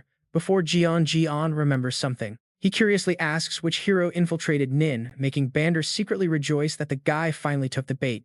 Bander quickly flashes a bright smile, telling him that he has actually met them already. He rolls his eyes, trying to search his memory for who it could be, as another night passes in Egypt. On the sandy banks of the long river, Jun-kyeong stands quietly until a sudden sound makes him turn around. He immediately turns to see Inep in a face veil, who apologizes for being late due to many tailing him. He also warns that many eyes could still be on them right now, saying the entire Nin is watching them. Even with all that attention, he calmly tells him not to worry, immediately casting a barrier around them both. He explains that no one can observe them from the outside now, giving Inep a chance to speak freely. He is completely blown away by the sight of spatial distortion. Can he seriously use magic? It was always assumed that his powers were limited to what he showed this morning, making him truly impressive. Inep looks up with deep worry, but that might not be enough. There is nowhere Osiris cannot watch. Jun-kyeong pauses in deep thought, questioning if even Merlin's legendary power can keep their prying eyes out. Nothing is guaranteed. Wanting to avoid further delays, he asks, to get straight to the point. Why did you summon me here? Inep hesitates for a brief moment before speaking, but firmly explains that Horus is currently lying in a deep coma because of the blood mineral. Remembering the past, he explains that the blood mineral is a terrifying stone capable of granting immense, overwhelming power to anyone, similar to the force Heracles unleashed during their last clash. Turning back to the present situation, Inep notes that everything began when Set brought the mineral. And honestly, an uneasy feeling hits Jun-kyeong. Have they already found it? Already? Just as suspected, the timeline has shifted. Voices echo in debate over the mysterious red stone, a bizarre object that dramatically amplifies a monster's strength while triggering an incredibly rapid growth rate. Naturally, everyone began to run endless tests and research on the blood mineral. Multiple experimental trials were carried out. Inep goes on to explain that the research succeeded. They even managed to boost its raw power output several times over. Standing before him, Inep discusses the matter with Jun-kyeong, pointing out the major catch: they cannot control that surging wild power. Inep nods in agreement. Exactly. And just like that, the research was stalled. In his mind, Jun-kyeong quietly guesses that this madness is pure poison.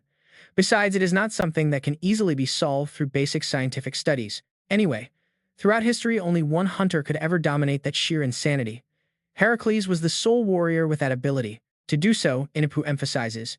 Yet Horus chose to willingly offer his own body as a test subject for the stone himself. Jun-kyeong stands frozen in disbelief. He is struggling to process his own thoughts, the heir of a massive organization, offering himself up as a lab rat. Was that the incident? Inep confirms it, stating that despite all the warnings they gave him, Horus remained stubborn. Jun-kyeong asks why Horus was so desperate to gain the blood mineral's power in the first place. Inep hesitates, choosing to reveal the truth. It was all because of Set. Even though Horus is the legitimate successor to Nin, Set wants to seize control of everything. Recalling how Set always clashed with others, he notes that Osiris and Set argued constantly, but Set was simply too powerful to bargain with. To stop him, Horus needed to find much more power. You see, Jun-kyeong immediately thinks of Set. Set's roaring image comes to mind, charging forward with speed that kicks up heavy smoke, radiating a massive, terrifying aura. Jun-kyeong wonders if Set taking over Nin is truly that dangerous. From what he can tell, Set does not seem to be an entirely evil person at all. Was Set really cast aside just for wanting the throne? If this is nothing more than a family civil war for the ultimate crown of Nin, then Inep cuts him off, explaining that Horus is a highly honorable man who planned to willingly hand the throne to Set anyway. Suddenly, a cold voice echoes out, asking if the two have finally met up. They both spin around instantly as Set slowly walks toward them. Inep mutters his name, completely shocked by his presence. Here. Did he follow Inep? No, Merlin's barrier is still active, which means there is only one logical explanation left. As Jun looks directly at Set, he must have been here from the start. Set apologizes for eavesdropping on them, but demands answers anyway. Set orders Inep to speak up. He already knows Horus wanted to hand the crown over to him, yet Horus still sought out that lethal power. Was it all just to keep a leash on Set? Why? Is that Inapu frowns, his face turning grim as he reveals what Horus said: someone is actually controlling him from behind the scenes. Jun-kyeong is stunned, and Set is equally shaken beneath his cold, expressionless mask. He asks how many people know this. Placing a hand over his heart, Inapu insists he is the only one. Set asks if he really expects him to believe that. Inapu honestly explains that right before Horus entered the experiment, he confessed that secret to him. He might have told others beforehand, but as far as Inapu is aware, he is the sole confidant left. Jun-kyeong closely studies Set.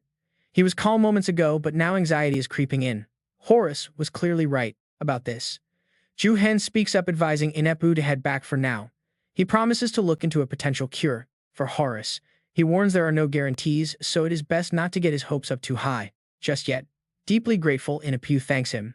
With their conversation finished and Set having no further questions, he barks a command to leave. Inapu nods, promising to obey, and quickly departs. Once the shadows swallow him up, Set turns back with a dart. He turns with a freezing cold glare. Jun-kyeong quickly yells out to stop him. Wait, he thinks if he has already made up his mind, there is absolutely no stopping him. Still, the man sighs. I understand. A calm expression takes over. We have things to talk about, right? The beautiful blue sky and leaves paint a gorgeous scene. Set sits on a rock nearby. I have been watching you. Jun-kyeong is not surprised. He already knew. But he honestly never expected him to be this close. Is the mastermind behind you really Asgard? He remembers Bander smiling ear to ear, mentioning he had run into a spy. Now he thinks back to Set. Set wants the throne. It is highly likely he is actually working for Asgard. Set does not even deny it. Set calmly answers him. You are not wrong, but you are not completely right either. He continues, explaining. I am no spy. Rather, we are simply helping each other. Naturally, this comes as quite a shock to him. Set smiles provocatively. You can think of it that way. He laughs thoroughly, enjoying the tense, quiet reaction. Jun-kyeong asks again, deeply determined. Who is behind you? Who is pulling the strings from the dark? Set hears this and is utterly astonished. He suddenly releases a massive wave of power surrounding his body. He tightly grips a newly summoned sword. You think you can do that? I already let Trang go. His sword glows with blinding light, perfectly reflecting his immense power. Set smiles, fully ready to strike now. How about I just kill you instead? A glowing spear appears. Jun-kyeong quickly unleashes his own power. Set works for Asgard. That is completely obvious from the way he points his sword. But who is behind Set? Does someone actually control the master of a massive organization? Jun-kyeong grows cautious. There is no way I win. I must risk my entire life right now. Set grins wickedly, absolutely thrilled by the impending fight. Impressive, Set says. But do you know what? He instantly vanishes. Jun-kyeong's eyes widen in pure shock. He is gone. Suddenly, Set is behind him, his blade pressed to his neck. Jun-kyeong quickly bends back. He barely dodges Set's sharp sword. Set is visibly surprised. Jun-kyeong leaps back 2 steps to safety. He creates some vital distance. It was only a split second, but I definitely saw his movement. I am incredibly lucky. Without our constant intense sparring duels, I could never have dodged that swift attack. It is all thanks to Arthur and the Round Table Knights. Set proudly laughs, saying his eyes never fail him. You are truly unbelievable, he proudly boasts. Yes, I did not obtain the red ore by mere accident. That mysterious person gave it to me alone. Set's shocking words instantly stun Jun-kyeong. That person. You asked what I want when I become king. Do you know the answer now? Jun-kyeong is deeply shocked. Are you nothing but a fake imposter? Set is completely stunned. Imposter? Jun-kyeong stays calm. I am pathetic for ever comparing you to him, even for a single second. He remembers the legend of Set. He was a terrifying hunter who made everyone tremble, trying to change this entire world through his sheer terror. Set was like a demon king. Jun-kyeong stares straight at him. The true reason you want absolute control over the Nile is to become a king who can do anything. You want to monopolize absolutely everything. A shadow falls over Set's face. Suddenly, his lips twitch, and he bursts into a wild, crazy laugh. He completely ignores Jun-kyeong. He proudly admits the truth. Gradually, the dark night begins to fade away. The very next day at the palace, Jun-kyeong is deeply lost in thought. Does Asgard know about this mastermind? He worries that if Asgard is clueless, Set won't let him go. Or does Set think he will keep quiet? Just then, Trang walks out, rubbing her eyes. You are not sleeping, I am just thinking of some things, he replies. She hesitates. Something is off about Set. I don't think he is a good person. Why do you say that? She isn't sure. A gut feeling. His outward act compared to who he truly is. It feels like, do you think so? Trang is not sure either. Should I call it intuition? what he actually shows us, compared to who he really is. It feels like he is just acting. Lee Jun-kyeong smiles wryly, knowing she is correct. After I met him last night, she really has excellent intuition. Suddenly, the door bursts open and Bander rushes in, screaming loudly. Underdog. What on earth are you doing? Lee Jun-kyeong is completely bewildered, replying he has absolutely no idea. I don't know if you know this, but the informant Z, the one who worked with Asgore I mentioned before, has decided to cut off all ties this morning. This sudden shocking move must surely mean something major is happening. All because of you. Underdog, usually squinting, now glares at Lee Jun-kyeong. What is he doing? Is that so? He mutters, wondering what he did. Lee Jun-kyeong grows serious, claiming this is what they must do now. They will join the Nile discussion. Trang is shocked. Bander stares coldly. Meanwhile, outside the temple, the jackals are lined up. Bastet is excited to welcome them, honoring the heroes of Asgard. Lee Jun-kyeong solemnly responds, sharing the mutual honor. He stands today as the official representative of Asgard. She guides them forward. They had prior word from Asgard. She asks them to follow her this way. Lee Jun-kyeong smiles. Using Odin's name was brilliant. Everything is playing out exactly as planned, boosting his confidence. With the center of the Nile within reach, they can easily get inside. Walking along, Bastet looks ahead in shock. They run straight into Z, standing right there. She is utterly confused, but Z only offers a highly suspicious smile. Lee Jun-kyeong wonders what that look means. This is the moment things start getting incredibly tense for him. He suddenly calls out to Bastet. She tilts her head curiously. When he asks about Horus, she turns defensive. Lee Jun-kyeong offers to treat Horus. She feigns ignorance, asking what he means, until another voice suddenly cuts in. It is Inep and Numek. Bastet turns totally confused. Inep suddenly drops down to one knee before her. He explains that Horus is their beloved leader. Inep begs her desperately, pleading for them to allow this. He begs her to let Underdog treat Horus. Soon after, Bastet and Inep are seen rushing down a long corridor. Inep expresses his deep gratitude. Running coldly, she warns him that she hopes this decision is not a mistake. Meanwhile, Lee Jun-kyeong and Bander are rushing just as fast. Bander is anxious, knowing they are dead if they fail. Everyone will die, including them. Looking at Lee Jun-kyeong's back, Bander plans to use him to mend their alliance. If needed, he will use him to restore the ties. Meanwhile, Trang asks Bastet about their actual chances. Bastet replies they already found him. More importantly, she doubts if Underdog can truly save the leader. Lee Jun-kyeong tells her it is a bit late to ask. He cannot say for sure, but he will try. His face is tense. He cannot guarantee anything.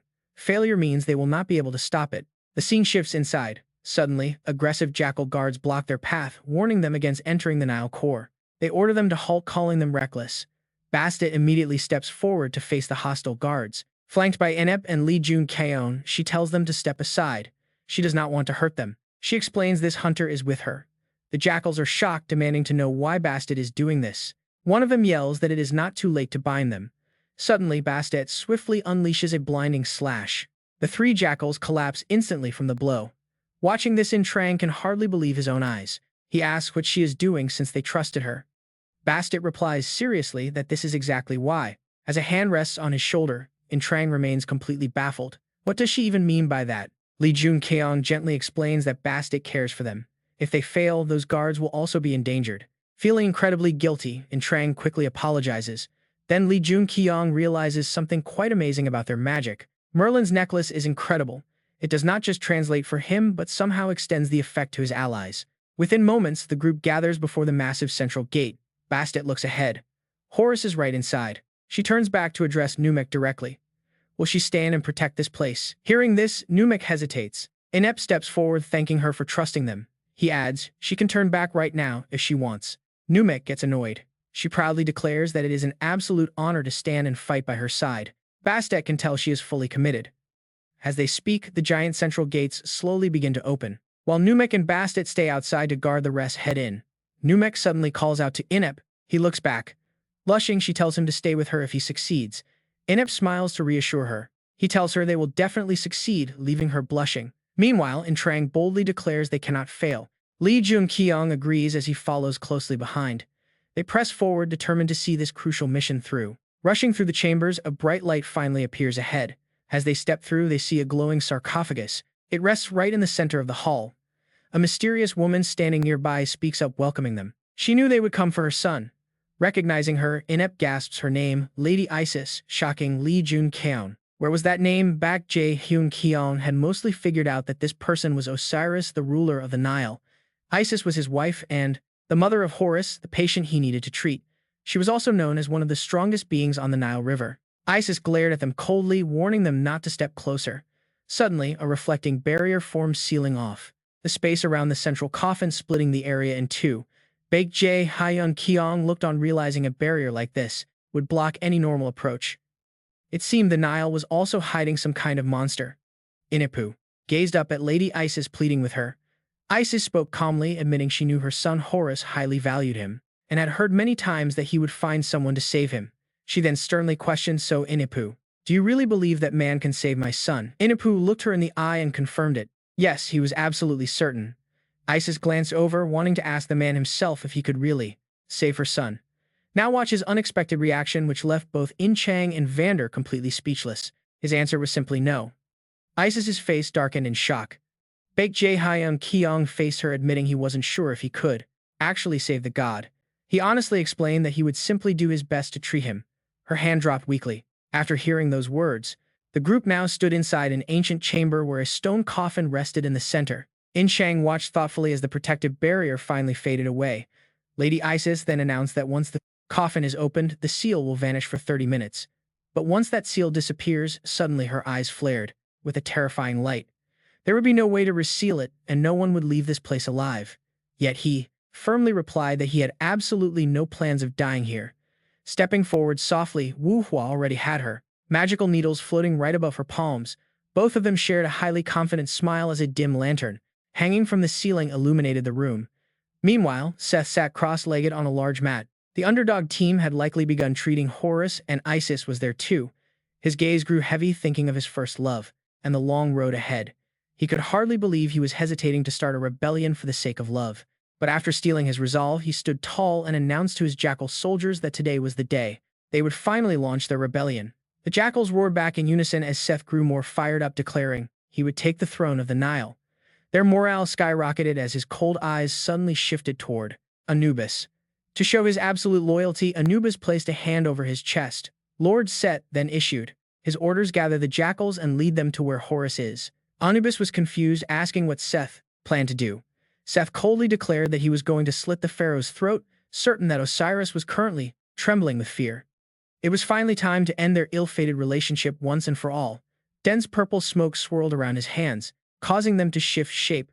Anubis growled with intense conviction that he would harvest the very essence of death. Meanwhile, Baek Jun-kyeong gave careful instructions. Wu Hua, I need you to suppress this person's power as much as possible. Even though her face was already drenched in sweat from the pressure, she assured him she understood. Gently, she drove a mana-infused needle deep into the body of Horus, resting inside the coffin. Once all the needles were in place, Wu Hua began to unleash her full power. The room fell dead silent as everyone watched the treatment proceed. Inipu paced anxiously, looking around while constantly chanting the names of Num and Bastet in his mind. Suddenly, Baek Jun-kyeong called out. Calling out to Vander, the man asked if he was absolutely certain he could save the god. Baek Jun-kyeong seemed highly confident, replying that he believed he could do it. Vander accepted this with a nod and prepared to sprint in the opposite direction. Adjusting his tie, Baek Jun-kyeong told In-chang, Fenrir, and Hyun-mu that he trusted them. Hyun-mu obediently promised to follow all orders, while Fenrir let out an instinctive growl of agreement as the party's princess. In-chang quickly told them not to worry, while Wu Hua tiredly wiped the thick sweat from her brow. All the preparations were finally complete. Slipping off his outer coat, Baek Jun-kyeong planned to leave, set to Vander. Once he began treating Horus, he would be left completely defenseless. Skipping the stairs altogether, he leaped down, straight toward the freezing coffin. With cold spiritual energy radiating in all directions, he silently hoped his team could handle the rest. Even so, he kept a cautious eye on his surroundings, looking back at Isis. He calculated that with her on their side, they now had a powerful ally comparable to Set.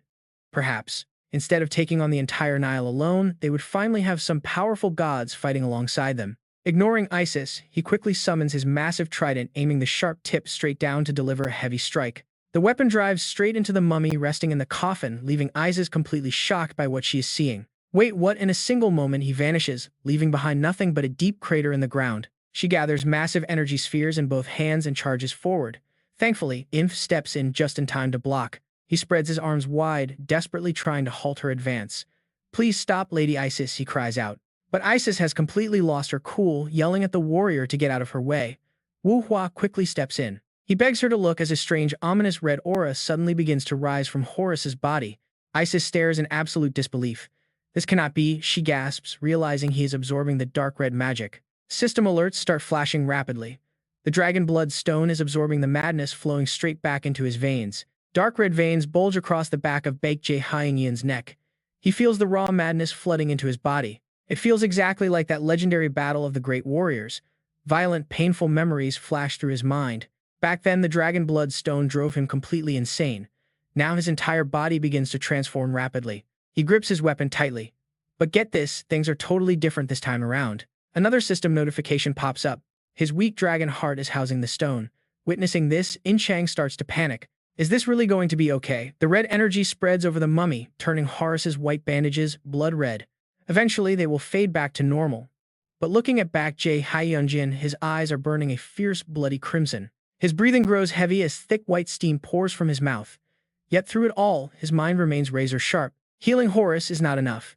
To defeat Set, he knows he must push his power to a whole new level. Violent energy swirls around the tip of his trident.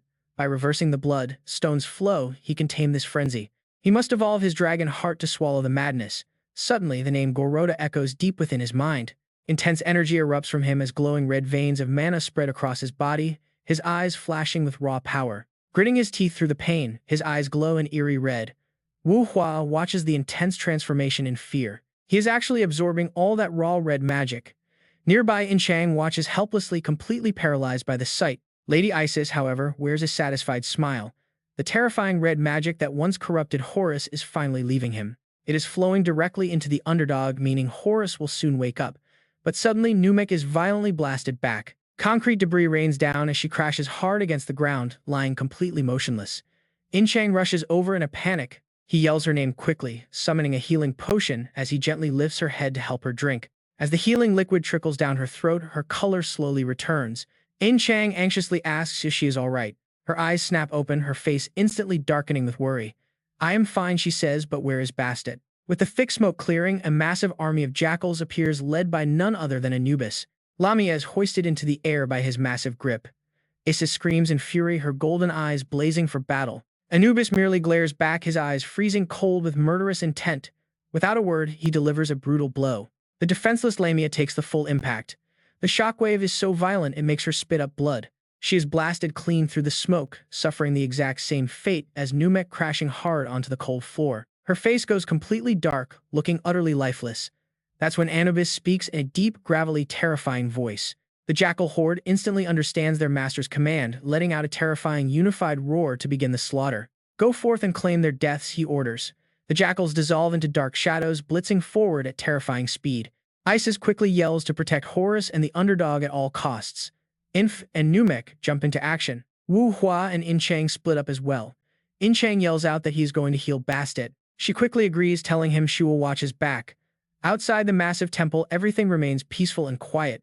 And honestly, you would never guess that a brutal, chaotic war is raging right on the inside. The jackals charge with bared blades, screaming Set's name. Facing this sudden three-man ambush, Set doesn't even flinch. Standing his ground, his golden eyes glow as he sneers mockingly, calling them completely foolish. In an instant, a glowing slash tears straight through the first beast. Without pausing, his blade whips around to strike the next. He completely obliterates the entire squad in the blink of an eye, leaving their bodies to dissolve into dust. He crumbled into ashes and vanished into nothingness. The system notification rang out, granting him the absolute support of the desolate desert wolf. Set watched the drifting pile of sand in front of him and muttered to himself, "What a pity they did not recognize their new ruler, even when standing right before their very eyes." He smirked, his eyes wide with arrogance, as he whispered, "Wait for me, big brother. Set, the one most worthy of ruling the Nile, is finally on his way."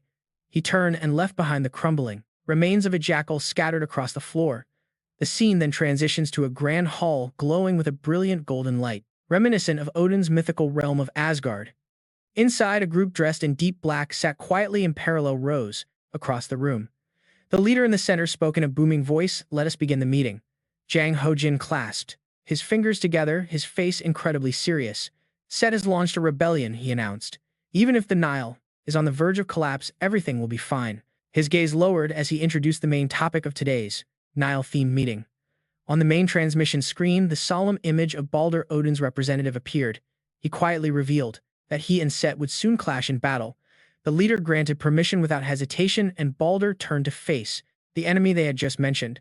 Set looked genuinely surprised to see him standing there, his eyes narrowing, as he remarked that he never expected Balder to block his path.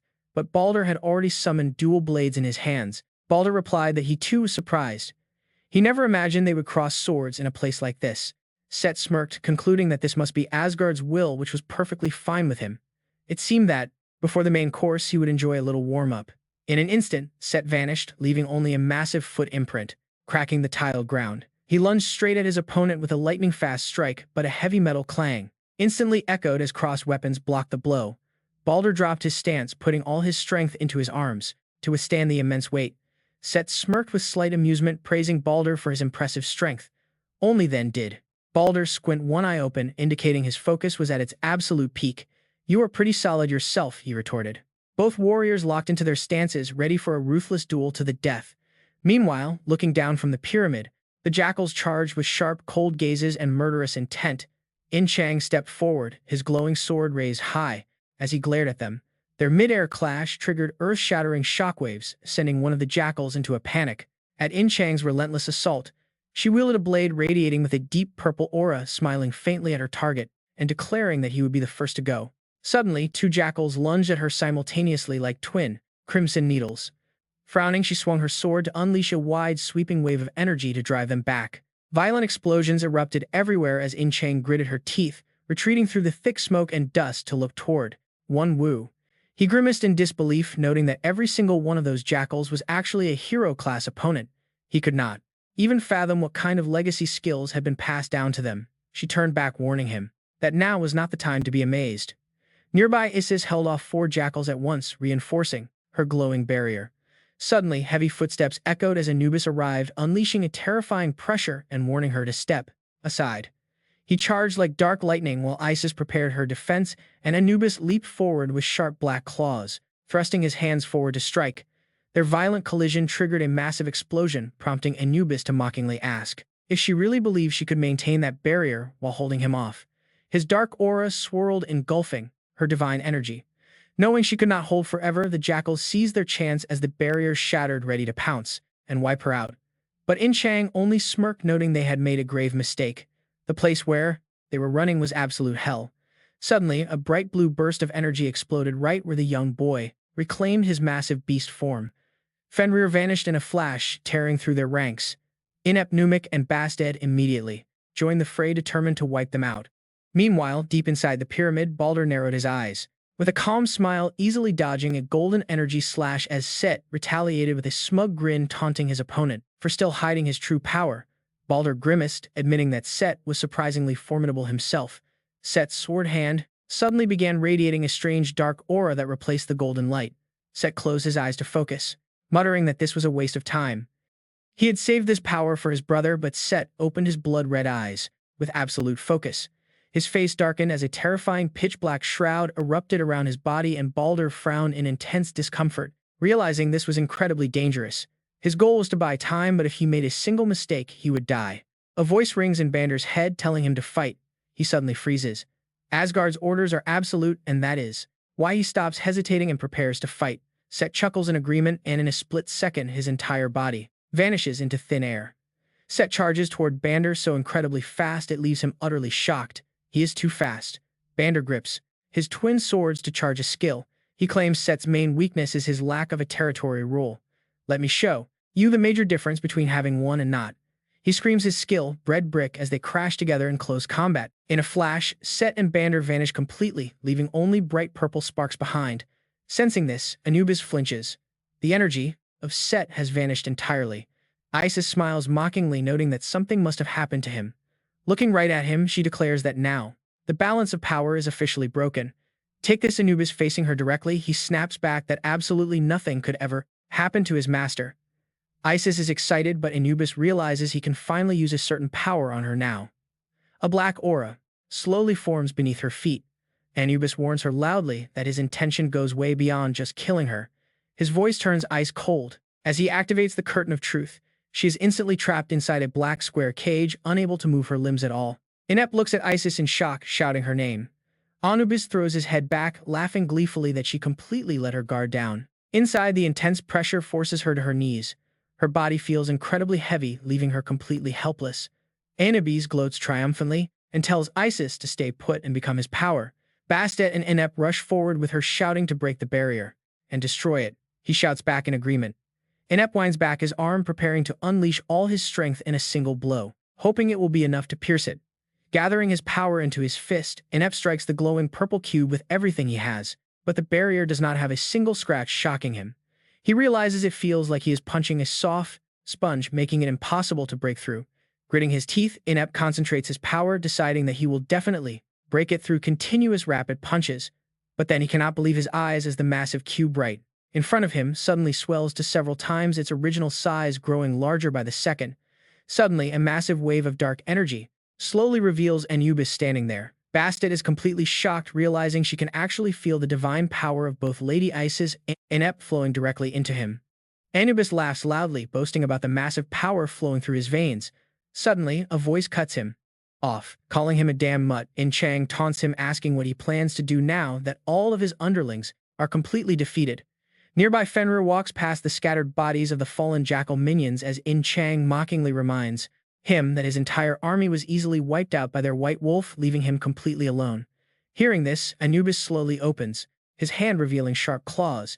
He raises an arm high, commanding death and souls to be harvested for his power. Swirling black currents spread across the battlefield, wrapping around the jackal's corpses. The dark energy begins to seep deep into their dead bodies, forcing them back onto their feet. Chang watches in horror, shocked to see the dead rising once again. Anubis coldly commands his new army to destroy all his enemies. Bastet quickly yells out to warn everyone to be extremely careful. Anubis's forbidden magic lets him turn the deceased into puppets. Standing next to Chang grows incredibly serious and cold. She says she understands, realizing she is seeing this horrific sight once again. Her mind drifts back to the memories of the Na giants in China who were twisted and transformed during a brutal, bloody massacre. These monsters, created purely from the greed of their rulers. She realizes that both Set and Anubis are just like that giant king. She can never forgive them. Chang firmly declares that it is fine because she has fought similar monsters before. Elsewhere, Bander grumbles in utter frustration, stating this makes no sense at all as he notices that his bread brick has been completely destroyed. The system chimes in, explaining that the territory rule grants its owner absolute and unmatched power within a designated space. Yet, even though his territory rule remains active right now, Set still managed to break free. The barrier wall is ripped apart, creating a massive diamond-shaped opening to the outside. He shattered the very territory rule meant to imprison him and escaped. As dark smoke swirls around, he pants heavily. Gripping his weapon, Bander feels a sudden surge of fear, realizing his territory rule is now completely and utterly useless. Wondering if there is only one option left, Bander communicates with Odin, asking for permission to use it. A quiet voice echoes back in his head, warning him to wait because doing so would mean they would take a massive loss. Giving the order to abandon the Nile, the voice commands him to use Linderdog in return. Bander is frustrated but complies, agreeing to the command. His weapon dissolves into a bright white light and vanishes. Set smiles mockingly and asks if that was Asgard's plan to bring him back. Bander hangs his head in frustration, muttering how humiliating this is. There is no disobeying it, the order is absolute. Set happily assures him there is absolutely no shame in this. Bander Asga made the right choice, watching Bander vanish into the Grand Palace while Set stands waiting in the hall. Set stands in the Grand Hall, hands on his hips, looking up at Osiris on his throne. Osiris speaks first, welcoming his younger brother. Set remains calm, pointing out that his brother does not look well and asks if this haggard appearance was his own choice. Bursting with rage, he demands to know why it had to be this way, begging for a real explanation. But Osiris calmly tells his brother that he does not regret his decision. Set continues to press him, asking if it is because of him, wondering if Osiris craved power just because Set aimed for the throne. Osiris coldly tells him not to be so arrogant, as there are many hidden powerhouses scattered across this world, but not all of them work for humanity. Startled, Set asks if his brother has already met that mysterious person. Osiris looks confused, prompting Set to specify he means the man dressed in black, which deeply shocks Osiris. Set laughs out loud, mocking his proud brother for feeling utterly defeated after his encounter with that mysterious man dressed in black. To defeat him, Osiris craved a power he could never possess, with Set picturing his brother holding the red stone. Even though the blood mineral brought his own son to the brink of death, Osiris still lusted for its power. But Osiris is far stronger than Horus, so he did not lose absolutely everything to the mineral's dark pull. Instead, the mineral drained his youth and vitality, prompting Set to mock his brother, claiming he is far different. Osiris gasps in disbelief as Set crosses his arms, unleashing his power to show his brother what he can do.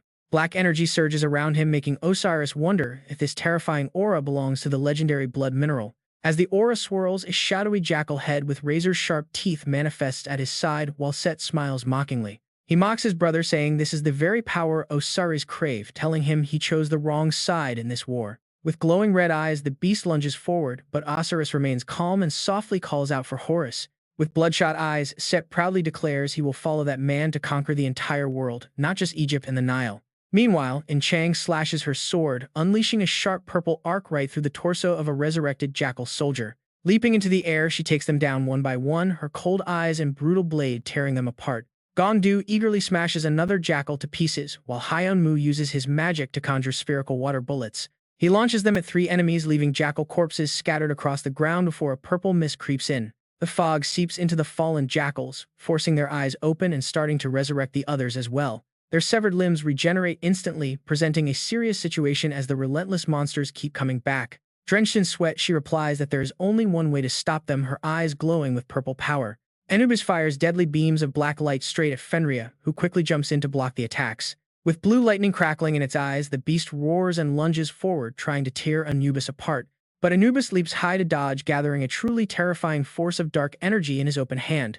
He fires the concentrated blast right at Fenrir's face, triggering a massive smoky explosion.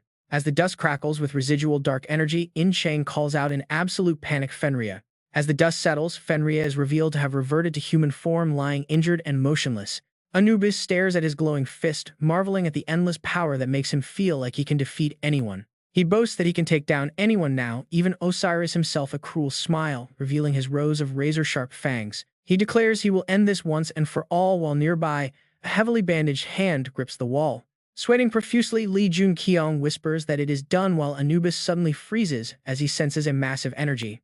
A young man wrapped in white bandages appears, leaving Anubis shaken to his core as he recognizes Horus. Enraged, Horus demands how Anubis dares, instantly sending his energized bandages to wrap tightly around a purple barrier. In an instant, it shatters into pieces, leaving Anubis completely stunned that his barrier was destroyed so effortlessly. Then Lady Isis steps forward toward Horus, her eyes welling up with tears as she welcomes her son back. Smiling gently, Horus comforts his mother, telling her to rest now and leave everything in his hands.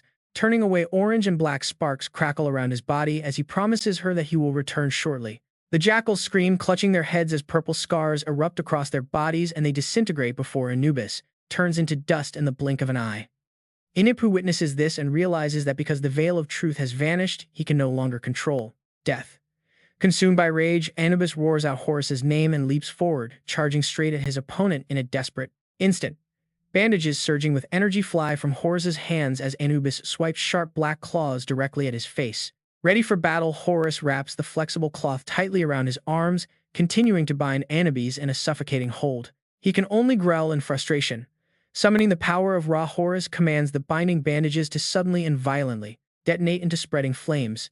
Anubis's power vanishes and his mask shatters to pieces to reveal his true face. He opens his eyes, asking in disbelief how he is still alive. Horus looks down at him calmly, replying that he is not the one who decides his fate. Jun-kyeong quickly approaches and Horus looks at him with a smile, asking if this is what he wanted. He nods and thanks him, but Hyunmu steps up, utterly confused as to why he would spare such a monster. Jun-kyeong replies that he looked pretty lonely, so he wanted to give him a younger brother. Deeply touched, Hyunmu thanks his master, while the defeated Anubis suddenly feels a cold shiver down his spine. He starts trembling uncontrollably. Suddenly, a massive wave of pressure crushes the magnificent pyramid felt by Chang and W. The rest of the group reacts immediately. Jun-kyeong is no exception, quickly sensing the abrupt shift in the air. Horus suddenly clenches his fists in shock, deep sorrow washing over his face as he realizes his father has passed away.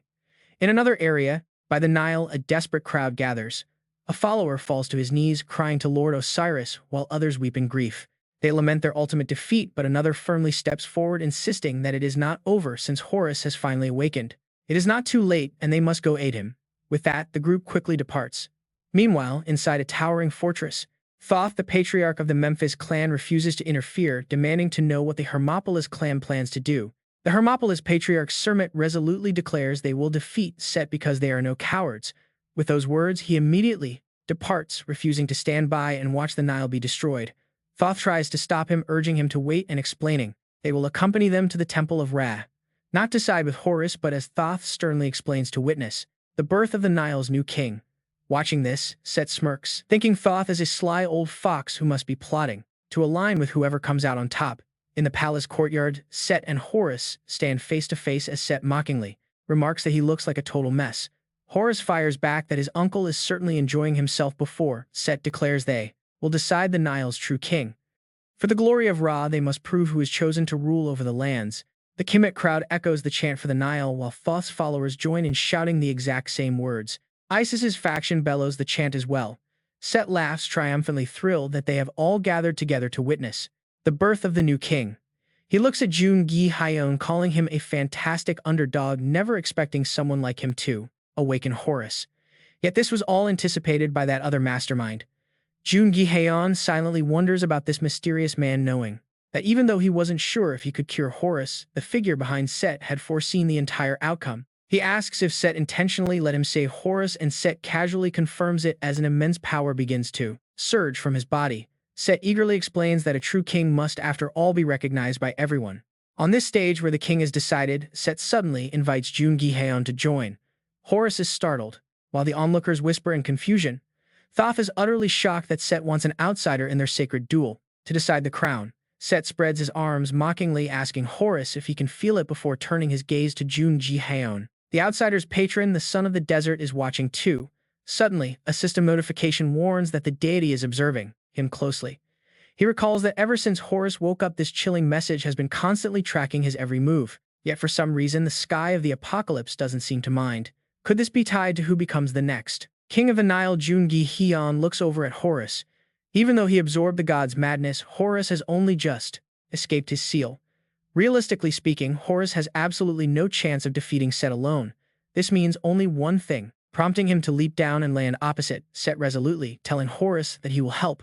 Horus smiles back with complete trust, finding him incredibly reliable. Set's body slowly begins to levitate, thoroughly amused and eager to finally determine whose sponsor is truly superior, the wolf of the ruined desert or the son of the desert. Let the battle begin. The bandages on Horus's arms unravel as Jun-kyeong summons his weapon, both bracing themselves for the ultimate clash. Meanwhile, at the Golden Palace, Kang Ho-jin sits at his desk. He sighs deeply, thinking that the Nile is indeed an extraordinary place. Jang Ho-jin hesitates as he recalls Seth, particularly the sheer terrifying force of that dark crimson magic the ancient god possesses. He slams his hand on the table with a grim expression. It triggers a long-lost feeling he thought he had buried forever, pure, paralyzing fear. Purple magic swirls around Jang Ho-jin as he laughs wildly. He schemes silently. With this mysterious power of Seth's, there is a very real chance he can actually eliminate a patron. As the purple mist fades, he leans over the table, deep in thought. Leaving the Nile behind was one thing, but this is different. Once this civil war ends, he will finally make his move. Suddenly, a mysterious black-cloaked intruder catches him off guard. This makes no sense. Right here, deep inside his own private domain, no one should be able to enter without his explicit permission. He snaps angrily, demanding to know who the intruder is and how they bypassed his powerful barrier to step inside. The black-robed Odin reaches out, promising more power, while Horus prepares his raps. They lash out relentlessly at Seth, though the god blocks every single strike. Refusing to yield, Horus begins chanting a powerful incantation. With a sudden chant, a blazing wave of fire erupts forward. Yet Seth stands completely still, casually waiting for the incoming flame spears. Seeing the young god's progress, Seth actually offers a compliment. He admits Horus has grown stronger but still lacks mastery over his new power. Seth raises his own hand and summons a devastating sandstorm. Instantly, multiple towering vortexes of wind and sand envelop him. The blast sends Horus flying, and Seth immediately presses his advantage. Leaping high into the sky, Seth prepares to deliver a crushing downward strike. In a flash, he lands a brutal punch directly to the chest. The brutal punch sends Horus crashing hard into the dusty ground. Suddenly, a blazing trident of fire flies at Seth. He easily senses the sneak attack and catches the weapon barehanded. A surprise trident attack from Jun-kyeong is effortlessly caught by Seth. Jun-kyeong struggles desperately to break free, but his weapon is firmly locked in the god's grip, forcing him to adapt. Facing such overwhelming strength, Jun-kyeong realizes he has only one option left: Gathering every ounce of inner energy, Jun-kyeong grits his teeth and lets out a fierce roar, catching Seth completely off guard with his sudden rise. Seth realizes the boy must have absorbed the blood crystal's power.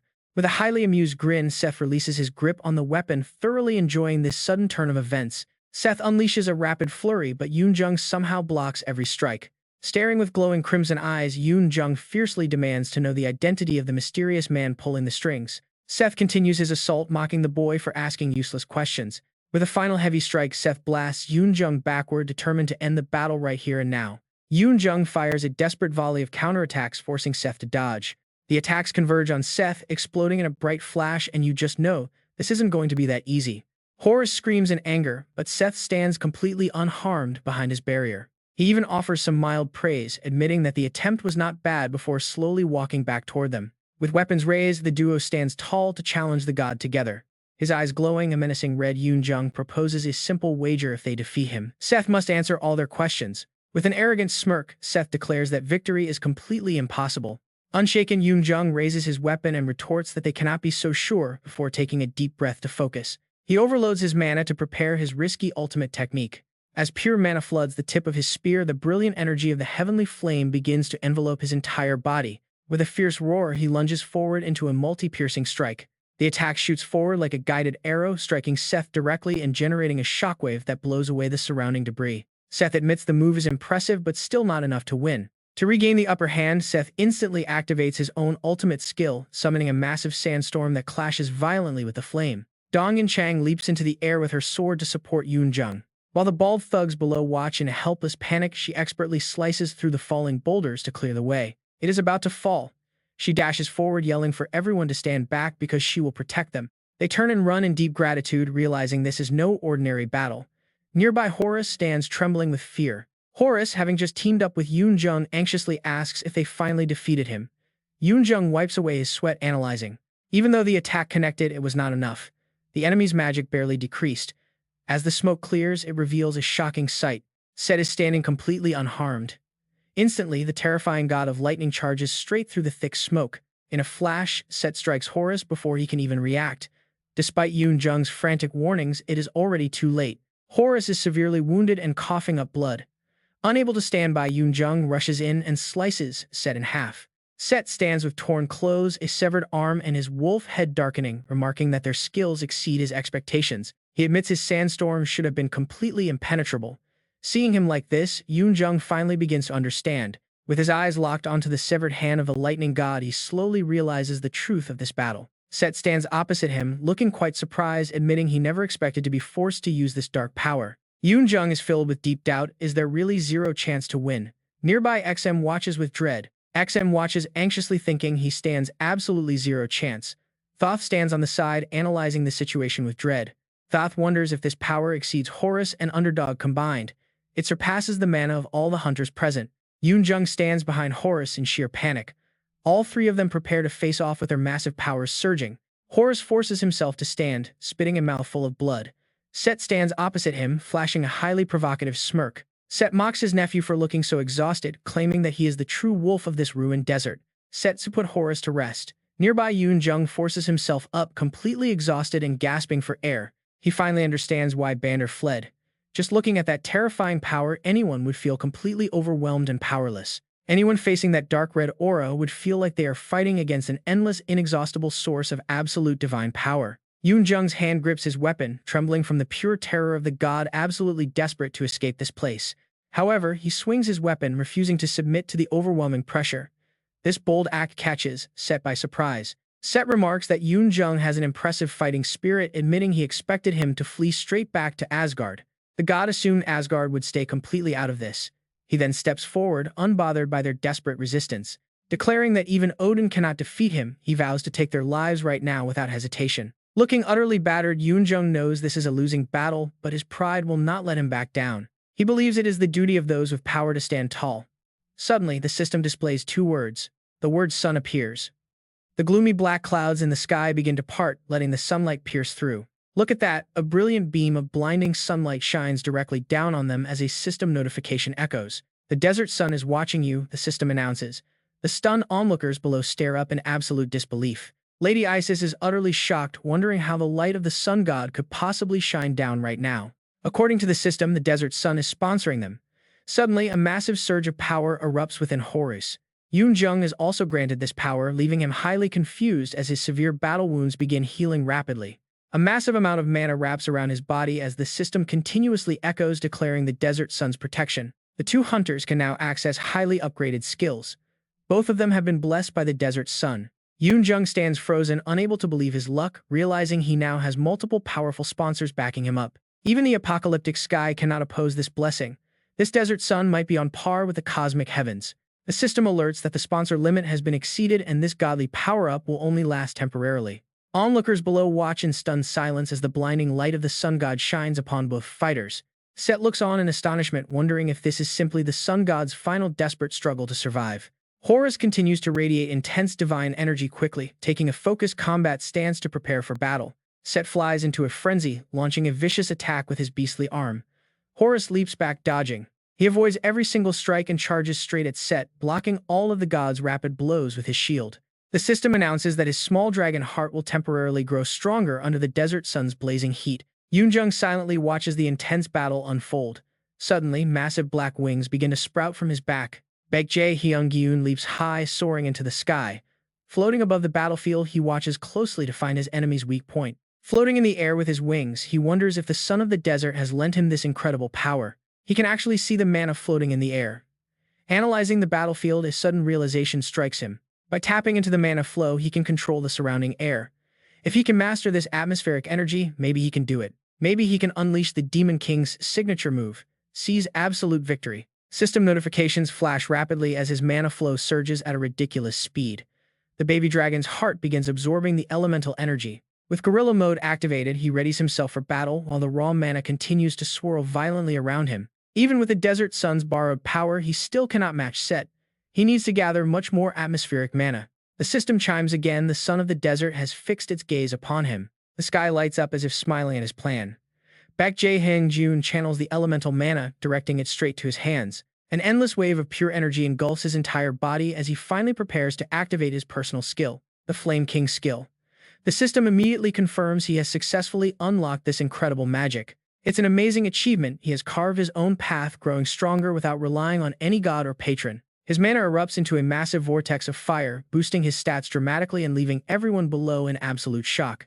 They look up in disbelief at the blazing sun, then notice the insane mana radiating from Baek-jae-hyung-gyun. Talk about a legendary power-up. Now there are literally two blazing suns hanging high in the sky. Set watches them, still overflowing with arrogance.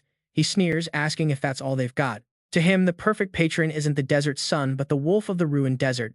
Meanwhile, Horus is struggling. Horus can barely block the relentless onslaught. Suddenly, a familiar voice echoes in his head. He's told to get out of there. Eyes wide, Horus doesn't hesitate for a second. Ignoring Set's next attack, Horus leaps far backward. Set mocks him, calling him a cowardly little rat on the run, but Set's smirk quickly fades. He senses the massive mana orb Baek-jae-hyung-gyun created, but it's already too late. But wait for it, a colossal explosion erupts on the spot before Set can even formulate a defense. The fiery sphere doesn't stop growing even larger and tearing through the temple, blowing everything in its path to absolute smithereens. Debris rains down. Spectators below scatter, forced to run for their lives. They scream to run. Meanwhile, Set is in deep trouble, desperately trying to hold back Baek-jae-hyung-gyun's massive orb. Inside the chaos, Baek-jae-hyung-gyun fights to regain control of his body, finally breaking free and gasping for breath. He escaped. Thank goodness. Glaring at his opponent, he declares, "This is Set's end." Suddenly, the system alerts ring. The sun of the desert is furious, summoning a dark sun onto the battlefield. Dark energy rolls off, Set engulfing the fiery sphere. It expands rapidly, creating a gravitational pull that drags Baek-jae-hyung-gyun in. He feels the dark void pulling him in. He has exhausted all his mana on his Flame King skill. He struggles with all his might trying to fly backward, but he has no strength left to escape. Slowly, the darkness swallows him. Baek-jae-hyung-gyun eventually wakes up, floating in a strange void. There's no sky, no sun, no warmth, and no light. He is trapped in an absolute abyss of nothingness. Suddenly, his body plummets. As he falls, he wonders if this is truly how his journey ends. Then a voice snaps him out of his daze, telling him to hold on as Bander suddenly grabs him. Baek-jae-hyung-gyun gasps in surprise as Bander charges forward, diving straight through the black fog to carry him to safety. Bander yells to use Bifrost immediately because it's about to blow, making Baek Jae-hyun freeze in panic. The dark mass condenses and vanishes, reappearing elsewhere as a massive explosion. Baek Jae-hyun quickly activates Bifrost. A rainbow barrier wraps around the temple. Bander grabs Baek Jae-hyun by the collar, furiously asking what he thinks he's doing. Bander screams that they were supposed to escape, but Baek Jae-hyun used it to shield the temple instead. He demands to know if Baek Jae-hyun wants to die with him. Baek Jae-hyun replies there was no other way. Bander curses as another explosion rocks the background. He scoffs at his companion's self-righteousness and casts his spell. With a flash, both of them vanish instantly. The blast grows massive, but the barrier successfully shields the outside. Outside, the others have no idea what happened. W looks around frantically, calling out for Baek Jae-hyun. He stood in absolute silence, knowing he had erected a barrier to shield them from the blast. But with an explosion on this massive scale, no one could possibly survive. Worried sick Wuhua instantly teleported away from his position, rushing forward in a desperate search for Lee. Baek Jae-hyun, but a hand suddenly grabbed him from behind. Wuhua turned around in frustration, demanding why Im Chang was stopping him, while Baek Jae-hyun was still out there. He urged that they had to save him, but Im Chang remained completely calm, stating there was absolutely no need to rescue him. She calmly explained that he needed to get used to this because it would not be long before he returned, acting as if nothing had even happened. Wuhua realized she was right as he looked at the other team members who were all in his party. As the newest recruit, he noticed they were all just waiting patiently. Im Chang proudly added that this was just who he was. She slowly explained that since the barrier was still completely intact, it meant he was definitely still alive. Wuhua nodded in agreement, understanding. Inside the barrier, thick dust still obscured everything. Horus muttered in deep thought, calling him the underdog. The other clan leaders were also closely watching the situation. Seth smirked triumphantly, declaring that the next king would be decided on this very stage, and that he should join them. Thoth thought silently, noting that he who accepted the light of Ra was another candidate for the throne. The system interface appeared as the dark sun briefly flickered over the battlefield. The destructive force from the explosion slammed into the barrier and surged into Bander's domain. He screamed out in bitter rage, cursing that it had turned his beautiful territory into a complete ruin. Baek Jae-hyun smiled, relieved that it had worked well enough to block the impact, feeling secretly happy with how things turned out. Activating Bander's domain had not actually been his own idea. The god himself had chosen to do it, driven by his unconditional loyalty to Odin. Baek Jae-hyun looked at the trembling Bander, realizing this was a perfect opportunity to weaken the god's powers. Meanwhile, Bander harbored a deep grudge, thinking that while he saved him out of obedience, he would absolutely never let this go. He would remember this. He then called out, telling him it was time to head back. Now in a barren wasteland of dust, only Baek Jae-hyun and Bander remained. Baek Jae-hyun looked around at the devastation, wondering if he and the Dark Sun had caused all of this. It looked as if a massive meteor had crashed right there. Bander glanced over, suggesting they search for Seth, and began to move. While the god walked ahead, Baek Jae-hyun remained deep in thought, believing there was no reason to search since nothing could have survived. Yet he decided to double-check anyway. The system suddenly notified him that his mana flow was activated, making him examine his body. He planned to use the mana stream to trace Seth's energy. Suddenly, he felt a strange sensation and looked toward a buried piece of cloth. In a place with nothing but shattered rocks and dirt, a random piece of fabric made no sense. Why was it completely undamaged? He decided to store it in his inventory. Bander returned from his search, reporting that the blast had truly left absolutely nothing behind. He asked if the hunter had found anything, and Baek Jae-hyun calmly replied that he had not. He then decided to deactivate the barrier. Outside, the soldiers watched in shock as the rainbow barrier began to fade away step by step, revealing two figures. It was indeed Baek Jae-hyun and Bander. Wuhua rejoiced, admitting to Im Chang that he had not had enough faith in him. With tears in her eyes, Im Chang looked up and proudly asked if he believed her, now reminding him she said he would return. Wuhua smiled awkwardly, retorting that he thought she was actually the most worried one there. Suddenly, Im Chang bolted toward Baek Jae-hyun, wrapping her arms tightly around him. But after the catastrophe in Egypt, was everything truly resolved? The number of hunters was rapidly rising, leaving ordinary citizens terrified of being replaced. But who was the one who had successfully stopped Seth? The legendary underdog of Korea had emerged once more. Outside the Cairo Hotel, a quiet atmosphere settled as Wuhua approached, asking how he felt. Baek Jae-hyun hesitated, replying that he was fine but requesting a quick physical checkup just to be sure. Wu Hua knew there was no way he could be completely fine after suddenly gaining such massive power healing Horus and receiving blessing of the desert sun, surely overloading his body. He asked Jun-kyeong to stretch out his hand so he could check his pulse. Wu Hua grabbed Jun-kyeong's wrist only to find himself completely baffled. He was indeed fine and actually seemed much healthier than before. It was a flat-out miracle. Feeling immensely relieved, Jun-kyeong admitted he was not entirely sure what happened but was glad to hear it. Suddenly, the door swung open as a voice called out for Jun-kyeong. Chang rushed in excitedly, clutching a piece of paper. She declared there was massive news pointing at several newspapers featuring his picture. Everyone was talking about the underdog. He touched the papers, lost in thought. Just days ago, the front pages had been flooded with stories about other hunters, but now there was not a single word. It made no sense. Instead, they only wrote about him. Was someone trying to distract the public? The system suddenly pinged with a notification. The Sky of the Apocalypse was highly pleased with his resounding fame. Chang mentioned that the general public must be absolutely stunned. Jun-kyeong agreed, noting it was likely the very first time they had ever witnessed a hunter's true strength. Chang spoke the blunt truth, adding that this was not a power just any ordinary hunter could possess. Still, Jun-kyeong quietly pondered the final outcome of his actions. That's pretty effective. Now everyone has to stay on guard against hunters.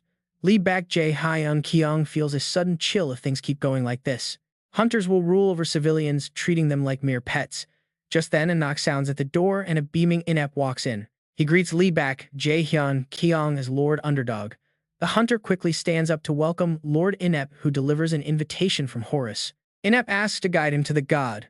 Without a second thought, Jun-kyeong nods in agreement, ready to go after the battle. Following the clash with Set, Jun-kyeong couldn't meet Horus because the god had been sealed for too long and was badly injured. He desperately needed treatment. Because of this, Horus has spent the last few days recovering, receiving vital medical care. That is the first order of business for the Nile's new king. As they walk, Inept expresses his deep gratitude to the hunter. Greeting him as Lord Underdog, Inept explains that even as an outsider, Jun-kyeong received the sacred blessing of Ra's light, making him the potential next king. Before Inept can finish, Jun-kyeong cuts him off, stating he has zero interest in the throne. Wanting to avoid any unnecessary trouble, he looks down at his palm, knowing the light of Ra will soon leave his body. Even though system notifications pop up declaring him under the sponsorship of the desert sun, the apocalypse sky is clearly unhappy. Currently, the desert god seems confused. Watching their interaction, Jun-kyeong realizes the apocalypse sky is starting to complain. The system complains that the desert sun cannot sponsor two players at once, wanting them to favor Horus instead. Inept bows. Inept whispers that there is nothing to worry about, thanking him deeply as they arrive at the Grand Main Palace Hall. With everyone gathered, Horus speaks first, asking Jun-kyeong to forgive the delay after everything he did to save them. Horus declares him the true savior of the Nile. To repay this debt, Egypt is ready to grant him absolutely anything he desires. The god encourages him to speak his mind, asking what reward he seeks. Jun-kyeong does not hesitate to state his demand. Jun-kyeong simply demands that they all change. This unexpected request leaves Horus completely stunned as the hunter continues speaking. The hunter explains that the Nile once respected the human rights of civilians, but his actual experience here was vastly different. Having witnessed rogue hunters slaughtering innocent civilians purely on a whim, he urges Egypt to restore basic human dignity. Horus nods, admitting that such atrocities only happened because Set crossed the line while Horus himself was sealed away. This promise ensures that everything will return to normal, as they are willing to grant any request Jun-kyeong has. Horus offers a warm smile, declaring Jun-kyeong another king of the Nile. This bold statement shocks the two patriarchs present. Even Isis looks on in disbelief, calling out to her son, but Horus remains entirely firm in his decision. Underdog's receipt of Ra's light is a known blessing. Horus argues a truth that no one present can deny. The patriarchs lower their heads in silent defeat, and even Isis falls quiet. Jun-kyeong speaks up calmly next, pointing out that Ra's light within him is already fading.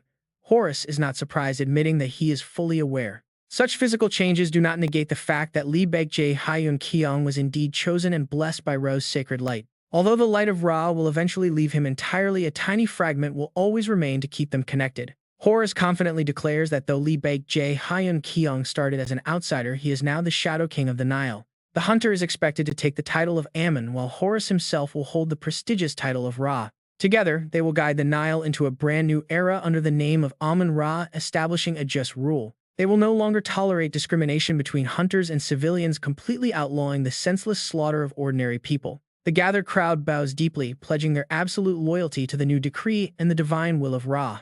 Later, standing atop the castle balcony, Lee Jun-kyeong reflects on the meeting, realizing that no self-proclaimed king is ever ordinary. Memories of Loki and Set flash through his mind, proving that supreme rulers always carry a dangerous level of madness.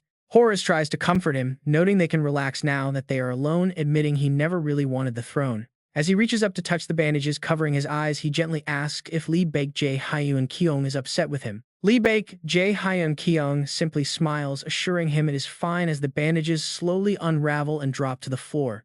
Revealing his handsome, relieved face, Horus mentions he is considering abolishing the throne of the Nile, entirely shocking the hunter.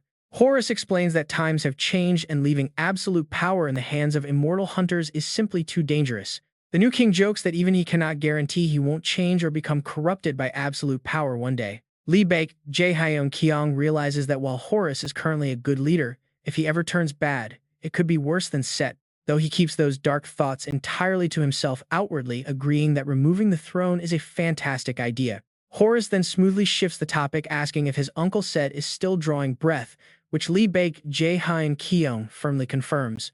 So tell me about the situation. Did you chase after him? We can't leave Egypt right now. I know it's embarrassing. It's embarrassing to ask, but can I request this? Lee Jun-kyeong nods, since he's also curious about who's pulling the strings. I'll contact you the moment I find him. Horus sincerely thanks him. Meanwhile, in the heart of the city, a plane descends. He's landing. Everyone get ready. Shutter clicks erupt instantly as a swarm of eager reporters rushes forward. Cameras flash as questions fly. What are your plans for the future? How much aid do you plan to send to Egypt? Please answer us. Dimius remains silent, only casting a cold glance at the reporters before his bodyguards push through. With bodyguards blocking the way, reporters back off. He didn't say a single word. Well, we are already used to that. It is his usual cold response. But as they hesitate, someone shouts out, "Look, it is the Korean Hunter Association." Underdog is with them. The media turns in a frenzy as Seong-gu steps out from the gate. Reporters swarm the man widely tipped to be the next president of the Korean Hunter Association, Seong-gu. Before they can process it, another shout rings out. Look over there. Cameras immediately pan to a different spot.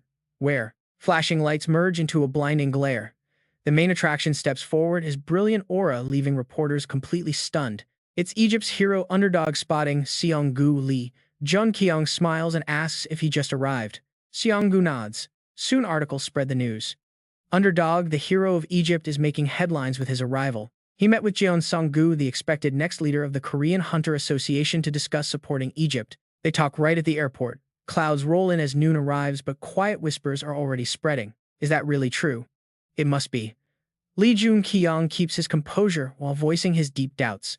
Bander or Hungseo. It felt weird how fast he retreated to Korea. But now, everything makes sense. Seong-gu nods in agreement. That has to be it. Especially since Odin has vanished, his face darkens. Panic grips Asgard. Odin's influence is just too massive to easily replace. His sudden departure leaves a vacuum. Now questions start mounting inside Lee Jun-kyeong's mind. Why now? Why vanish right before a massive calamity? If this happened afterward, he would accept it. It would actually be a relief. But with the threat drawing near, this timing is incredibly dangerous. Where could he have gone? Seong-gu crosses his arms. Odin isn't the type to get ambushed or kidnapped. What is more, he was last spotted right in his own territory, Asgard. Wherever he vanished, he must have gone alone. Lee Jun-kyeong steers the car, voicing his concerns. It seems Odin chose to vanish on his own. What exactly is he planning right before the apocalypse? Seong-gu tries to reassure him, telling him not to worry. He is preparing for the coming calamity. He is strong enough to handle things. Even if he's off the grid, it is not a major issue. Hearing that, Lee Jun-kyeong exhales a soft sigh of relief. He calms down slightly, though his mind is still racing. Yes, but we still lost a massive powerhouse. Let's finish up here and head back home. Even as he says this, a deep worry lingers. Odin's sudden disappearance deviates heavily from the past, and it's likely his fault. If he hadn't intervened, history would have played out normally. The uncertainty eats at him. Meanwhile, inside a towering boardroom, a high-stakes meeting begins as Demiurge stands. He addresses the room, expressing deep regret over Egypt's crisis, offering to deploy Takamagahara's top heroes. Lee Jun-kyeong watches from his seat, seeing right through their play. They're trying to seize control of Egypt. Sending their own hunters is just a political move. His gaze shifts across the room to Yasin. He's a shadow member of Japan's Takamagahara group. It's his first time seeing him among these elite top 5 hunters. Dissatisfaction ripples through the crowd. Some argue that Egypt's collapse drags down the reputation of hunters worldwide. They demand heavy compensation. Listening to their greedy demands, Jun-kyeong remains silent, watching the vultures. They see a weakened nation and want to swallow it whole. Leaning over, he asks if Asgard will participate. Seong-gu gives a firm shake of his head. They already discussed it and decided to stay out of it. They won't interfere with the Nile. He calmly adds that they already hold plenty of sway over the region. It's all thanks to the savior of Egypt himself, underdog. Jun-kyeong quickly tries to quiet his friend down, but Seong-gu simply looks straight ahead. After all, it's nothing but the absolute truth. Horus steps up to the podium and boldly announces that Egypt was saved by a single hero. Because of this, they want to express their deepest gratitude. He instinctively shivers silently, hoping Horus isn't about to loudly declare that Egypt has now aligned with Asgard of South Korea. Specifically, Egypt will be working with Underdog, causing Demetrius to immediately glare over at them. As more eyes lock onto them, the two have no choice but to sit quietly and endure the heavy stares. Everyone is looking right at them, and Seong-gu's face instantly darkens. He expected something like this, but now he is totally lost. With the threat of disaster looming and Odin still missing, they seriously lack the power to protect South Korea. There is no other way. Although he really hates to admit it, they are out of options. Shortly after, the pioneer stands up to make a statement. Just as he brings up Asgard, Jun-kyeong interrupts. Before discussing future support and collaboration with Egypt, he insists on speaking. The room goes completely silent as everyone decides to listen closely. Jun-kyeong then leaps down, startling Horus. He boldly declares that Seth is the enemy they actually fought.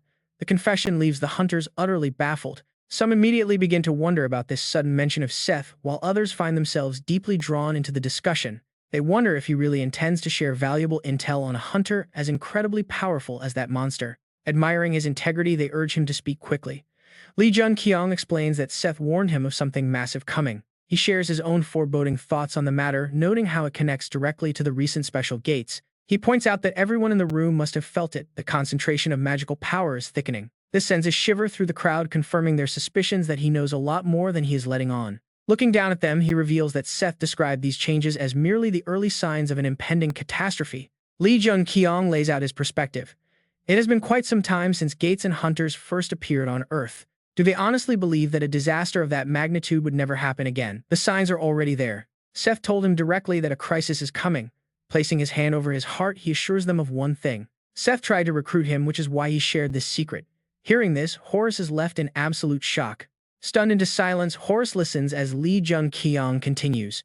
Seth warned of someone with unimaginable power moving to. He claimed that if Jun-kyeong aligned with Demetrius, they could cooperate with those forces.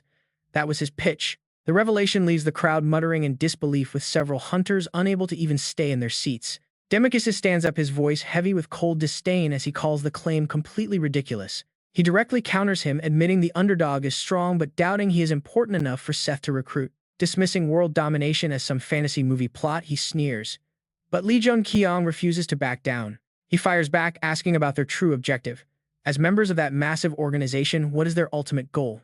Demetrius snaps back instantly, claiming they exist to save humanity and that every sacrifice they make is for everyone. But Jun-kyeong does not buy it, calling him out immediately to expose their true, highly selfish agenda. He exposes their real goals of self-interest and territorial dominance, hitting Demetrius right where it hurts. The man glares in pure rage, cursing him.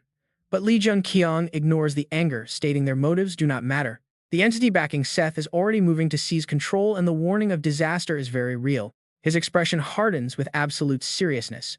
While Egypt's current crisis is urgent, this threat spans far beyond any borders.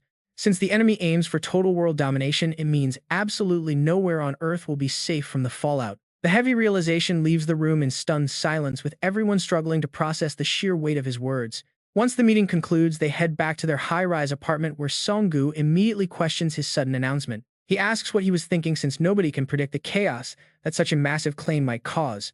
Jun-kyeong calmly explains that those leaders are the ones capable of shaking the world and changing everything. He confidently asserts that by warning them of the coming threat, countless innocent lives will ultimately be saved. Seong-gu is visibly taken aback. Jun-kyeong continues, noting that the nations will surely take action to protect themselves. Armed with this knowledge, they will prepare. Far more people will survive this cataclysm compared to what happened in the past. Seong-gu can't help but praise his brilliant move. Even with Odin missing, he managed to rally new allies.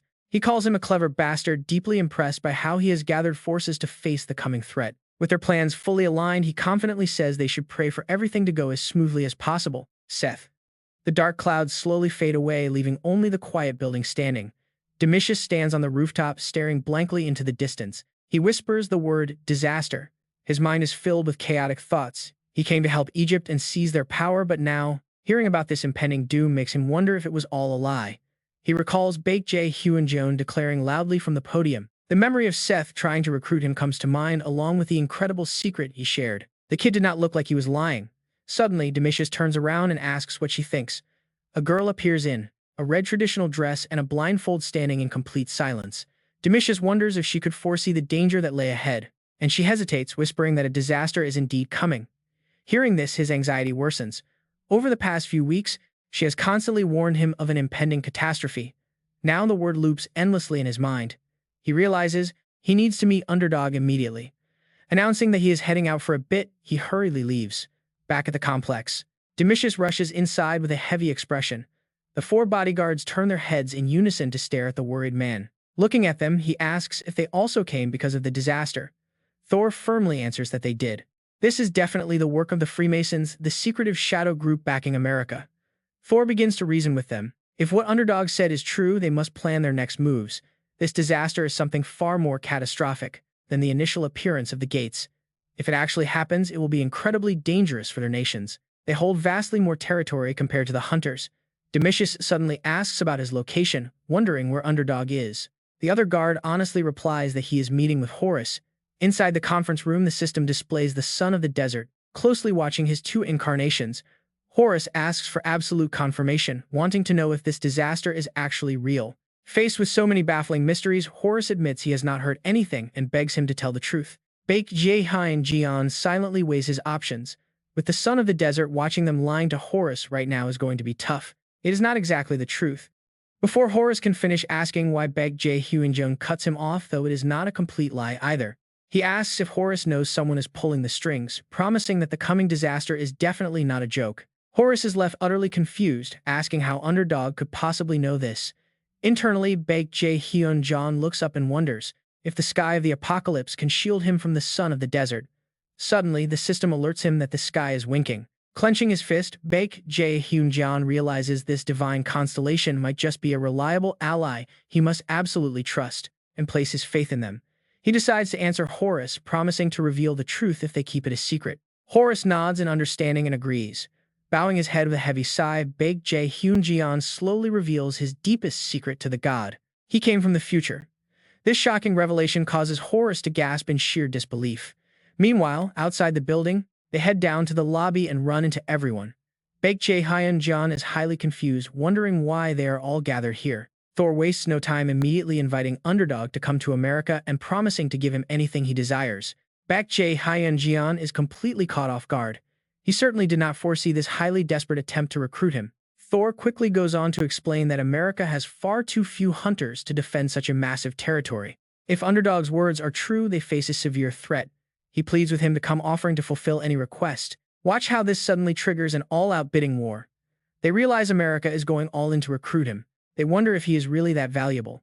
Seizing the opportunity, 2 other representatives speak up, saying the Philippines welcomes him. Australia also desperately wants him. Suddenly, a strange sound echoes, drawing everyone's attention as Domitius abruptly steps forward. He unleashes his power, demanding that Baek Jae-hyun come to Japan. Baek Jae-hyun's sharp eyes flicker with a complex look, the Yasin of Japan. Domitius pressures the room with his massive magical energy, continuing to tempt him with promises of whatever he desires. But just as things heat up, a violent tremor shakes the entire building. Is this another earthquake or something worse? Quickly senses something abnormal. A gate has collapsed and soldiers scramble over to warn them of the danger. They scream to go rescue the survivors. Absolute chaos erupts as a pack of hounds attacks civilians, leaving them screaming in pain. Armed and ready, they draw their swords to fight back against the relentless raid. Back inside the towering high-rise, sense the impending doom and cry out in panic. The gate collapsed out of nowhere without a single warning sign. Horus is stunned, noting that no gates had even appeared nearby. Thor quickly deduces that something abnormal is happening. He concludes that the gate collapsed the very moment it manifested. Baek Jae-hyun steps in to urgently warn everyone. There is simply no time to evacuate or prepare countermeasures. They must handle this disaster first before talking. Sometime later, Chang reports the grim news from the high-rise complex. Already over 100 citizens have tragically lost their lives. Thank goodness the hunters and Nin arrived just in time. But because that massive gate collapsed directly inside a busy residential area, Chang tries to steady her shaking voice before explaining the situation. Since the gate collapsed the very second it materialized, they had no way to prepare. She looks at him, asking if this is the disaster he warned them about. Chang's son tries to soothe her, but his answer is chilling. This is only the beginning. He urges Chang to take everyone back to Korea immediately and cooperate directly with the powerful White Tiger Guild. She watches him stand there completely motionless. What will you do? He briefly explains that the environment around them is already undergoing a massive shift. His logic is flawless. The world's top heroes are currently gathering here, and they have all witnessed the terrifying onset of this disaster. This will force them to bolster their defenses, which will ultimately save many more lives. Chang listens, but she still seems quite hesitant. At that moment, Chang's son reveals his own critical situation. The horror that just struck China will soon unfold across South Korea as well. That is why Korea desperately needs every single hunter available right now. However, the association president has suddenly gone missing, throwing everything into chaos. Chang immediately panics, demanding to know if the president is truly gone.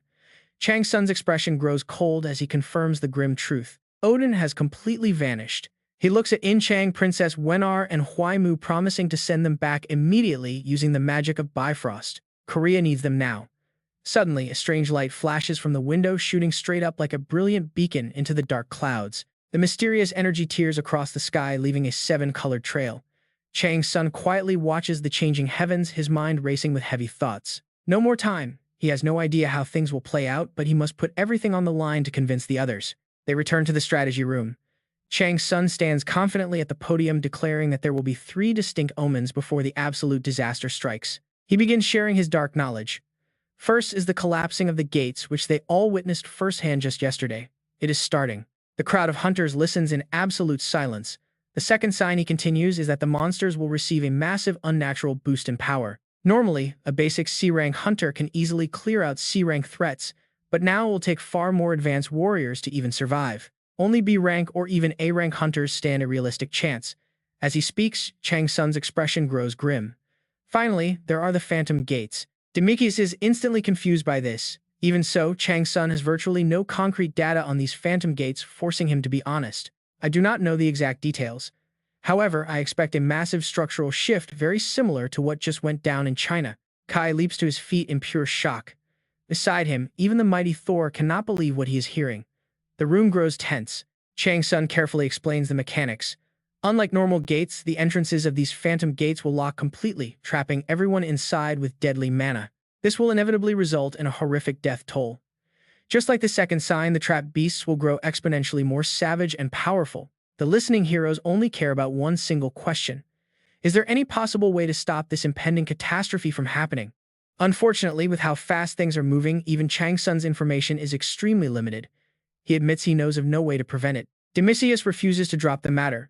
He presses further, asking what will become of their world once the final phase of this catastrophe begins. Chang's son hesitates. Deep down, his mind is in complete turmoil as he visualizes the devastating future. He knows the truth will terrify them. Everything will change. It is an absolute nightmare. Suddenly, a wave of chaotic ancient energy flashes vividly through Chang's son's mind. He envisions gates overflowing with thick, suffocating mana. Hordes of monsters, armed with world-ending power, slowly begin crawling into the light. The beasts will grow infinitely stronger, leading to a bloodbath. However, this extreme pressure will also force humanity to reach its absolute peak. A massive wave of new ultra-powerful hunters will awaken easily, matching or even exceeding their current numbers. But power always comes with a price. Just like the monsters, these hunters will gain godlike strength. Yet, the reckless and chaotic ways they will abuse it is what truly terrifies him. On paper, these mighty warriors will restore peace. But ironically, after saving humanity, they will slowly turn ordinary civilians into their personal slaves. He falls silent, keeping this dark vision to himself. It is simply too soon to tell them the grim reality of what lies ahead. Instead, he focuses entirely on their immediate real objective. Right now, their absolute priority must be saving as many lives as possible. Chang's son solemnly explains his deepest worries. Even though the apocalypse is literally at their doorstep, their combat forces are still dangerously lacking. Great hunters do not simply drop from the sky, which is precisely why they must prioritize defending the helpless civilians first. Demetrius smiles warmly, agreeing with the logic. This is war, and the primary duty of any soldier is to protect their citizens. He then makes a final grand proposal. Come to Japan with me, and I will hand you a legendary position equal to mine. Thor is utterly stunned by this sudden massive declaration. As Demicius makes his choice, the other high-ranking hunters begin to sweat. It is hard to believe that such a prestigious offer is being handed to an unknown rookie. Suddenly, a massive deafening tremor begins. The ground shakes violently, rattling the entire city. Glass windows shatter into a million sharp pieces under a sudden, overwhelming pressure. Horus panics, screaming that this is impossible. Meanwhile, Demicius instantly recognizes a gate collapse and Thor readies himself for the upcoming fight. This is no ordinary threat, it is at least an S-rank disaster, leaving no time to hesitate. Horus shouts that he will take the lead, immediately springing into action. He leaps away to back up the front lines. Meanwhile, Jun-kyeong cannot just stand idly by as powerful energy begins to surge through his entire body. Jun-kyeong shares his resolve. I have given you all the information I have, he tells them, and I do not intend to flee to any other country. Everyone turns to look at them as Jun-kyeong makes one final plea. I hope all of you will quickly return to your own home countries, because the exact same disaster might be happening right in your own backyard. He makes sure to leave them with one chilling warning. No, in fact, it probably has already happened. The others can only offer stunned silence, completely lost on how they are supposed to react. Meanwhile, swarms of monsters have already surrounded the entire city. A terrifying species of overwhelming size is about to completely shatter the peace of this place. A massive mace is raised high into the air, crackling with destructive bolts of lightning ready to bring down total devastation. The red eyes of the giant Chu glow with pure danger. It slams its weapon down with incredible force, a shockwave wounding the nearby soldiers. Even though they tried to dodge, they are heavily injured. One soldier bravely raises his sword, gasping for breath while realizing these beasts are different. They are much larger and faster than the Chus he knows. Suddenly, his movements stiffen as he notices something incredibly strange. A blazing figure charges in with a burning weapon. With a single decisive thrust straight through the head, the giant Cho is killed instantly. Jun-kyeong lands safely, much to the relief of the soldiers. Thank you, one gasps. I only survived because of you. But the situation is critical. He can only give a hurried warning, telling them that his group will hold off the monsters, so they must evacuate everyone to safety. The soldier nods quickly and disappears in an instant. Right after, a pair of brilliant fire wings erupts from the back of Jun-kyeong to support him. Scanning the battlefield from the sky, he notices something. The massive size of these Chos is highly similar to the legendary giants of Utgard. They might be Chus, but they are practically giants. This is the terrifying reality of monsters escaping from a collapsed S-rank gate. Chaotic energy continues to pour from the gate, keeping Jun-kyeong on high alert. He knows that the worst of it has not even emerged yet. Seeing the devastation ahead only confirms his worst fears. The S-rank boss is trying to cross over, and it must be stopped at all costs. He must block its path. Down below, Demicius watches as Jun-kyeong streaks across the sky like a comet heading straight for the gate. Demicius quietly calls out the name Underdog. Remembering the words of a mysterious girl, he knows that this boy is meant to help him fulfill his destiny. He whispers to himself that their fates are deeply intertwined, completely unaware of the massive mace suddenly swinging toward his back. With effortless grace, Demicius swings his sword a few times. The giant Chu is instantly sliced into hundreds of pieces before it can even strike. The display of power leaves Demicius deep in thought. It is strange, he muses, but every time he looks at Jun-kyeong, his heart beats faster. It feels as though some invisible force is drawing them together. Having made up his mind long ago, he resolves to follow after him. And just when things seem stable, a dark energy spills from the mysterious gate as a massive, rough gray hand slowly emerges. The giant hand grips a skyscraper as if it were a mere toy. Jun-kyeong watches in absolute shock, stunned by its mind-blowing scale. He realizes he has to act fast. Before the colossal beast can fully step through the gate, he must strike and finish it off. Charging his spear with intense energy, he aims for a single weak spot. Unleashing solar flare, he lunges forward with devastating speed. The impact of his strike triggers a massive explosion, completely obscuring the battlefield and a thick cloud of smoke and debris. Yet the beast only stumbles back slightly. Its body remains completely unscathed, and it immediately swings a massive fist to retaliate. Dodging the punch, Jun-kyeong runs up the arm of the monster to close the distance.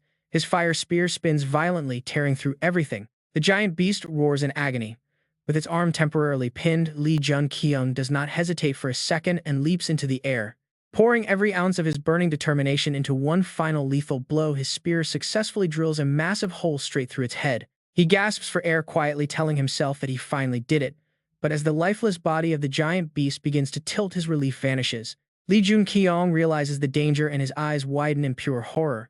If that massive corpse collapses, it will crush everyone on the ground below. In just a few seconds, everything below will be completely flattened. But right when hope seems lost, a figure suddenly draws his sword. Demetrius moves like a shadow, unleashing a series of incredibly sharp, blinding slashes across the colossal body of the falling beast. Within seconds, the entire threat is sliced into dust, dissolving harmlessly into the air. Demetrius lands gracefully on a nearby rooftop. He turns back to watch the glowing embers scatter into the wind. High above, Jun-kyeong witnesses the whole thing from the sky. The sheer display of mastery leaves Jun-kyeong utterly amazed. How could someone this powerful be completely unknown in the future? But before he can ponder further, his eyes suddenly widen. A sharp gasp escapes his throat as an unbearable agony strikes. Jun-kyeong clutches his head, groaning in sheer pain. His wings of fire instantly vanish, leaving his body to plummet helplessly through the air. He falls in a dead drop, but luckily manages to regain consciousness just in time to execute a rough crashing landing on the ground. Demetrius rushes over with deep concern, asking Han if he is all right. Suddenly, the familiar sound of approaching footsteps echoes nearby. A heavy silence fills the air. Through the clearing dust, a girl in traditional robes slowly appears, letting Demetrius finally breathe a sigh of relief. He is glad she is safe, but something feels off. With the system warnings flashing brightly, cold sweat begins to beat on his face. What is happening? The moment she appears, Jun-kyeong's head throbs like a hammer and the sky of apocalypse starts closely watching her. Black smoke billows across the ruined city, leaving the entire area wrapped in a desolate, hazy fog. Everything looks incredibly eerie from the rooftop.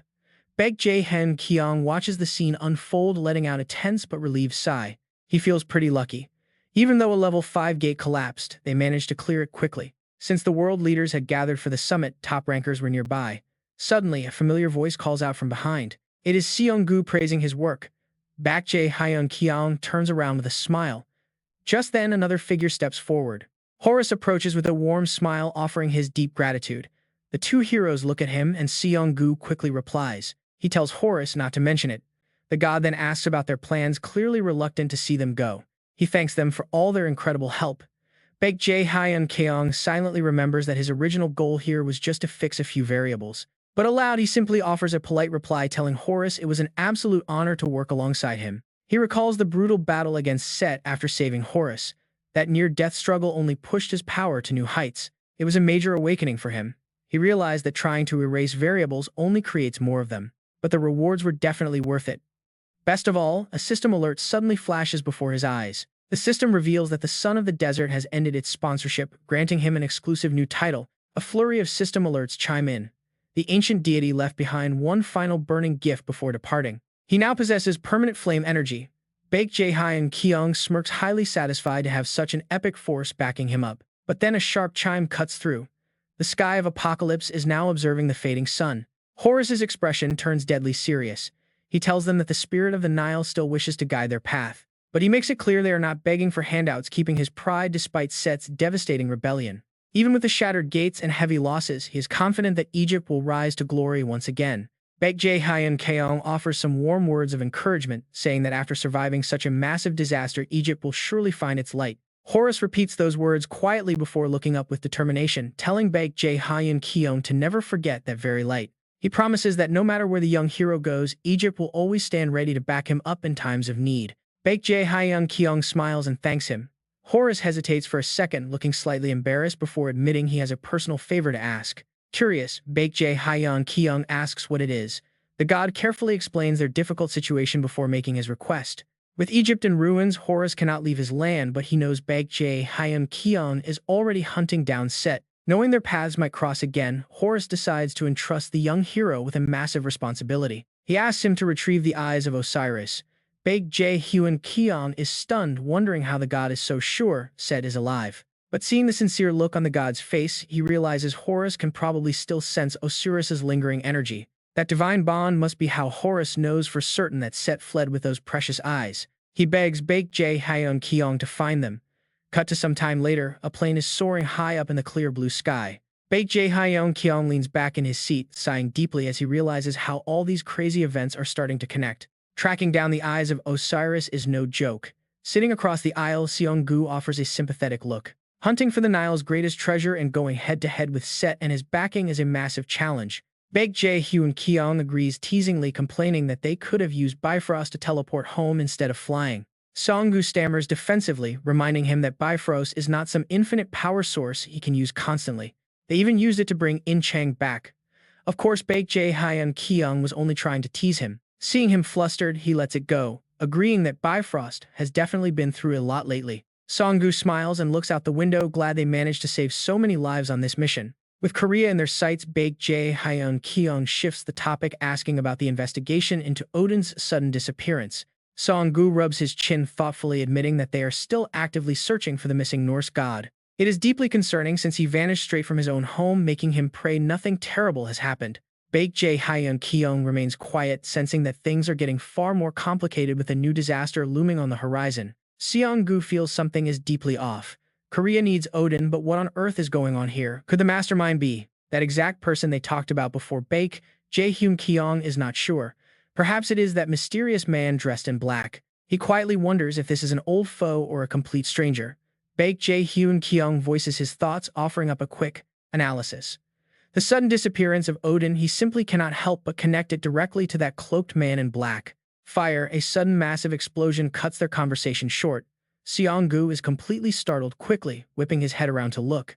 Directly below their helicopter, the entire area is burning. Thick black smoke billows into the sky. He immediately shouts out a warning. Explosion at Incheon International Airport. Song-gu is absolutely stunned. His eyes widen in pure shock as he looks closer. Wyverns. A flock of vicious monsters with glowing eyes is soaring through the burning air.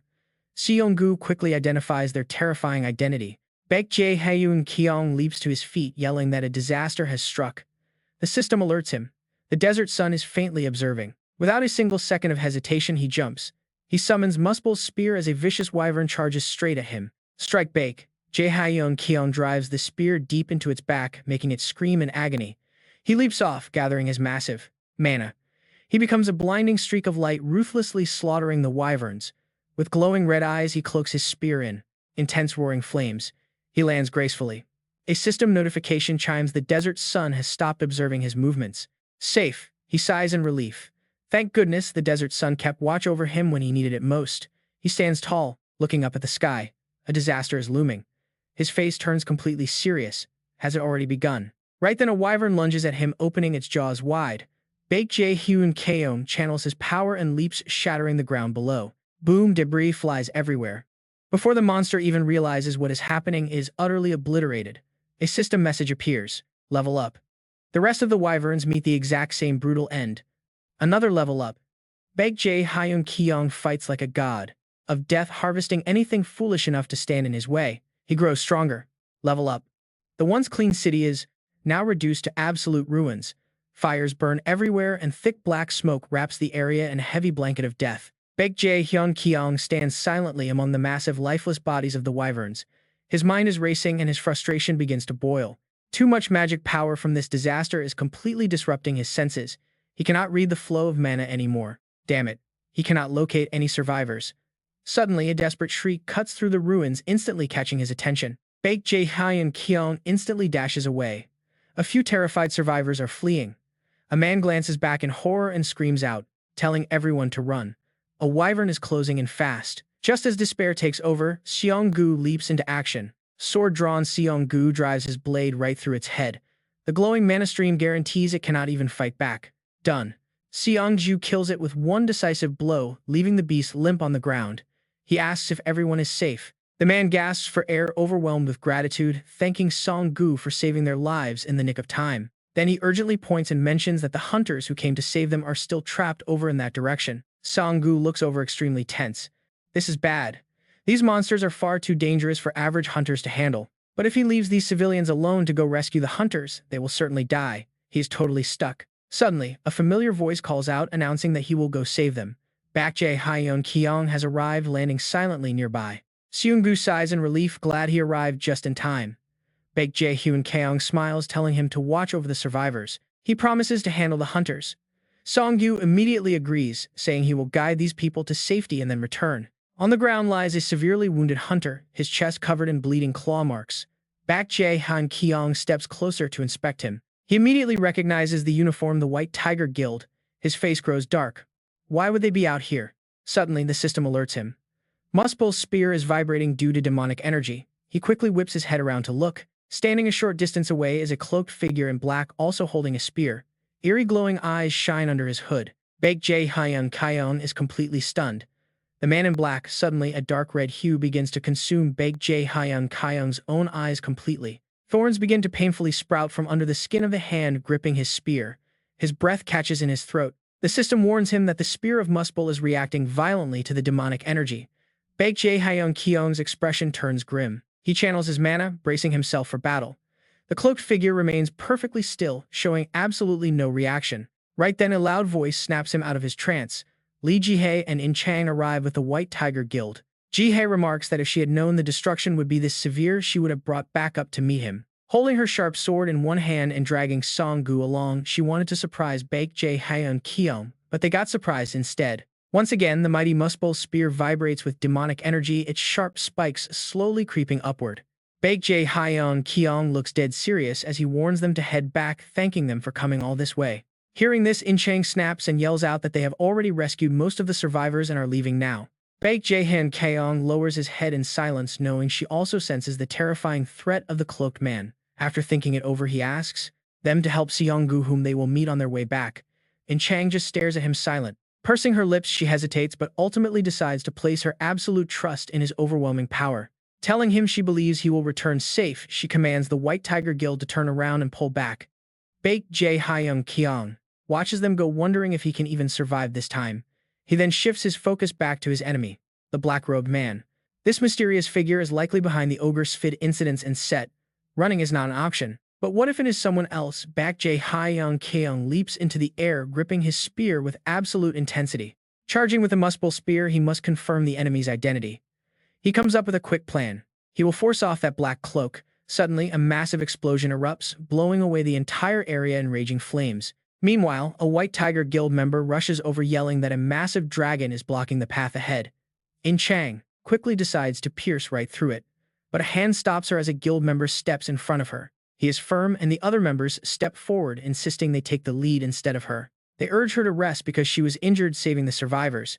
In Chang knows her own physical limits. She hesitates, thinking a single dragon can't stop her. But before she can finish, she feels dizzy, her vision fading. Song-gu gasps in worry. She drops to one knee, driving her sword into the dirt just to stay upright. She fights to stay conscious, wondering if she lost too much blood. With no other choice, she yields. She tells them she is counting on their strength. They gladly thank her as she sighs, feeling herself growing stronger. It is not as fast as Baek Jae-hyun, but she is definitely growing stronger. Suddenly, the system alerts her. The prince on a white horse, king of Ogre Sphid, has protected her. Bright sunlight breaks through the clouds. She stands absorbing the light as his true name is revealed. Now two beams of white and black light collide. The black and white beams clash repeatedly, moving so fast only after images are visible. Neither spear user will back down. A screeching metallic sound rings out as they lock in a stalemate. Baek Jae-hyun is sweating under the intense pressure. Even with Berserk, Garuda Mana Flow, and his Dragon Heart active, the opponent effortlessly blocks his massive power. The black-robed fighter remains entirely relaxed. Completely overwhelmed by that immense strength, Baek Jae-hyun is forced back. He drops to his knees, sliding far across the dirt. Yet, he refuses to yield and charges right back in. His theory solidifies with every strike. This man is highly likely the mastermind pulling the strings behind Ji and Set. No matter the danger, he has to take this risk and unmask him. Stealing his resolve, he focuses his mind. He must tear off that hood. Baek Jae-hyun pours every ounce of strength into his attack, their mana clashing violently. Leaping with great force, he becomes a flash of lightning striking from all directions. Yet his foe barely moves. Standing still, the man deflects every strike with casual swings. Suddenly, the system warns him that demonic energy is corroding his body. Now it's not just sharp spikes. Dark vines are tightly wrapping around Baek Jae-hyun's arm. He desperately tries to close the distance, but nothing works. His frustration grows as the man continues to simply defend. Is he holding back on purpose? Even so, Baek Jae-hyun cannot leave a single scratch on him, let alone unmask him. The system alarms blare once again, warning him that the corruptive demonic energy is actively fueling his inner rage. Sensing his unstable state, the cloaked figure sneers in mockery. The dark vines have now spread and wrapped around his upper body. Gritting his teeth, he groans as the vines squeeze the core inside him. The system warns that the dragon's bloodstone is resonating with his dragon heart. Ignoring the danger, he charges forward. He risks everything to strike. This time, the black-robed foe is blasted backward, his spear arm trembling from the impact. Seizing the moment, Baek Jae-hyun presses his advantage. His relentless strikes are finally starting to break through. Startled, the opponent quickly raises his spear to block. Having grown cautious, the mysterious fighter easily parries and blows him back. But seizing a split second of distraction, Jun-kyeong flicks the hood off, flipping midair as the hood falls. Backing away to create some distance, Jun-kyeong suddenly gasps in absolute shock. In absolute shock, they watch as the figure pulls his hood down to hide his face. Jun-kyeong's hard work instantly goes down the drain. Standing frozen in disbelief, he wonders why. The dark figure warns in a low voice that it is no use as his strange purple mana begins to gather. The energy wraps around his entire body and instantly explodes completely, swallowing his silhouette. Meanwhile, on a completely different part of the battlefield, Trang feels an overwhelming surge of power rushing through her veins. She confidently tells the others to step back and let her handle this. The others sigh in confusion, wondering what is happening after she suddenly gathered such a massive amount of magic. Inside, she is absolutely thrilled. This is the perfect moment to test the power of her new guardian. Standing right in front of the beast, she prepares to strike. But out of nowhere, a blinding flash of golden magic slices through the air. Green blood sprays everywhere as the monster is instantly decapitated. The beast did not even have time to react. Trang watches in sheer disbelief, feeling a sudden chill from such terrifying strength. Who could have possibly taken down the dragon in a single breath? Just then, a muscular figure carrying a massive sword leaps down. Song-gu smiles, resting his sword on his shoulder as he offers to help. The group immediately cheers up upon recognizing their old friend. Meanwhile, over on Jun-kyeong's battlefield, he falls to his knees, his face shadowed in despair. He realizes this man has deceived everyone, but the dark figure standing before him denies it. His eyes glow with an eerie supernatural light as he claims to see a new future. At that moment, Jun-kyeong's body reaches its absolute limit. He coughs up a pool of blood and collapses onto the ground completely unconscious. A dark crow flies down and lands right on the cloaked man's shoulder. He whispers to Ajing, telling him it is time to return. Song-gu and Trang rush back to the scene only to freeze in sheer terror. The dark-cloaked man is standing there completely unharmed. Beside him, Jun-kyeong lies motionless on the ground, his condition unknown. Suddenly, a magical force takes hold of his limp body. Dragged forward by invisible threads of mana, he slides toward them. Trang quickly rushes over, cradling him as she desperately calls his name. The air grows heavy as Song-gu stands in stunned silence. He can barely find the words to ask why his master is doing this. Slowly lifting his hood, the man states the boy is still useful. Enraged, Song-gu demands to know if he is truly abandoning Asgard. The identity they search for is finally brought to light. Horjin coldly commands them to survive, turning his back on them. Even knowing he stands no chance, Jun-kyeong lunges forward anyway. The cloaked figure stands completely relaxed, waiting for the attack. Sharp thorns erupt from his skin, carrying the immense speed of Muspell Spear. He spins through the air, gathering momentum for a strike. He hoped that this move would at least blow the man's cloak away, giving him a small opening to escape. He remembers the special item he received. He planned to use Merlin's necklace to boost his speed and control the demonic energy. By stabilizing his mana flow, he hoped to suppress the darkness. But as always, things do not go according to plan. The demonic energy sleeping within his spear is far greater than he anticipated, completely overwhelming his physical defenses. Thorns wrap tightly around his upper body, fueling a wild, uncontrollable rage. Despite the immense struggle, he pushes forward anyway. He barely achieves his goal, but eventually manages to overcome the demonic corruption with some unexpected help from Odin himself. The mysterious figure he has been chasing all this time is actually Odin, yet he widens his eyes completely, refusing to believe it. That simply cannot be Odin. Bandaged and resting in bed, Jun-kyeong turns his head as Trang notices him waking up. She smiles warmly, telling him to rest more. But he pushes himself up, his mind occupied by the mysterious cloaked figure. A familiar voice chimes in, confirming they saw it too. Jun-kyeong looks over to see Song-gu standing by the door. If that man truly was Odin, things do not add up. He pulls out a glowing crystal shard, catching Trang's attention. He holds two identical artifacts, one from his battle with Set, and the other handed to him by Odin. Song-gu looks on in shock. Jun-kyeong shares his theory, noting that despite looking identical, a gut feeling tells him they are not from the same person. He suspects Odin merely received the black cloak from the actual mastermind. Song-gu looks at him with deep confusion and doubt. Asking why he thinks that Jun-kyeong explains that during the fight with Set, Odin was definitely back at Asgard with Song-gu. They were busy discussing critical matters. Even when Jun-kyeong traveled to China, the real Odin had never once left his temple. Song-gu hesitates, noting there could be other explanations, but Jun-kyeong is quick to point out another key detail. It is highly likely that Odin has aligned himself with a black-cloaked villain, making a conscious decision to side with them. He is not someone they can easily forget. Song-gu nods quietly, calling him an absolute lunatic who only craves forbidden knowledge. Jun-kyeong nods in agreement. The exact motive is still unclear, but it seems he threw away everything he built. Why would someone abandon Asgard like that? What is even stranger is that Odin chose to save him in the end. Jun-kyeong is dead serious, noting that despite losing the fight, Odin stepped in when the demonic energy started consuming his body. As time passes, he slowly recovers from his devastating fight with Horjin. Soon the two find themselves standing on the rooftop talking. Yo Sang-gu speaks up. Because Baekje Hyun-kyeong warned him about the disaster, he did his absolute best to prepare. Folding his arms, he explains his decisions. He set up additional guild branches in areas lacking hunters to brace for the impact. Down below, heavily protected guards stand watch. Yo Seong-gu asks back Jae Hyun-kyeong for his thoughts, proposing they keep recruiting other guilds and eventually form a massive unified alliance. Baekje Hyun-kyeong smiles, noting that Seong-gu has essentially turned the local universities into secure shelters to protect the citizens. He thanks Seong-gu for trusting his warnings and taking immediate action. Seong-gu looks up at the sky, feeling quite uncertain about what lies ahead. Even right here in Incheon, a thin, ominous barrier is blanketing the entire area, much like what previously happened over in China. They have completely lost contact with the rest of the country, prompting him to wonder what their next move should be. It seems they are experiencing an illusion gate. Turning to face Seong-gu, Baekje Hyun-kyeong reveals his next moves directly. The gate here in Incheon will collapse. Baekje Hyun-kyeong intends to face the ruler.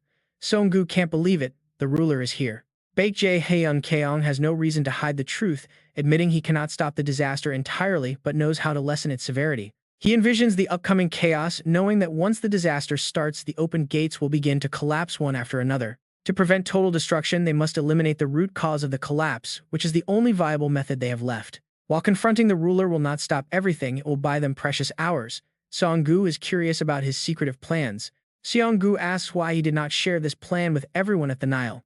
Baekje Hyun-kyeong explains that disasters can unfold in unpredictable ways, but there is only one path where he can foresee the actual consequences, which is the exact road the Demon King once walked. Knowing only how to minimize the damage in Korea, Baekje Hyun-kyeong firmly states his intention to head out and confront the ruler. Seong-gu freezes in shock. Meanwhile, a system alert pops up. The sky of the apocalypse is currently watching him. The Demon King's own memoir did not reveal everything, but it did mention that he became significantly stronger after defeating the king. History might have shifted, but Baekje Hyun-kyeong must do his best to follow that path. Elsewhere, the scene is one of absolute ruin. Flames engulf the devastated landscape, leaving nothing intact. Three mysterious cloaked figures stand atop a ruined building, watching the chaos unfold. Looking down, the man with a large facial scar announces that the cataclysmic disaster in Egypt has already begun. Hojin calmly adds that a similar situation is happening in Korea, where they have run into some weaker opponents. Understood, the commander mutters. Then he turns. Shockingly, he has the exact same face as Baekje Hyun-kyeong, complete with glowing eyes. He suppresses a shudder. The chaos has officially begun. No matter how many times he sees that face, he can't get used to it. Meanwhile, in another part of the city, dense vines are completely covering the pathways as someone quietly murmurs. The children are slowly dying, he whispers as the ruler senses everything through the plants, knowing enemies are coming for him. Creeping vines grow rapidly from his hand, lunging forward to attack a kneeling man who desperately screams for help. In a flash, the vines swallow his entire head. They spread deep inside his body, bulging outward like pulsing veins. With a sinister expression, the ruler laughs and exhales a strange mist, staring down at his hands in delight. He finds this place called Earth quite fascinating. Nearby, an army of sharp-eared elves radiating a deadly aura awaits his command. The ruler makes a bold declaration. They will exterminate these pathetic pests and rebuild their glorious kingdom. The elven army cheers in wild excitement as a violent surge of mana violently shakes the entire surrounding area. The shattered city now resembles ancient ruins, serving as a clear testament to the brutal battle that occurred here. Misty shades of blue and purple entwine across the sky.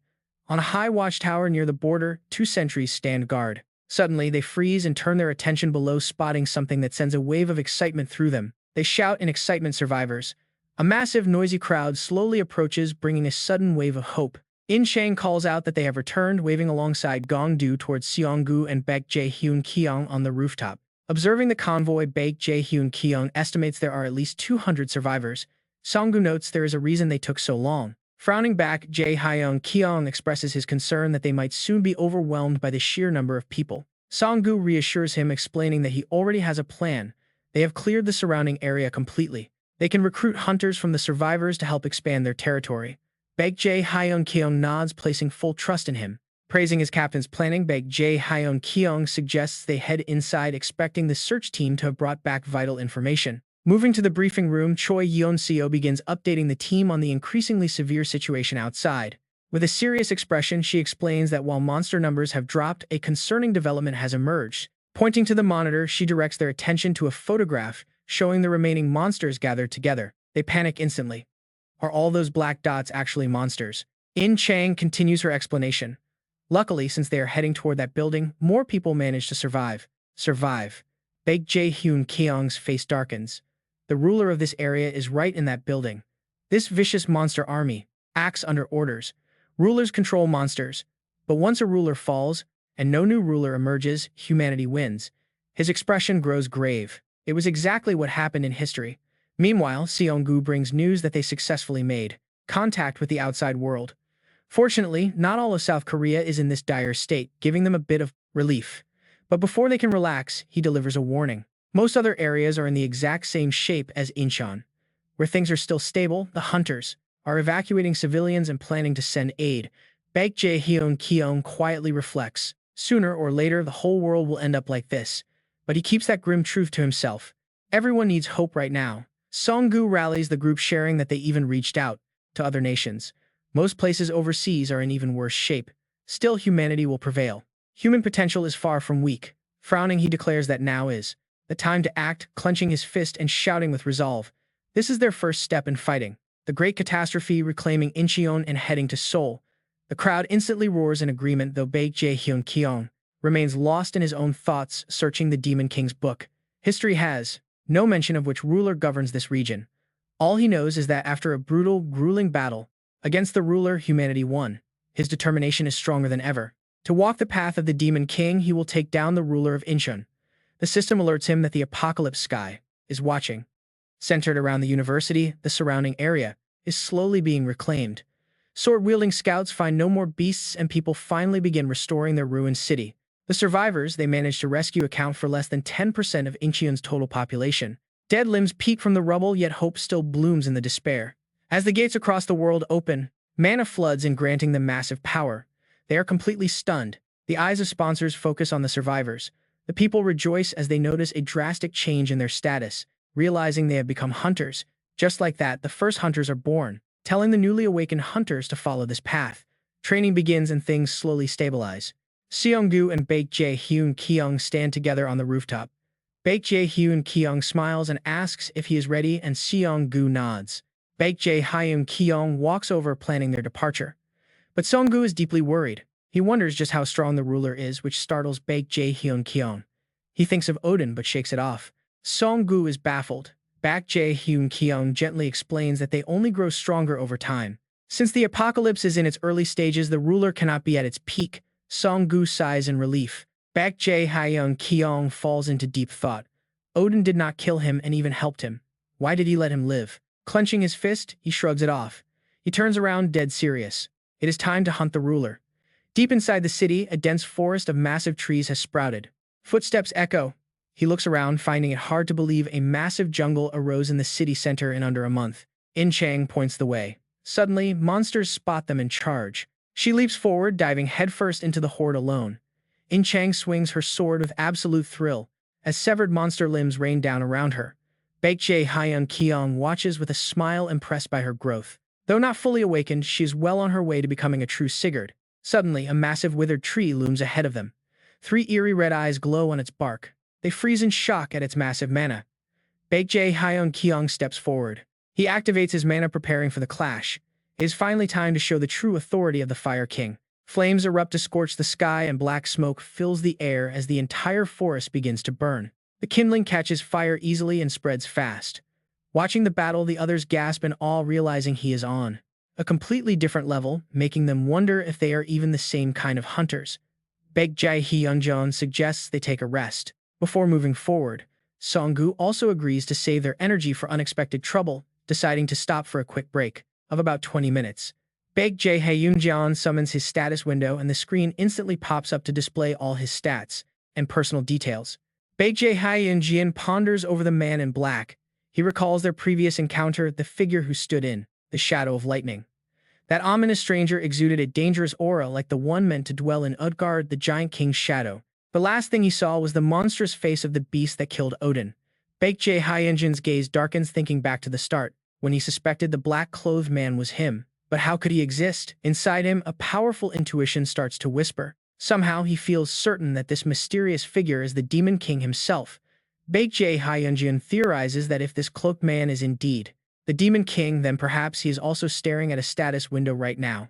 Baek Jae-hyunjin is close to reaching level 100. That milestone was mentioned in the Demon King's book. The text holds secret knowledge explaining that just like when a stat hits 100 and triggers a massive shift, the same applies to levels. But level ups grant power far beyond basic stats. It is not simple growth, it is full evolution. Analyzing the situation, he realizes this is a complete upgrade. Soon, he will hit level 100. Thanks to the Great Disaster, his leveling speed has surged dramatically. Baek Jae-hyunjin clenches his fists, knowing his bone-soul-devouring skill will unlock soon. A smirk plays on his lips as he anticipates the Demon King's power, a force that brought the world's strongest hunters to their knees.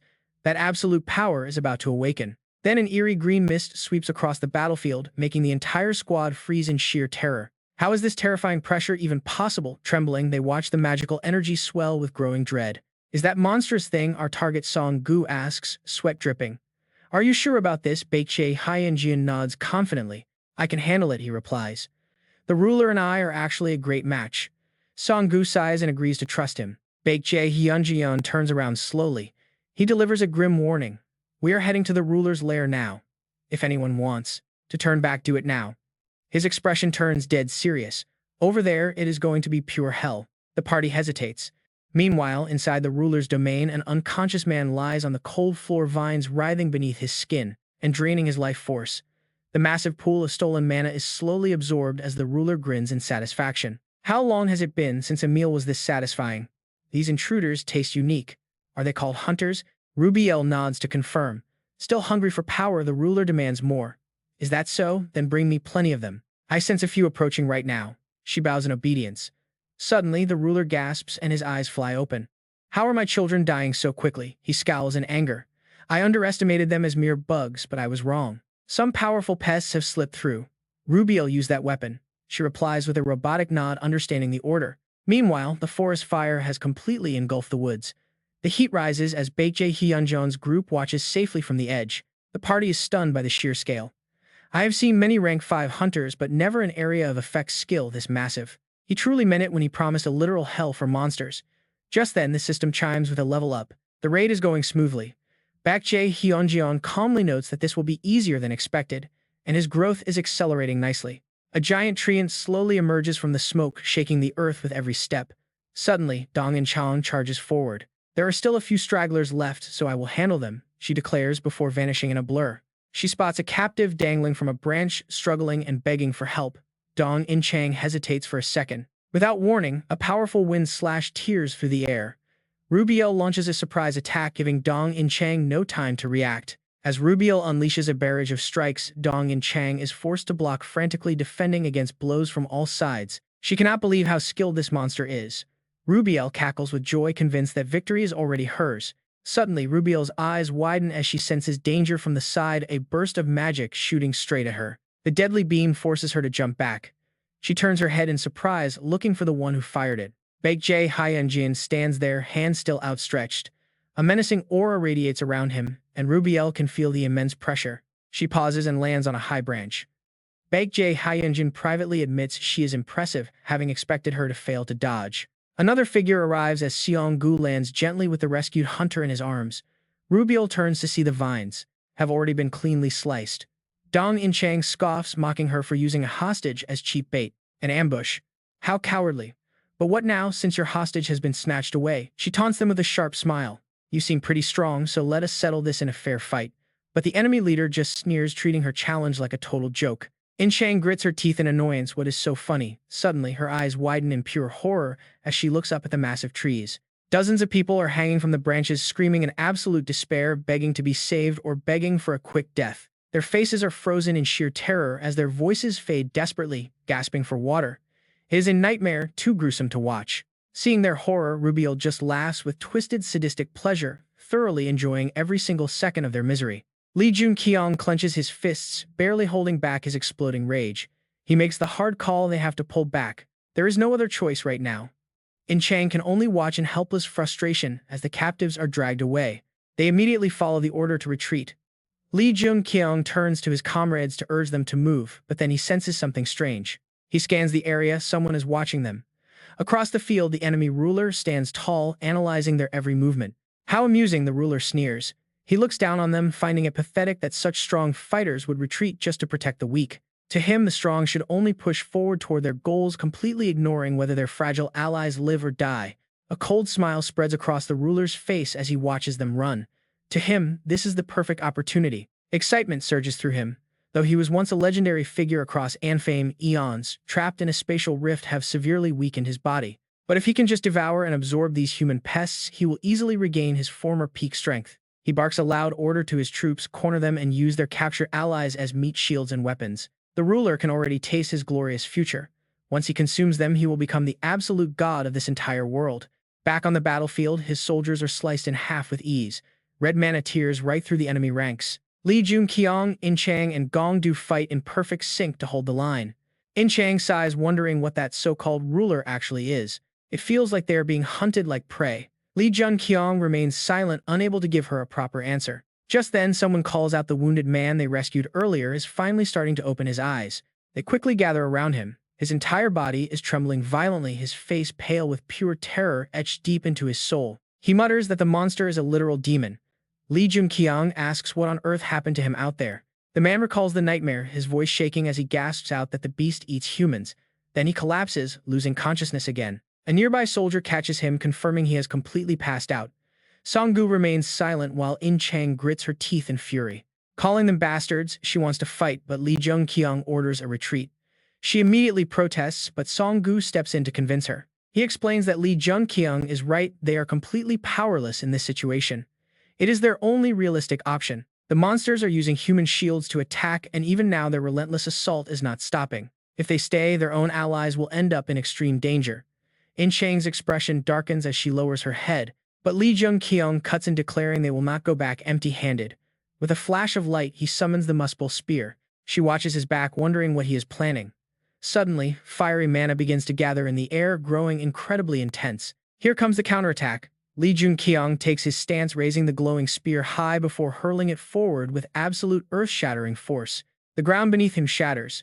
The spear tears through the forest like a raging wildfire, obliterating everything in its path. It absolutely decimates every monster in its path, heading straight for its ultimate target, the enemy ruler's main stronghold. The Muspell Spear slams violently into him. He quickly summons a shield, but the sheer impact completely defies his imagination. The ruler struggles to hold his ground as his hand is severely burned by the extreme heat. He stares at his blackened skin. Did he underestimate them? The searing pain completely shatters his arrogant pride. It is a feeling he has not felt in ages. Driven mad by sheer rage and excitement, he suddenly bursts into a frantic, hysterical laugh like a total psychopath. How marvelous! How long has it been since he was last injured? How dare a mere mortal harm the king of Anfame? He licks his dry lips in twisted anticipation, declaring that their ultimate reward will be getting devoured by him personally. Meanwhile, back at Jun-kyeong's camp, a sudden noise breaks the silent night. The two guards on duty are completely startled. They wonder if the team returned early. Soon after, Jun-kyeong, Song-gu, and In-chang gather to discuss their next move. In-chang frowns, asking if the monsters already know their location. Jun-kyeong confirms he is 90% sure they do. Song-gu gasps in disbelief, refusing to accept the terrifying implication. But Jun-kyeong instantly crushes any remaining hope he has left. He is absolutely certain they are coming, and a full-scale assault from the monsters is about to begin. Tonight, a heavy gloom blankets the city. The dark sky presses down with intense weight, signaling that a brutal battle is about to unfold. Rapid footsteps echo through the air. Seo-gu gathers speed, leaping from one rooftop to the next before making a soft landing. Right in front of him are Jun-kyeong and Dong In-chang. Seeing the key members gathered, Jun-kyeong notes that everyone has arrived. He then asks if they want to head out immediately. Dong In-chang nods, confirming she is ready to roll. She declares they are fully prepared. After all, Jun-kyeong is simply not the type to let things slide so easily. With a slight smirk, he agrees with her, saying he must at least return the favor. Jun-kyeong then assigns Seo-gu to stay behind. Confused, Seo-gu gasps. Jun-kyeong's expression turns dead serious as he warns him about what they face. Their enemies are not ordinary monsters, just as they witnessed earlier today. It will end horribly if they let their guard down, if they treat these creatures as mindless beasts. After a brief quiet pause, Xiaogu finally breaks the silence. He claims the hunters here are enough, but Jun-kyeong firmly warns him not to underestimate their sheer power in battle. If a disaster strikes, the wielder of Bifrost must stay behind. Though deeply worried, Xiaogu knows those words make perfect sense. With no other choice, he sighs and accepts, still deeply concerned. He asks if the two actually plan to go alone. Jun-kyeong is dead set. It is not an attempt, he says they must succeed. Too many hostages remain in enemy hands. The longer they wait, the more lives will be lost. He confidently promises they will wrap this up quickly and return. Dong-in-chang smiles, adding they will definitely return. Hearing this, Xiaogu decides to secure their rear so they can focus. He tells them not to worry about the rear. Without another word, he takes the lead and leaps off the rooftop. Diving into the night without looking back, he leaves Dong-in-chang, who trusts completely in their strength. With Xiaogu holding down the fort, she asks what the next move is. Jun-kyeong gets serious, outlining their crucial objective. His eyes turn razor-sharp as he declares their goal is assassination. Below them, countless monster species form a massive, terrifying army. At the center stands a colossal tree monster holding the captured citizens. Its massive footsteps kick up thick clouds of dust. Standing on a nearby rooftop, the duo monitors the situation closely. However, Dong-in-chang's face turns noticeably pale from the view. She never expected such an overwhelming horde, asking Jun-kyeong if it is wiser to turn back for now. But his plan remains unchanged. She tries to argue, pointing out that nobody could have expected this many enemies. The sea of monsters seems endless. Still, Jun-kyeong remains steady as a rock, insisting they focus completely on their objective. Suddenly, he senses a bizarre presence nearby. The realization hits him immediately. They have already been spotted. He quickly urges Dong-in-chang to move since the enemy has spotted them. She gasps, completely caught off guard. Jun-kyeong explains the army's movements. The enemy commander is incredibly arrogant, purposely sending his troops away to bait them in. The boss is practically inviting them over. The duo immediately dashes toward their target, with Jun-kyeong leading the charge. Suddenly, a wave of pure bloodlust washes over him. Rubiel appears out of thin air, wearing a wicked, sadistic grin. She unleashes a mana slash at him. Dong-in-chang screams his name and charges forward to block the savage incoming blow. Deflecting the attack, Rubiel spins her dual blades and relentlessly presses Dong-in-chang, who quickly finds herself pushed to her limits. The elf leaps back to safety, landing gracefully on a nearby rooftop. She smirks down at her opponent with utter disdain. Her smug mocking sets Dong-in-chang off, her eyes glowing red with absolute fury. Jun-kyeong watches the brief clash with growing concern. She is too strong for Dong-in-chang to handle alone. Realizing this, he decides he has no choice but to step in. Reading his mind, Dong-in-chang urges him to go on ahead, telling him to leave this fight entirely to her. Jun-kyeong warns her that this is no ordinary elf. Frankly, she looks completely overwhelmed by the enemy's speed. Turning back with a confident smile, she teases that apparently there are still things he does not know. She ignites her mana, coating her blade in a vibrant purple aura. Suddenly, a soft light wraps around the deep cut on her arm. The wound instantly heals, leaving her skin flawless. Watching this unfold, Jun-kyeong cannot help but stare in shock. Her massive surge of mana grows increasingly violent. She declares that she has finally completed the Dragon Blood Core. After arriving in Korea, she hunted relentlessly to prepare. A blinding light cuts through the darkness like a beacon of hope. His eyes widen in absolute disbelief as he witnesses the awakening. She is channeling a legendary hero straight from history. Heavy armor materializes around Dong-in-chang, the legendary demon slayer whose fame echoed across the globe, the dragon slayer Siegfried. Her gaze shifts completely as she exhales softly. In that very instant, a legendary hero is reborn into the world. With Dong-in-chang now transformed into Siegfried, her explosive energy ruptures the sky, unleashing a blinding flash of blue light. That massive wave of purple energy suddenly detonates with a colossal boom, sending violent shockwaves rattling through the entire area. Even the surrounding buildings shake from the impact. Jae-hyun is absolutely thrilled as he feels that incredibly fierce raging energy. This imperfect gram is the exact legendary technique that killed the Demon King's dragon. Inna's sword stabs straight down. Violent sparks of lightning crackle and spread in every direction. Looking at her, Jae-hyun smiles with a sense of pure pride. She has surpassed his expectations and grown far stronger than before. He knows he can fully trust her to move forward. After running for a while, he finally arrives at a peaceful high-rise. He stands before a massive gate carved with strange patterns. Clenching his fists, Jae-hyun carefully observes the elven ruler resting inside the gate. His sharp eyes narrow with absolute gravity. Suddenly, the system alerts him. His unique skull bracelet skill, Bone Spirit Soul Siphon, is now successfully activated. It constantly absorbs the surrounding mana, and he smiles. Perfect timing, now he just needs to name and awaken it. Before he can, he senses a sudden threat and looks up. The gate in front of him is crackling with violent lightning. The heavy force makes even Jae-hyun back away in caution. Is it the ruler? This wild, oppressive mana is completely weighing him down. Before he even realizes what is happening, he steps inside and hears Irv welcome him with a cold, mocking grin. The king raises an eyebrow purposely, calling him a warrior from another world. This immediately leaves Jae-hyun deeply puzzled. What does he mean by that? Is this overwhelming mana supposed to be a test? Smiling, Jae-hyun unleashes his own power. He is more than ready to play along. Instantly, he deflects Irv's powerful mana, forcing the pressure right back. The green aura snaps back to its master, leaving Irv completely stunned. Jae-hyun just laughs at his shocked face. Why so surprised? Did you honestly think I wouldn't be able to pass a trivial test like this? This completely enrages Irv, who yells out, "Who are you?" Jae-hyun is left even more bewildered by the question. Violent waves of mana swirl aggressively between them. Finally, the elven ruler takes the initiative and speaks first. He introduces himself as Irv, king of Alfheim. He demands to know Jae-hyun's identity. Jae-hyun merely raises an eyebrow. He was planning to ask that exact question, but since the king spoke first, maybe he should provoke him a little. Seeing his silence, Irv's voice turns cold as he explains that according to his information, there should be no one like Jae-hyun among any of the warriors from this world. Yet he notes that this intruder seems incredibly similar to them. In response, the fiery spear of Muspell manifests in Jae-hyun's hand, blazing with more heat than ever before. He demands to know exactly what the king means. Meanwhile, a glowing green arrow begins to materialize right before them. Irv snaps back that his entire kingdom was crushed out of existence. The glowing arrow fully takes shape as he glares. He demands to know if Jae-hyun is one of them. Shadows drape over the king's face as he commands an answer. Jae-hyun puts on a confident front, but deep down he is incredibly tense against such a formidable, dangerous foe. Meanwhile, over in the city of Seoul, things are surprisingly orderly. Citizens are evacuating in a very organized fashion, but those blessed with mana are definitely not staying behind. Experienced hunters are already stepping up to fight. They work hard to intercept the monsters pouring out from the broken gates, preparing to reclaim their lost territory. To coordinate their efforts, key figures gather at the Hunter Association headquarters. In his grand office, the chairman watches as Bander steps up to announce that Asgard will take an active role. His expression is dead serious. He tolerates no arguments. With Odin out of reach and Heimdall missing, Bander declares he will take the lead.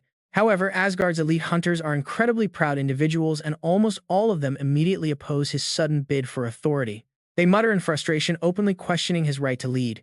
Yet despite their deep complaints, no one dares speak up. When Bander formally asks if there are any objections, they are forced to swallow their pride and stay silent. No one else possesses the leadership or political pull to unite the guild. Recognizing this, Kang-woo is the first to agree. Sion quickly follows suit, and Do-yoon, despite his own initial complaints, reluctantly gives his approval as well. Taejun chimes in with his agreement as well. With the formalities out of the way, Banner gets straight to business. He reveals that Odin prepared contingencies for these scenarios, stressing that the current crisis is far more severe than expected. They need to act fast. Hearing this, Kang-woo immediately summons his weapon, telling Bander to just point the way. He explains that simple fighting is all they do best. This blunt attitude leaves Bander absolutely speechless in response. He wonders how Odin ever managed to work with such boneheaded fighters. Realizing he needs to change the subject, he helplessly decides to change the subject, casually asking the room if anyone knows where Jiwoo is currently located. A powerful figure wielding a massive hammer flashes through their minds.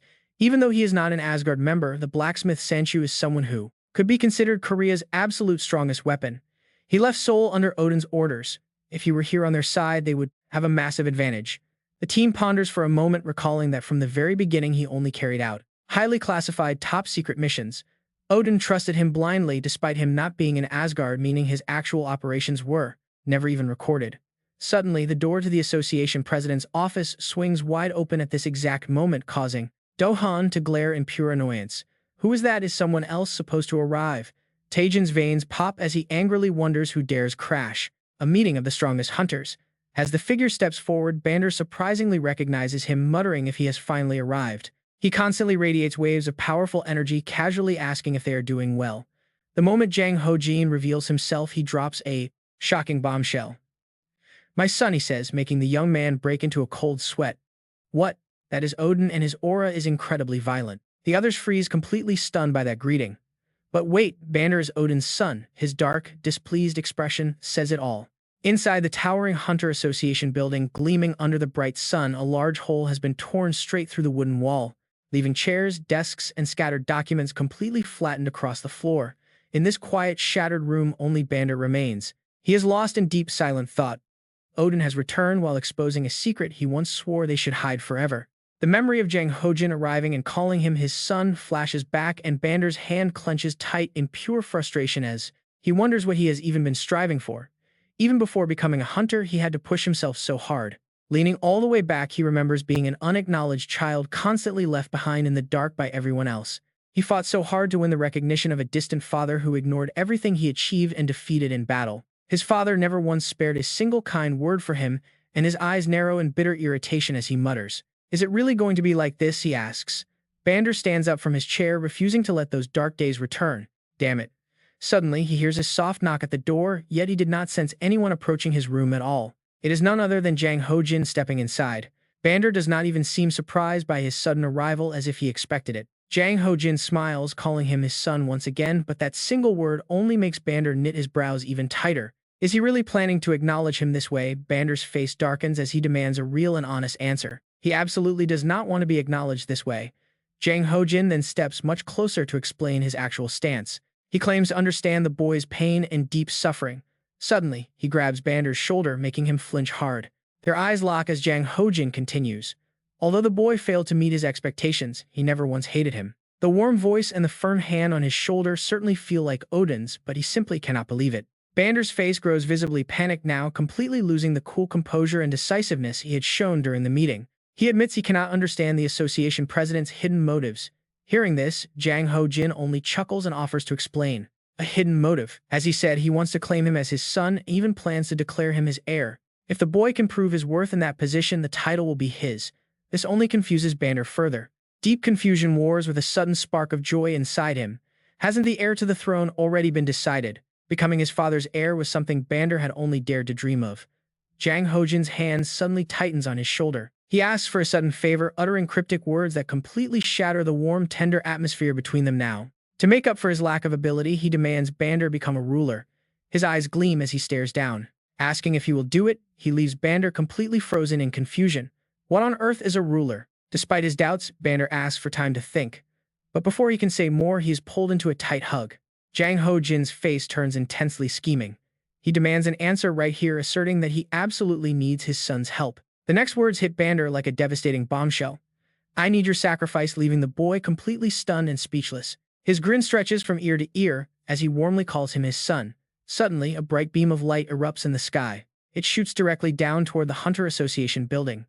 Meanwhile, on a bridge where a large crowd has gathered, people stare up at a massive purple barrier. Gun-hwa hits it with a serious expression, noting it is a boundary. No place can block disasters as perfectly as Seoul. In a low voice, he warns that once they leave this place, they might never be able to return to this safe haven. If anyone wishes to stay behind, they are free to do so. But Hansei only responds with a chuckle, asking what he is talking about. Even if they are not his family, they are his friend's family, so of course he must help. The others feel the exact same way. Besides, without him, none of them would be drawing breath today. Another adds that surviving alone is no way to live. Fenri chimed in with a serious look, urging them to find Baek Jae Hyun Jeon. Hyunmu was likely already getting anxious and missing him. They need to reach their master. Just then, Neil steps forward to sum it up. Everyone feels the same way. W smiles as he watches them unite. He feels incredibly fortunate to have crossed paths with such loyal companions. He quietly offers an apology as he looks at them. They are all ready to march forward with absolute loyalty. These are people willing to brave deadly peril to protect others. They are the true allies he always wanted by his side. Crackling electricity wraps around his entire body. He steps up to the barrier and forcefully pushes his hand against the wall. A gap tears open. A path is cleared. He turns to lead them, but a panicked voice suddenly screams out. The voice screams for them to wait. Fuya quickly whips around as a brilliant golden light erupts across the sky of Seoul. It expands rapidly, threatening to swallow everything. The golden barrier is rupturing, shattering right before their eyes. The golden dome is riddled with holes. Meanwhile, near Irv's strangely engraved door, the elf demands answers without giving any recovery time. He demands to know if Baek Jae Hyun Jeon is allied with those dark creatures. Baek Jae Hyun Jeon tenses up instantly under the heavy gaze. He tracks the incoming arrow's trajectory. Bare hands only, no hesitation. The raw kinetic impact is incredibly brutal. It drags his feet back. Hard. Still, he easily snaps the shaft in half. Somehow, Irv accepts this. The elf notes that they are indeed on different sides. Meanwhile, Baek Jae Hyun Jeon's bloody hand throbs with a severe burning pain. Irv flashes an ominous grin, pointing out that despite carrying their signature energy, the boy is definitely not one of them. Baek Jae-hyun shoots back, asking if he means the sponsors. Irv tilts his head in confusion, repeating the strange term aloud. The elf finds the term amusing. Baek Jae-hyun silently recalls that these rulers appeared across various territories after the Great Cataclysm. Only the Demon King possesses the power to slay them. His mind races, wondering why such a strict rule exists in this world. He needs answers, so he gets straight to the point and asks another direct question to squeeze out more information. He demands to know if Irv is one of them. Irv laughs, summoning a volley of arrows as he mocks the term. The elf confirms he has nothing to do with those creatures of darkness. None. He is definitely not one of them. He admits he nearly became like them, channeling his raw energy as he speaks. Now, though, even he is uncertain. Terrifying green light floods the area, crackling with raw, oppressive power. He laughs maniacally, whispering about devouring his opponent. If he consumes Baek Jae-hyun's flesh, he might finally ascend.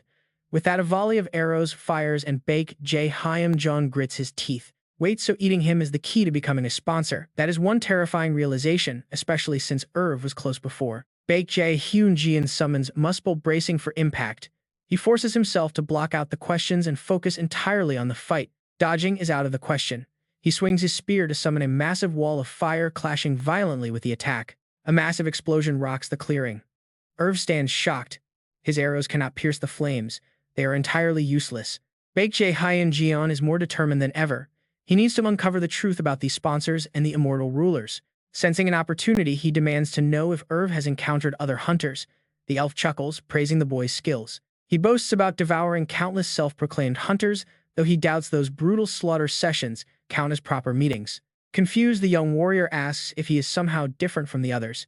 The elf nods, asking if he truly considers himself normal. He asks if he really thinks he belongs with the weaklings of this world. Meanwhile, elemental spirits begin to manifest around them. Irv points out that as the great ruler of the Green Forest, he would never waste his breath on a commoner. He only speaks to him because he recognizes him as an equal. Suddenly, a massive army of spirits materializes behind the elf. Baek Jae-hyun recoils. There are just too many of them. Irv merely raises a hand, addressing him as a fellow king. The horde of monsters leaps forward with blood-curdling screeches. Facing the tide, Baek Jae-hyun unleashes his spell to name his summon. Dark energy pools within the eyes of his skull bracelet as he calls out Hera. Instantly, deep cracks web across the bone. The bracelet shatters into dust, releasing a manic female spirit who shoots skyward. A moment later, outside the ruined buildings, Rubio lies defeated on the pavement, pooling in deep crimson. A heavy blade clatters as it drags along the asphalt. In-jung gasps for breath, her eyes blazing with determination. She has grown stronger, realizing that power is her only shield. A system notification pops up stating that the charming prince is watching her warmly. In-jung smiles with pure relief, but her joy quickly fades as she senses powerful energies colliding nearby. Fear grips her as she realizes the battle is far from over. Jun-kyeong's battle has begun. Startled by something, she immediately channels heavy energy into her blade, casting a brilliant purple light. The purple glow shines directly onto her body. Trang looks down at her palms in delight. Wasn't she known as the immortal XF? Every single wound from her brutal clash with that dark spirit has completely healed. She clenches her fist, her eyes shining with new hope. With this, the massive gap between her and Jun-kyeong has surely narrowed. She has to move now and help him, quickly heading toward the chaotic energy she sensed earlier. Trang does not hesitate. Is this really where the battle is raging? She must act. She has to get inside. Fast. Pushing the heavy doors open, she instantly freezes in sheer shock at the unbelievable sight waiting for her. Clashing waves of energy collide everywhere. What on earth is this? Lost souls are fighting head-to-head against monstrous spirit beasts. One beast raises its massive sword, slashing violently at a spirit, but the blade passes straight through without doing any damage. The spirit shrieks in defiance, biting hard into the beast's shoulder. Watching from the sidelines, she shudders. This place looks like pure hell. It is a chaotic war zone between spirits and demons. But where is Jun-kyeong? Right then, a massive explosion echoes nearby. She looks around. Desperate. Where is he? What is happening to him? She thought she had grown stronger, but she still trembles. Seeing the sheer violence of his battle with Irv makes her tremble. Trang realizes he is operating on an entirely different level. He has surpassed her by so much that she cannot even interfere. Suddenly, massive waves of green energy completely envelop the building, and a nearby monster begins to dissolve right in front of a stunned soul. It vanishes completely, leaving everyone in shock. The exact same thing happens to every other monster nearby. Their essence is drawn into a massive green orb. Irv is charging up. Trang grits her teeth in panic. He is absorbing the raw magic of every single soldier, a truly terrifying amount of power. Can Jun-kyeong actually survive this? Inside that swirling green energy, the distinct silhouette of a weapon begins to take shape. Irv looks at the newly formed sword and laughs like a maniac. But Jun-kyeong's eyes flare. His timing is perfect. Unleashing a wave of brand new power, he spins his spear and points it directly forward. Suddenly, a system notification pops up. The Fire King skill has upgraded and you have unlocked a new mystery. He is stunned. He thought this skill had peaked. Reaching master rank should have been the absolute limit, yet here it is upgrading anyway. Without hesitating, he stomps his foot hard, shattering the stone floor and hurls his spear straight at Irv. Irv raises his brand new sword, bracing himself to block the impact. Both weapons clash with incredible violence before slipping past each other, sending Irv's blade slicing dangerously close to Jun-kyeong's face. Trang screams his name in sheer terror. Instantly, a massive blue explosion rips through the air, matched by a green blast opposite. The twin shockwaves collide completely, tearing the surrounding environment apart as the sheer force of the impact wrecks the entire battlefield. Coughing up blood from the strain, Irv is pinned directly to the wall by the spear. On the other side, Jun-kyeong lands gracefully, completely untouched. In total disbelief, Irv mutters that he is the great king of Anfame, but Jun-kyeong calmly cuts him off. He tells him it is a pity because alone he never could have stopped him. Even a mighty king ruling a great land cannot hope to overcome the bitter resentment of those they have slaughtered. Pausing for a brief moment, he delivers the final blow. In the end, you are undone by your own karma. Around them, the surrounding spirits begin transforming into floating specks of light, swirling around Irv's broken sword while whispering their quiet thanks. Irv's face grows incredibly dark, completely drained of all hope. Irv mumbles that they came to find him one day. Jun-kyeong watches closely, noticing the madness and obsession in his eyes fade. He asks him directly if he is referring to the sponsors. Irv weakly points a finger back, confirming his suspicion. Irv looks up with a distant stare, reflecting on how Anfame was finally unified under his rule after a long, brutal war. The peaceful years that followed make Jun-kyeong think. It feels incredibly similar to Earth's history, where unity brought a quiet peace. However, Irv explains that this supposedly peaceful world was actually rotting from within, crumbling under its own weight. The sponsors arrive in a world completely stagnant from endless peace, appearing like saviors to a civilization that had lost its edge. But with absolute hatred, Irv recalls how they simply created a brand new enemy for them, linking their world to other dimensions. Jun-kyeong is confused by this dimension link. What exactly does he mean by a new enemy from another realm? Irv explains that it is an interdimensional war. If they win, they will rise and become gods. Irv's head slumps. It is over. Jun-kyeong watches in total silence, realizing the fallen king's life force has completely faded. He is gone. Trang steps forward, calling his name. Suddenly, his system interface flashes with a series of urgent alerts. The Sky of Apocalypse is watching with absolute satisfaction. Now, the entity demands a proper sacrifice from the battlefield. The prompt asks if he wishes to offer a tribute. Startled, he wonders if it wants the king of Anfame's body. Shouting out in sudden alarm, he completely confuses Trang by instantly summoning Heo. A massive spectral head slowly begins to materialize. Trang watches in absolute shock. Panicking, she asks if it is a ghost. Jun-kyeong just laughs, teasing her that she has already seen ghosts before. He asks why she is reacting like this now. Explaining that this is his new incarnated body, he looks up toward the sky, addressing the entity above. You want his body and power, do you not? He wonders. Harry flies close to the corpse, finished with his task. A new system notification pops up. The sacrifice is a success. Within a second, the corpse completely vanishes without a trace. A wave of alerts follows, announcing his achievement as a high priest. He has become a high priest sponsored by the Sky of the Apocalypse. Jun-kyeong freezes. The legendary Elf King's sword is still there, not disappearing. Quickly grabbing the hilt, he hears the system confirm he has acquired mistletoe. Deep in thought, he realizes its royal origin, the very blade used in the final attack. He decides to store it in his inventory first. Meanwhile, the Sky of the Apocalypse smiles down. Smiling with blood-stained teeth, Jun-kyeong puts the sword away and asks Harry how long the process will take. The flying companion quickly replies, since this is a lingering soul with too many attachments, it will probably take quite a while. Jun-kyeong just gives a cold smile. It does not matter how long it takes, he says, just extract every single memory without leaving anything behind. Harry laughs in excitement, agreeing. The city lies in complete ruins. The two of them stand in the middle of a street buried deep under shattered bricks and debris.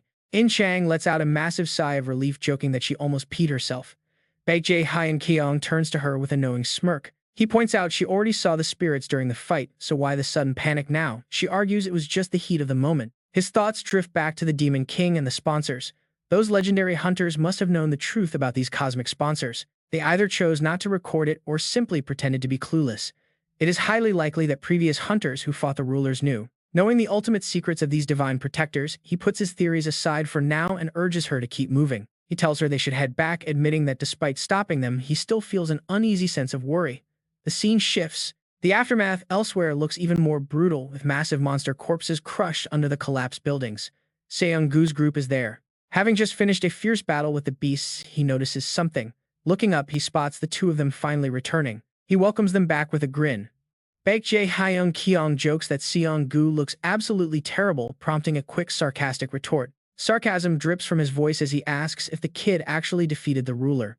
Jun-kyeong simply nods with a calm yes. Cheers loudly welcome them back as the rest of the team rushes over, celebrating because they believe everything is finally safe. However, Jun-kyeong remains on high alert, warning that monsters will keep coming and they cannot let their guard down. Seong-gu agrees. He agrees but notes the immediate danger has passed. Suddenly, Seong-gu spots something that makes him freeze in his tracks. A multicolored sphere begins to slowly materialize inside his palm. Jun-kyeong instantly recognizes the glowing artifact as the Bifrost.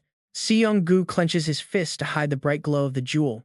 He solemnly informs the young player of an urgent external message.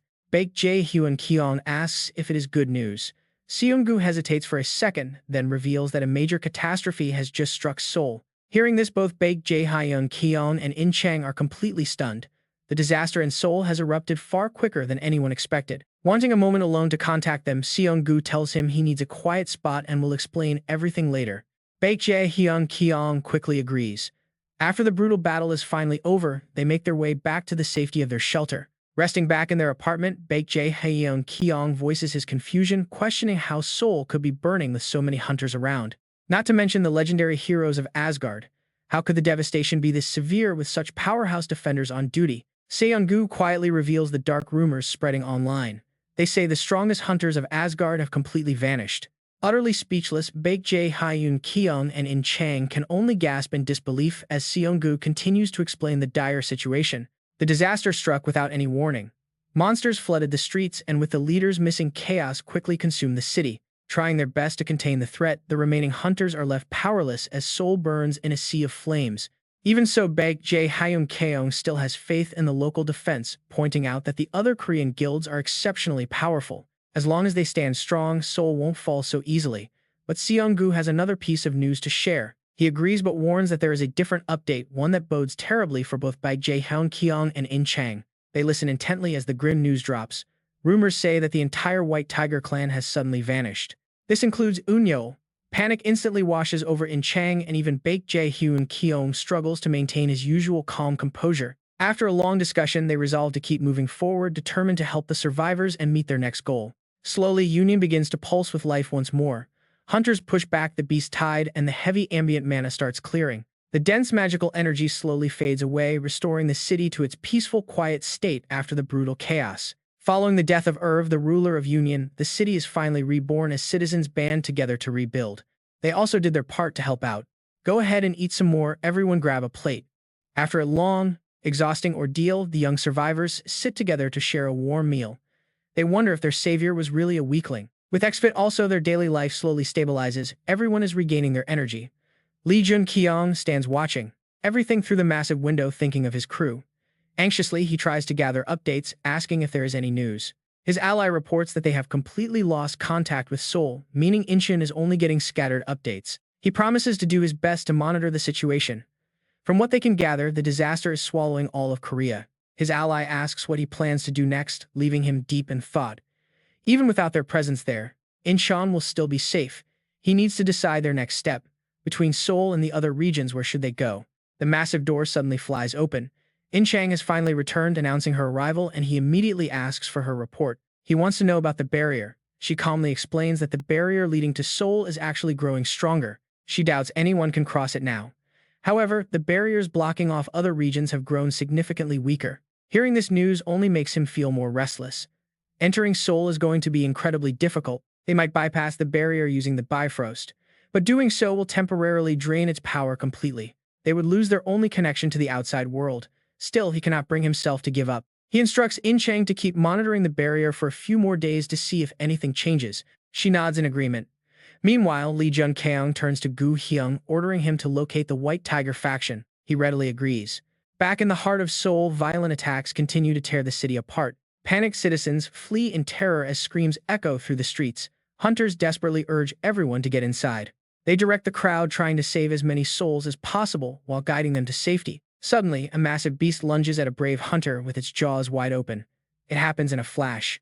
The monster devours him instantly, spraying blood everywhere before the pack moves on to hunt down their next targets. From high above, Bando calmly watches the entire chaotic slaughter unfold right beneath his very feet. His own raw power begins to swell, his eyes glowing a menacing crimson as if ready to explode. Outside his window, winged beasts rain down fire, incinerating the city. Sick of the sight, he closes the curtain. Shutting out the destruction, he slowly turns away and walks toward his desk with a subtle smirk. He quietly whispers that things are going perfectly. The association presidency is practically in his grasp now. His eyes crackle with raw, destructive electricity. Lightning suddenly surges outward, wrapping around the room like a massive web. The energy traps those who dare oppose him, rendering them completely helpless. His smile twists into a wicked grin. He is clearly plotting something massive. Cut to 1 week after Er's defeat as Lee Jun-kyeong's team cleans up the remaining monsters in Incheon. Soon daily life slowly returns to normal. Inside a quiet room, Lee Jun-kyeong and In-chang continue their discussion. Seoul is completely sealed off with zero news coming out. Frustrated, she wonders how the Unjil Guild is holding up. He calmly reassures her that they are still breathing. He expects Hyun-moo and Fenrir are guarding them. Her eyes then drift to the sword in his hand, wondering. It is a highly unique artifact he looted after slaying the Incheon commander, similar to Seon-woo's Bifrost. Or Jay's lightning blade. This is a genuine magical item. He asks if she found anything, but she disappointedly shakes her head. He shares what little he knows about the blade, noting that its terrifying aura is certainly no joke. Its energy closely resembles the Bifrost itself. In-chang admits it is fascinating, and he stares down at it. He is trying to refine the spiritual power of the Misteltein. He has already tried utilizing a dragon heart and Muspell Spear, but they were completely useless. There must be another way. Suddenly, the necklace around his neck begins to glow brightly. A familiar voice crackles from Merlin's necklace, asking if he can hear them. He instantly recognizes the speaker. Quickly stashing his sword away, he desperately calls back, repeating Merlin's name over and over again. But the signal is terrible, cutting out constantly. He quickly realizes something is wrong with Merlin's device. Lee Jun-kyeong looks around in confusion as the connection drops. Watching him, In-chang asks what he is searching for. Suddenly, a wild realization hits him. It cannot be. He hastily summons the magical sword back into his tight grip. Instantly, the pendant's signal stabilizes.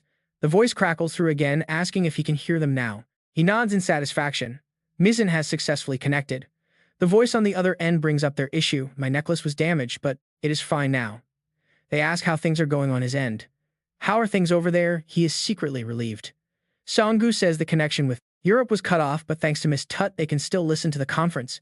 The Olympus faction reveals the crisis they are facing, which is far more difficult and dangerous than expected. The city is isolated, but thanks to early warnings, the council can respond in time. He smiles with relief. What a stroke of luck. But then the other side drops some massive news. Specifically, there's a major issue with Olympus. They say they cannot find Zeus. Lee Jun-kyeong's eyes widen, completely unable to hide his shock. The one with power rivaling Odin is missing. The voice on the other end continues in a steady tone. He was in the eye of the storm, but Zeus is nowhere to be found. They are confused. Now that the UK is settled, we will arrange to meet Olympus. The signal cuts out completely, annoying him. Damn it, lost connection again. The ruler of Olympus, a guild as mighty as Asgard, has disappeared. The two hunters, Odin and Set. Could they have been after the same goal from the start? Lee Jun-kyeong is slowly realizing who the mastermind is. The one pulling the strings is the Demon King. What is he after? Time and space shift once more, taking us to a bustling area packed with crowds of people passing by. Everyone waits for the next ride with anticipation. Finally, we get to go home. The driver calls out, shouting to keep an eye on your bags. They chat excitedly. We are back. Those guys were weak and easy to handle.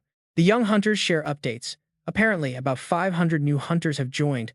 The patrons are looking out for us since the disaster, so everyone is improving rapidly. Lee Jun-kyeong congratulates them, saying that is great. The man immediately reacts, hey, this is all thanks to you. Lee Jun-kyeong does not deny it.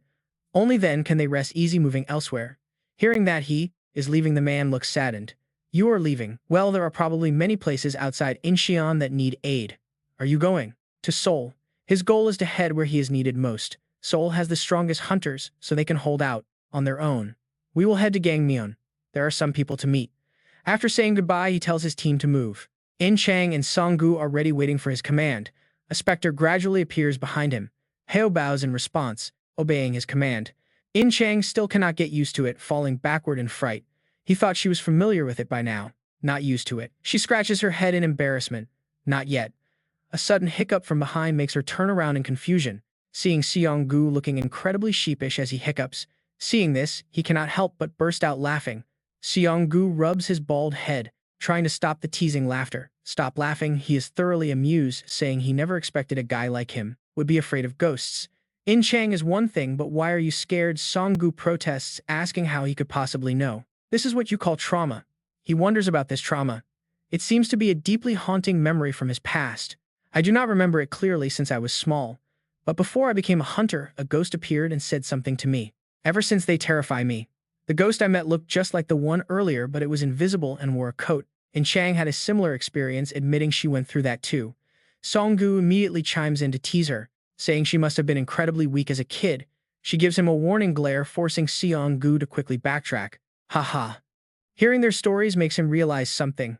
Hold on. These unbelievable coincidences all seem directly connected to him. Why does everyone around me experience this? Why did the ghosts they met share the exact same features? He gets a strange gut feeling. On two parallel bridges bustling with endless lines of heavy traffic, the only thing they have in common is that their midpoints are blocked by a strange wall of light. A hand gently touches it to test it does not feel like something you can pass through, but rather a highly concentrated mass. The one testing it is none other than Jun-kyeong. Staring down at his hand, he makes a guess, saying that passing through the barrier around Seoul will be quite difficult. In Chang agrees with this frustrating truth. The mana forming this barrier is so incredibly strong that they cannot sense anything happening on the inside. Faced with these strange developments, Song-gu cannot help but raise a serious question. The barrier is actually getting stronger over time. How is this possible? The three of them gather close to discuss. He adds that a strengthening barrier is to be expected, but it will eventually stop after a while. She blurts out the exact detail they are all struggling to solve. What is this barrier anyway? Jun-kyeong calmly relies on theory to deduce that the barrier is just like a gate. The stronger the barrier, the more mana it holds. Seong-gu links this to recent events. Do you mean this is related to the monsters and powerful entities inside? He receives a firm nod.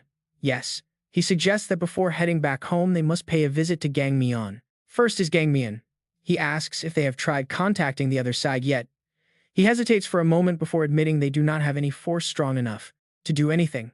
But there is still a local hunter association branch nearby. It is worth a shot.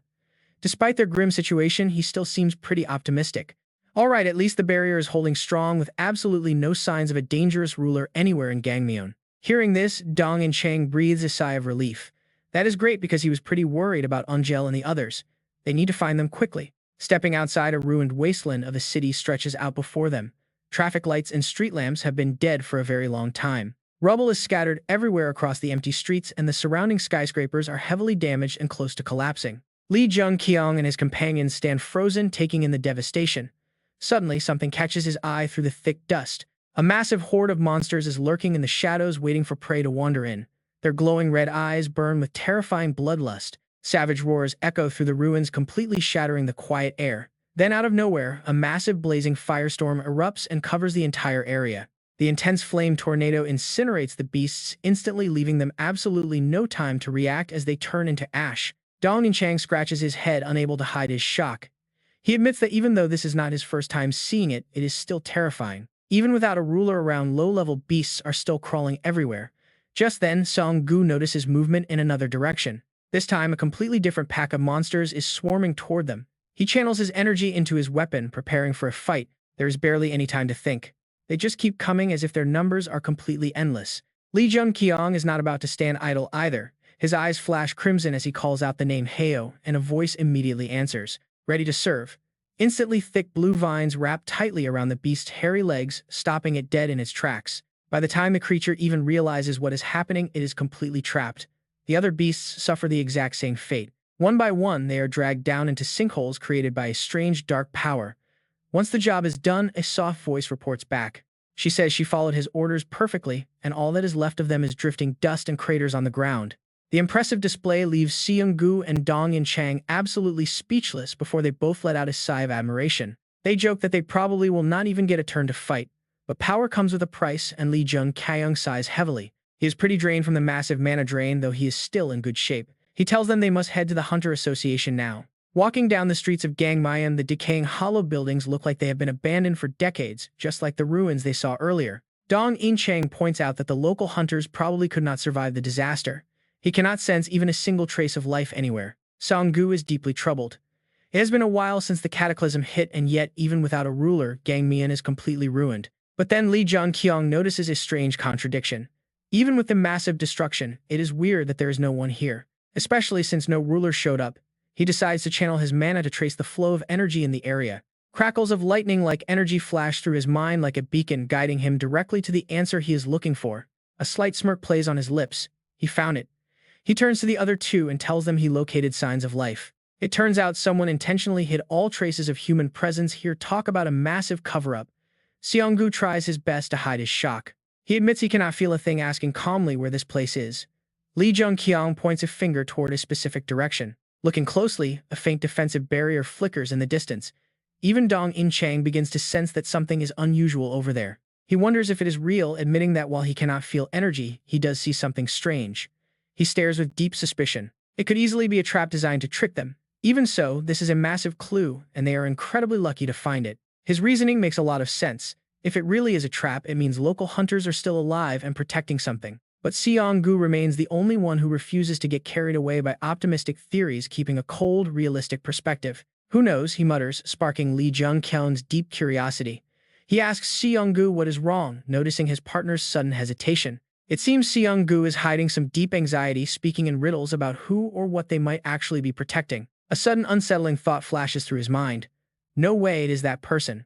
With a plan set, they move past the barrier. Gongdu suddenly pokes her head out from Dong In-chang's hood, full of questions. To set up a massive trap like this, the caster must be elite. Ahead of them, a pack of beasts is completely distracted. The monsters outside cannot seem to sense anything happening inside the barrier. So there must be a specific reason why the survivors left these roaming monsters alive instead of clearing them out. Seung-gu silently reflects on this, realizing they were willing to abandon everyone except for those lucky enough to be under their protection. Nothing is certain yet. He wonders if it truly is that person. Jun-kyeong walks ahead, calmly analyzing the situation. At least they know one thing for sure. The hunter who created this barrier never had any intention of saving the people of Gangmyeon. He immediately agreed, saying he thought so too. Suddenly, his movements stopped. Dead in his tracks, his head turning halfway back. Just as he blurted out a highly relevant question, asking if this was someone they knew. He didn't hide his thoughts, though. He didn't dare draw a conclusion. He had someone in mind, but it was too early to confirm. Little did they know that two young men were watching their every move from a high, distant vantage point, and the presence of Jun-kyeong and Seung-woo stood out above everyone else. Silence. Yoonji's face instantly darkened at the sight. Damn, that was Hunter Seung-woo, an underdog. Beside her, the other companion panicked, wondering what they should do. On the other side, the two boys also quickly spotted the suspicious group, noting that they could easily feel their presence. Seung-woo's gaze grew sharp, as endless questions began forming in his sharp mind. Even though those hunters had spotted them, they still made no move. Hadn't made a move, leaving Seung-woo wondering what they were worried about. Yoonji and Seojin then leaped down from the rooftop. Down. Jun-kyeong and Seung-woo seemed to have already anticipated this, showing no surprise at their sudden, abrupt arrival.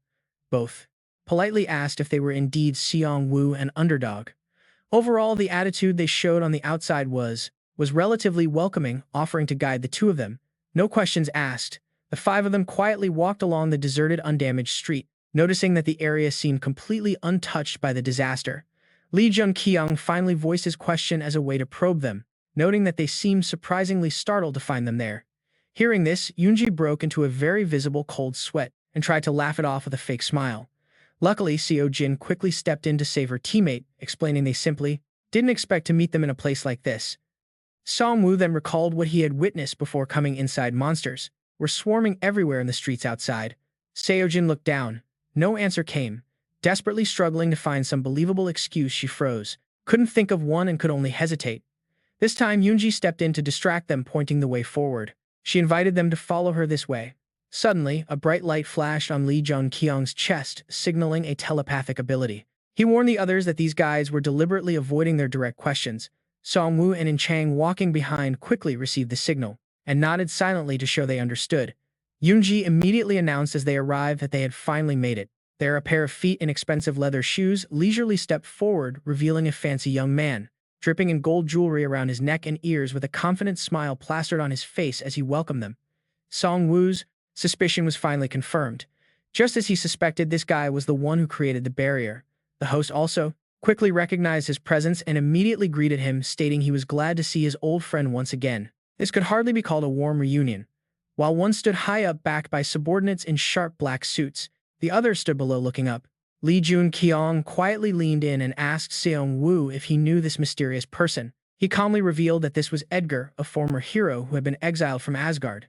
Seong-woo's sharp gaze became noticeably wary. This situation was clearly going to be troublesome, as the group on the rooftop radiated a formidable aura. Edgar and the elite hunters standing behind him were completely strong enough to wipe out all the monsters in Gangnam. Yet they chose not to protect Gangnam. Edgar humbly addressed his old friend, saying he would love to chat. But looking at his current ragged state, it seems Song-woo definitely needed some rest. Song-woo's expression remained largely unchanged, only quietly muttering Edgar's name in response. Suddenly, Edgar's pupils glowed like bright gemstones, and his gold jewelry flashed in response. Edgar told him to rest first, promising to find him later and reveal everything he currently wanted to know. With that, the rooftop group slowly turned their backs and left. Shortly after, Lee Jun-kyeong's group finally headed inside. True to Edgar's word, the facilities in this place were actually quite nice, featuring 2 neatly aligned double beds covered in pristine white sheets that smelled completely fresh and clean. In-chang couldn't help but marvel at how ridiculously fancy it was to have gold-plated furniture during a disaster. Song-woo, on the other hand, felt an unpleasant sense of nostalgia. Same old story. The guy really hadn't changed at all. That the bastard hadn't changed one single bit. Lee Jun-kyeong pressed further, asking who this Edgar really was. Song-woo didn't want to hide it anymore, explaining that he was once an Asgardian hunter and Edgar was just an alias. Next came a stream of details about Edgar's past. He was a promising hunter who completed secret missions under Odin's direct orders. His final mission before being exiled was to observe the situation in Europe. Lee Jun-kyeong pondered this quietly in his mind, wondering how such a promising hero-level hunter could get exiled, ultimately questioning if the man had defected. Seong-woo clarified further with a nod, silently confirming that Edgar was actually a spy sent to monitor Olympus. Apparently, he was discovered and forced to share information on Asgard. His legendary achievements left the young man confused. Why was such a dangerous man merely exiled? Seong-woo stepped forward and explained the entire situation to him. The villain had escaped, branded a traitor, and banished. There was absolutely nothing more they could do from their side. Asgard had been unable to find him. That's why seeing the barrier here made Seong-woo think it could be him. But there's more. Edgar was incredibly talented. He held countless identities across various fields and even had another title in Olympus. Now check this out. As the truth hit him, his eyes widened in shock. This was impossible, yet that wealthy scent confirmed everything. The infinite sponsor. Indeed, in Olympus, he was known as Myus. After some time had passed, Hai phased through walls to scout the area. At one point, the spirit spotted Yeonji sitting with her arms crossed on the sofa. Hai quickly looked away, focused entirely on gathering data without leaving a single trace of its presence. Everywhere shone with the bright glittering light of gold decorations. The spirit immediately reported this horrifying sight to Lee Jun-kyeong, leaving out absolutely no details. Every single room was decorated in solid gold. It looked more like a palace. The spirit had also spotted other people. Its next words, however, made the young man freeze instantly in pure shock. Those captives looked like slaves. Seeing him let out heavy sighs, In-chang gently asked him what the matter was. His expression darkened with grave concern. That bastard Edgar seemed to be keeping anyone who opposed him locked up. He had gathered a schoolyard full of refugees, monitoring them closely with hired hunters. In-chang couldn't help but feel. In-chang felt shivers run down her spine. Why would he do that? Seong-woo spoke up, voice trembling with deep uncertainty. Believing Edgar wouldn't repeat his past atrocities, Seong-woo hesitated. But Lee Jun-kyeong quickly explained the terrifying facts. He knew Edgar could turn living people into gold. Dumbfounded, Seong-woo asked how he could possibly know that. His reply was completely blunt. He had read it in the Demon King's book. A horrifying theory was unfolding. It pointed to Myus, the heretic gold beast that captured humans during the disaster to exploit their lives for gold.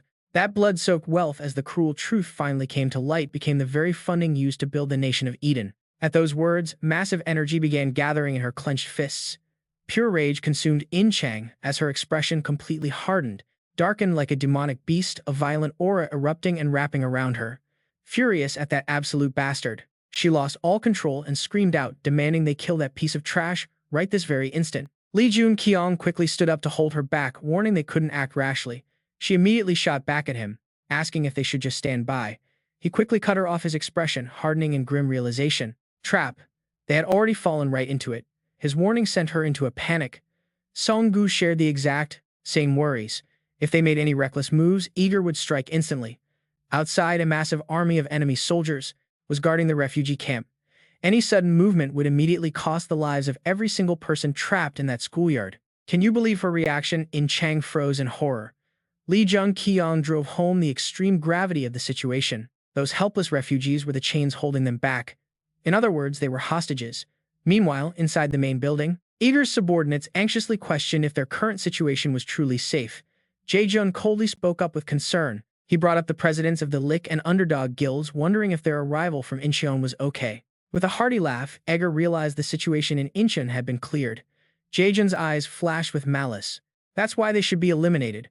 Edgar remained silent, standing up slowly to glare down at him with immense arrogance. He mockingly asked if Jae-jun seriously believed they could kill them. The terrifying pressure left his subordinates completely paralyzed. Raising an eyebrow, Edgar smugly noted they weren't invincible. Jae-jun cautiously asked how he could be so sure. A wild laugh erupted from Edgar, boasting that he knew Song-gu inside and out. Since the hero was aware, he wouldn't dare act recklessly. They couldn't directly take their lives, but they could easily paralyze their movements. Jae-jun watched him with lingering concern. Rumors said the Underdog and Svid guilds wouldn't just take this lying down. Eager snapped back impatiently, calling them completely ignorant of how things worked.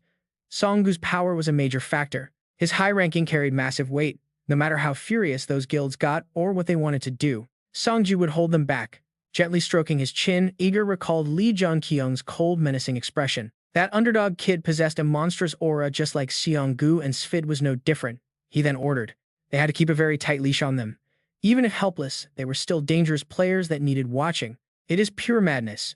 Back Jae-hyun obeys and shouts his agreement. Suddenly, Iger calls him back. Bring some girls to my room. I cannot contain my excitement because of those bastards. On the outside, Baek Jae-hyun remains obedient, saying he understands. But inside, he feels pure disgust. What a sick bastard. He quickly leaves, not wanting to look at him ever again. Left alone, Iger laughs like a maniac. Ever since he discovered he could create gold by sacrificing living souls, he had to run away and live in hiding. He stares at his hands, remembering the moment he thought his life was over. Who would have thought things could change like this? Moments later, several girls are brought to his room like sacrificial offerings to a god. Total chaos. The school grounds are a mess. People lie scattered everywhere, barely breathing, looking like empty husks. Dong In-chang's heart breaks at the sight. The horror of it all is too much to bear, especially seeing children in this state. Suddenly, a man carrying a frail, starved child runs up to a hunter, pleading for a little food because the boy is sick. The hunter screams back coldly, telling him to shut up unless he wants to die, asking if he thinks they have anything for trash like him. The desperate father refuses to back down, pleading endlessly for his sick child. Please, he begs, show some mercy. Infuriated, the hunter punches him, muttering that the bastard talks too much. Starved and weak, the man is sent flying. The child falls, but someone catches him just in time. The father scrambles up, screaming in raw panic for Kim-yeon. Dong In-chang gently reassures him that the child is safe. Taking his son back, the father hugs him tightly, sobbing his thanks. The surrounding hunters step forward aggressively, demanding to know who she is. Dong In-chang's eyes turn ice cold as she looks at these monsters. She tightens her fists in fury and unleashes her mana in violent waves, venting her rage on behalf of the helpless family. The hunters immediately back off in fear. The bully who was just shouting now trembles in a corner, wondering where this monster came from. Trying to calm down, Dong In-chang pulls out a healing potion and gently explains its use to the terrified father. She tells him to give this to the boy, promising it can cure almost any illness. Overjoyed, the father weeps with gratitude. Suddenly, a desperate cry rings out.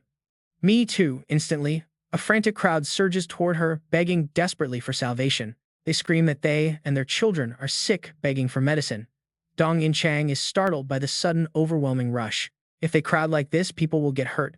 Finally snapping out of their shock, the guards hurriedly raise their weapons. They shout for everyone to back off, blaming the outsider for causing trouble.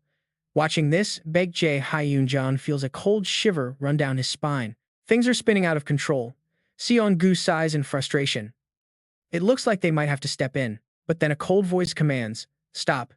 The sheer authority in that tone makes even Baek Jae-hae and Jeon turn around to look. The panicked crowd freezes in absolute terror. No one dares to move even an inch, and dead silence falls over the courtyard. Everyone looks up at the figure standing on the rooftop. It is none other than Iger, warning them he will not tolerate chaos. He orders his hunters to find the source of the trouble, and his men quickly obey. Then he turns his gaze to Dong In-chang. He scolds her coldly, telling her she should not cause such a mess and that guests ought to behave like guests. Dong In-chang boils with anger, realizing her actions almost caused a disaster. She is frustrated, but since he resolved the situation, she holds back. She has no choice. She bites her lip and keeps quiet. Seeing her forced submission, Iger smiles with smug satisfaction. Devastated and ashamed, Dong In-chang drags her heavy feet away from the scene, unable to even look up. Baek Jae-hyun kindly reassures her that it was not her fault, but she merely whispers a soft thank you in response. Having cleared the chaos, Iger announces they will now distribute the food. The crowd below bows their heads in submission. They continuously shower him with gratitude. Back in her small room, Dong In-chang finally snaps, screaming out in absolute frustration. She demands to know why they follow him. Why is it really all just for those cheap gold coins? They are hunters who should be protecting people. Baek Jae-hyun quietly muses that money probably is not the real reason here. He explains that hunters are rarely desperate for cash, so they would not follow someone just for shiny gold. Dong In-chang asks why then, and after a brief pause, he replies that it is likely because they simply cannot stop him. Even if they do not need money, they still want to survive. Right now, even if they risk their very lives. Dong In-chang's eyes grow dim. They could never stop Iger anyway. He nods slowly, confirming her dark thoughts. Iger has the raw power and skills that both Asgard and Olympus wanted to recruit. He is an insanely talented sponsor. Nobody knows what he is hiding. Looking over at Seong-gu for details, the man merely snorts in pure disgust. He scowls, saying that piece of trash has not changed at all, being extremely skilled at playing political games. He acts exactly like a spy, which is precisely why he was sent over to Europe as one in the first place. He blames himself, admitting he has no idea how to handle someone holding that many hostages. Hearing this only fuels In-chang's growing rage. Just thinking about the father and daughter being treated so brutally makes her blood boil like a fire burning deep inside her chest. But she quickly shifts her focus to another worrying issue. Almost every child here is sick, and she wonders if the Great Cataclysm caused this. Could the overwhelming mana from the disaster have poisoned them? Baek Jae-hyun quickly speaks up to disagree, explaining that it is actually the opposite. Mana actually has a positive effect on children because their developing bodies are much more receptive to it than fully grown adults. Since they can absorb mana better than any grown-up, In-chang can only stare back in absolute disbelief. If that's the case, then why? Seong-gu grips his chair tightly, his face darkening with rage as he blames everything on Ager. No living being is bursting with as much raw life force as a young child. In-chang gasps in horror, unable to accept it. Seong-gu stands up, declaring that Ager is literally using these children to make gold and vows to confront him immediately. Meanwhile, the villain is busy admiring his glittering pile of gold, completely unbothered even when Seong-gu's group finally corners him. He even throws out a smug provocation, asking if they like his golden empire, triggering a wave of dark fury in Seong-gu's eyes. Seeing Seong-gu's complicated glare, Ager loses interest and carelessly tosses a gold bar aside, letting it clink against the pile. That mesmerizing ring of gold could seduce anyone, but Ager just lets out a bitter laugh, mocking Seong-gu's soft heart. He sneers that Seong-gu is too soft to ever reach the top, which is exactly why he has achieved absolutely nothing in life. Ager boasts about being the true king here, while Baek Jae-hyun silently observes, realizing the villain is incredibly confident in his leverage. He knows Seong-gu cannot strike him with so many young hostages on the line, even though they are strong enough to take Ager down.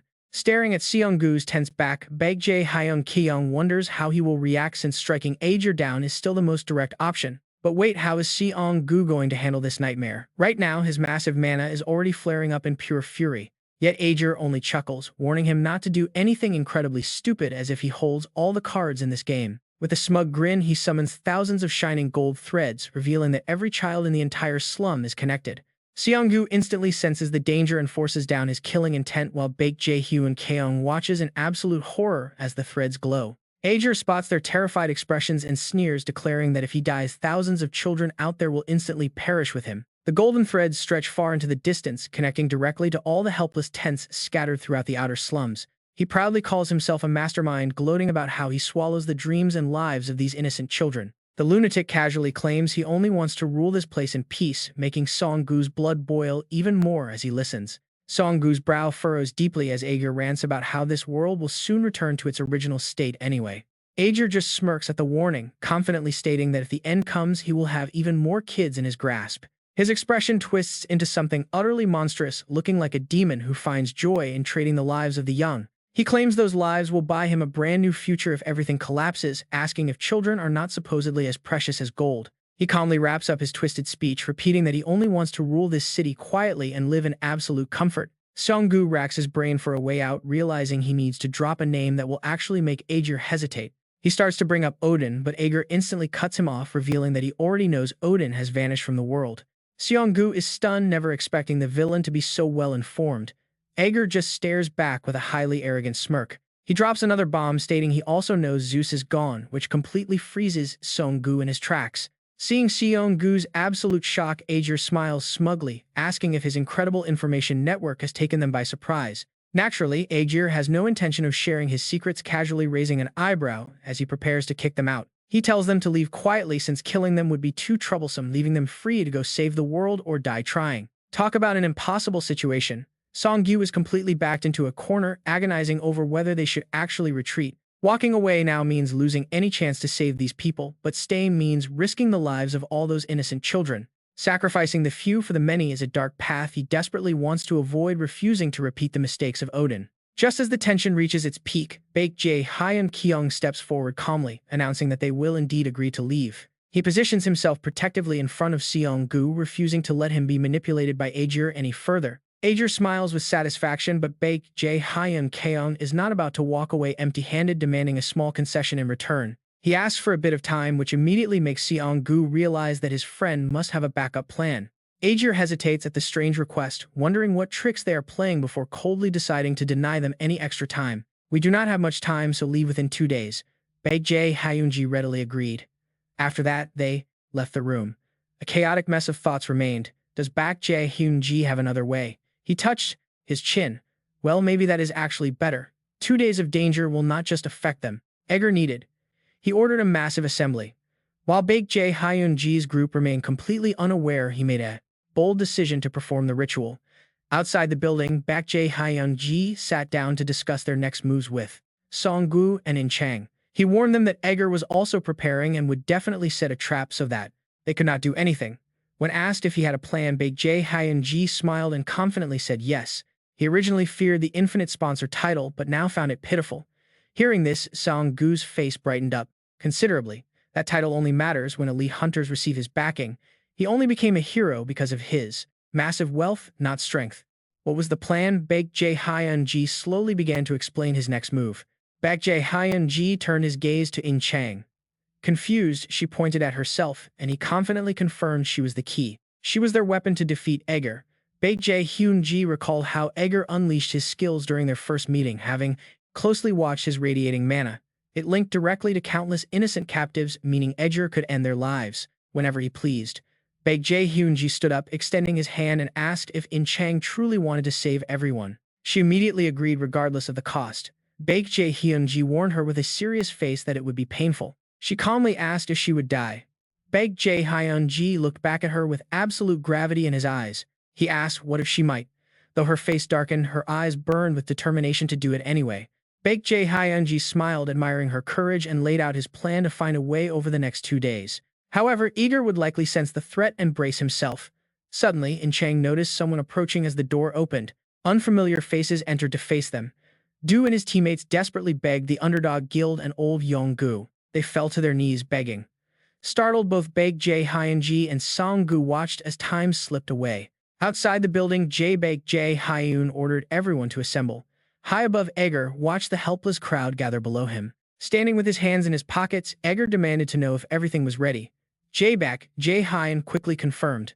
They had gathered every single hostage without exception. Aegir smirked, raising his hand to cast his dark skill. Opening his palm, a mysterious aura descended onto the crowd, transforming into glowing magical threads that bound everyone. Aegir clenched his fist, laughing maliciously. Honestly, his insane arrogance is now about to backfire spectacularly. He mocked them to come try him, knowing his skill now held the hostages' entire lives in his grasp. 2 days flew by. Inside the building, Baek-jae gave his latest progress report directly to Aegir. The targets spent most of their time indoors, occasionally meeting with others without saying anything of importance. Edgar wondered if Seong-gu had simply given up entirely on trying to rescue these helpless captives. Smiling, Edgar knew his foes stood zero chance anyway. He stood up ready to end this game. He declared it was finally time to kick out their guests, basking in his own absolute arrogant power. With subordinates and slaves under his thumb, Edgar felt like a god. Outside, Baek Jae-hyunji's group finally confronted him. Edgar demanded they leave immediately. Song-gu calmly agreed, noting that their agreed time was officially up. Edgar broke into a sweat, sensing a trap. Get ready, because the ultimate showdown is finally starting. He warned that any reckless move would immediately cost the hostages their lives, so they better not try anything. Baek Jae-hyunji suddenly shouted a loud command, sending Edgar into an absolute panicked frenzy of confusion. He demanded to know if they even cared about the hostages, raising his hands in a desperate threat. Furious, Edgar swore to execute 10 innocent hostages right then and there as a brutal lesson. Just then, a heavy sword slammed into the ground. In-chang slowly drew it, activating her ultimate skill. Edgar stared at his hands. That was impossible. The glowing connection threads were starting to wildly fluctuate. His binding spell shifted entirely onto her. Baek Jae-hyunji cheered, realizing In-chang had successfully triggered her secret technique. Her weapon could absorb all surrounding magic and mana, giving them the perfect chance to counterattack. Edgar grimaced in fury, mocking her for trying to bear the crushing weight of those threads alone. Gritting her teeth, In-chang gripped her blade with both hands, channeling every ounce of her remaining strength. His eyes burned with fierce determination. His energy chains shatter her iron armor, forcing In-chang to cough up blood. She screams in pure agony. Right then, Jun-kyeong bolts forward like lightning, charging with glowing red eyes. Even after inheriting Siegfried's title and awakening Graham, she still has not fully unleashed her true potential. Her powers as an immortal are far from perfect. He worries constantly, but even in this desperate situation, she still forces herself to swing Graham. He needs to put this bastard down fast. Edgar looks around in panic. He screams out, calling them cheap bastards as he shifts his stance to conjure a massive shield of lightning. The electric barrier blocks the attack completely, leaving Jun-kyeong shocked as he grips the spear of Muspell. He is actually being pushed back. Song-gu barks out a command for Jun-kyeong to move as a giant sword flies. Jun-kyeong leaps high to dodge the strike, making Jae-jun smirk smugly at Lord Edgar's absolute dominance. The master is easily overpowering the underdog. That is when Edgar spins around, yelling at his idling men. He orders them to wipe out the trash on the field, prompting his loyal squad to unleash their power. They charge in to back him up, but Song-gu instantly leaps into the air, ready to strike from above. He swings his blade down with everything he has, forcing Edgar to turn with a grimace and block it. Raising a one-handed shield, Edgar weathers a relentless barrage of heavy strikes as Seong-gu roars in anger. He demands to know how a monster like him got this strong, asking how many lives he has stolen. Edgar just offers a wicked smirk, conjuring another blade as he points out the trail of bodies behind them. He hurls the sword straight at Seong-gu, blasting him back while claiming greedy hunters do the same. Song-gu retreats from the counterattack only to find dozens of Edgar's conjured blades floating in the air. The weapons rain down, controlled by a man standing at the center of this storm like a god. With a twisted, arrogant smirk, Edgar boasts of his rising power before sending the blades hurtling forward. The impact blows Seong-gu away in a cloud of dust and debris as the scene shifts to the refugee tents. Jae-jun draws his sword and leads a charge, shouting for his men to slaughter absolutely everyone. The terrified villagers freeze in absolute panic, but a rogue hunter suddenly steps in to protect them. Jae-jun fumes in anger, demanding to know what he is doing and ordering him to stand down. The defender refuses to budge, pointing out that she is just an innocent mother holding her child. Angry shouts echo through the camp as the weeping mother begs for mercy while a glowing blade swings down. She tightly squeezes her child and braces for the worst, but a deafening clash rings out instead. She opens her eyes to see Jae-jun collapse on the ground, defeated by Duo, who arrives to reassure them. He urges everyone to evacuate the area immediately, leaving the stunned mother to scramble to her feet. The rogue hunter apologizes for their past weakness, promising to hold off Edgar's remaining forces. Urging them to run, he is met with despair as they protest that there is nowhere left to hide. Suddenly, a voice calls out to guide them. Hyo appears, revealing that his master has secured a safe haven. A chaotic battle erupts between the rebel hunters and Edgar's loyalists, who curse them as dirty traitors. Rejecting their corrupt old lifestyle, Yoon-ji directs the crowd to safety, while Seong-gu continues his brutal clash. He unleashes a devastating explosive slash that sends his opponent flying back through the air. Edgar crashes violently through the rubble, spitting up a massive pool of blood when he finally stops. Shaking and covered in wounds, he stares up in utter disbelief at this absolute monster of a man. He knew Seong-gu was a powerhouse, but this brute reminds him of that annoying underdog Jun-kyeong. Meanwhile, In-chang desperately grips her weapon, still completely overwhelmed by the shock of the heavy battle. She is completely cut off from her main source of power, leaving her to curse her failing kingdom. Suddenly, a dark energy surges from Aegir.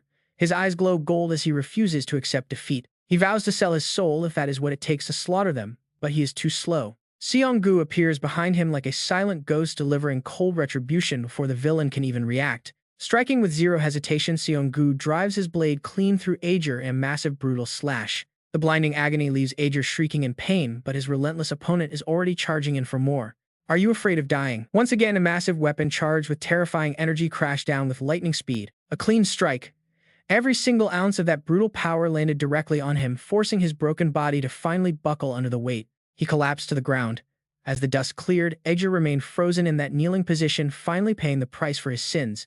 Seong-gu narrowed his eyes, delivering his final cold words. This is your karma. He then turned back to Lee Jun-kyeong with the news. He reported that Aegir was dead. The grim sight left Lee Jun-kyeong lost in thought, realizing these rulers were nothing but living disasters. Calling them monsters was an understatement. He turned to walk away, lost in the thought that Aegir was no different from them. But after taking only a few steps, a sudden chilling sense of dread washed over him, stopping him in his tracks. Lee Jun-kyeong looked around in shock, sensing the mounting danger. How is this possible? Seong-gu quickly cut in, urging him to move. He told him they had people to save. Yet Lee Jun-kyeong stood silent, only tightening his grip on his weapon as tension filled the air. This hesitation took Seong-gu by surprise. Standing nearby, In-chang was just as confused, since they all saw Aegir die. But then a sudden surge of raw energy radiating from Aegir's corpse spoke louder than any words ever could. Suddenly, Lee Jun-kyeong screamed for everyone to get back. At that exact moment, a fist packed with devastating power lunged right at them. Seong-gu's quick reflexes saved them as he raised his blade to block. Even so, the sheer impact sent him sliding back. He skidded back a long distance, completely stunned by this turn of events. How could the owner of that golden fist be alive?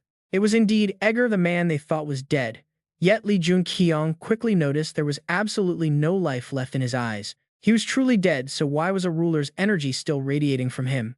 Before they could even find an answer, things got worse. The mutated Aegir let out a deafening roar. Right then, a system notification began flashing on the screen line by line. The Doomsday Sky, the Charming Prince, and the King of the Rainbow are watching. These strange titles left Lee Jun-kyeong utterly stunned. In-chang was just as shocked by the system alert. Then another chilling line popped up that gave him goosebumps. They are watching you. Meanwhile, on the other side of the battlefield, Rug delivered a decisive heavy slash to his opponent. The man screamed in pain as that final blow finished him off. Duan let out a sigh of relief and turned to the others. He said they had taken down most of Aegir's row hunters. Thank goodness. He then loudly declared that from now on, there would be more good hunters than bad ones. With this area finally clear, he quickly gave them the next order. It was time to go help the underdog group, but suddenly Yoon sensed something and yelled a warning behind them. Duan looked back in confusion, completely unaware that a dead enemy had just risen right behind him. Behind me. The resurrected enemy lunged forward with explosive force. Duan froze in shock at the sudden, unexpected danger. What on earth? Thankfully, Seong-gu jumped in from behind and blocked the blow for him, sending the enemy flying into the dirt. Duan let out a breath and looked at Seong-gu with immense gratitude. Thanks, man. Seong-gu simply gave him a cheerful thumbs up, but the relief was short-lived. Yun screamed out in horror again, pointing toward the fallen hunters in the distance. They were all rising. Soon everyone realized what Yun meant as a bizarre army of dead hunters began to stand up. Their bodies turned completely to gold, leaving everyone in shock. What the hell is happening here? Aegir, newly revived, let out a roar. His deafening roar echoed through the ruins, spreading across the entire battlefield like a shockwave that could be felt everywhere. The echoing sound traveled all the way to where Lee Jun-kyeong's group was positioned, leaving them highly confused by the noise. What the hell was that sound? They got their answer as the Golden Hunters turned their heads in unison toward one direction. Suddenly, the entire undead army rushed forward as if summoned. Duwon realized they were heading straight toward the source of the noise. The others were just as panicked, desperately wondering what had happened to the underdog group in all of this sudden chaos. Duwon broke into a cold sweat staring ahead. No one expected those hunters to become a living energy source for Aegir. It was impossible, but that golden giant was indeed Aegir, literally absorbing the dead hunters directly into his own body. He was growing larger by the second. Seeing this absolute nightmare unfold right before his eyes, Duwon clenched his fists. He declared that they had to go help the underdog group, but his decision was quickly met with fierce opposition. Someone yelled that they would all die if they went. Yet despite the extreme danger, he refused to back down. Even if it meant death, they had to go. He raised his voice desperately, trying to wake them all up. He urged them to remember who they were before help arrived. They were no different from those tragic souls. If they ran away again, they would become just as monstrous as the creatures they were trying to escape from. His raw words hit home, waking them up. If they had to die, they wanted to die as real humans. Humans. Without needing to be told, everyone steps forward one by one to volunteer for this battle. All right, let's move. This entire army marches out with high spirits, fully determined to die with absolute honor. If death is inevitable, let's go. We will face it like humans. Seeing this, Yu smiles with pure joy, completely unaware of what is looming right behind her back. Right at that moment, a pig's high-pitched voice echoes softly from the air. Master, none of your help is needed. This sudden interruption leaves everyone gasping in shock. The little creature then adds that Leon is strong enough on his own. Meanwhile, a violent shockwave erupts on the other side of the battlefield. The giant golden warrior is frantically unleashing massive punches. The titan swings its fist at In-chang. Undeterred, she raises her treasure blade high, preparing to strike as she leaps straight forward. Her powerful strike collides directly with the giant. Seeing the massive impact of her hit, she quietly reassures herself of victory. She must have dealt some solid damage to him. But as the heavy dust clouds settle, a bright light still shines. Vibrant golden energy crackles through the debris. Instantly, the titan's massive fist tears through the air in a fierce, sweeping blow. That devastating fist smashes straight into In-chang's defense. The surrounding earth is instantly torn apart by this relentless, overwhelming force. This brutal shockwave drains In-chang of almost all her strength. Frustrated, she wipes away a dark streak of blood from her mouth. She realized she could not harm him even slightly. What is he really? He does not look like a hunter. Nor does he seem to be a normal monster. As she wonders in shock, Song-gu feels a deep sense of familiarity. Leon is completely startled. Could it be Andre? Song-gu is stunned by the question, wondering how Leon knows about Andre. Leon cleverly sidesteps the probing inquiry. He asks if that matters right now, forcing Song-gu to focus on the threat. Song-gu quickly responds given the extreme danger. He admits seeing something with the exact same power there, making it likely. Leon asks if he felt that unique force during the contract signing. The answer once again leaves Seong-gu completely speechless. Seong-gu confirms it felt identical to the aura of his sponsor. Hearing this, Leon realizes the terrifying truth of the situation. If this is indeed the case, a literal sponsor is trying to descend. While not entirely certain if such a supreme entity breaks into this world, Leon breaks into a cold sweat. It would undoubtedly trigger a massive, unstoppable global catastrophe. Before Leon can even think of a plan, Song-gu steps up. He coldly announces his next extreme course of action. He declares he will unleash it. With every single step, his dark energy spikes higher, reaching levels he never wanted to touch.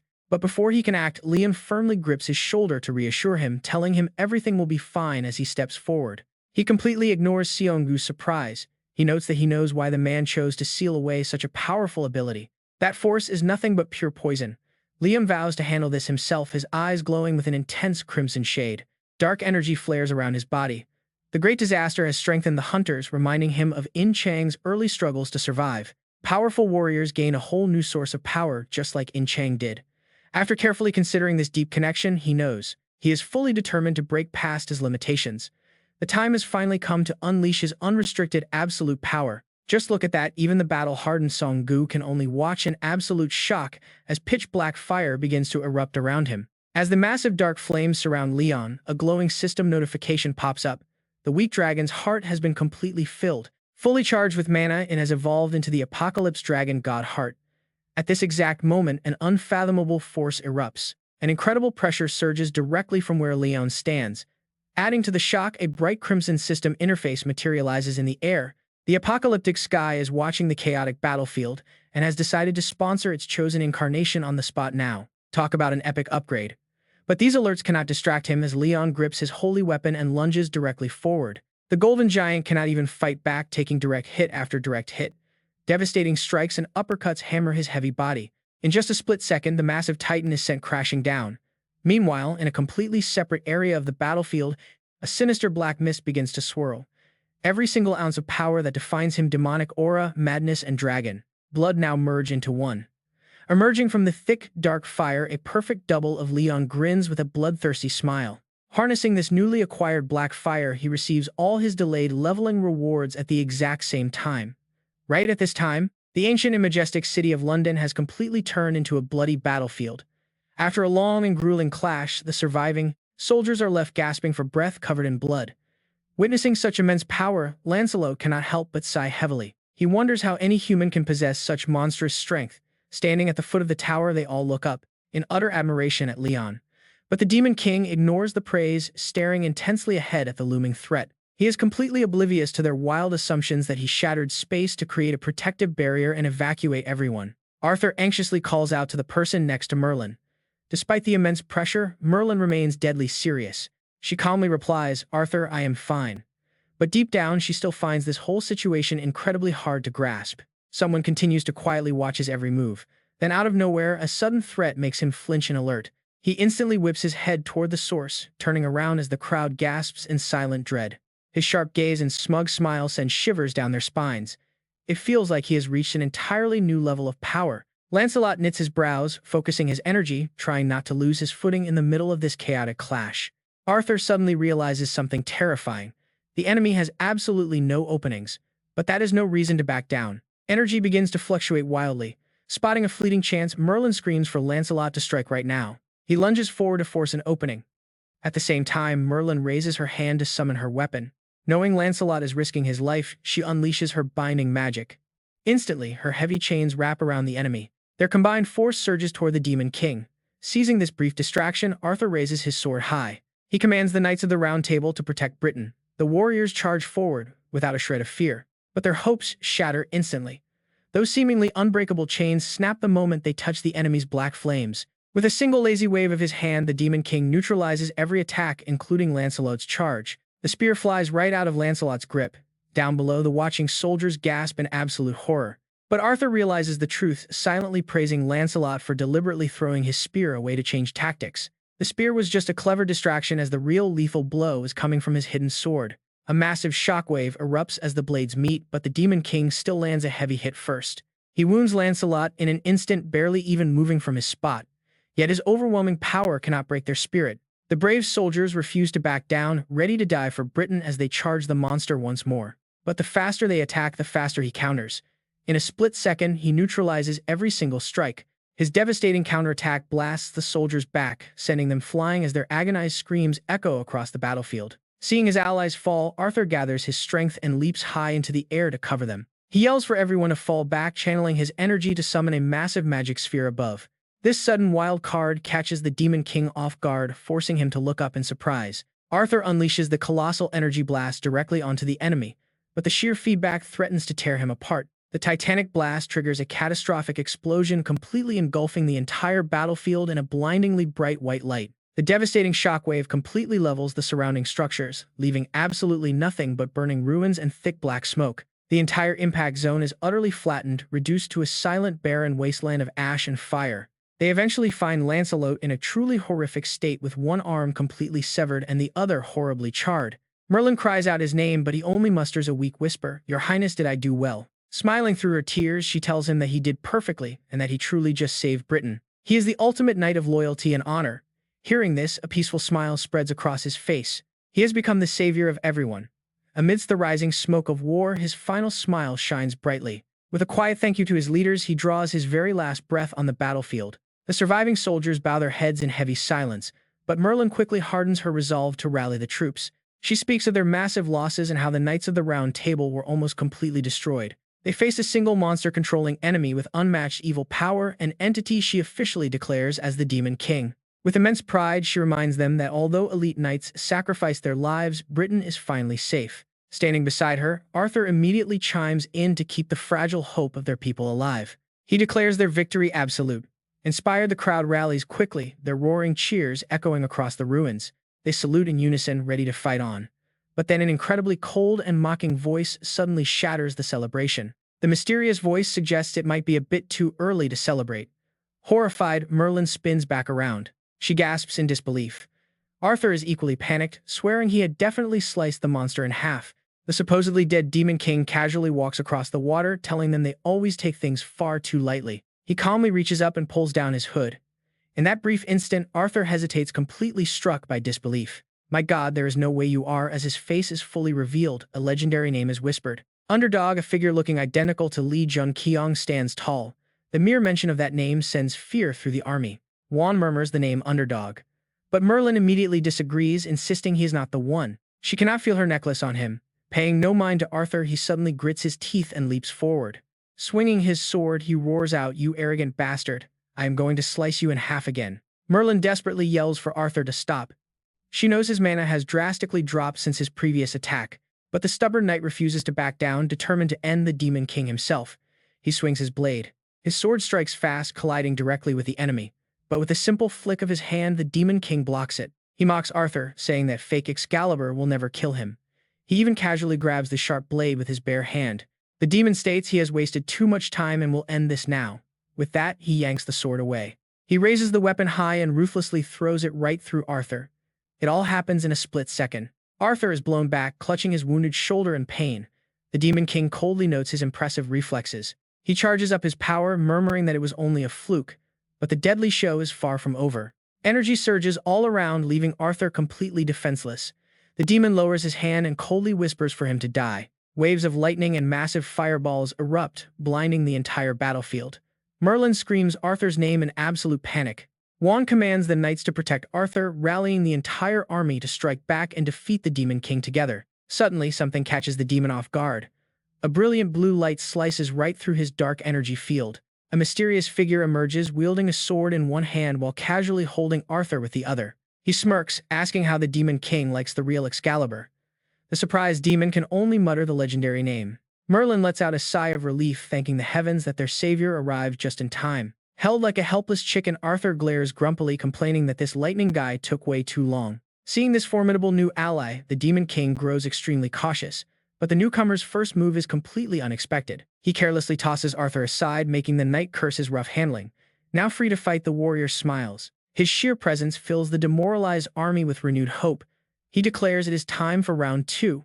Meanwhile, in another city, a massive explosion completely devastates the area. Segu frowns, murmuring that he actually did it. Yi Seol desperately calls out to Jun-kyeong. Through the thick rising dust of the blast, a silhouette begins to take shape. Fortunately, Jun-kyeong is safe, though his entire body is covered in dirt and scratches. Seeing him sit quietly, Segu checks on him. He asks if the young man is okay. Jun-kyeong smiles, replying that he is just slightly exhausted. Inside, he realizes this time is different. The demonic energy did not drive him insane, and he is still in control. Staring at his open palm, he feels this overwhelming power was always meant to be his from the start. Summoning his status window, a detailed holographic screen displays his name as Jun-kyeong, level 99 with the Flame Monarch title. Looking at the screen, he frowns in confusion. He expected to hit level 100 after becoming this strong. Since he is still level 99, it means there is room to grow even stronger. But before he can finish that thought, he suddenly falls backward with a major question in mind: who on earth was that guy in the apocalyptic sky?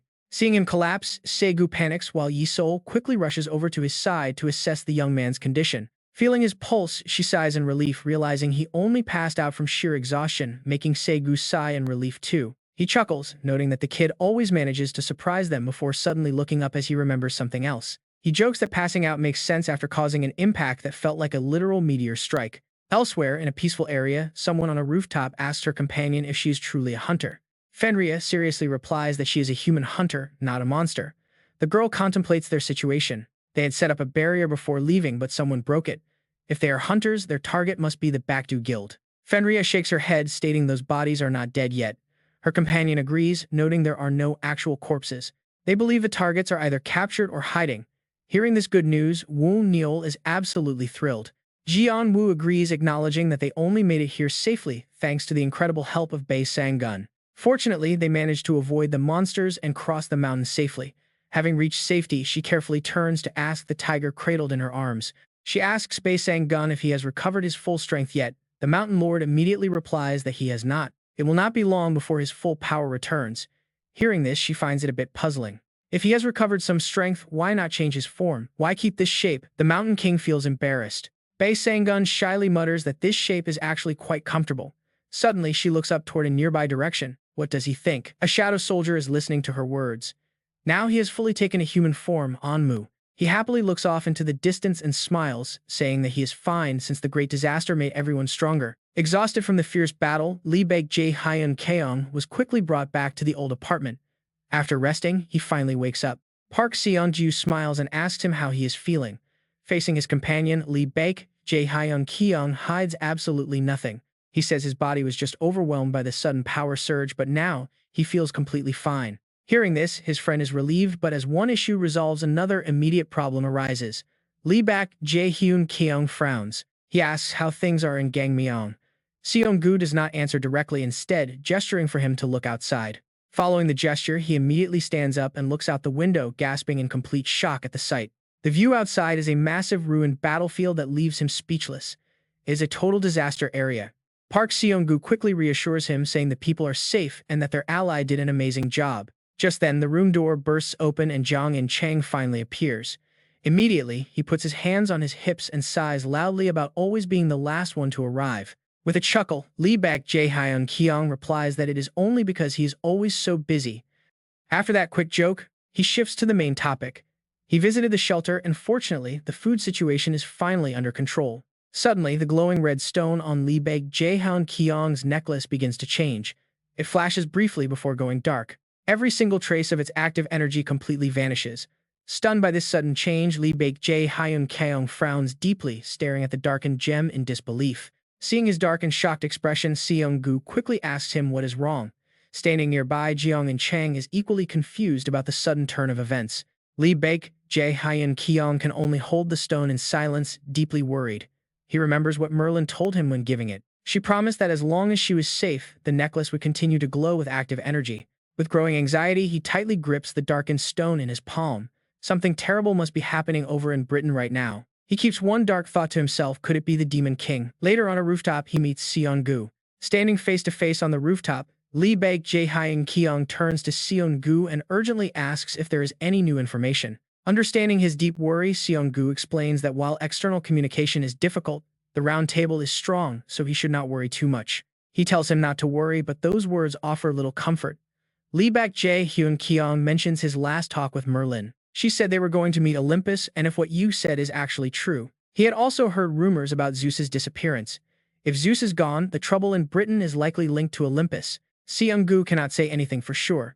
However, he adds that fortunately they can still maintain contact with the hunters over in Incheon. In fact, Incheon is already sending several hunters to their location. Grateful for this rare bit of good news, he happily exclaims that they can finally go look for Underdog's group. However, Seong-gu hesitates and his reluctant attitude makes him feel uneasy.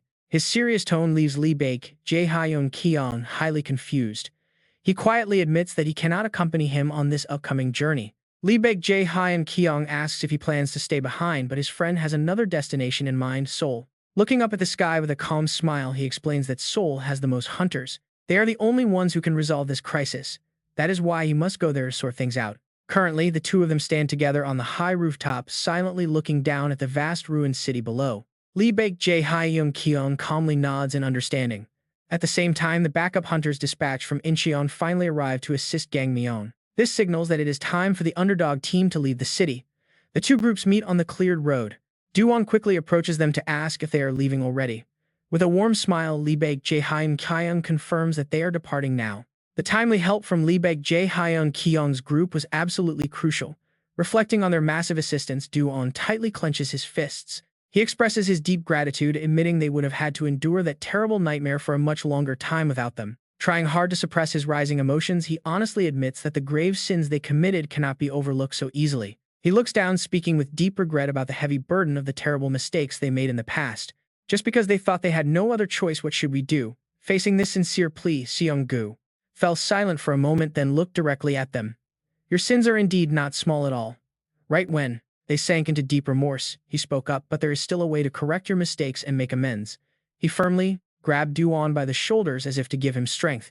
He spoke clearly, telling him beg for forgiveness for the rest of your life. Protect the people here and save 10 times the lives that were sacrificed, whether you are forgiven or not. Do-won remembers a past moment when a mother suddenly rushed in, screaming out, "Let me go instead." That mother held her child tightly, crying uncontrollably as she begged, "Please, not my child, do not take my child away." At that moment, Do-won thought in agony, I have no choice, my own family is also being held hostage. Thinking of his family, he could no longer hold back his tears and burst into sobs. Standing nearby, how could Seong-gu not understand? He firmly repeated his words, so until the people forgive you, or rather, even if they already have, you must keep repenting for your sins for the rest of your lives. Strangely, the sky now cleared up, turning incredibly blue. His advice brought a flicker of hope to everyone. Even if they could not change the past, they could still change the future through your own choices. His words were like a brilliant light shining at the very end of a dark tunnel. Duan immediately dropped to his knees and his soldiers quickly followed suit. Overwhelmed with gratitude, they knelt down and cried, "Out, thank you. Thank you so much." Seung-gu had no idea. His words also deeply impacted Baek-jae Hyun-jon, who stood quietly behind him, slowly repeating past and future huh. Then he turned to walk away, whispering to himself, "I wonder, is this the past or is it a future that can be changed?" Though his back seemed perfectly calm, his heart was filled with heavy worries about what lay ahead. Knowing nothing, he stared out at the ruined streets of Waichung, calmly stating that the place was completely destroyed. Standing right beside him, In Chang could not help but sigh with deep concern. These monsters were abnormally powerful. Baek-jae Hyun-jae frowned and glanced over at her, explaining that it was a side effect of the disaster. Seung-gu immediately chimed in, "Although we searched all day, we could not find any traces of survivors. What are you going to do now?" Looking at the bizarre horde of monsters, Baek-jae Hyun-jon noted that if there were people to save, that would be different, but there are too many monsters. He smiled and said, "Unyol's group is waiting, we should leave." Seung-gu immediately agreed, "Let's go." Below them lay a truly gruesome scene, reality of innocent citizens torn apart by ravenous monsters. Seeing this harsh truth made him knit his brows in pure disgust. This was the true nature of the apocalypse. Even Gangmyeon, which was managed by Edgar, looked much better than this wreck. According to the Demon King's memoir, the patrons never stood with humanity. In fact, these very sponsors were the ones who caused the disaster. This apocalypse was too horrific, and he wanted to end it. Looking up, he spoke out, "Apocalypse Sky, I want to talk to you." He stared up at the clear blue sky, adding, "Even though I know you won't answer me." Now get this, the three of them finally arrive at the borders of Seongnam. In Chang quickly pointed out how peaceful it looked. Seongnam is the complete opposite of Weishon. Baek-jae Hyun-jon admitted, "I didn't expect much ever since I saw there was a weak barrier, but this is a surprise." This zone was entirely different from anywhere they had traveled before. The city looked almost untouched by the apocalypse. What was more, the area was heavily guarded and the sentries immediately noticed. Guard.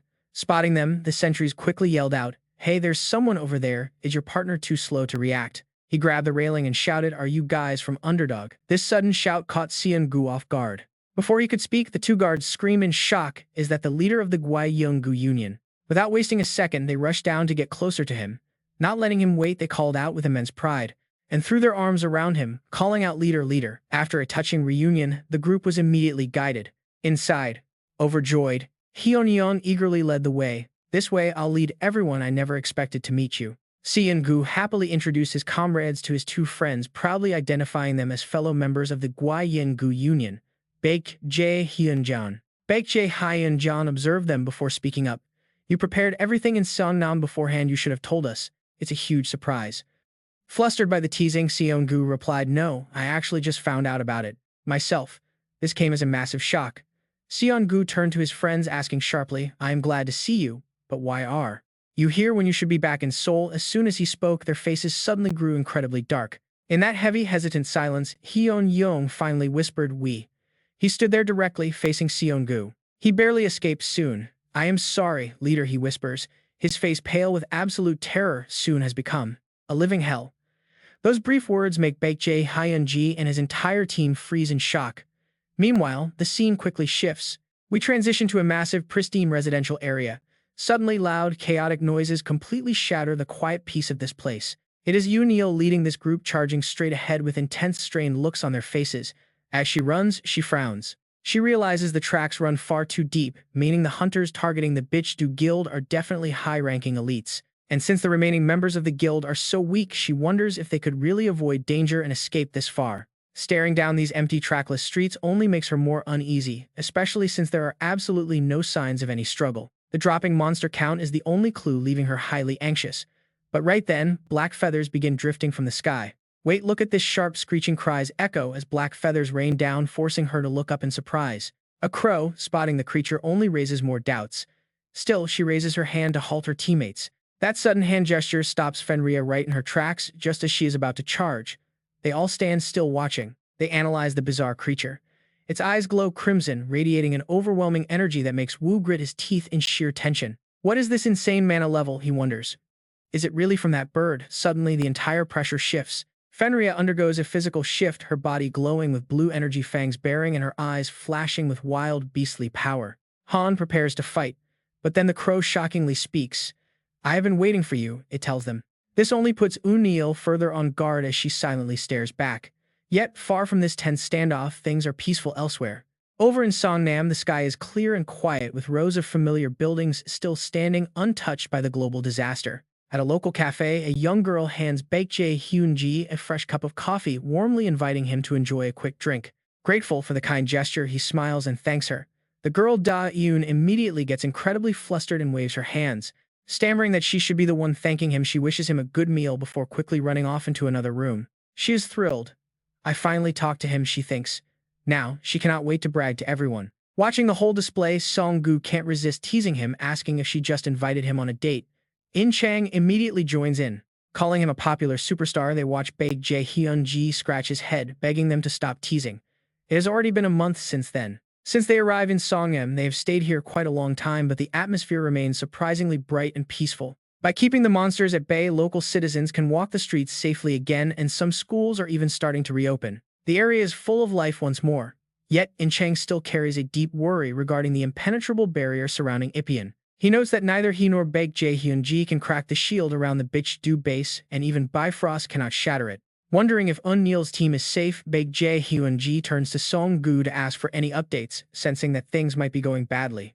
Exhaling a slow cloud of smoke, Seong-gu grimly admits they have heard absolutely nothing from Seun, making communication entirely impossible. Unfortunately, the situation abroad is spiraling out of control too, with previously safe global cities now facing sudden, brutal destruction. As the disaster spreads, Baek-jae Hyun-ji presses for more information, asking if there are any new updates regarding Europe or Egypt. Egypt is barely holding its ground, Song-gu explains, but their situation is dire after losing so many hunters in the rebellion. To make matters worse, London appears to be completely devastated, and all attempts to contact the survivors there have failed. Several escaped hunters confirm the tragic news, leaving the group to process the terrifying scale of this global collapse. Baek-jae Hyun-ji is completely stunned, unable to believe that legendary figures like Merlin and Arthur could fall to this catastrophe. Meanwhile, back in Songnam, daily life continues to steadily recover, as citizens try to find normalcy amidst the chaos. As Baek-jae Hyun-ji and In-chang walk down the sidewalk, a familiar voice suddenly calls out, calling them the legendary underdog heroes. Thrilled to run into them, Hyunong asks where they are headed, and Baek-jae Hyun-ji replies they are heading to the Ipian border. This immediately triggers his concern, warning them that the border is crawling with hostile hunters, but Baek-jae Hyun-ji remains totally resolved. He refuses decisively. No, someone is waiting for us there. Hyunong has no choice but to yield. Accepting their decision, he watches as a sleek white car pulls up beside them, rolling down the window to reveal Suwon. Smiling from the driver's seat, she urges Baek-jae Hyun-ji to hop in, causing him to call out her name in sheer surprise. Getting into the passenger seat, he watches the streets roll by, reflecting on his long history with Kim Suwon since his early days. She used to manage hunters nationwide, and luckily she happened to be stationed right here in Songnam when the apocalypse began. Lost in thought, he watches the white car glide through the quiet city, amused that she is now Underdog's official driver. Songnam has finally stabilized, leaving no room for monster attack worries. The empty streets feel incredibly peaceful. It is incredibly convenient. With the roads completely intact, they can easily travel by car. After driving for a while, the wheels finally stop spinning. Everyone gets out to look around. Sujin asks if he found a path to Yangpyeong. With a bright smile, Jun-ji quickly replies that he has. He then draws his spear, his weapon of choice. Gripping it tightly, he decides to check the barrier one more time. Instantly, a massive surge of energy erupts outward. Blazing hot flames erupt along the spear shaft. Dong In-chang stands nearby with a confident smile, feeling the intense mana gather. She is sure this wild plan will actually work. To top it off, Jun-ji shifts his stance even deeper. His glowing red eyes sharpen as he summons the heavenly flame, gathering every ounce of raw power at his command. The energy condenses, waiting for the perfect moment to explode. With one violent swing, he unleashes the massive heated wave. The mana-charged heat slams directly into the barrier, causing a deafening explosion. Seeing this spectacular display of raw power, Sujin is left speechless, wondering if he is even human. But Jun-ji, despite unleashing such terrifying power, only sighs. The barrier before them remains completely untouched. He admits that even his best attack cannot scratch the barrier's surface. He retracts his weapon, realizing that focusing on a single spot is totally useless. They need a different approach. He would have to strike the entire dome at once. His companion is confused, asking if Jun-ji already had a plan. Jun-ji confidently smiles, confirming he does. Suddenly, the shadowy figure of Heo creeps up right behind Dong In-chang. Arriving without a single sound, the creature speaks up, startling her. It reports that everything is prepared for its master. Turns out it came for Jun-ji. Hearing this, he grins. Excellent, let us begin. Right as he says those words, heavy, rhythmic thuds begin to echo through the empty area. The deserted streets are suddenly flooded by a strange army. A massive horde of zombie-like giants comes charging in. Seeing this bizarre and terrifying army out of nowhere, Sujin panics and screams in shock. Her voice is instantly drowned out by the terrifying growls of the approaching beast army. There have to be at least 100 ghouls. Nearby, Hio's cold blue eyes glow with a chilling light. As time passes, the sky dims. Scattered across the ground are dried bones, releasing a foul, toxic green mist. Jun-kyeong is absolutely exhausted, panting heavily as sweat pours down his face. The battle has clearly taken its toll. He turns to Hio, asking if the plan is actually feasible. Hio nods, agreeing that it should be possible. However, the summon is still worried, noting that Jun-ji looks completely worn out. But time is running out. He remains firm, insisting they have to move. He asks how long they need to fully prepare. Hio replies that 1 week is enough. Smiling, Jun-ji tells the creature to get everything ready as fast as possible. In the blink of an eye, a full week flies by. The time has come for them to depart. Han-sung already knows their answer, but asks one last time if they are really leaving. Everyone nods with a smile. He promises to compile a list of local Seongnam hunters who can back them up if things go south. But Jun-ji politely declines, telling them to focus on protecting Seongnam and South Korea alongside Kangmin and Incheon. Han-sung chuckles, giving a firm nod of understanding. He looks up with absolute determination shining in his eyes. He promises to defend their home just like Jun-ji did. With that, his entire squad bows in deep respect. They shout their thanks, which brings a relieved smile to Seong-gu. It seems they are leaving Seongnam in good hands. Jun-ji bids them farewell, completely reassured. With the goodbyes out of the way, the trio turns and walks away. They leave the quiet city behind. Meanwhile, the scene shifts deep into the foggy streets of Yangpyeong. The empty streets look pristine and the buildings stand untouched.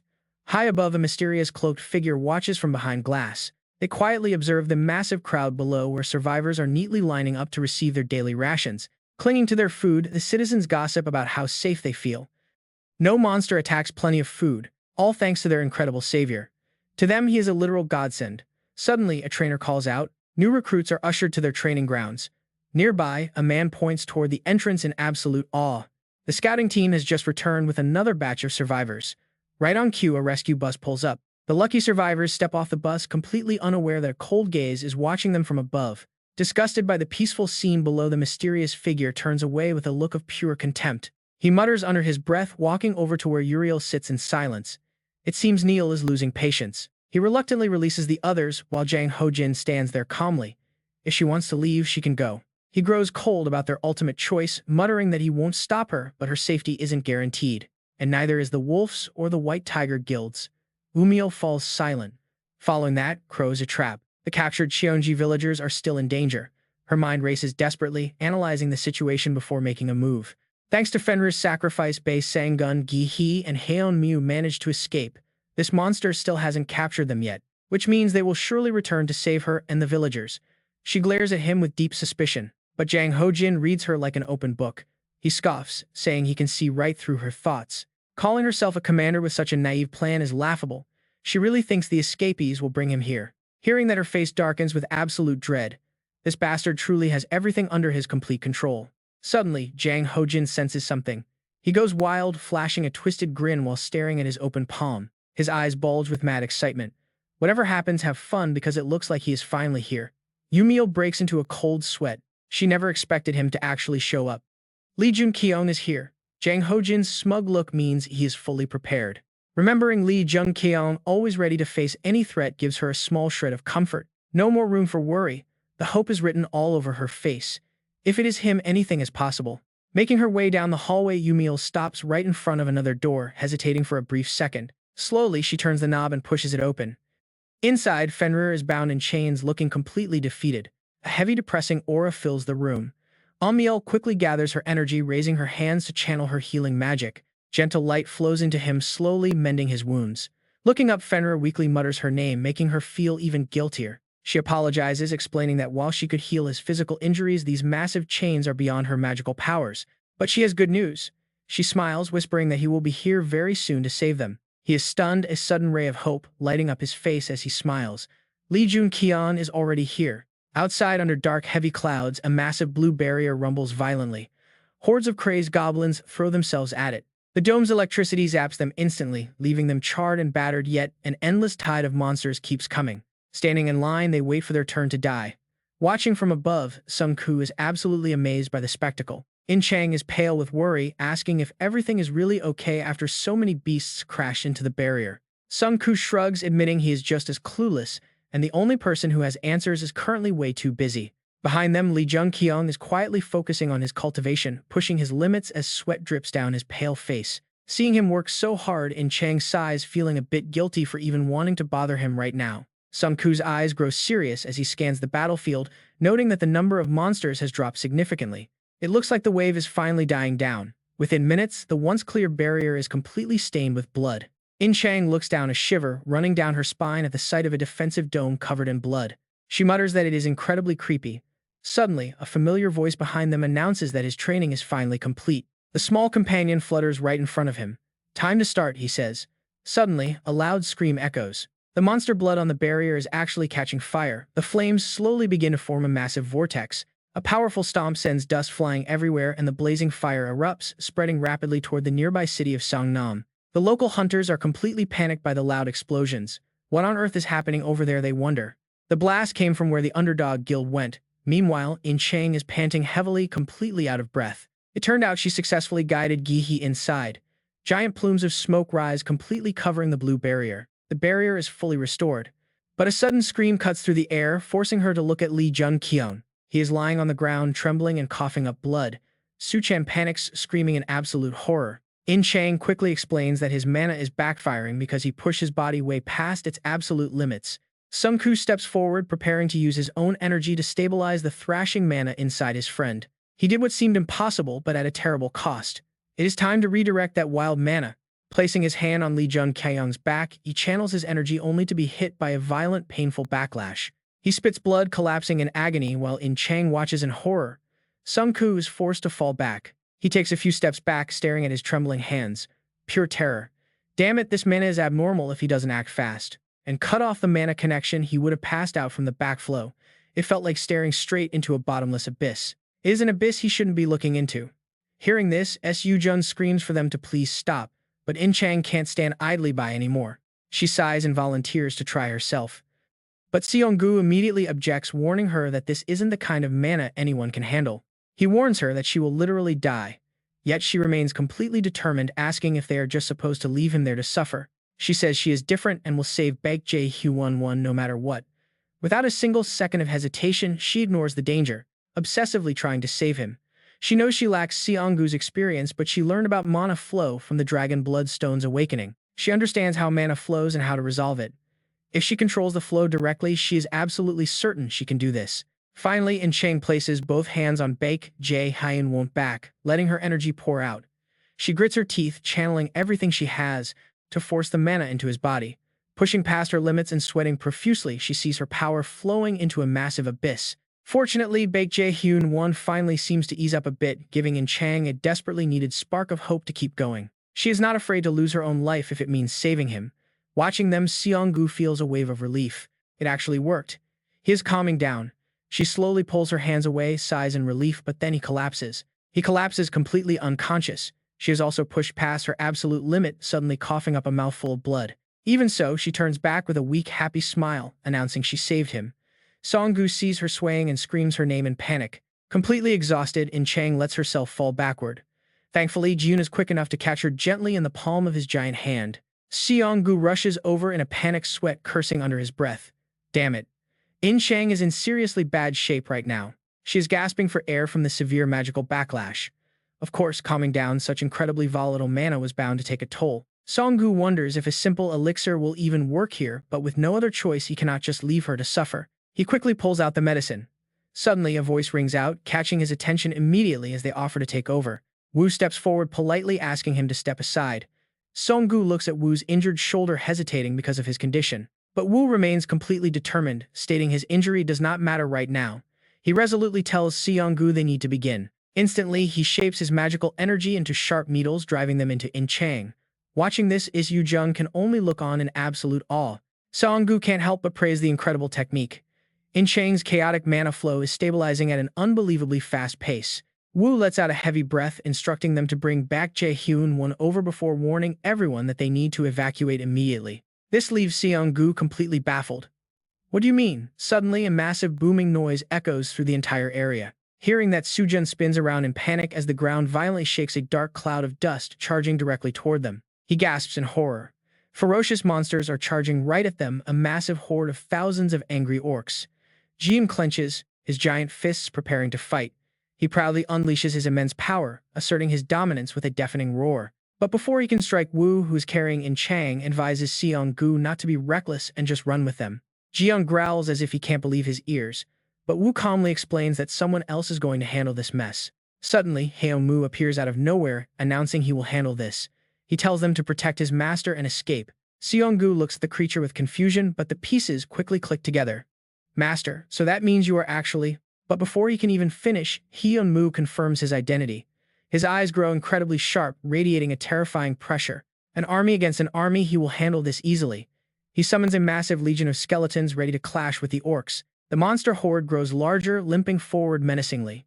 Yet Haeyoung-mu stands majestic and completely fearless in front of his troops. Seong-gu watches from the sidelines, utterly amazed. To see a powerful army of thousands of skeleton warriors is truly incredible. Meanwhile, the scene transitions to a strangely quiet forest where the thick, low-hanging fog slowly begins to clear. This reveals a hidden cave where the local refugees are currently sheltering from the danger, trying to stay quiet. Song-gu looks around with a very serious expression, realizing this is a secure shelter. Standing nearby, Wu nods in agreement. He urges everyone to move quickly, while Haeyoung-mu approaches Song-gu with a direct request to hand over his master. Seong-gu feels deeply grateful, thanking him, while Wu announces he will go oversee the medical treatment. He knows they have questions. He promises that he will let him explain everything, leaving Song-gu highly curious. Suddenly, a giant foot steps forward. A majestic figure introduces himself as Sang-un. In a deep, steady voice, he offers to explain everything during the treatments. He offers to explain exactly what happened to everyone. Song-gu stands completely frozen, his jaw dropped in absolute disbelief. Could it really be Bei Sang-gun? He wonders if it is a beastman. But isn't Bei Sang-gun supposed to be a white tiger? This one has red and black fur. Black. Inside, Hang also quieted down. Standing right in front of Seong-gu, he voiced his deep doubts, stating they had left Seoul to travel to Lunjin's home. He asks if Seong-gu knows what the current situation in Seoul is like, and Seong-gu responds with a serious look.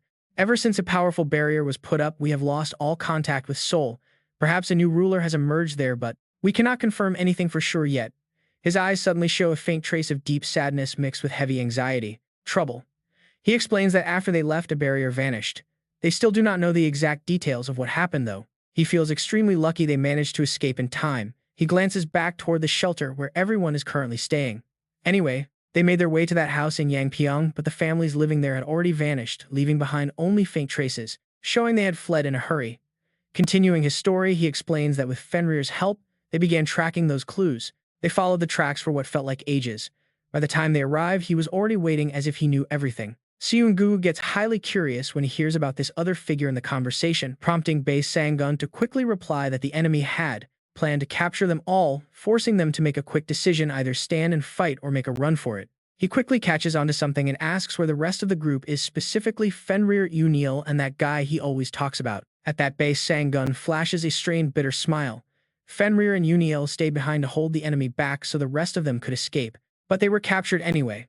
Laughing bitterly, he angrily shouts and points right at Song-gu as he prepares to reveal the culprit. And get this, the enemy is none other than Odin, Song-gu's own leader. Song-gu is completely stunned by this revelation. How could it possibly be Odin? Odin is supposed to be in Yeoju, not Seoul.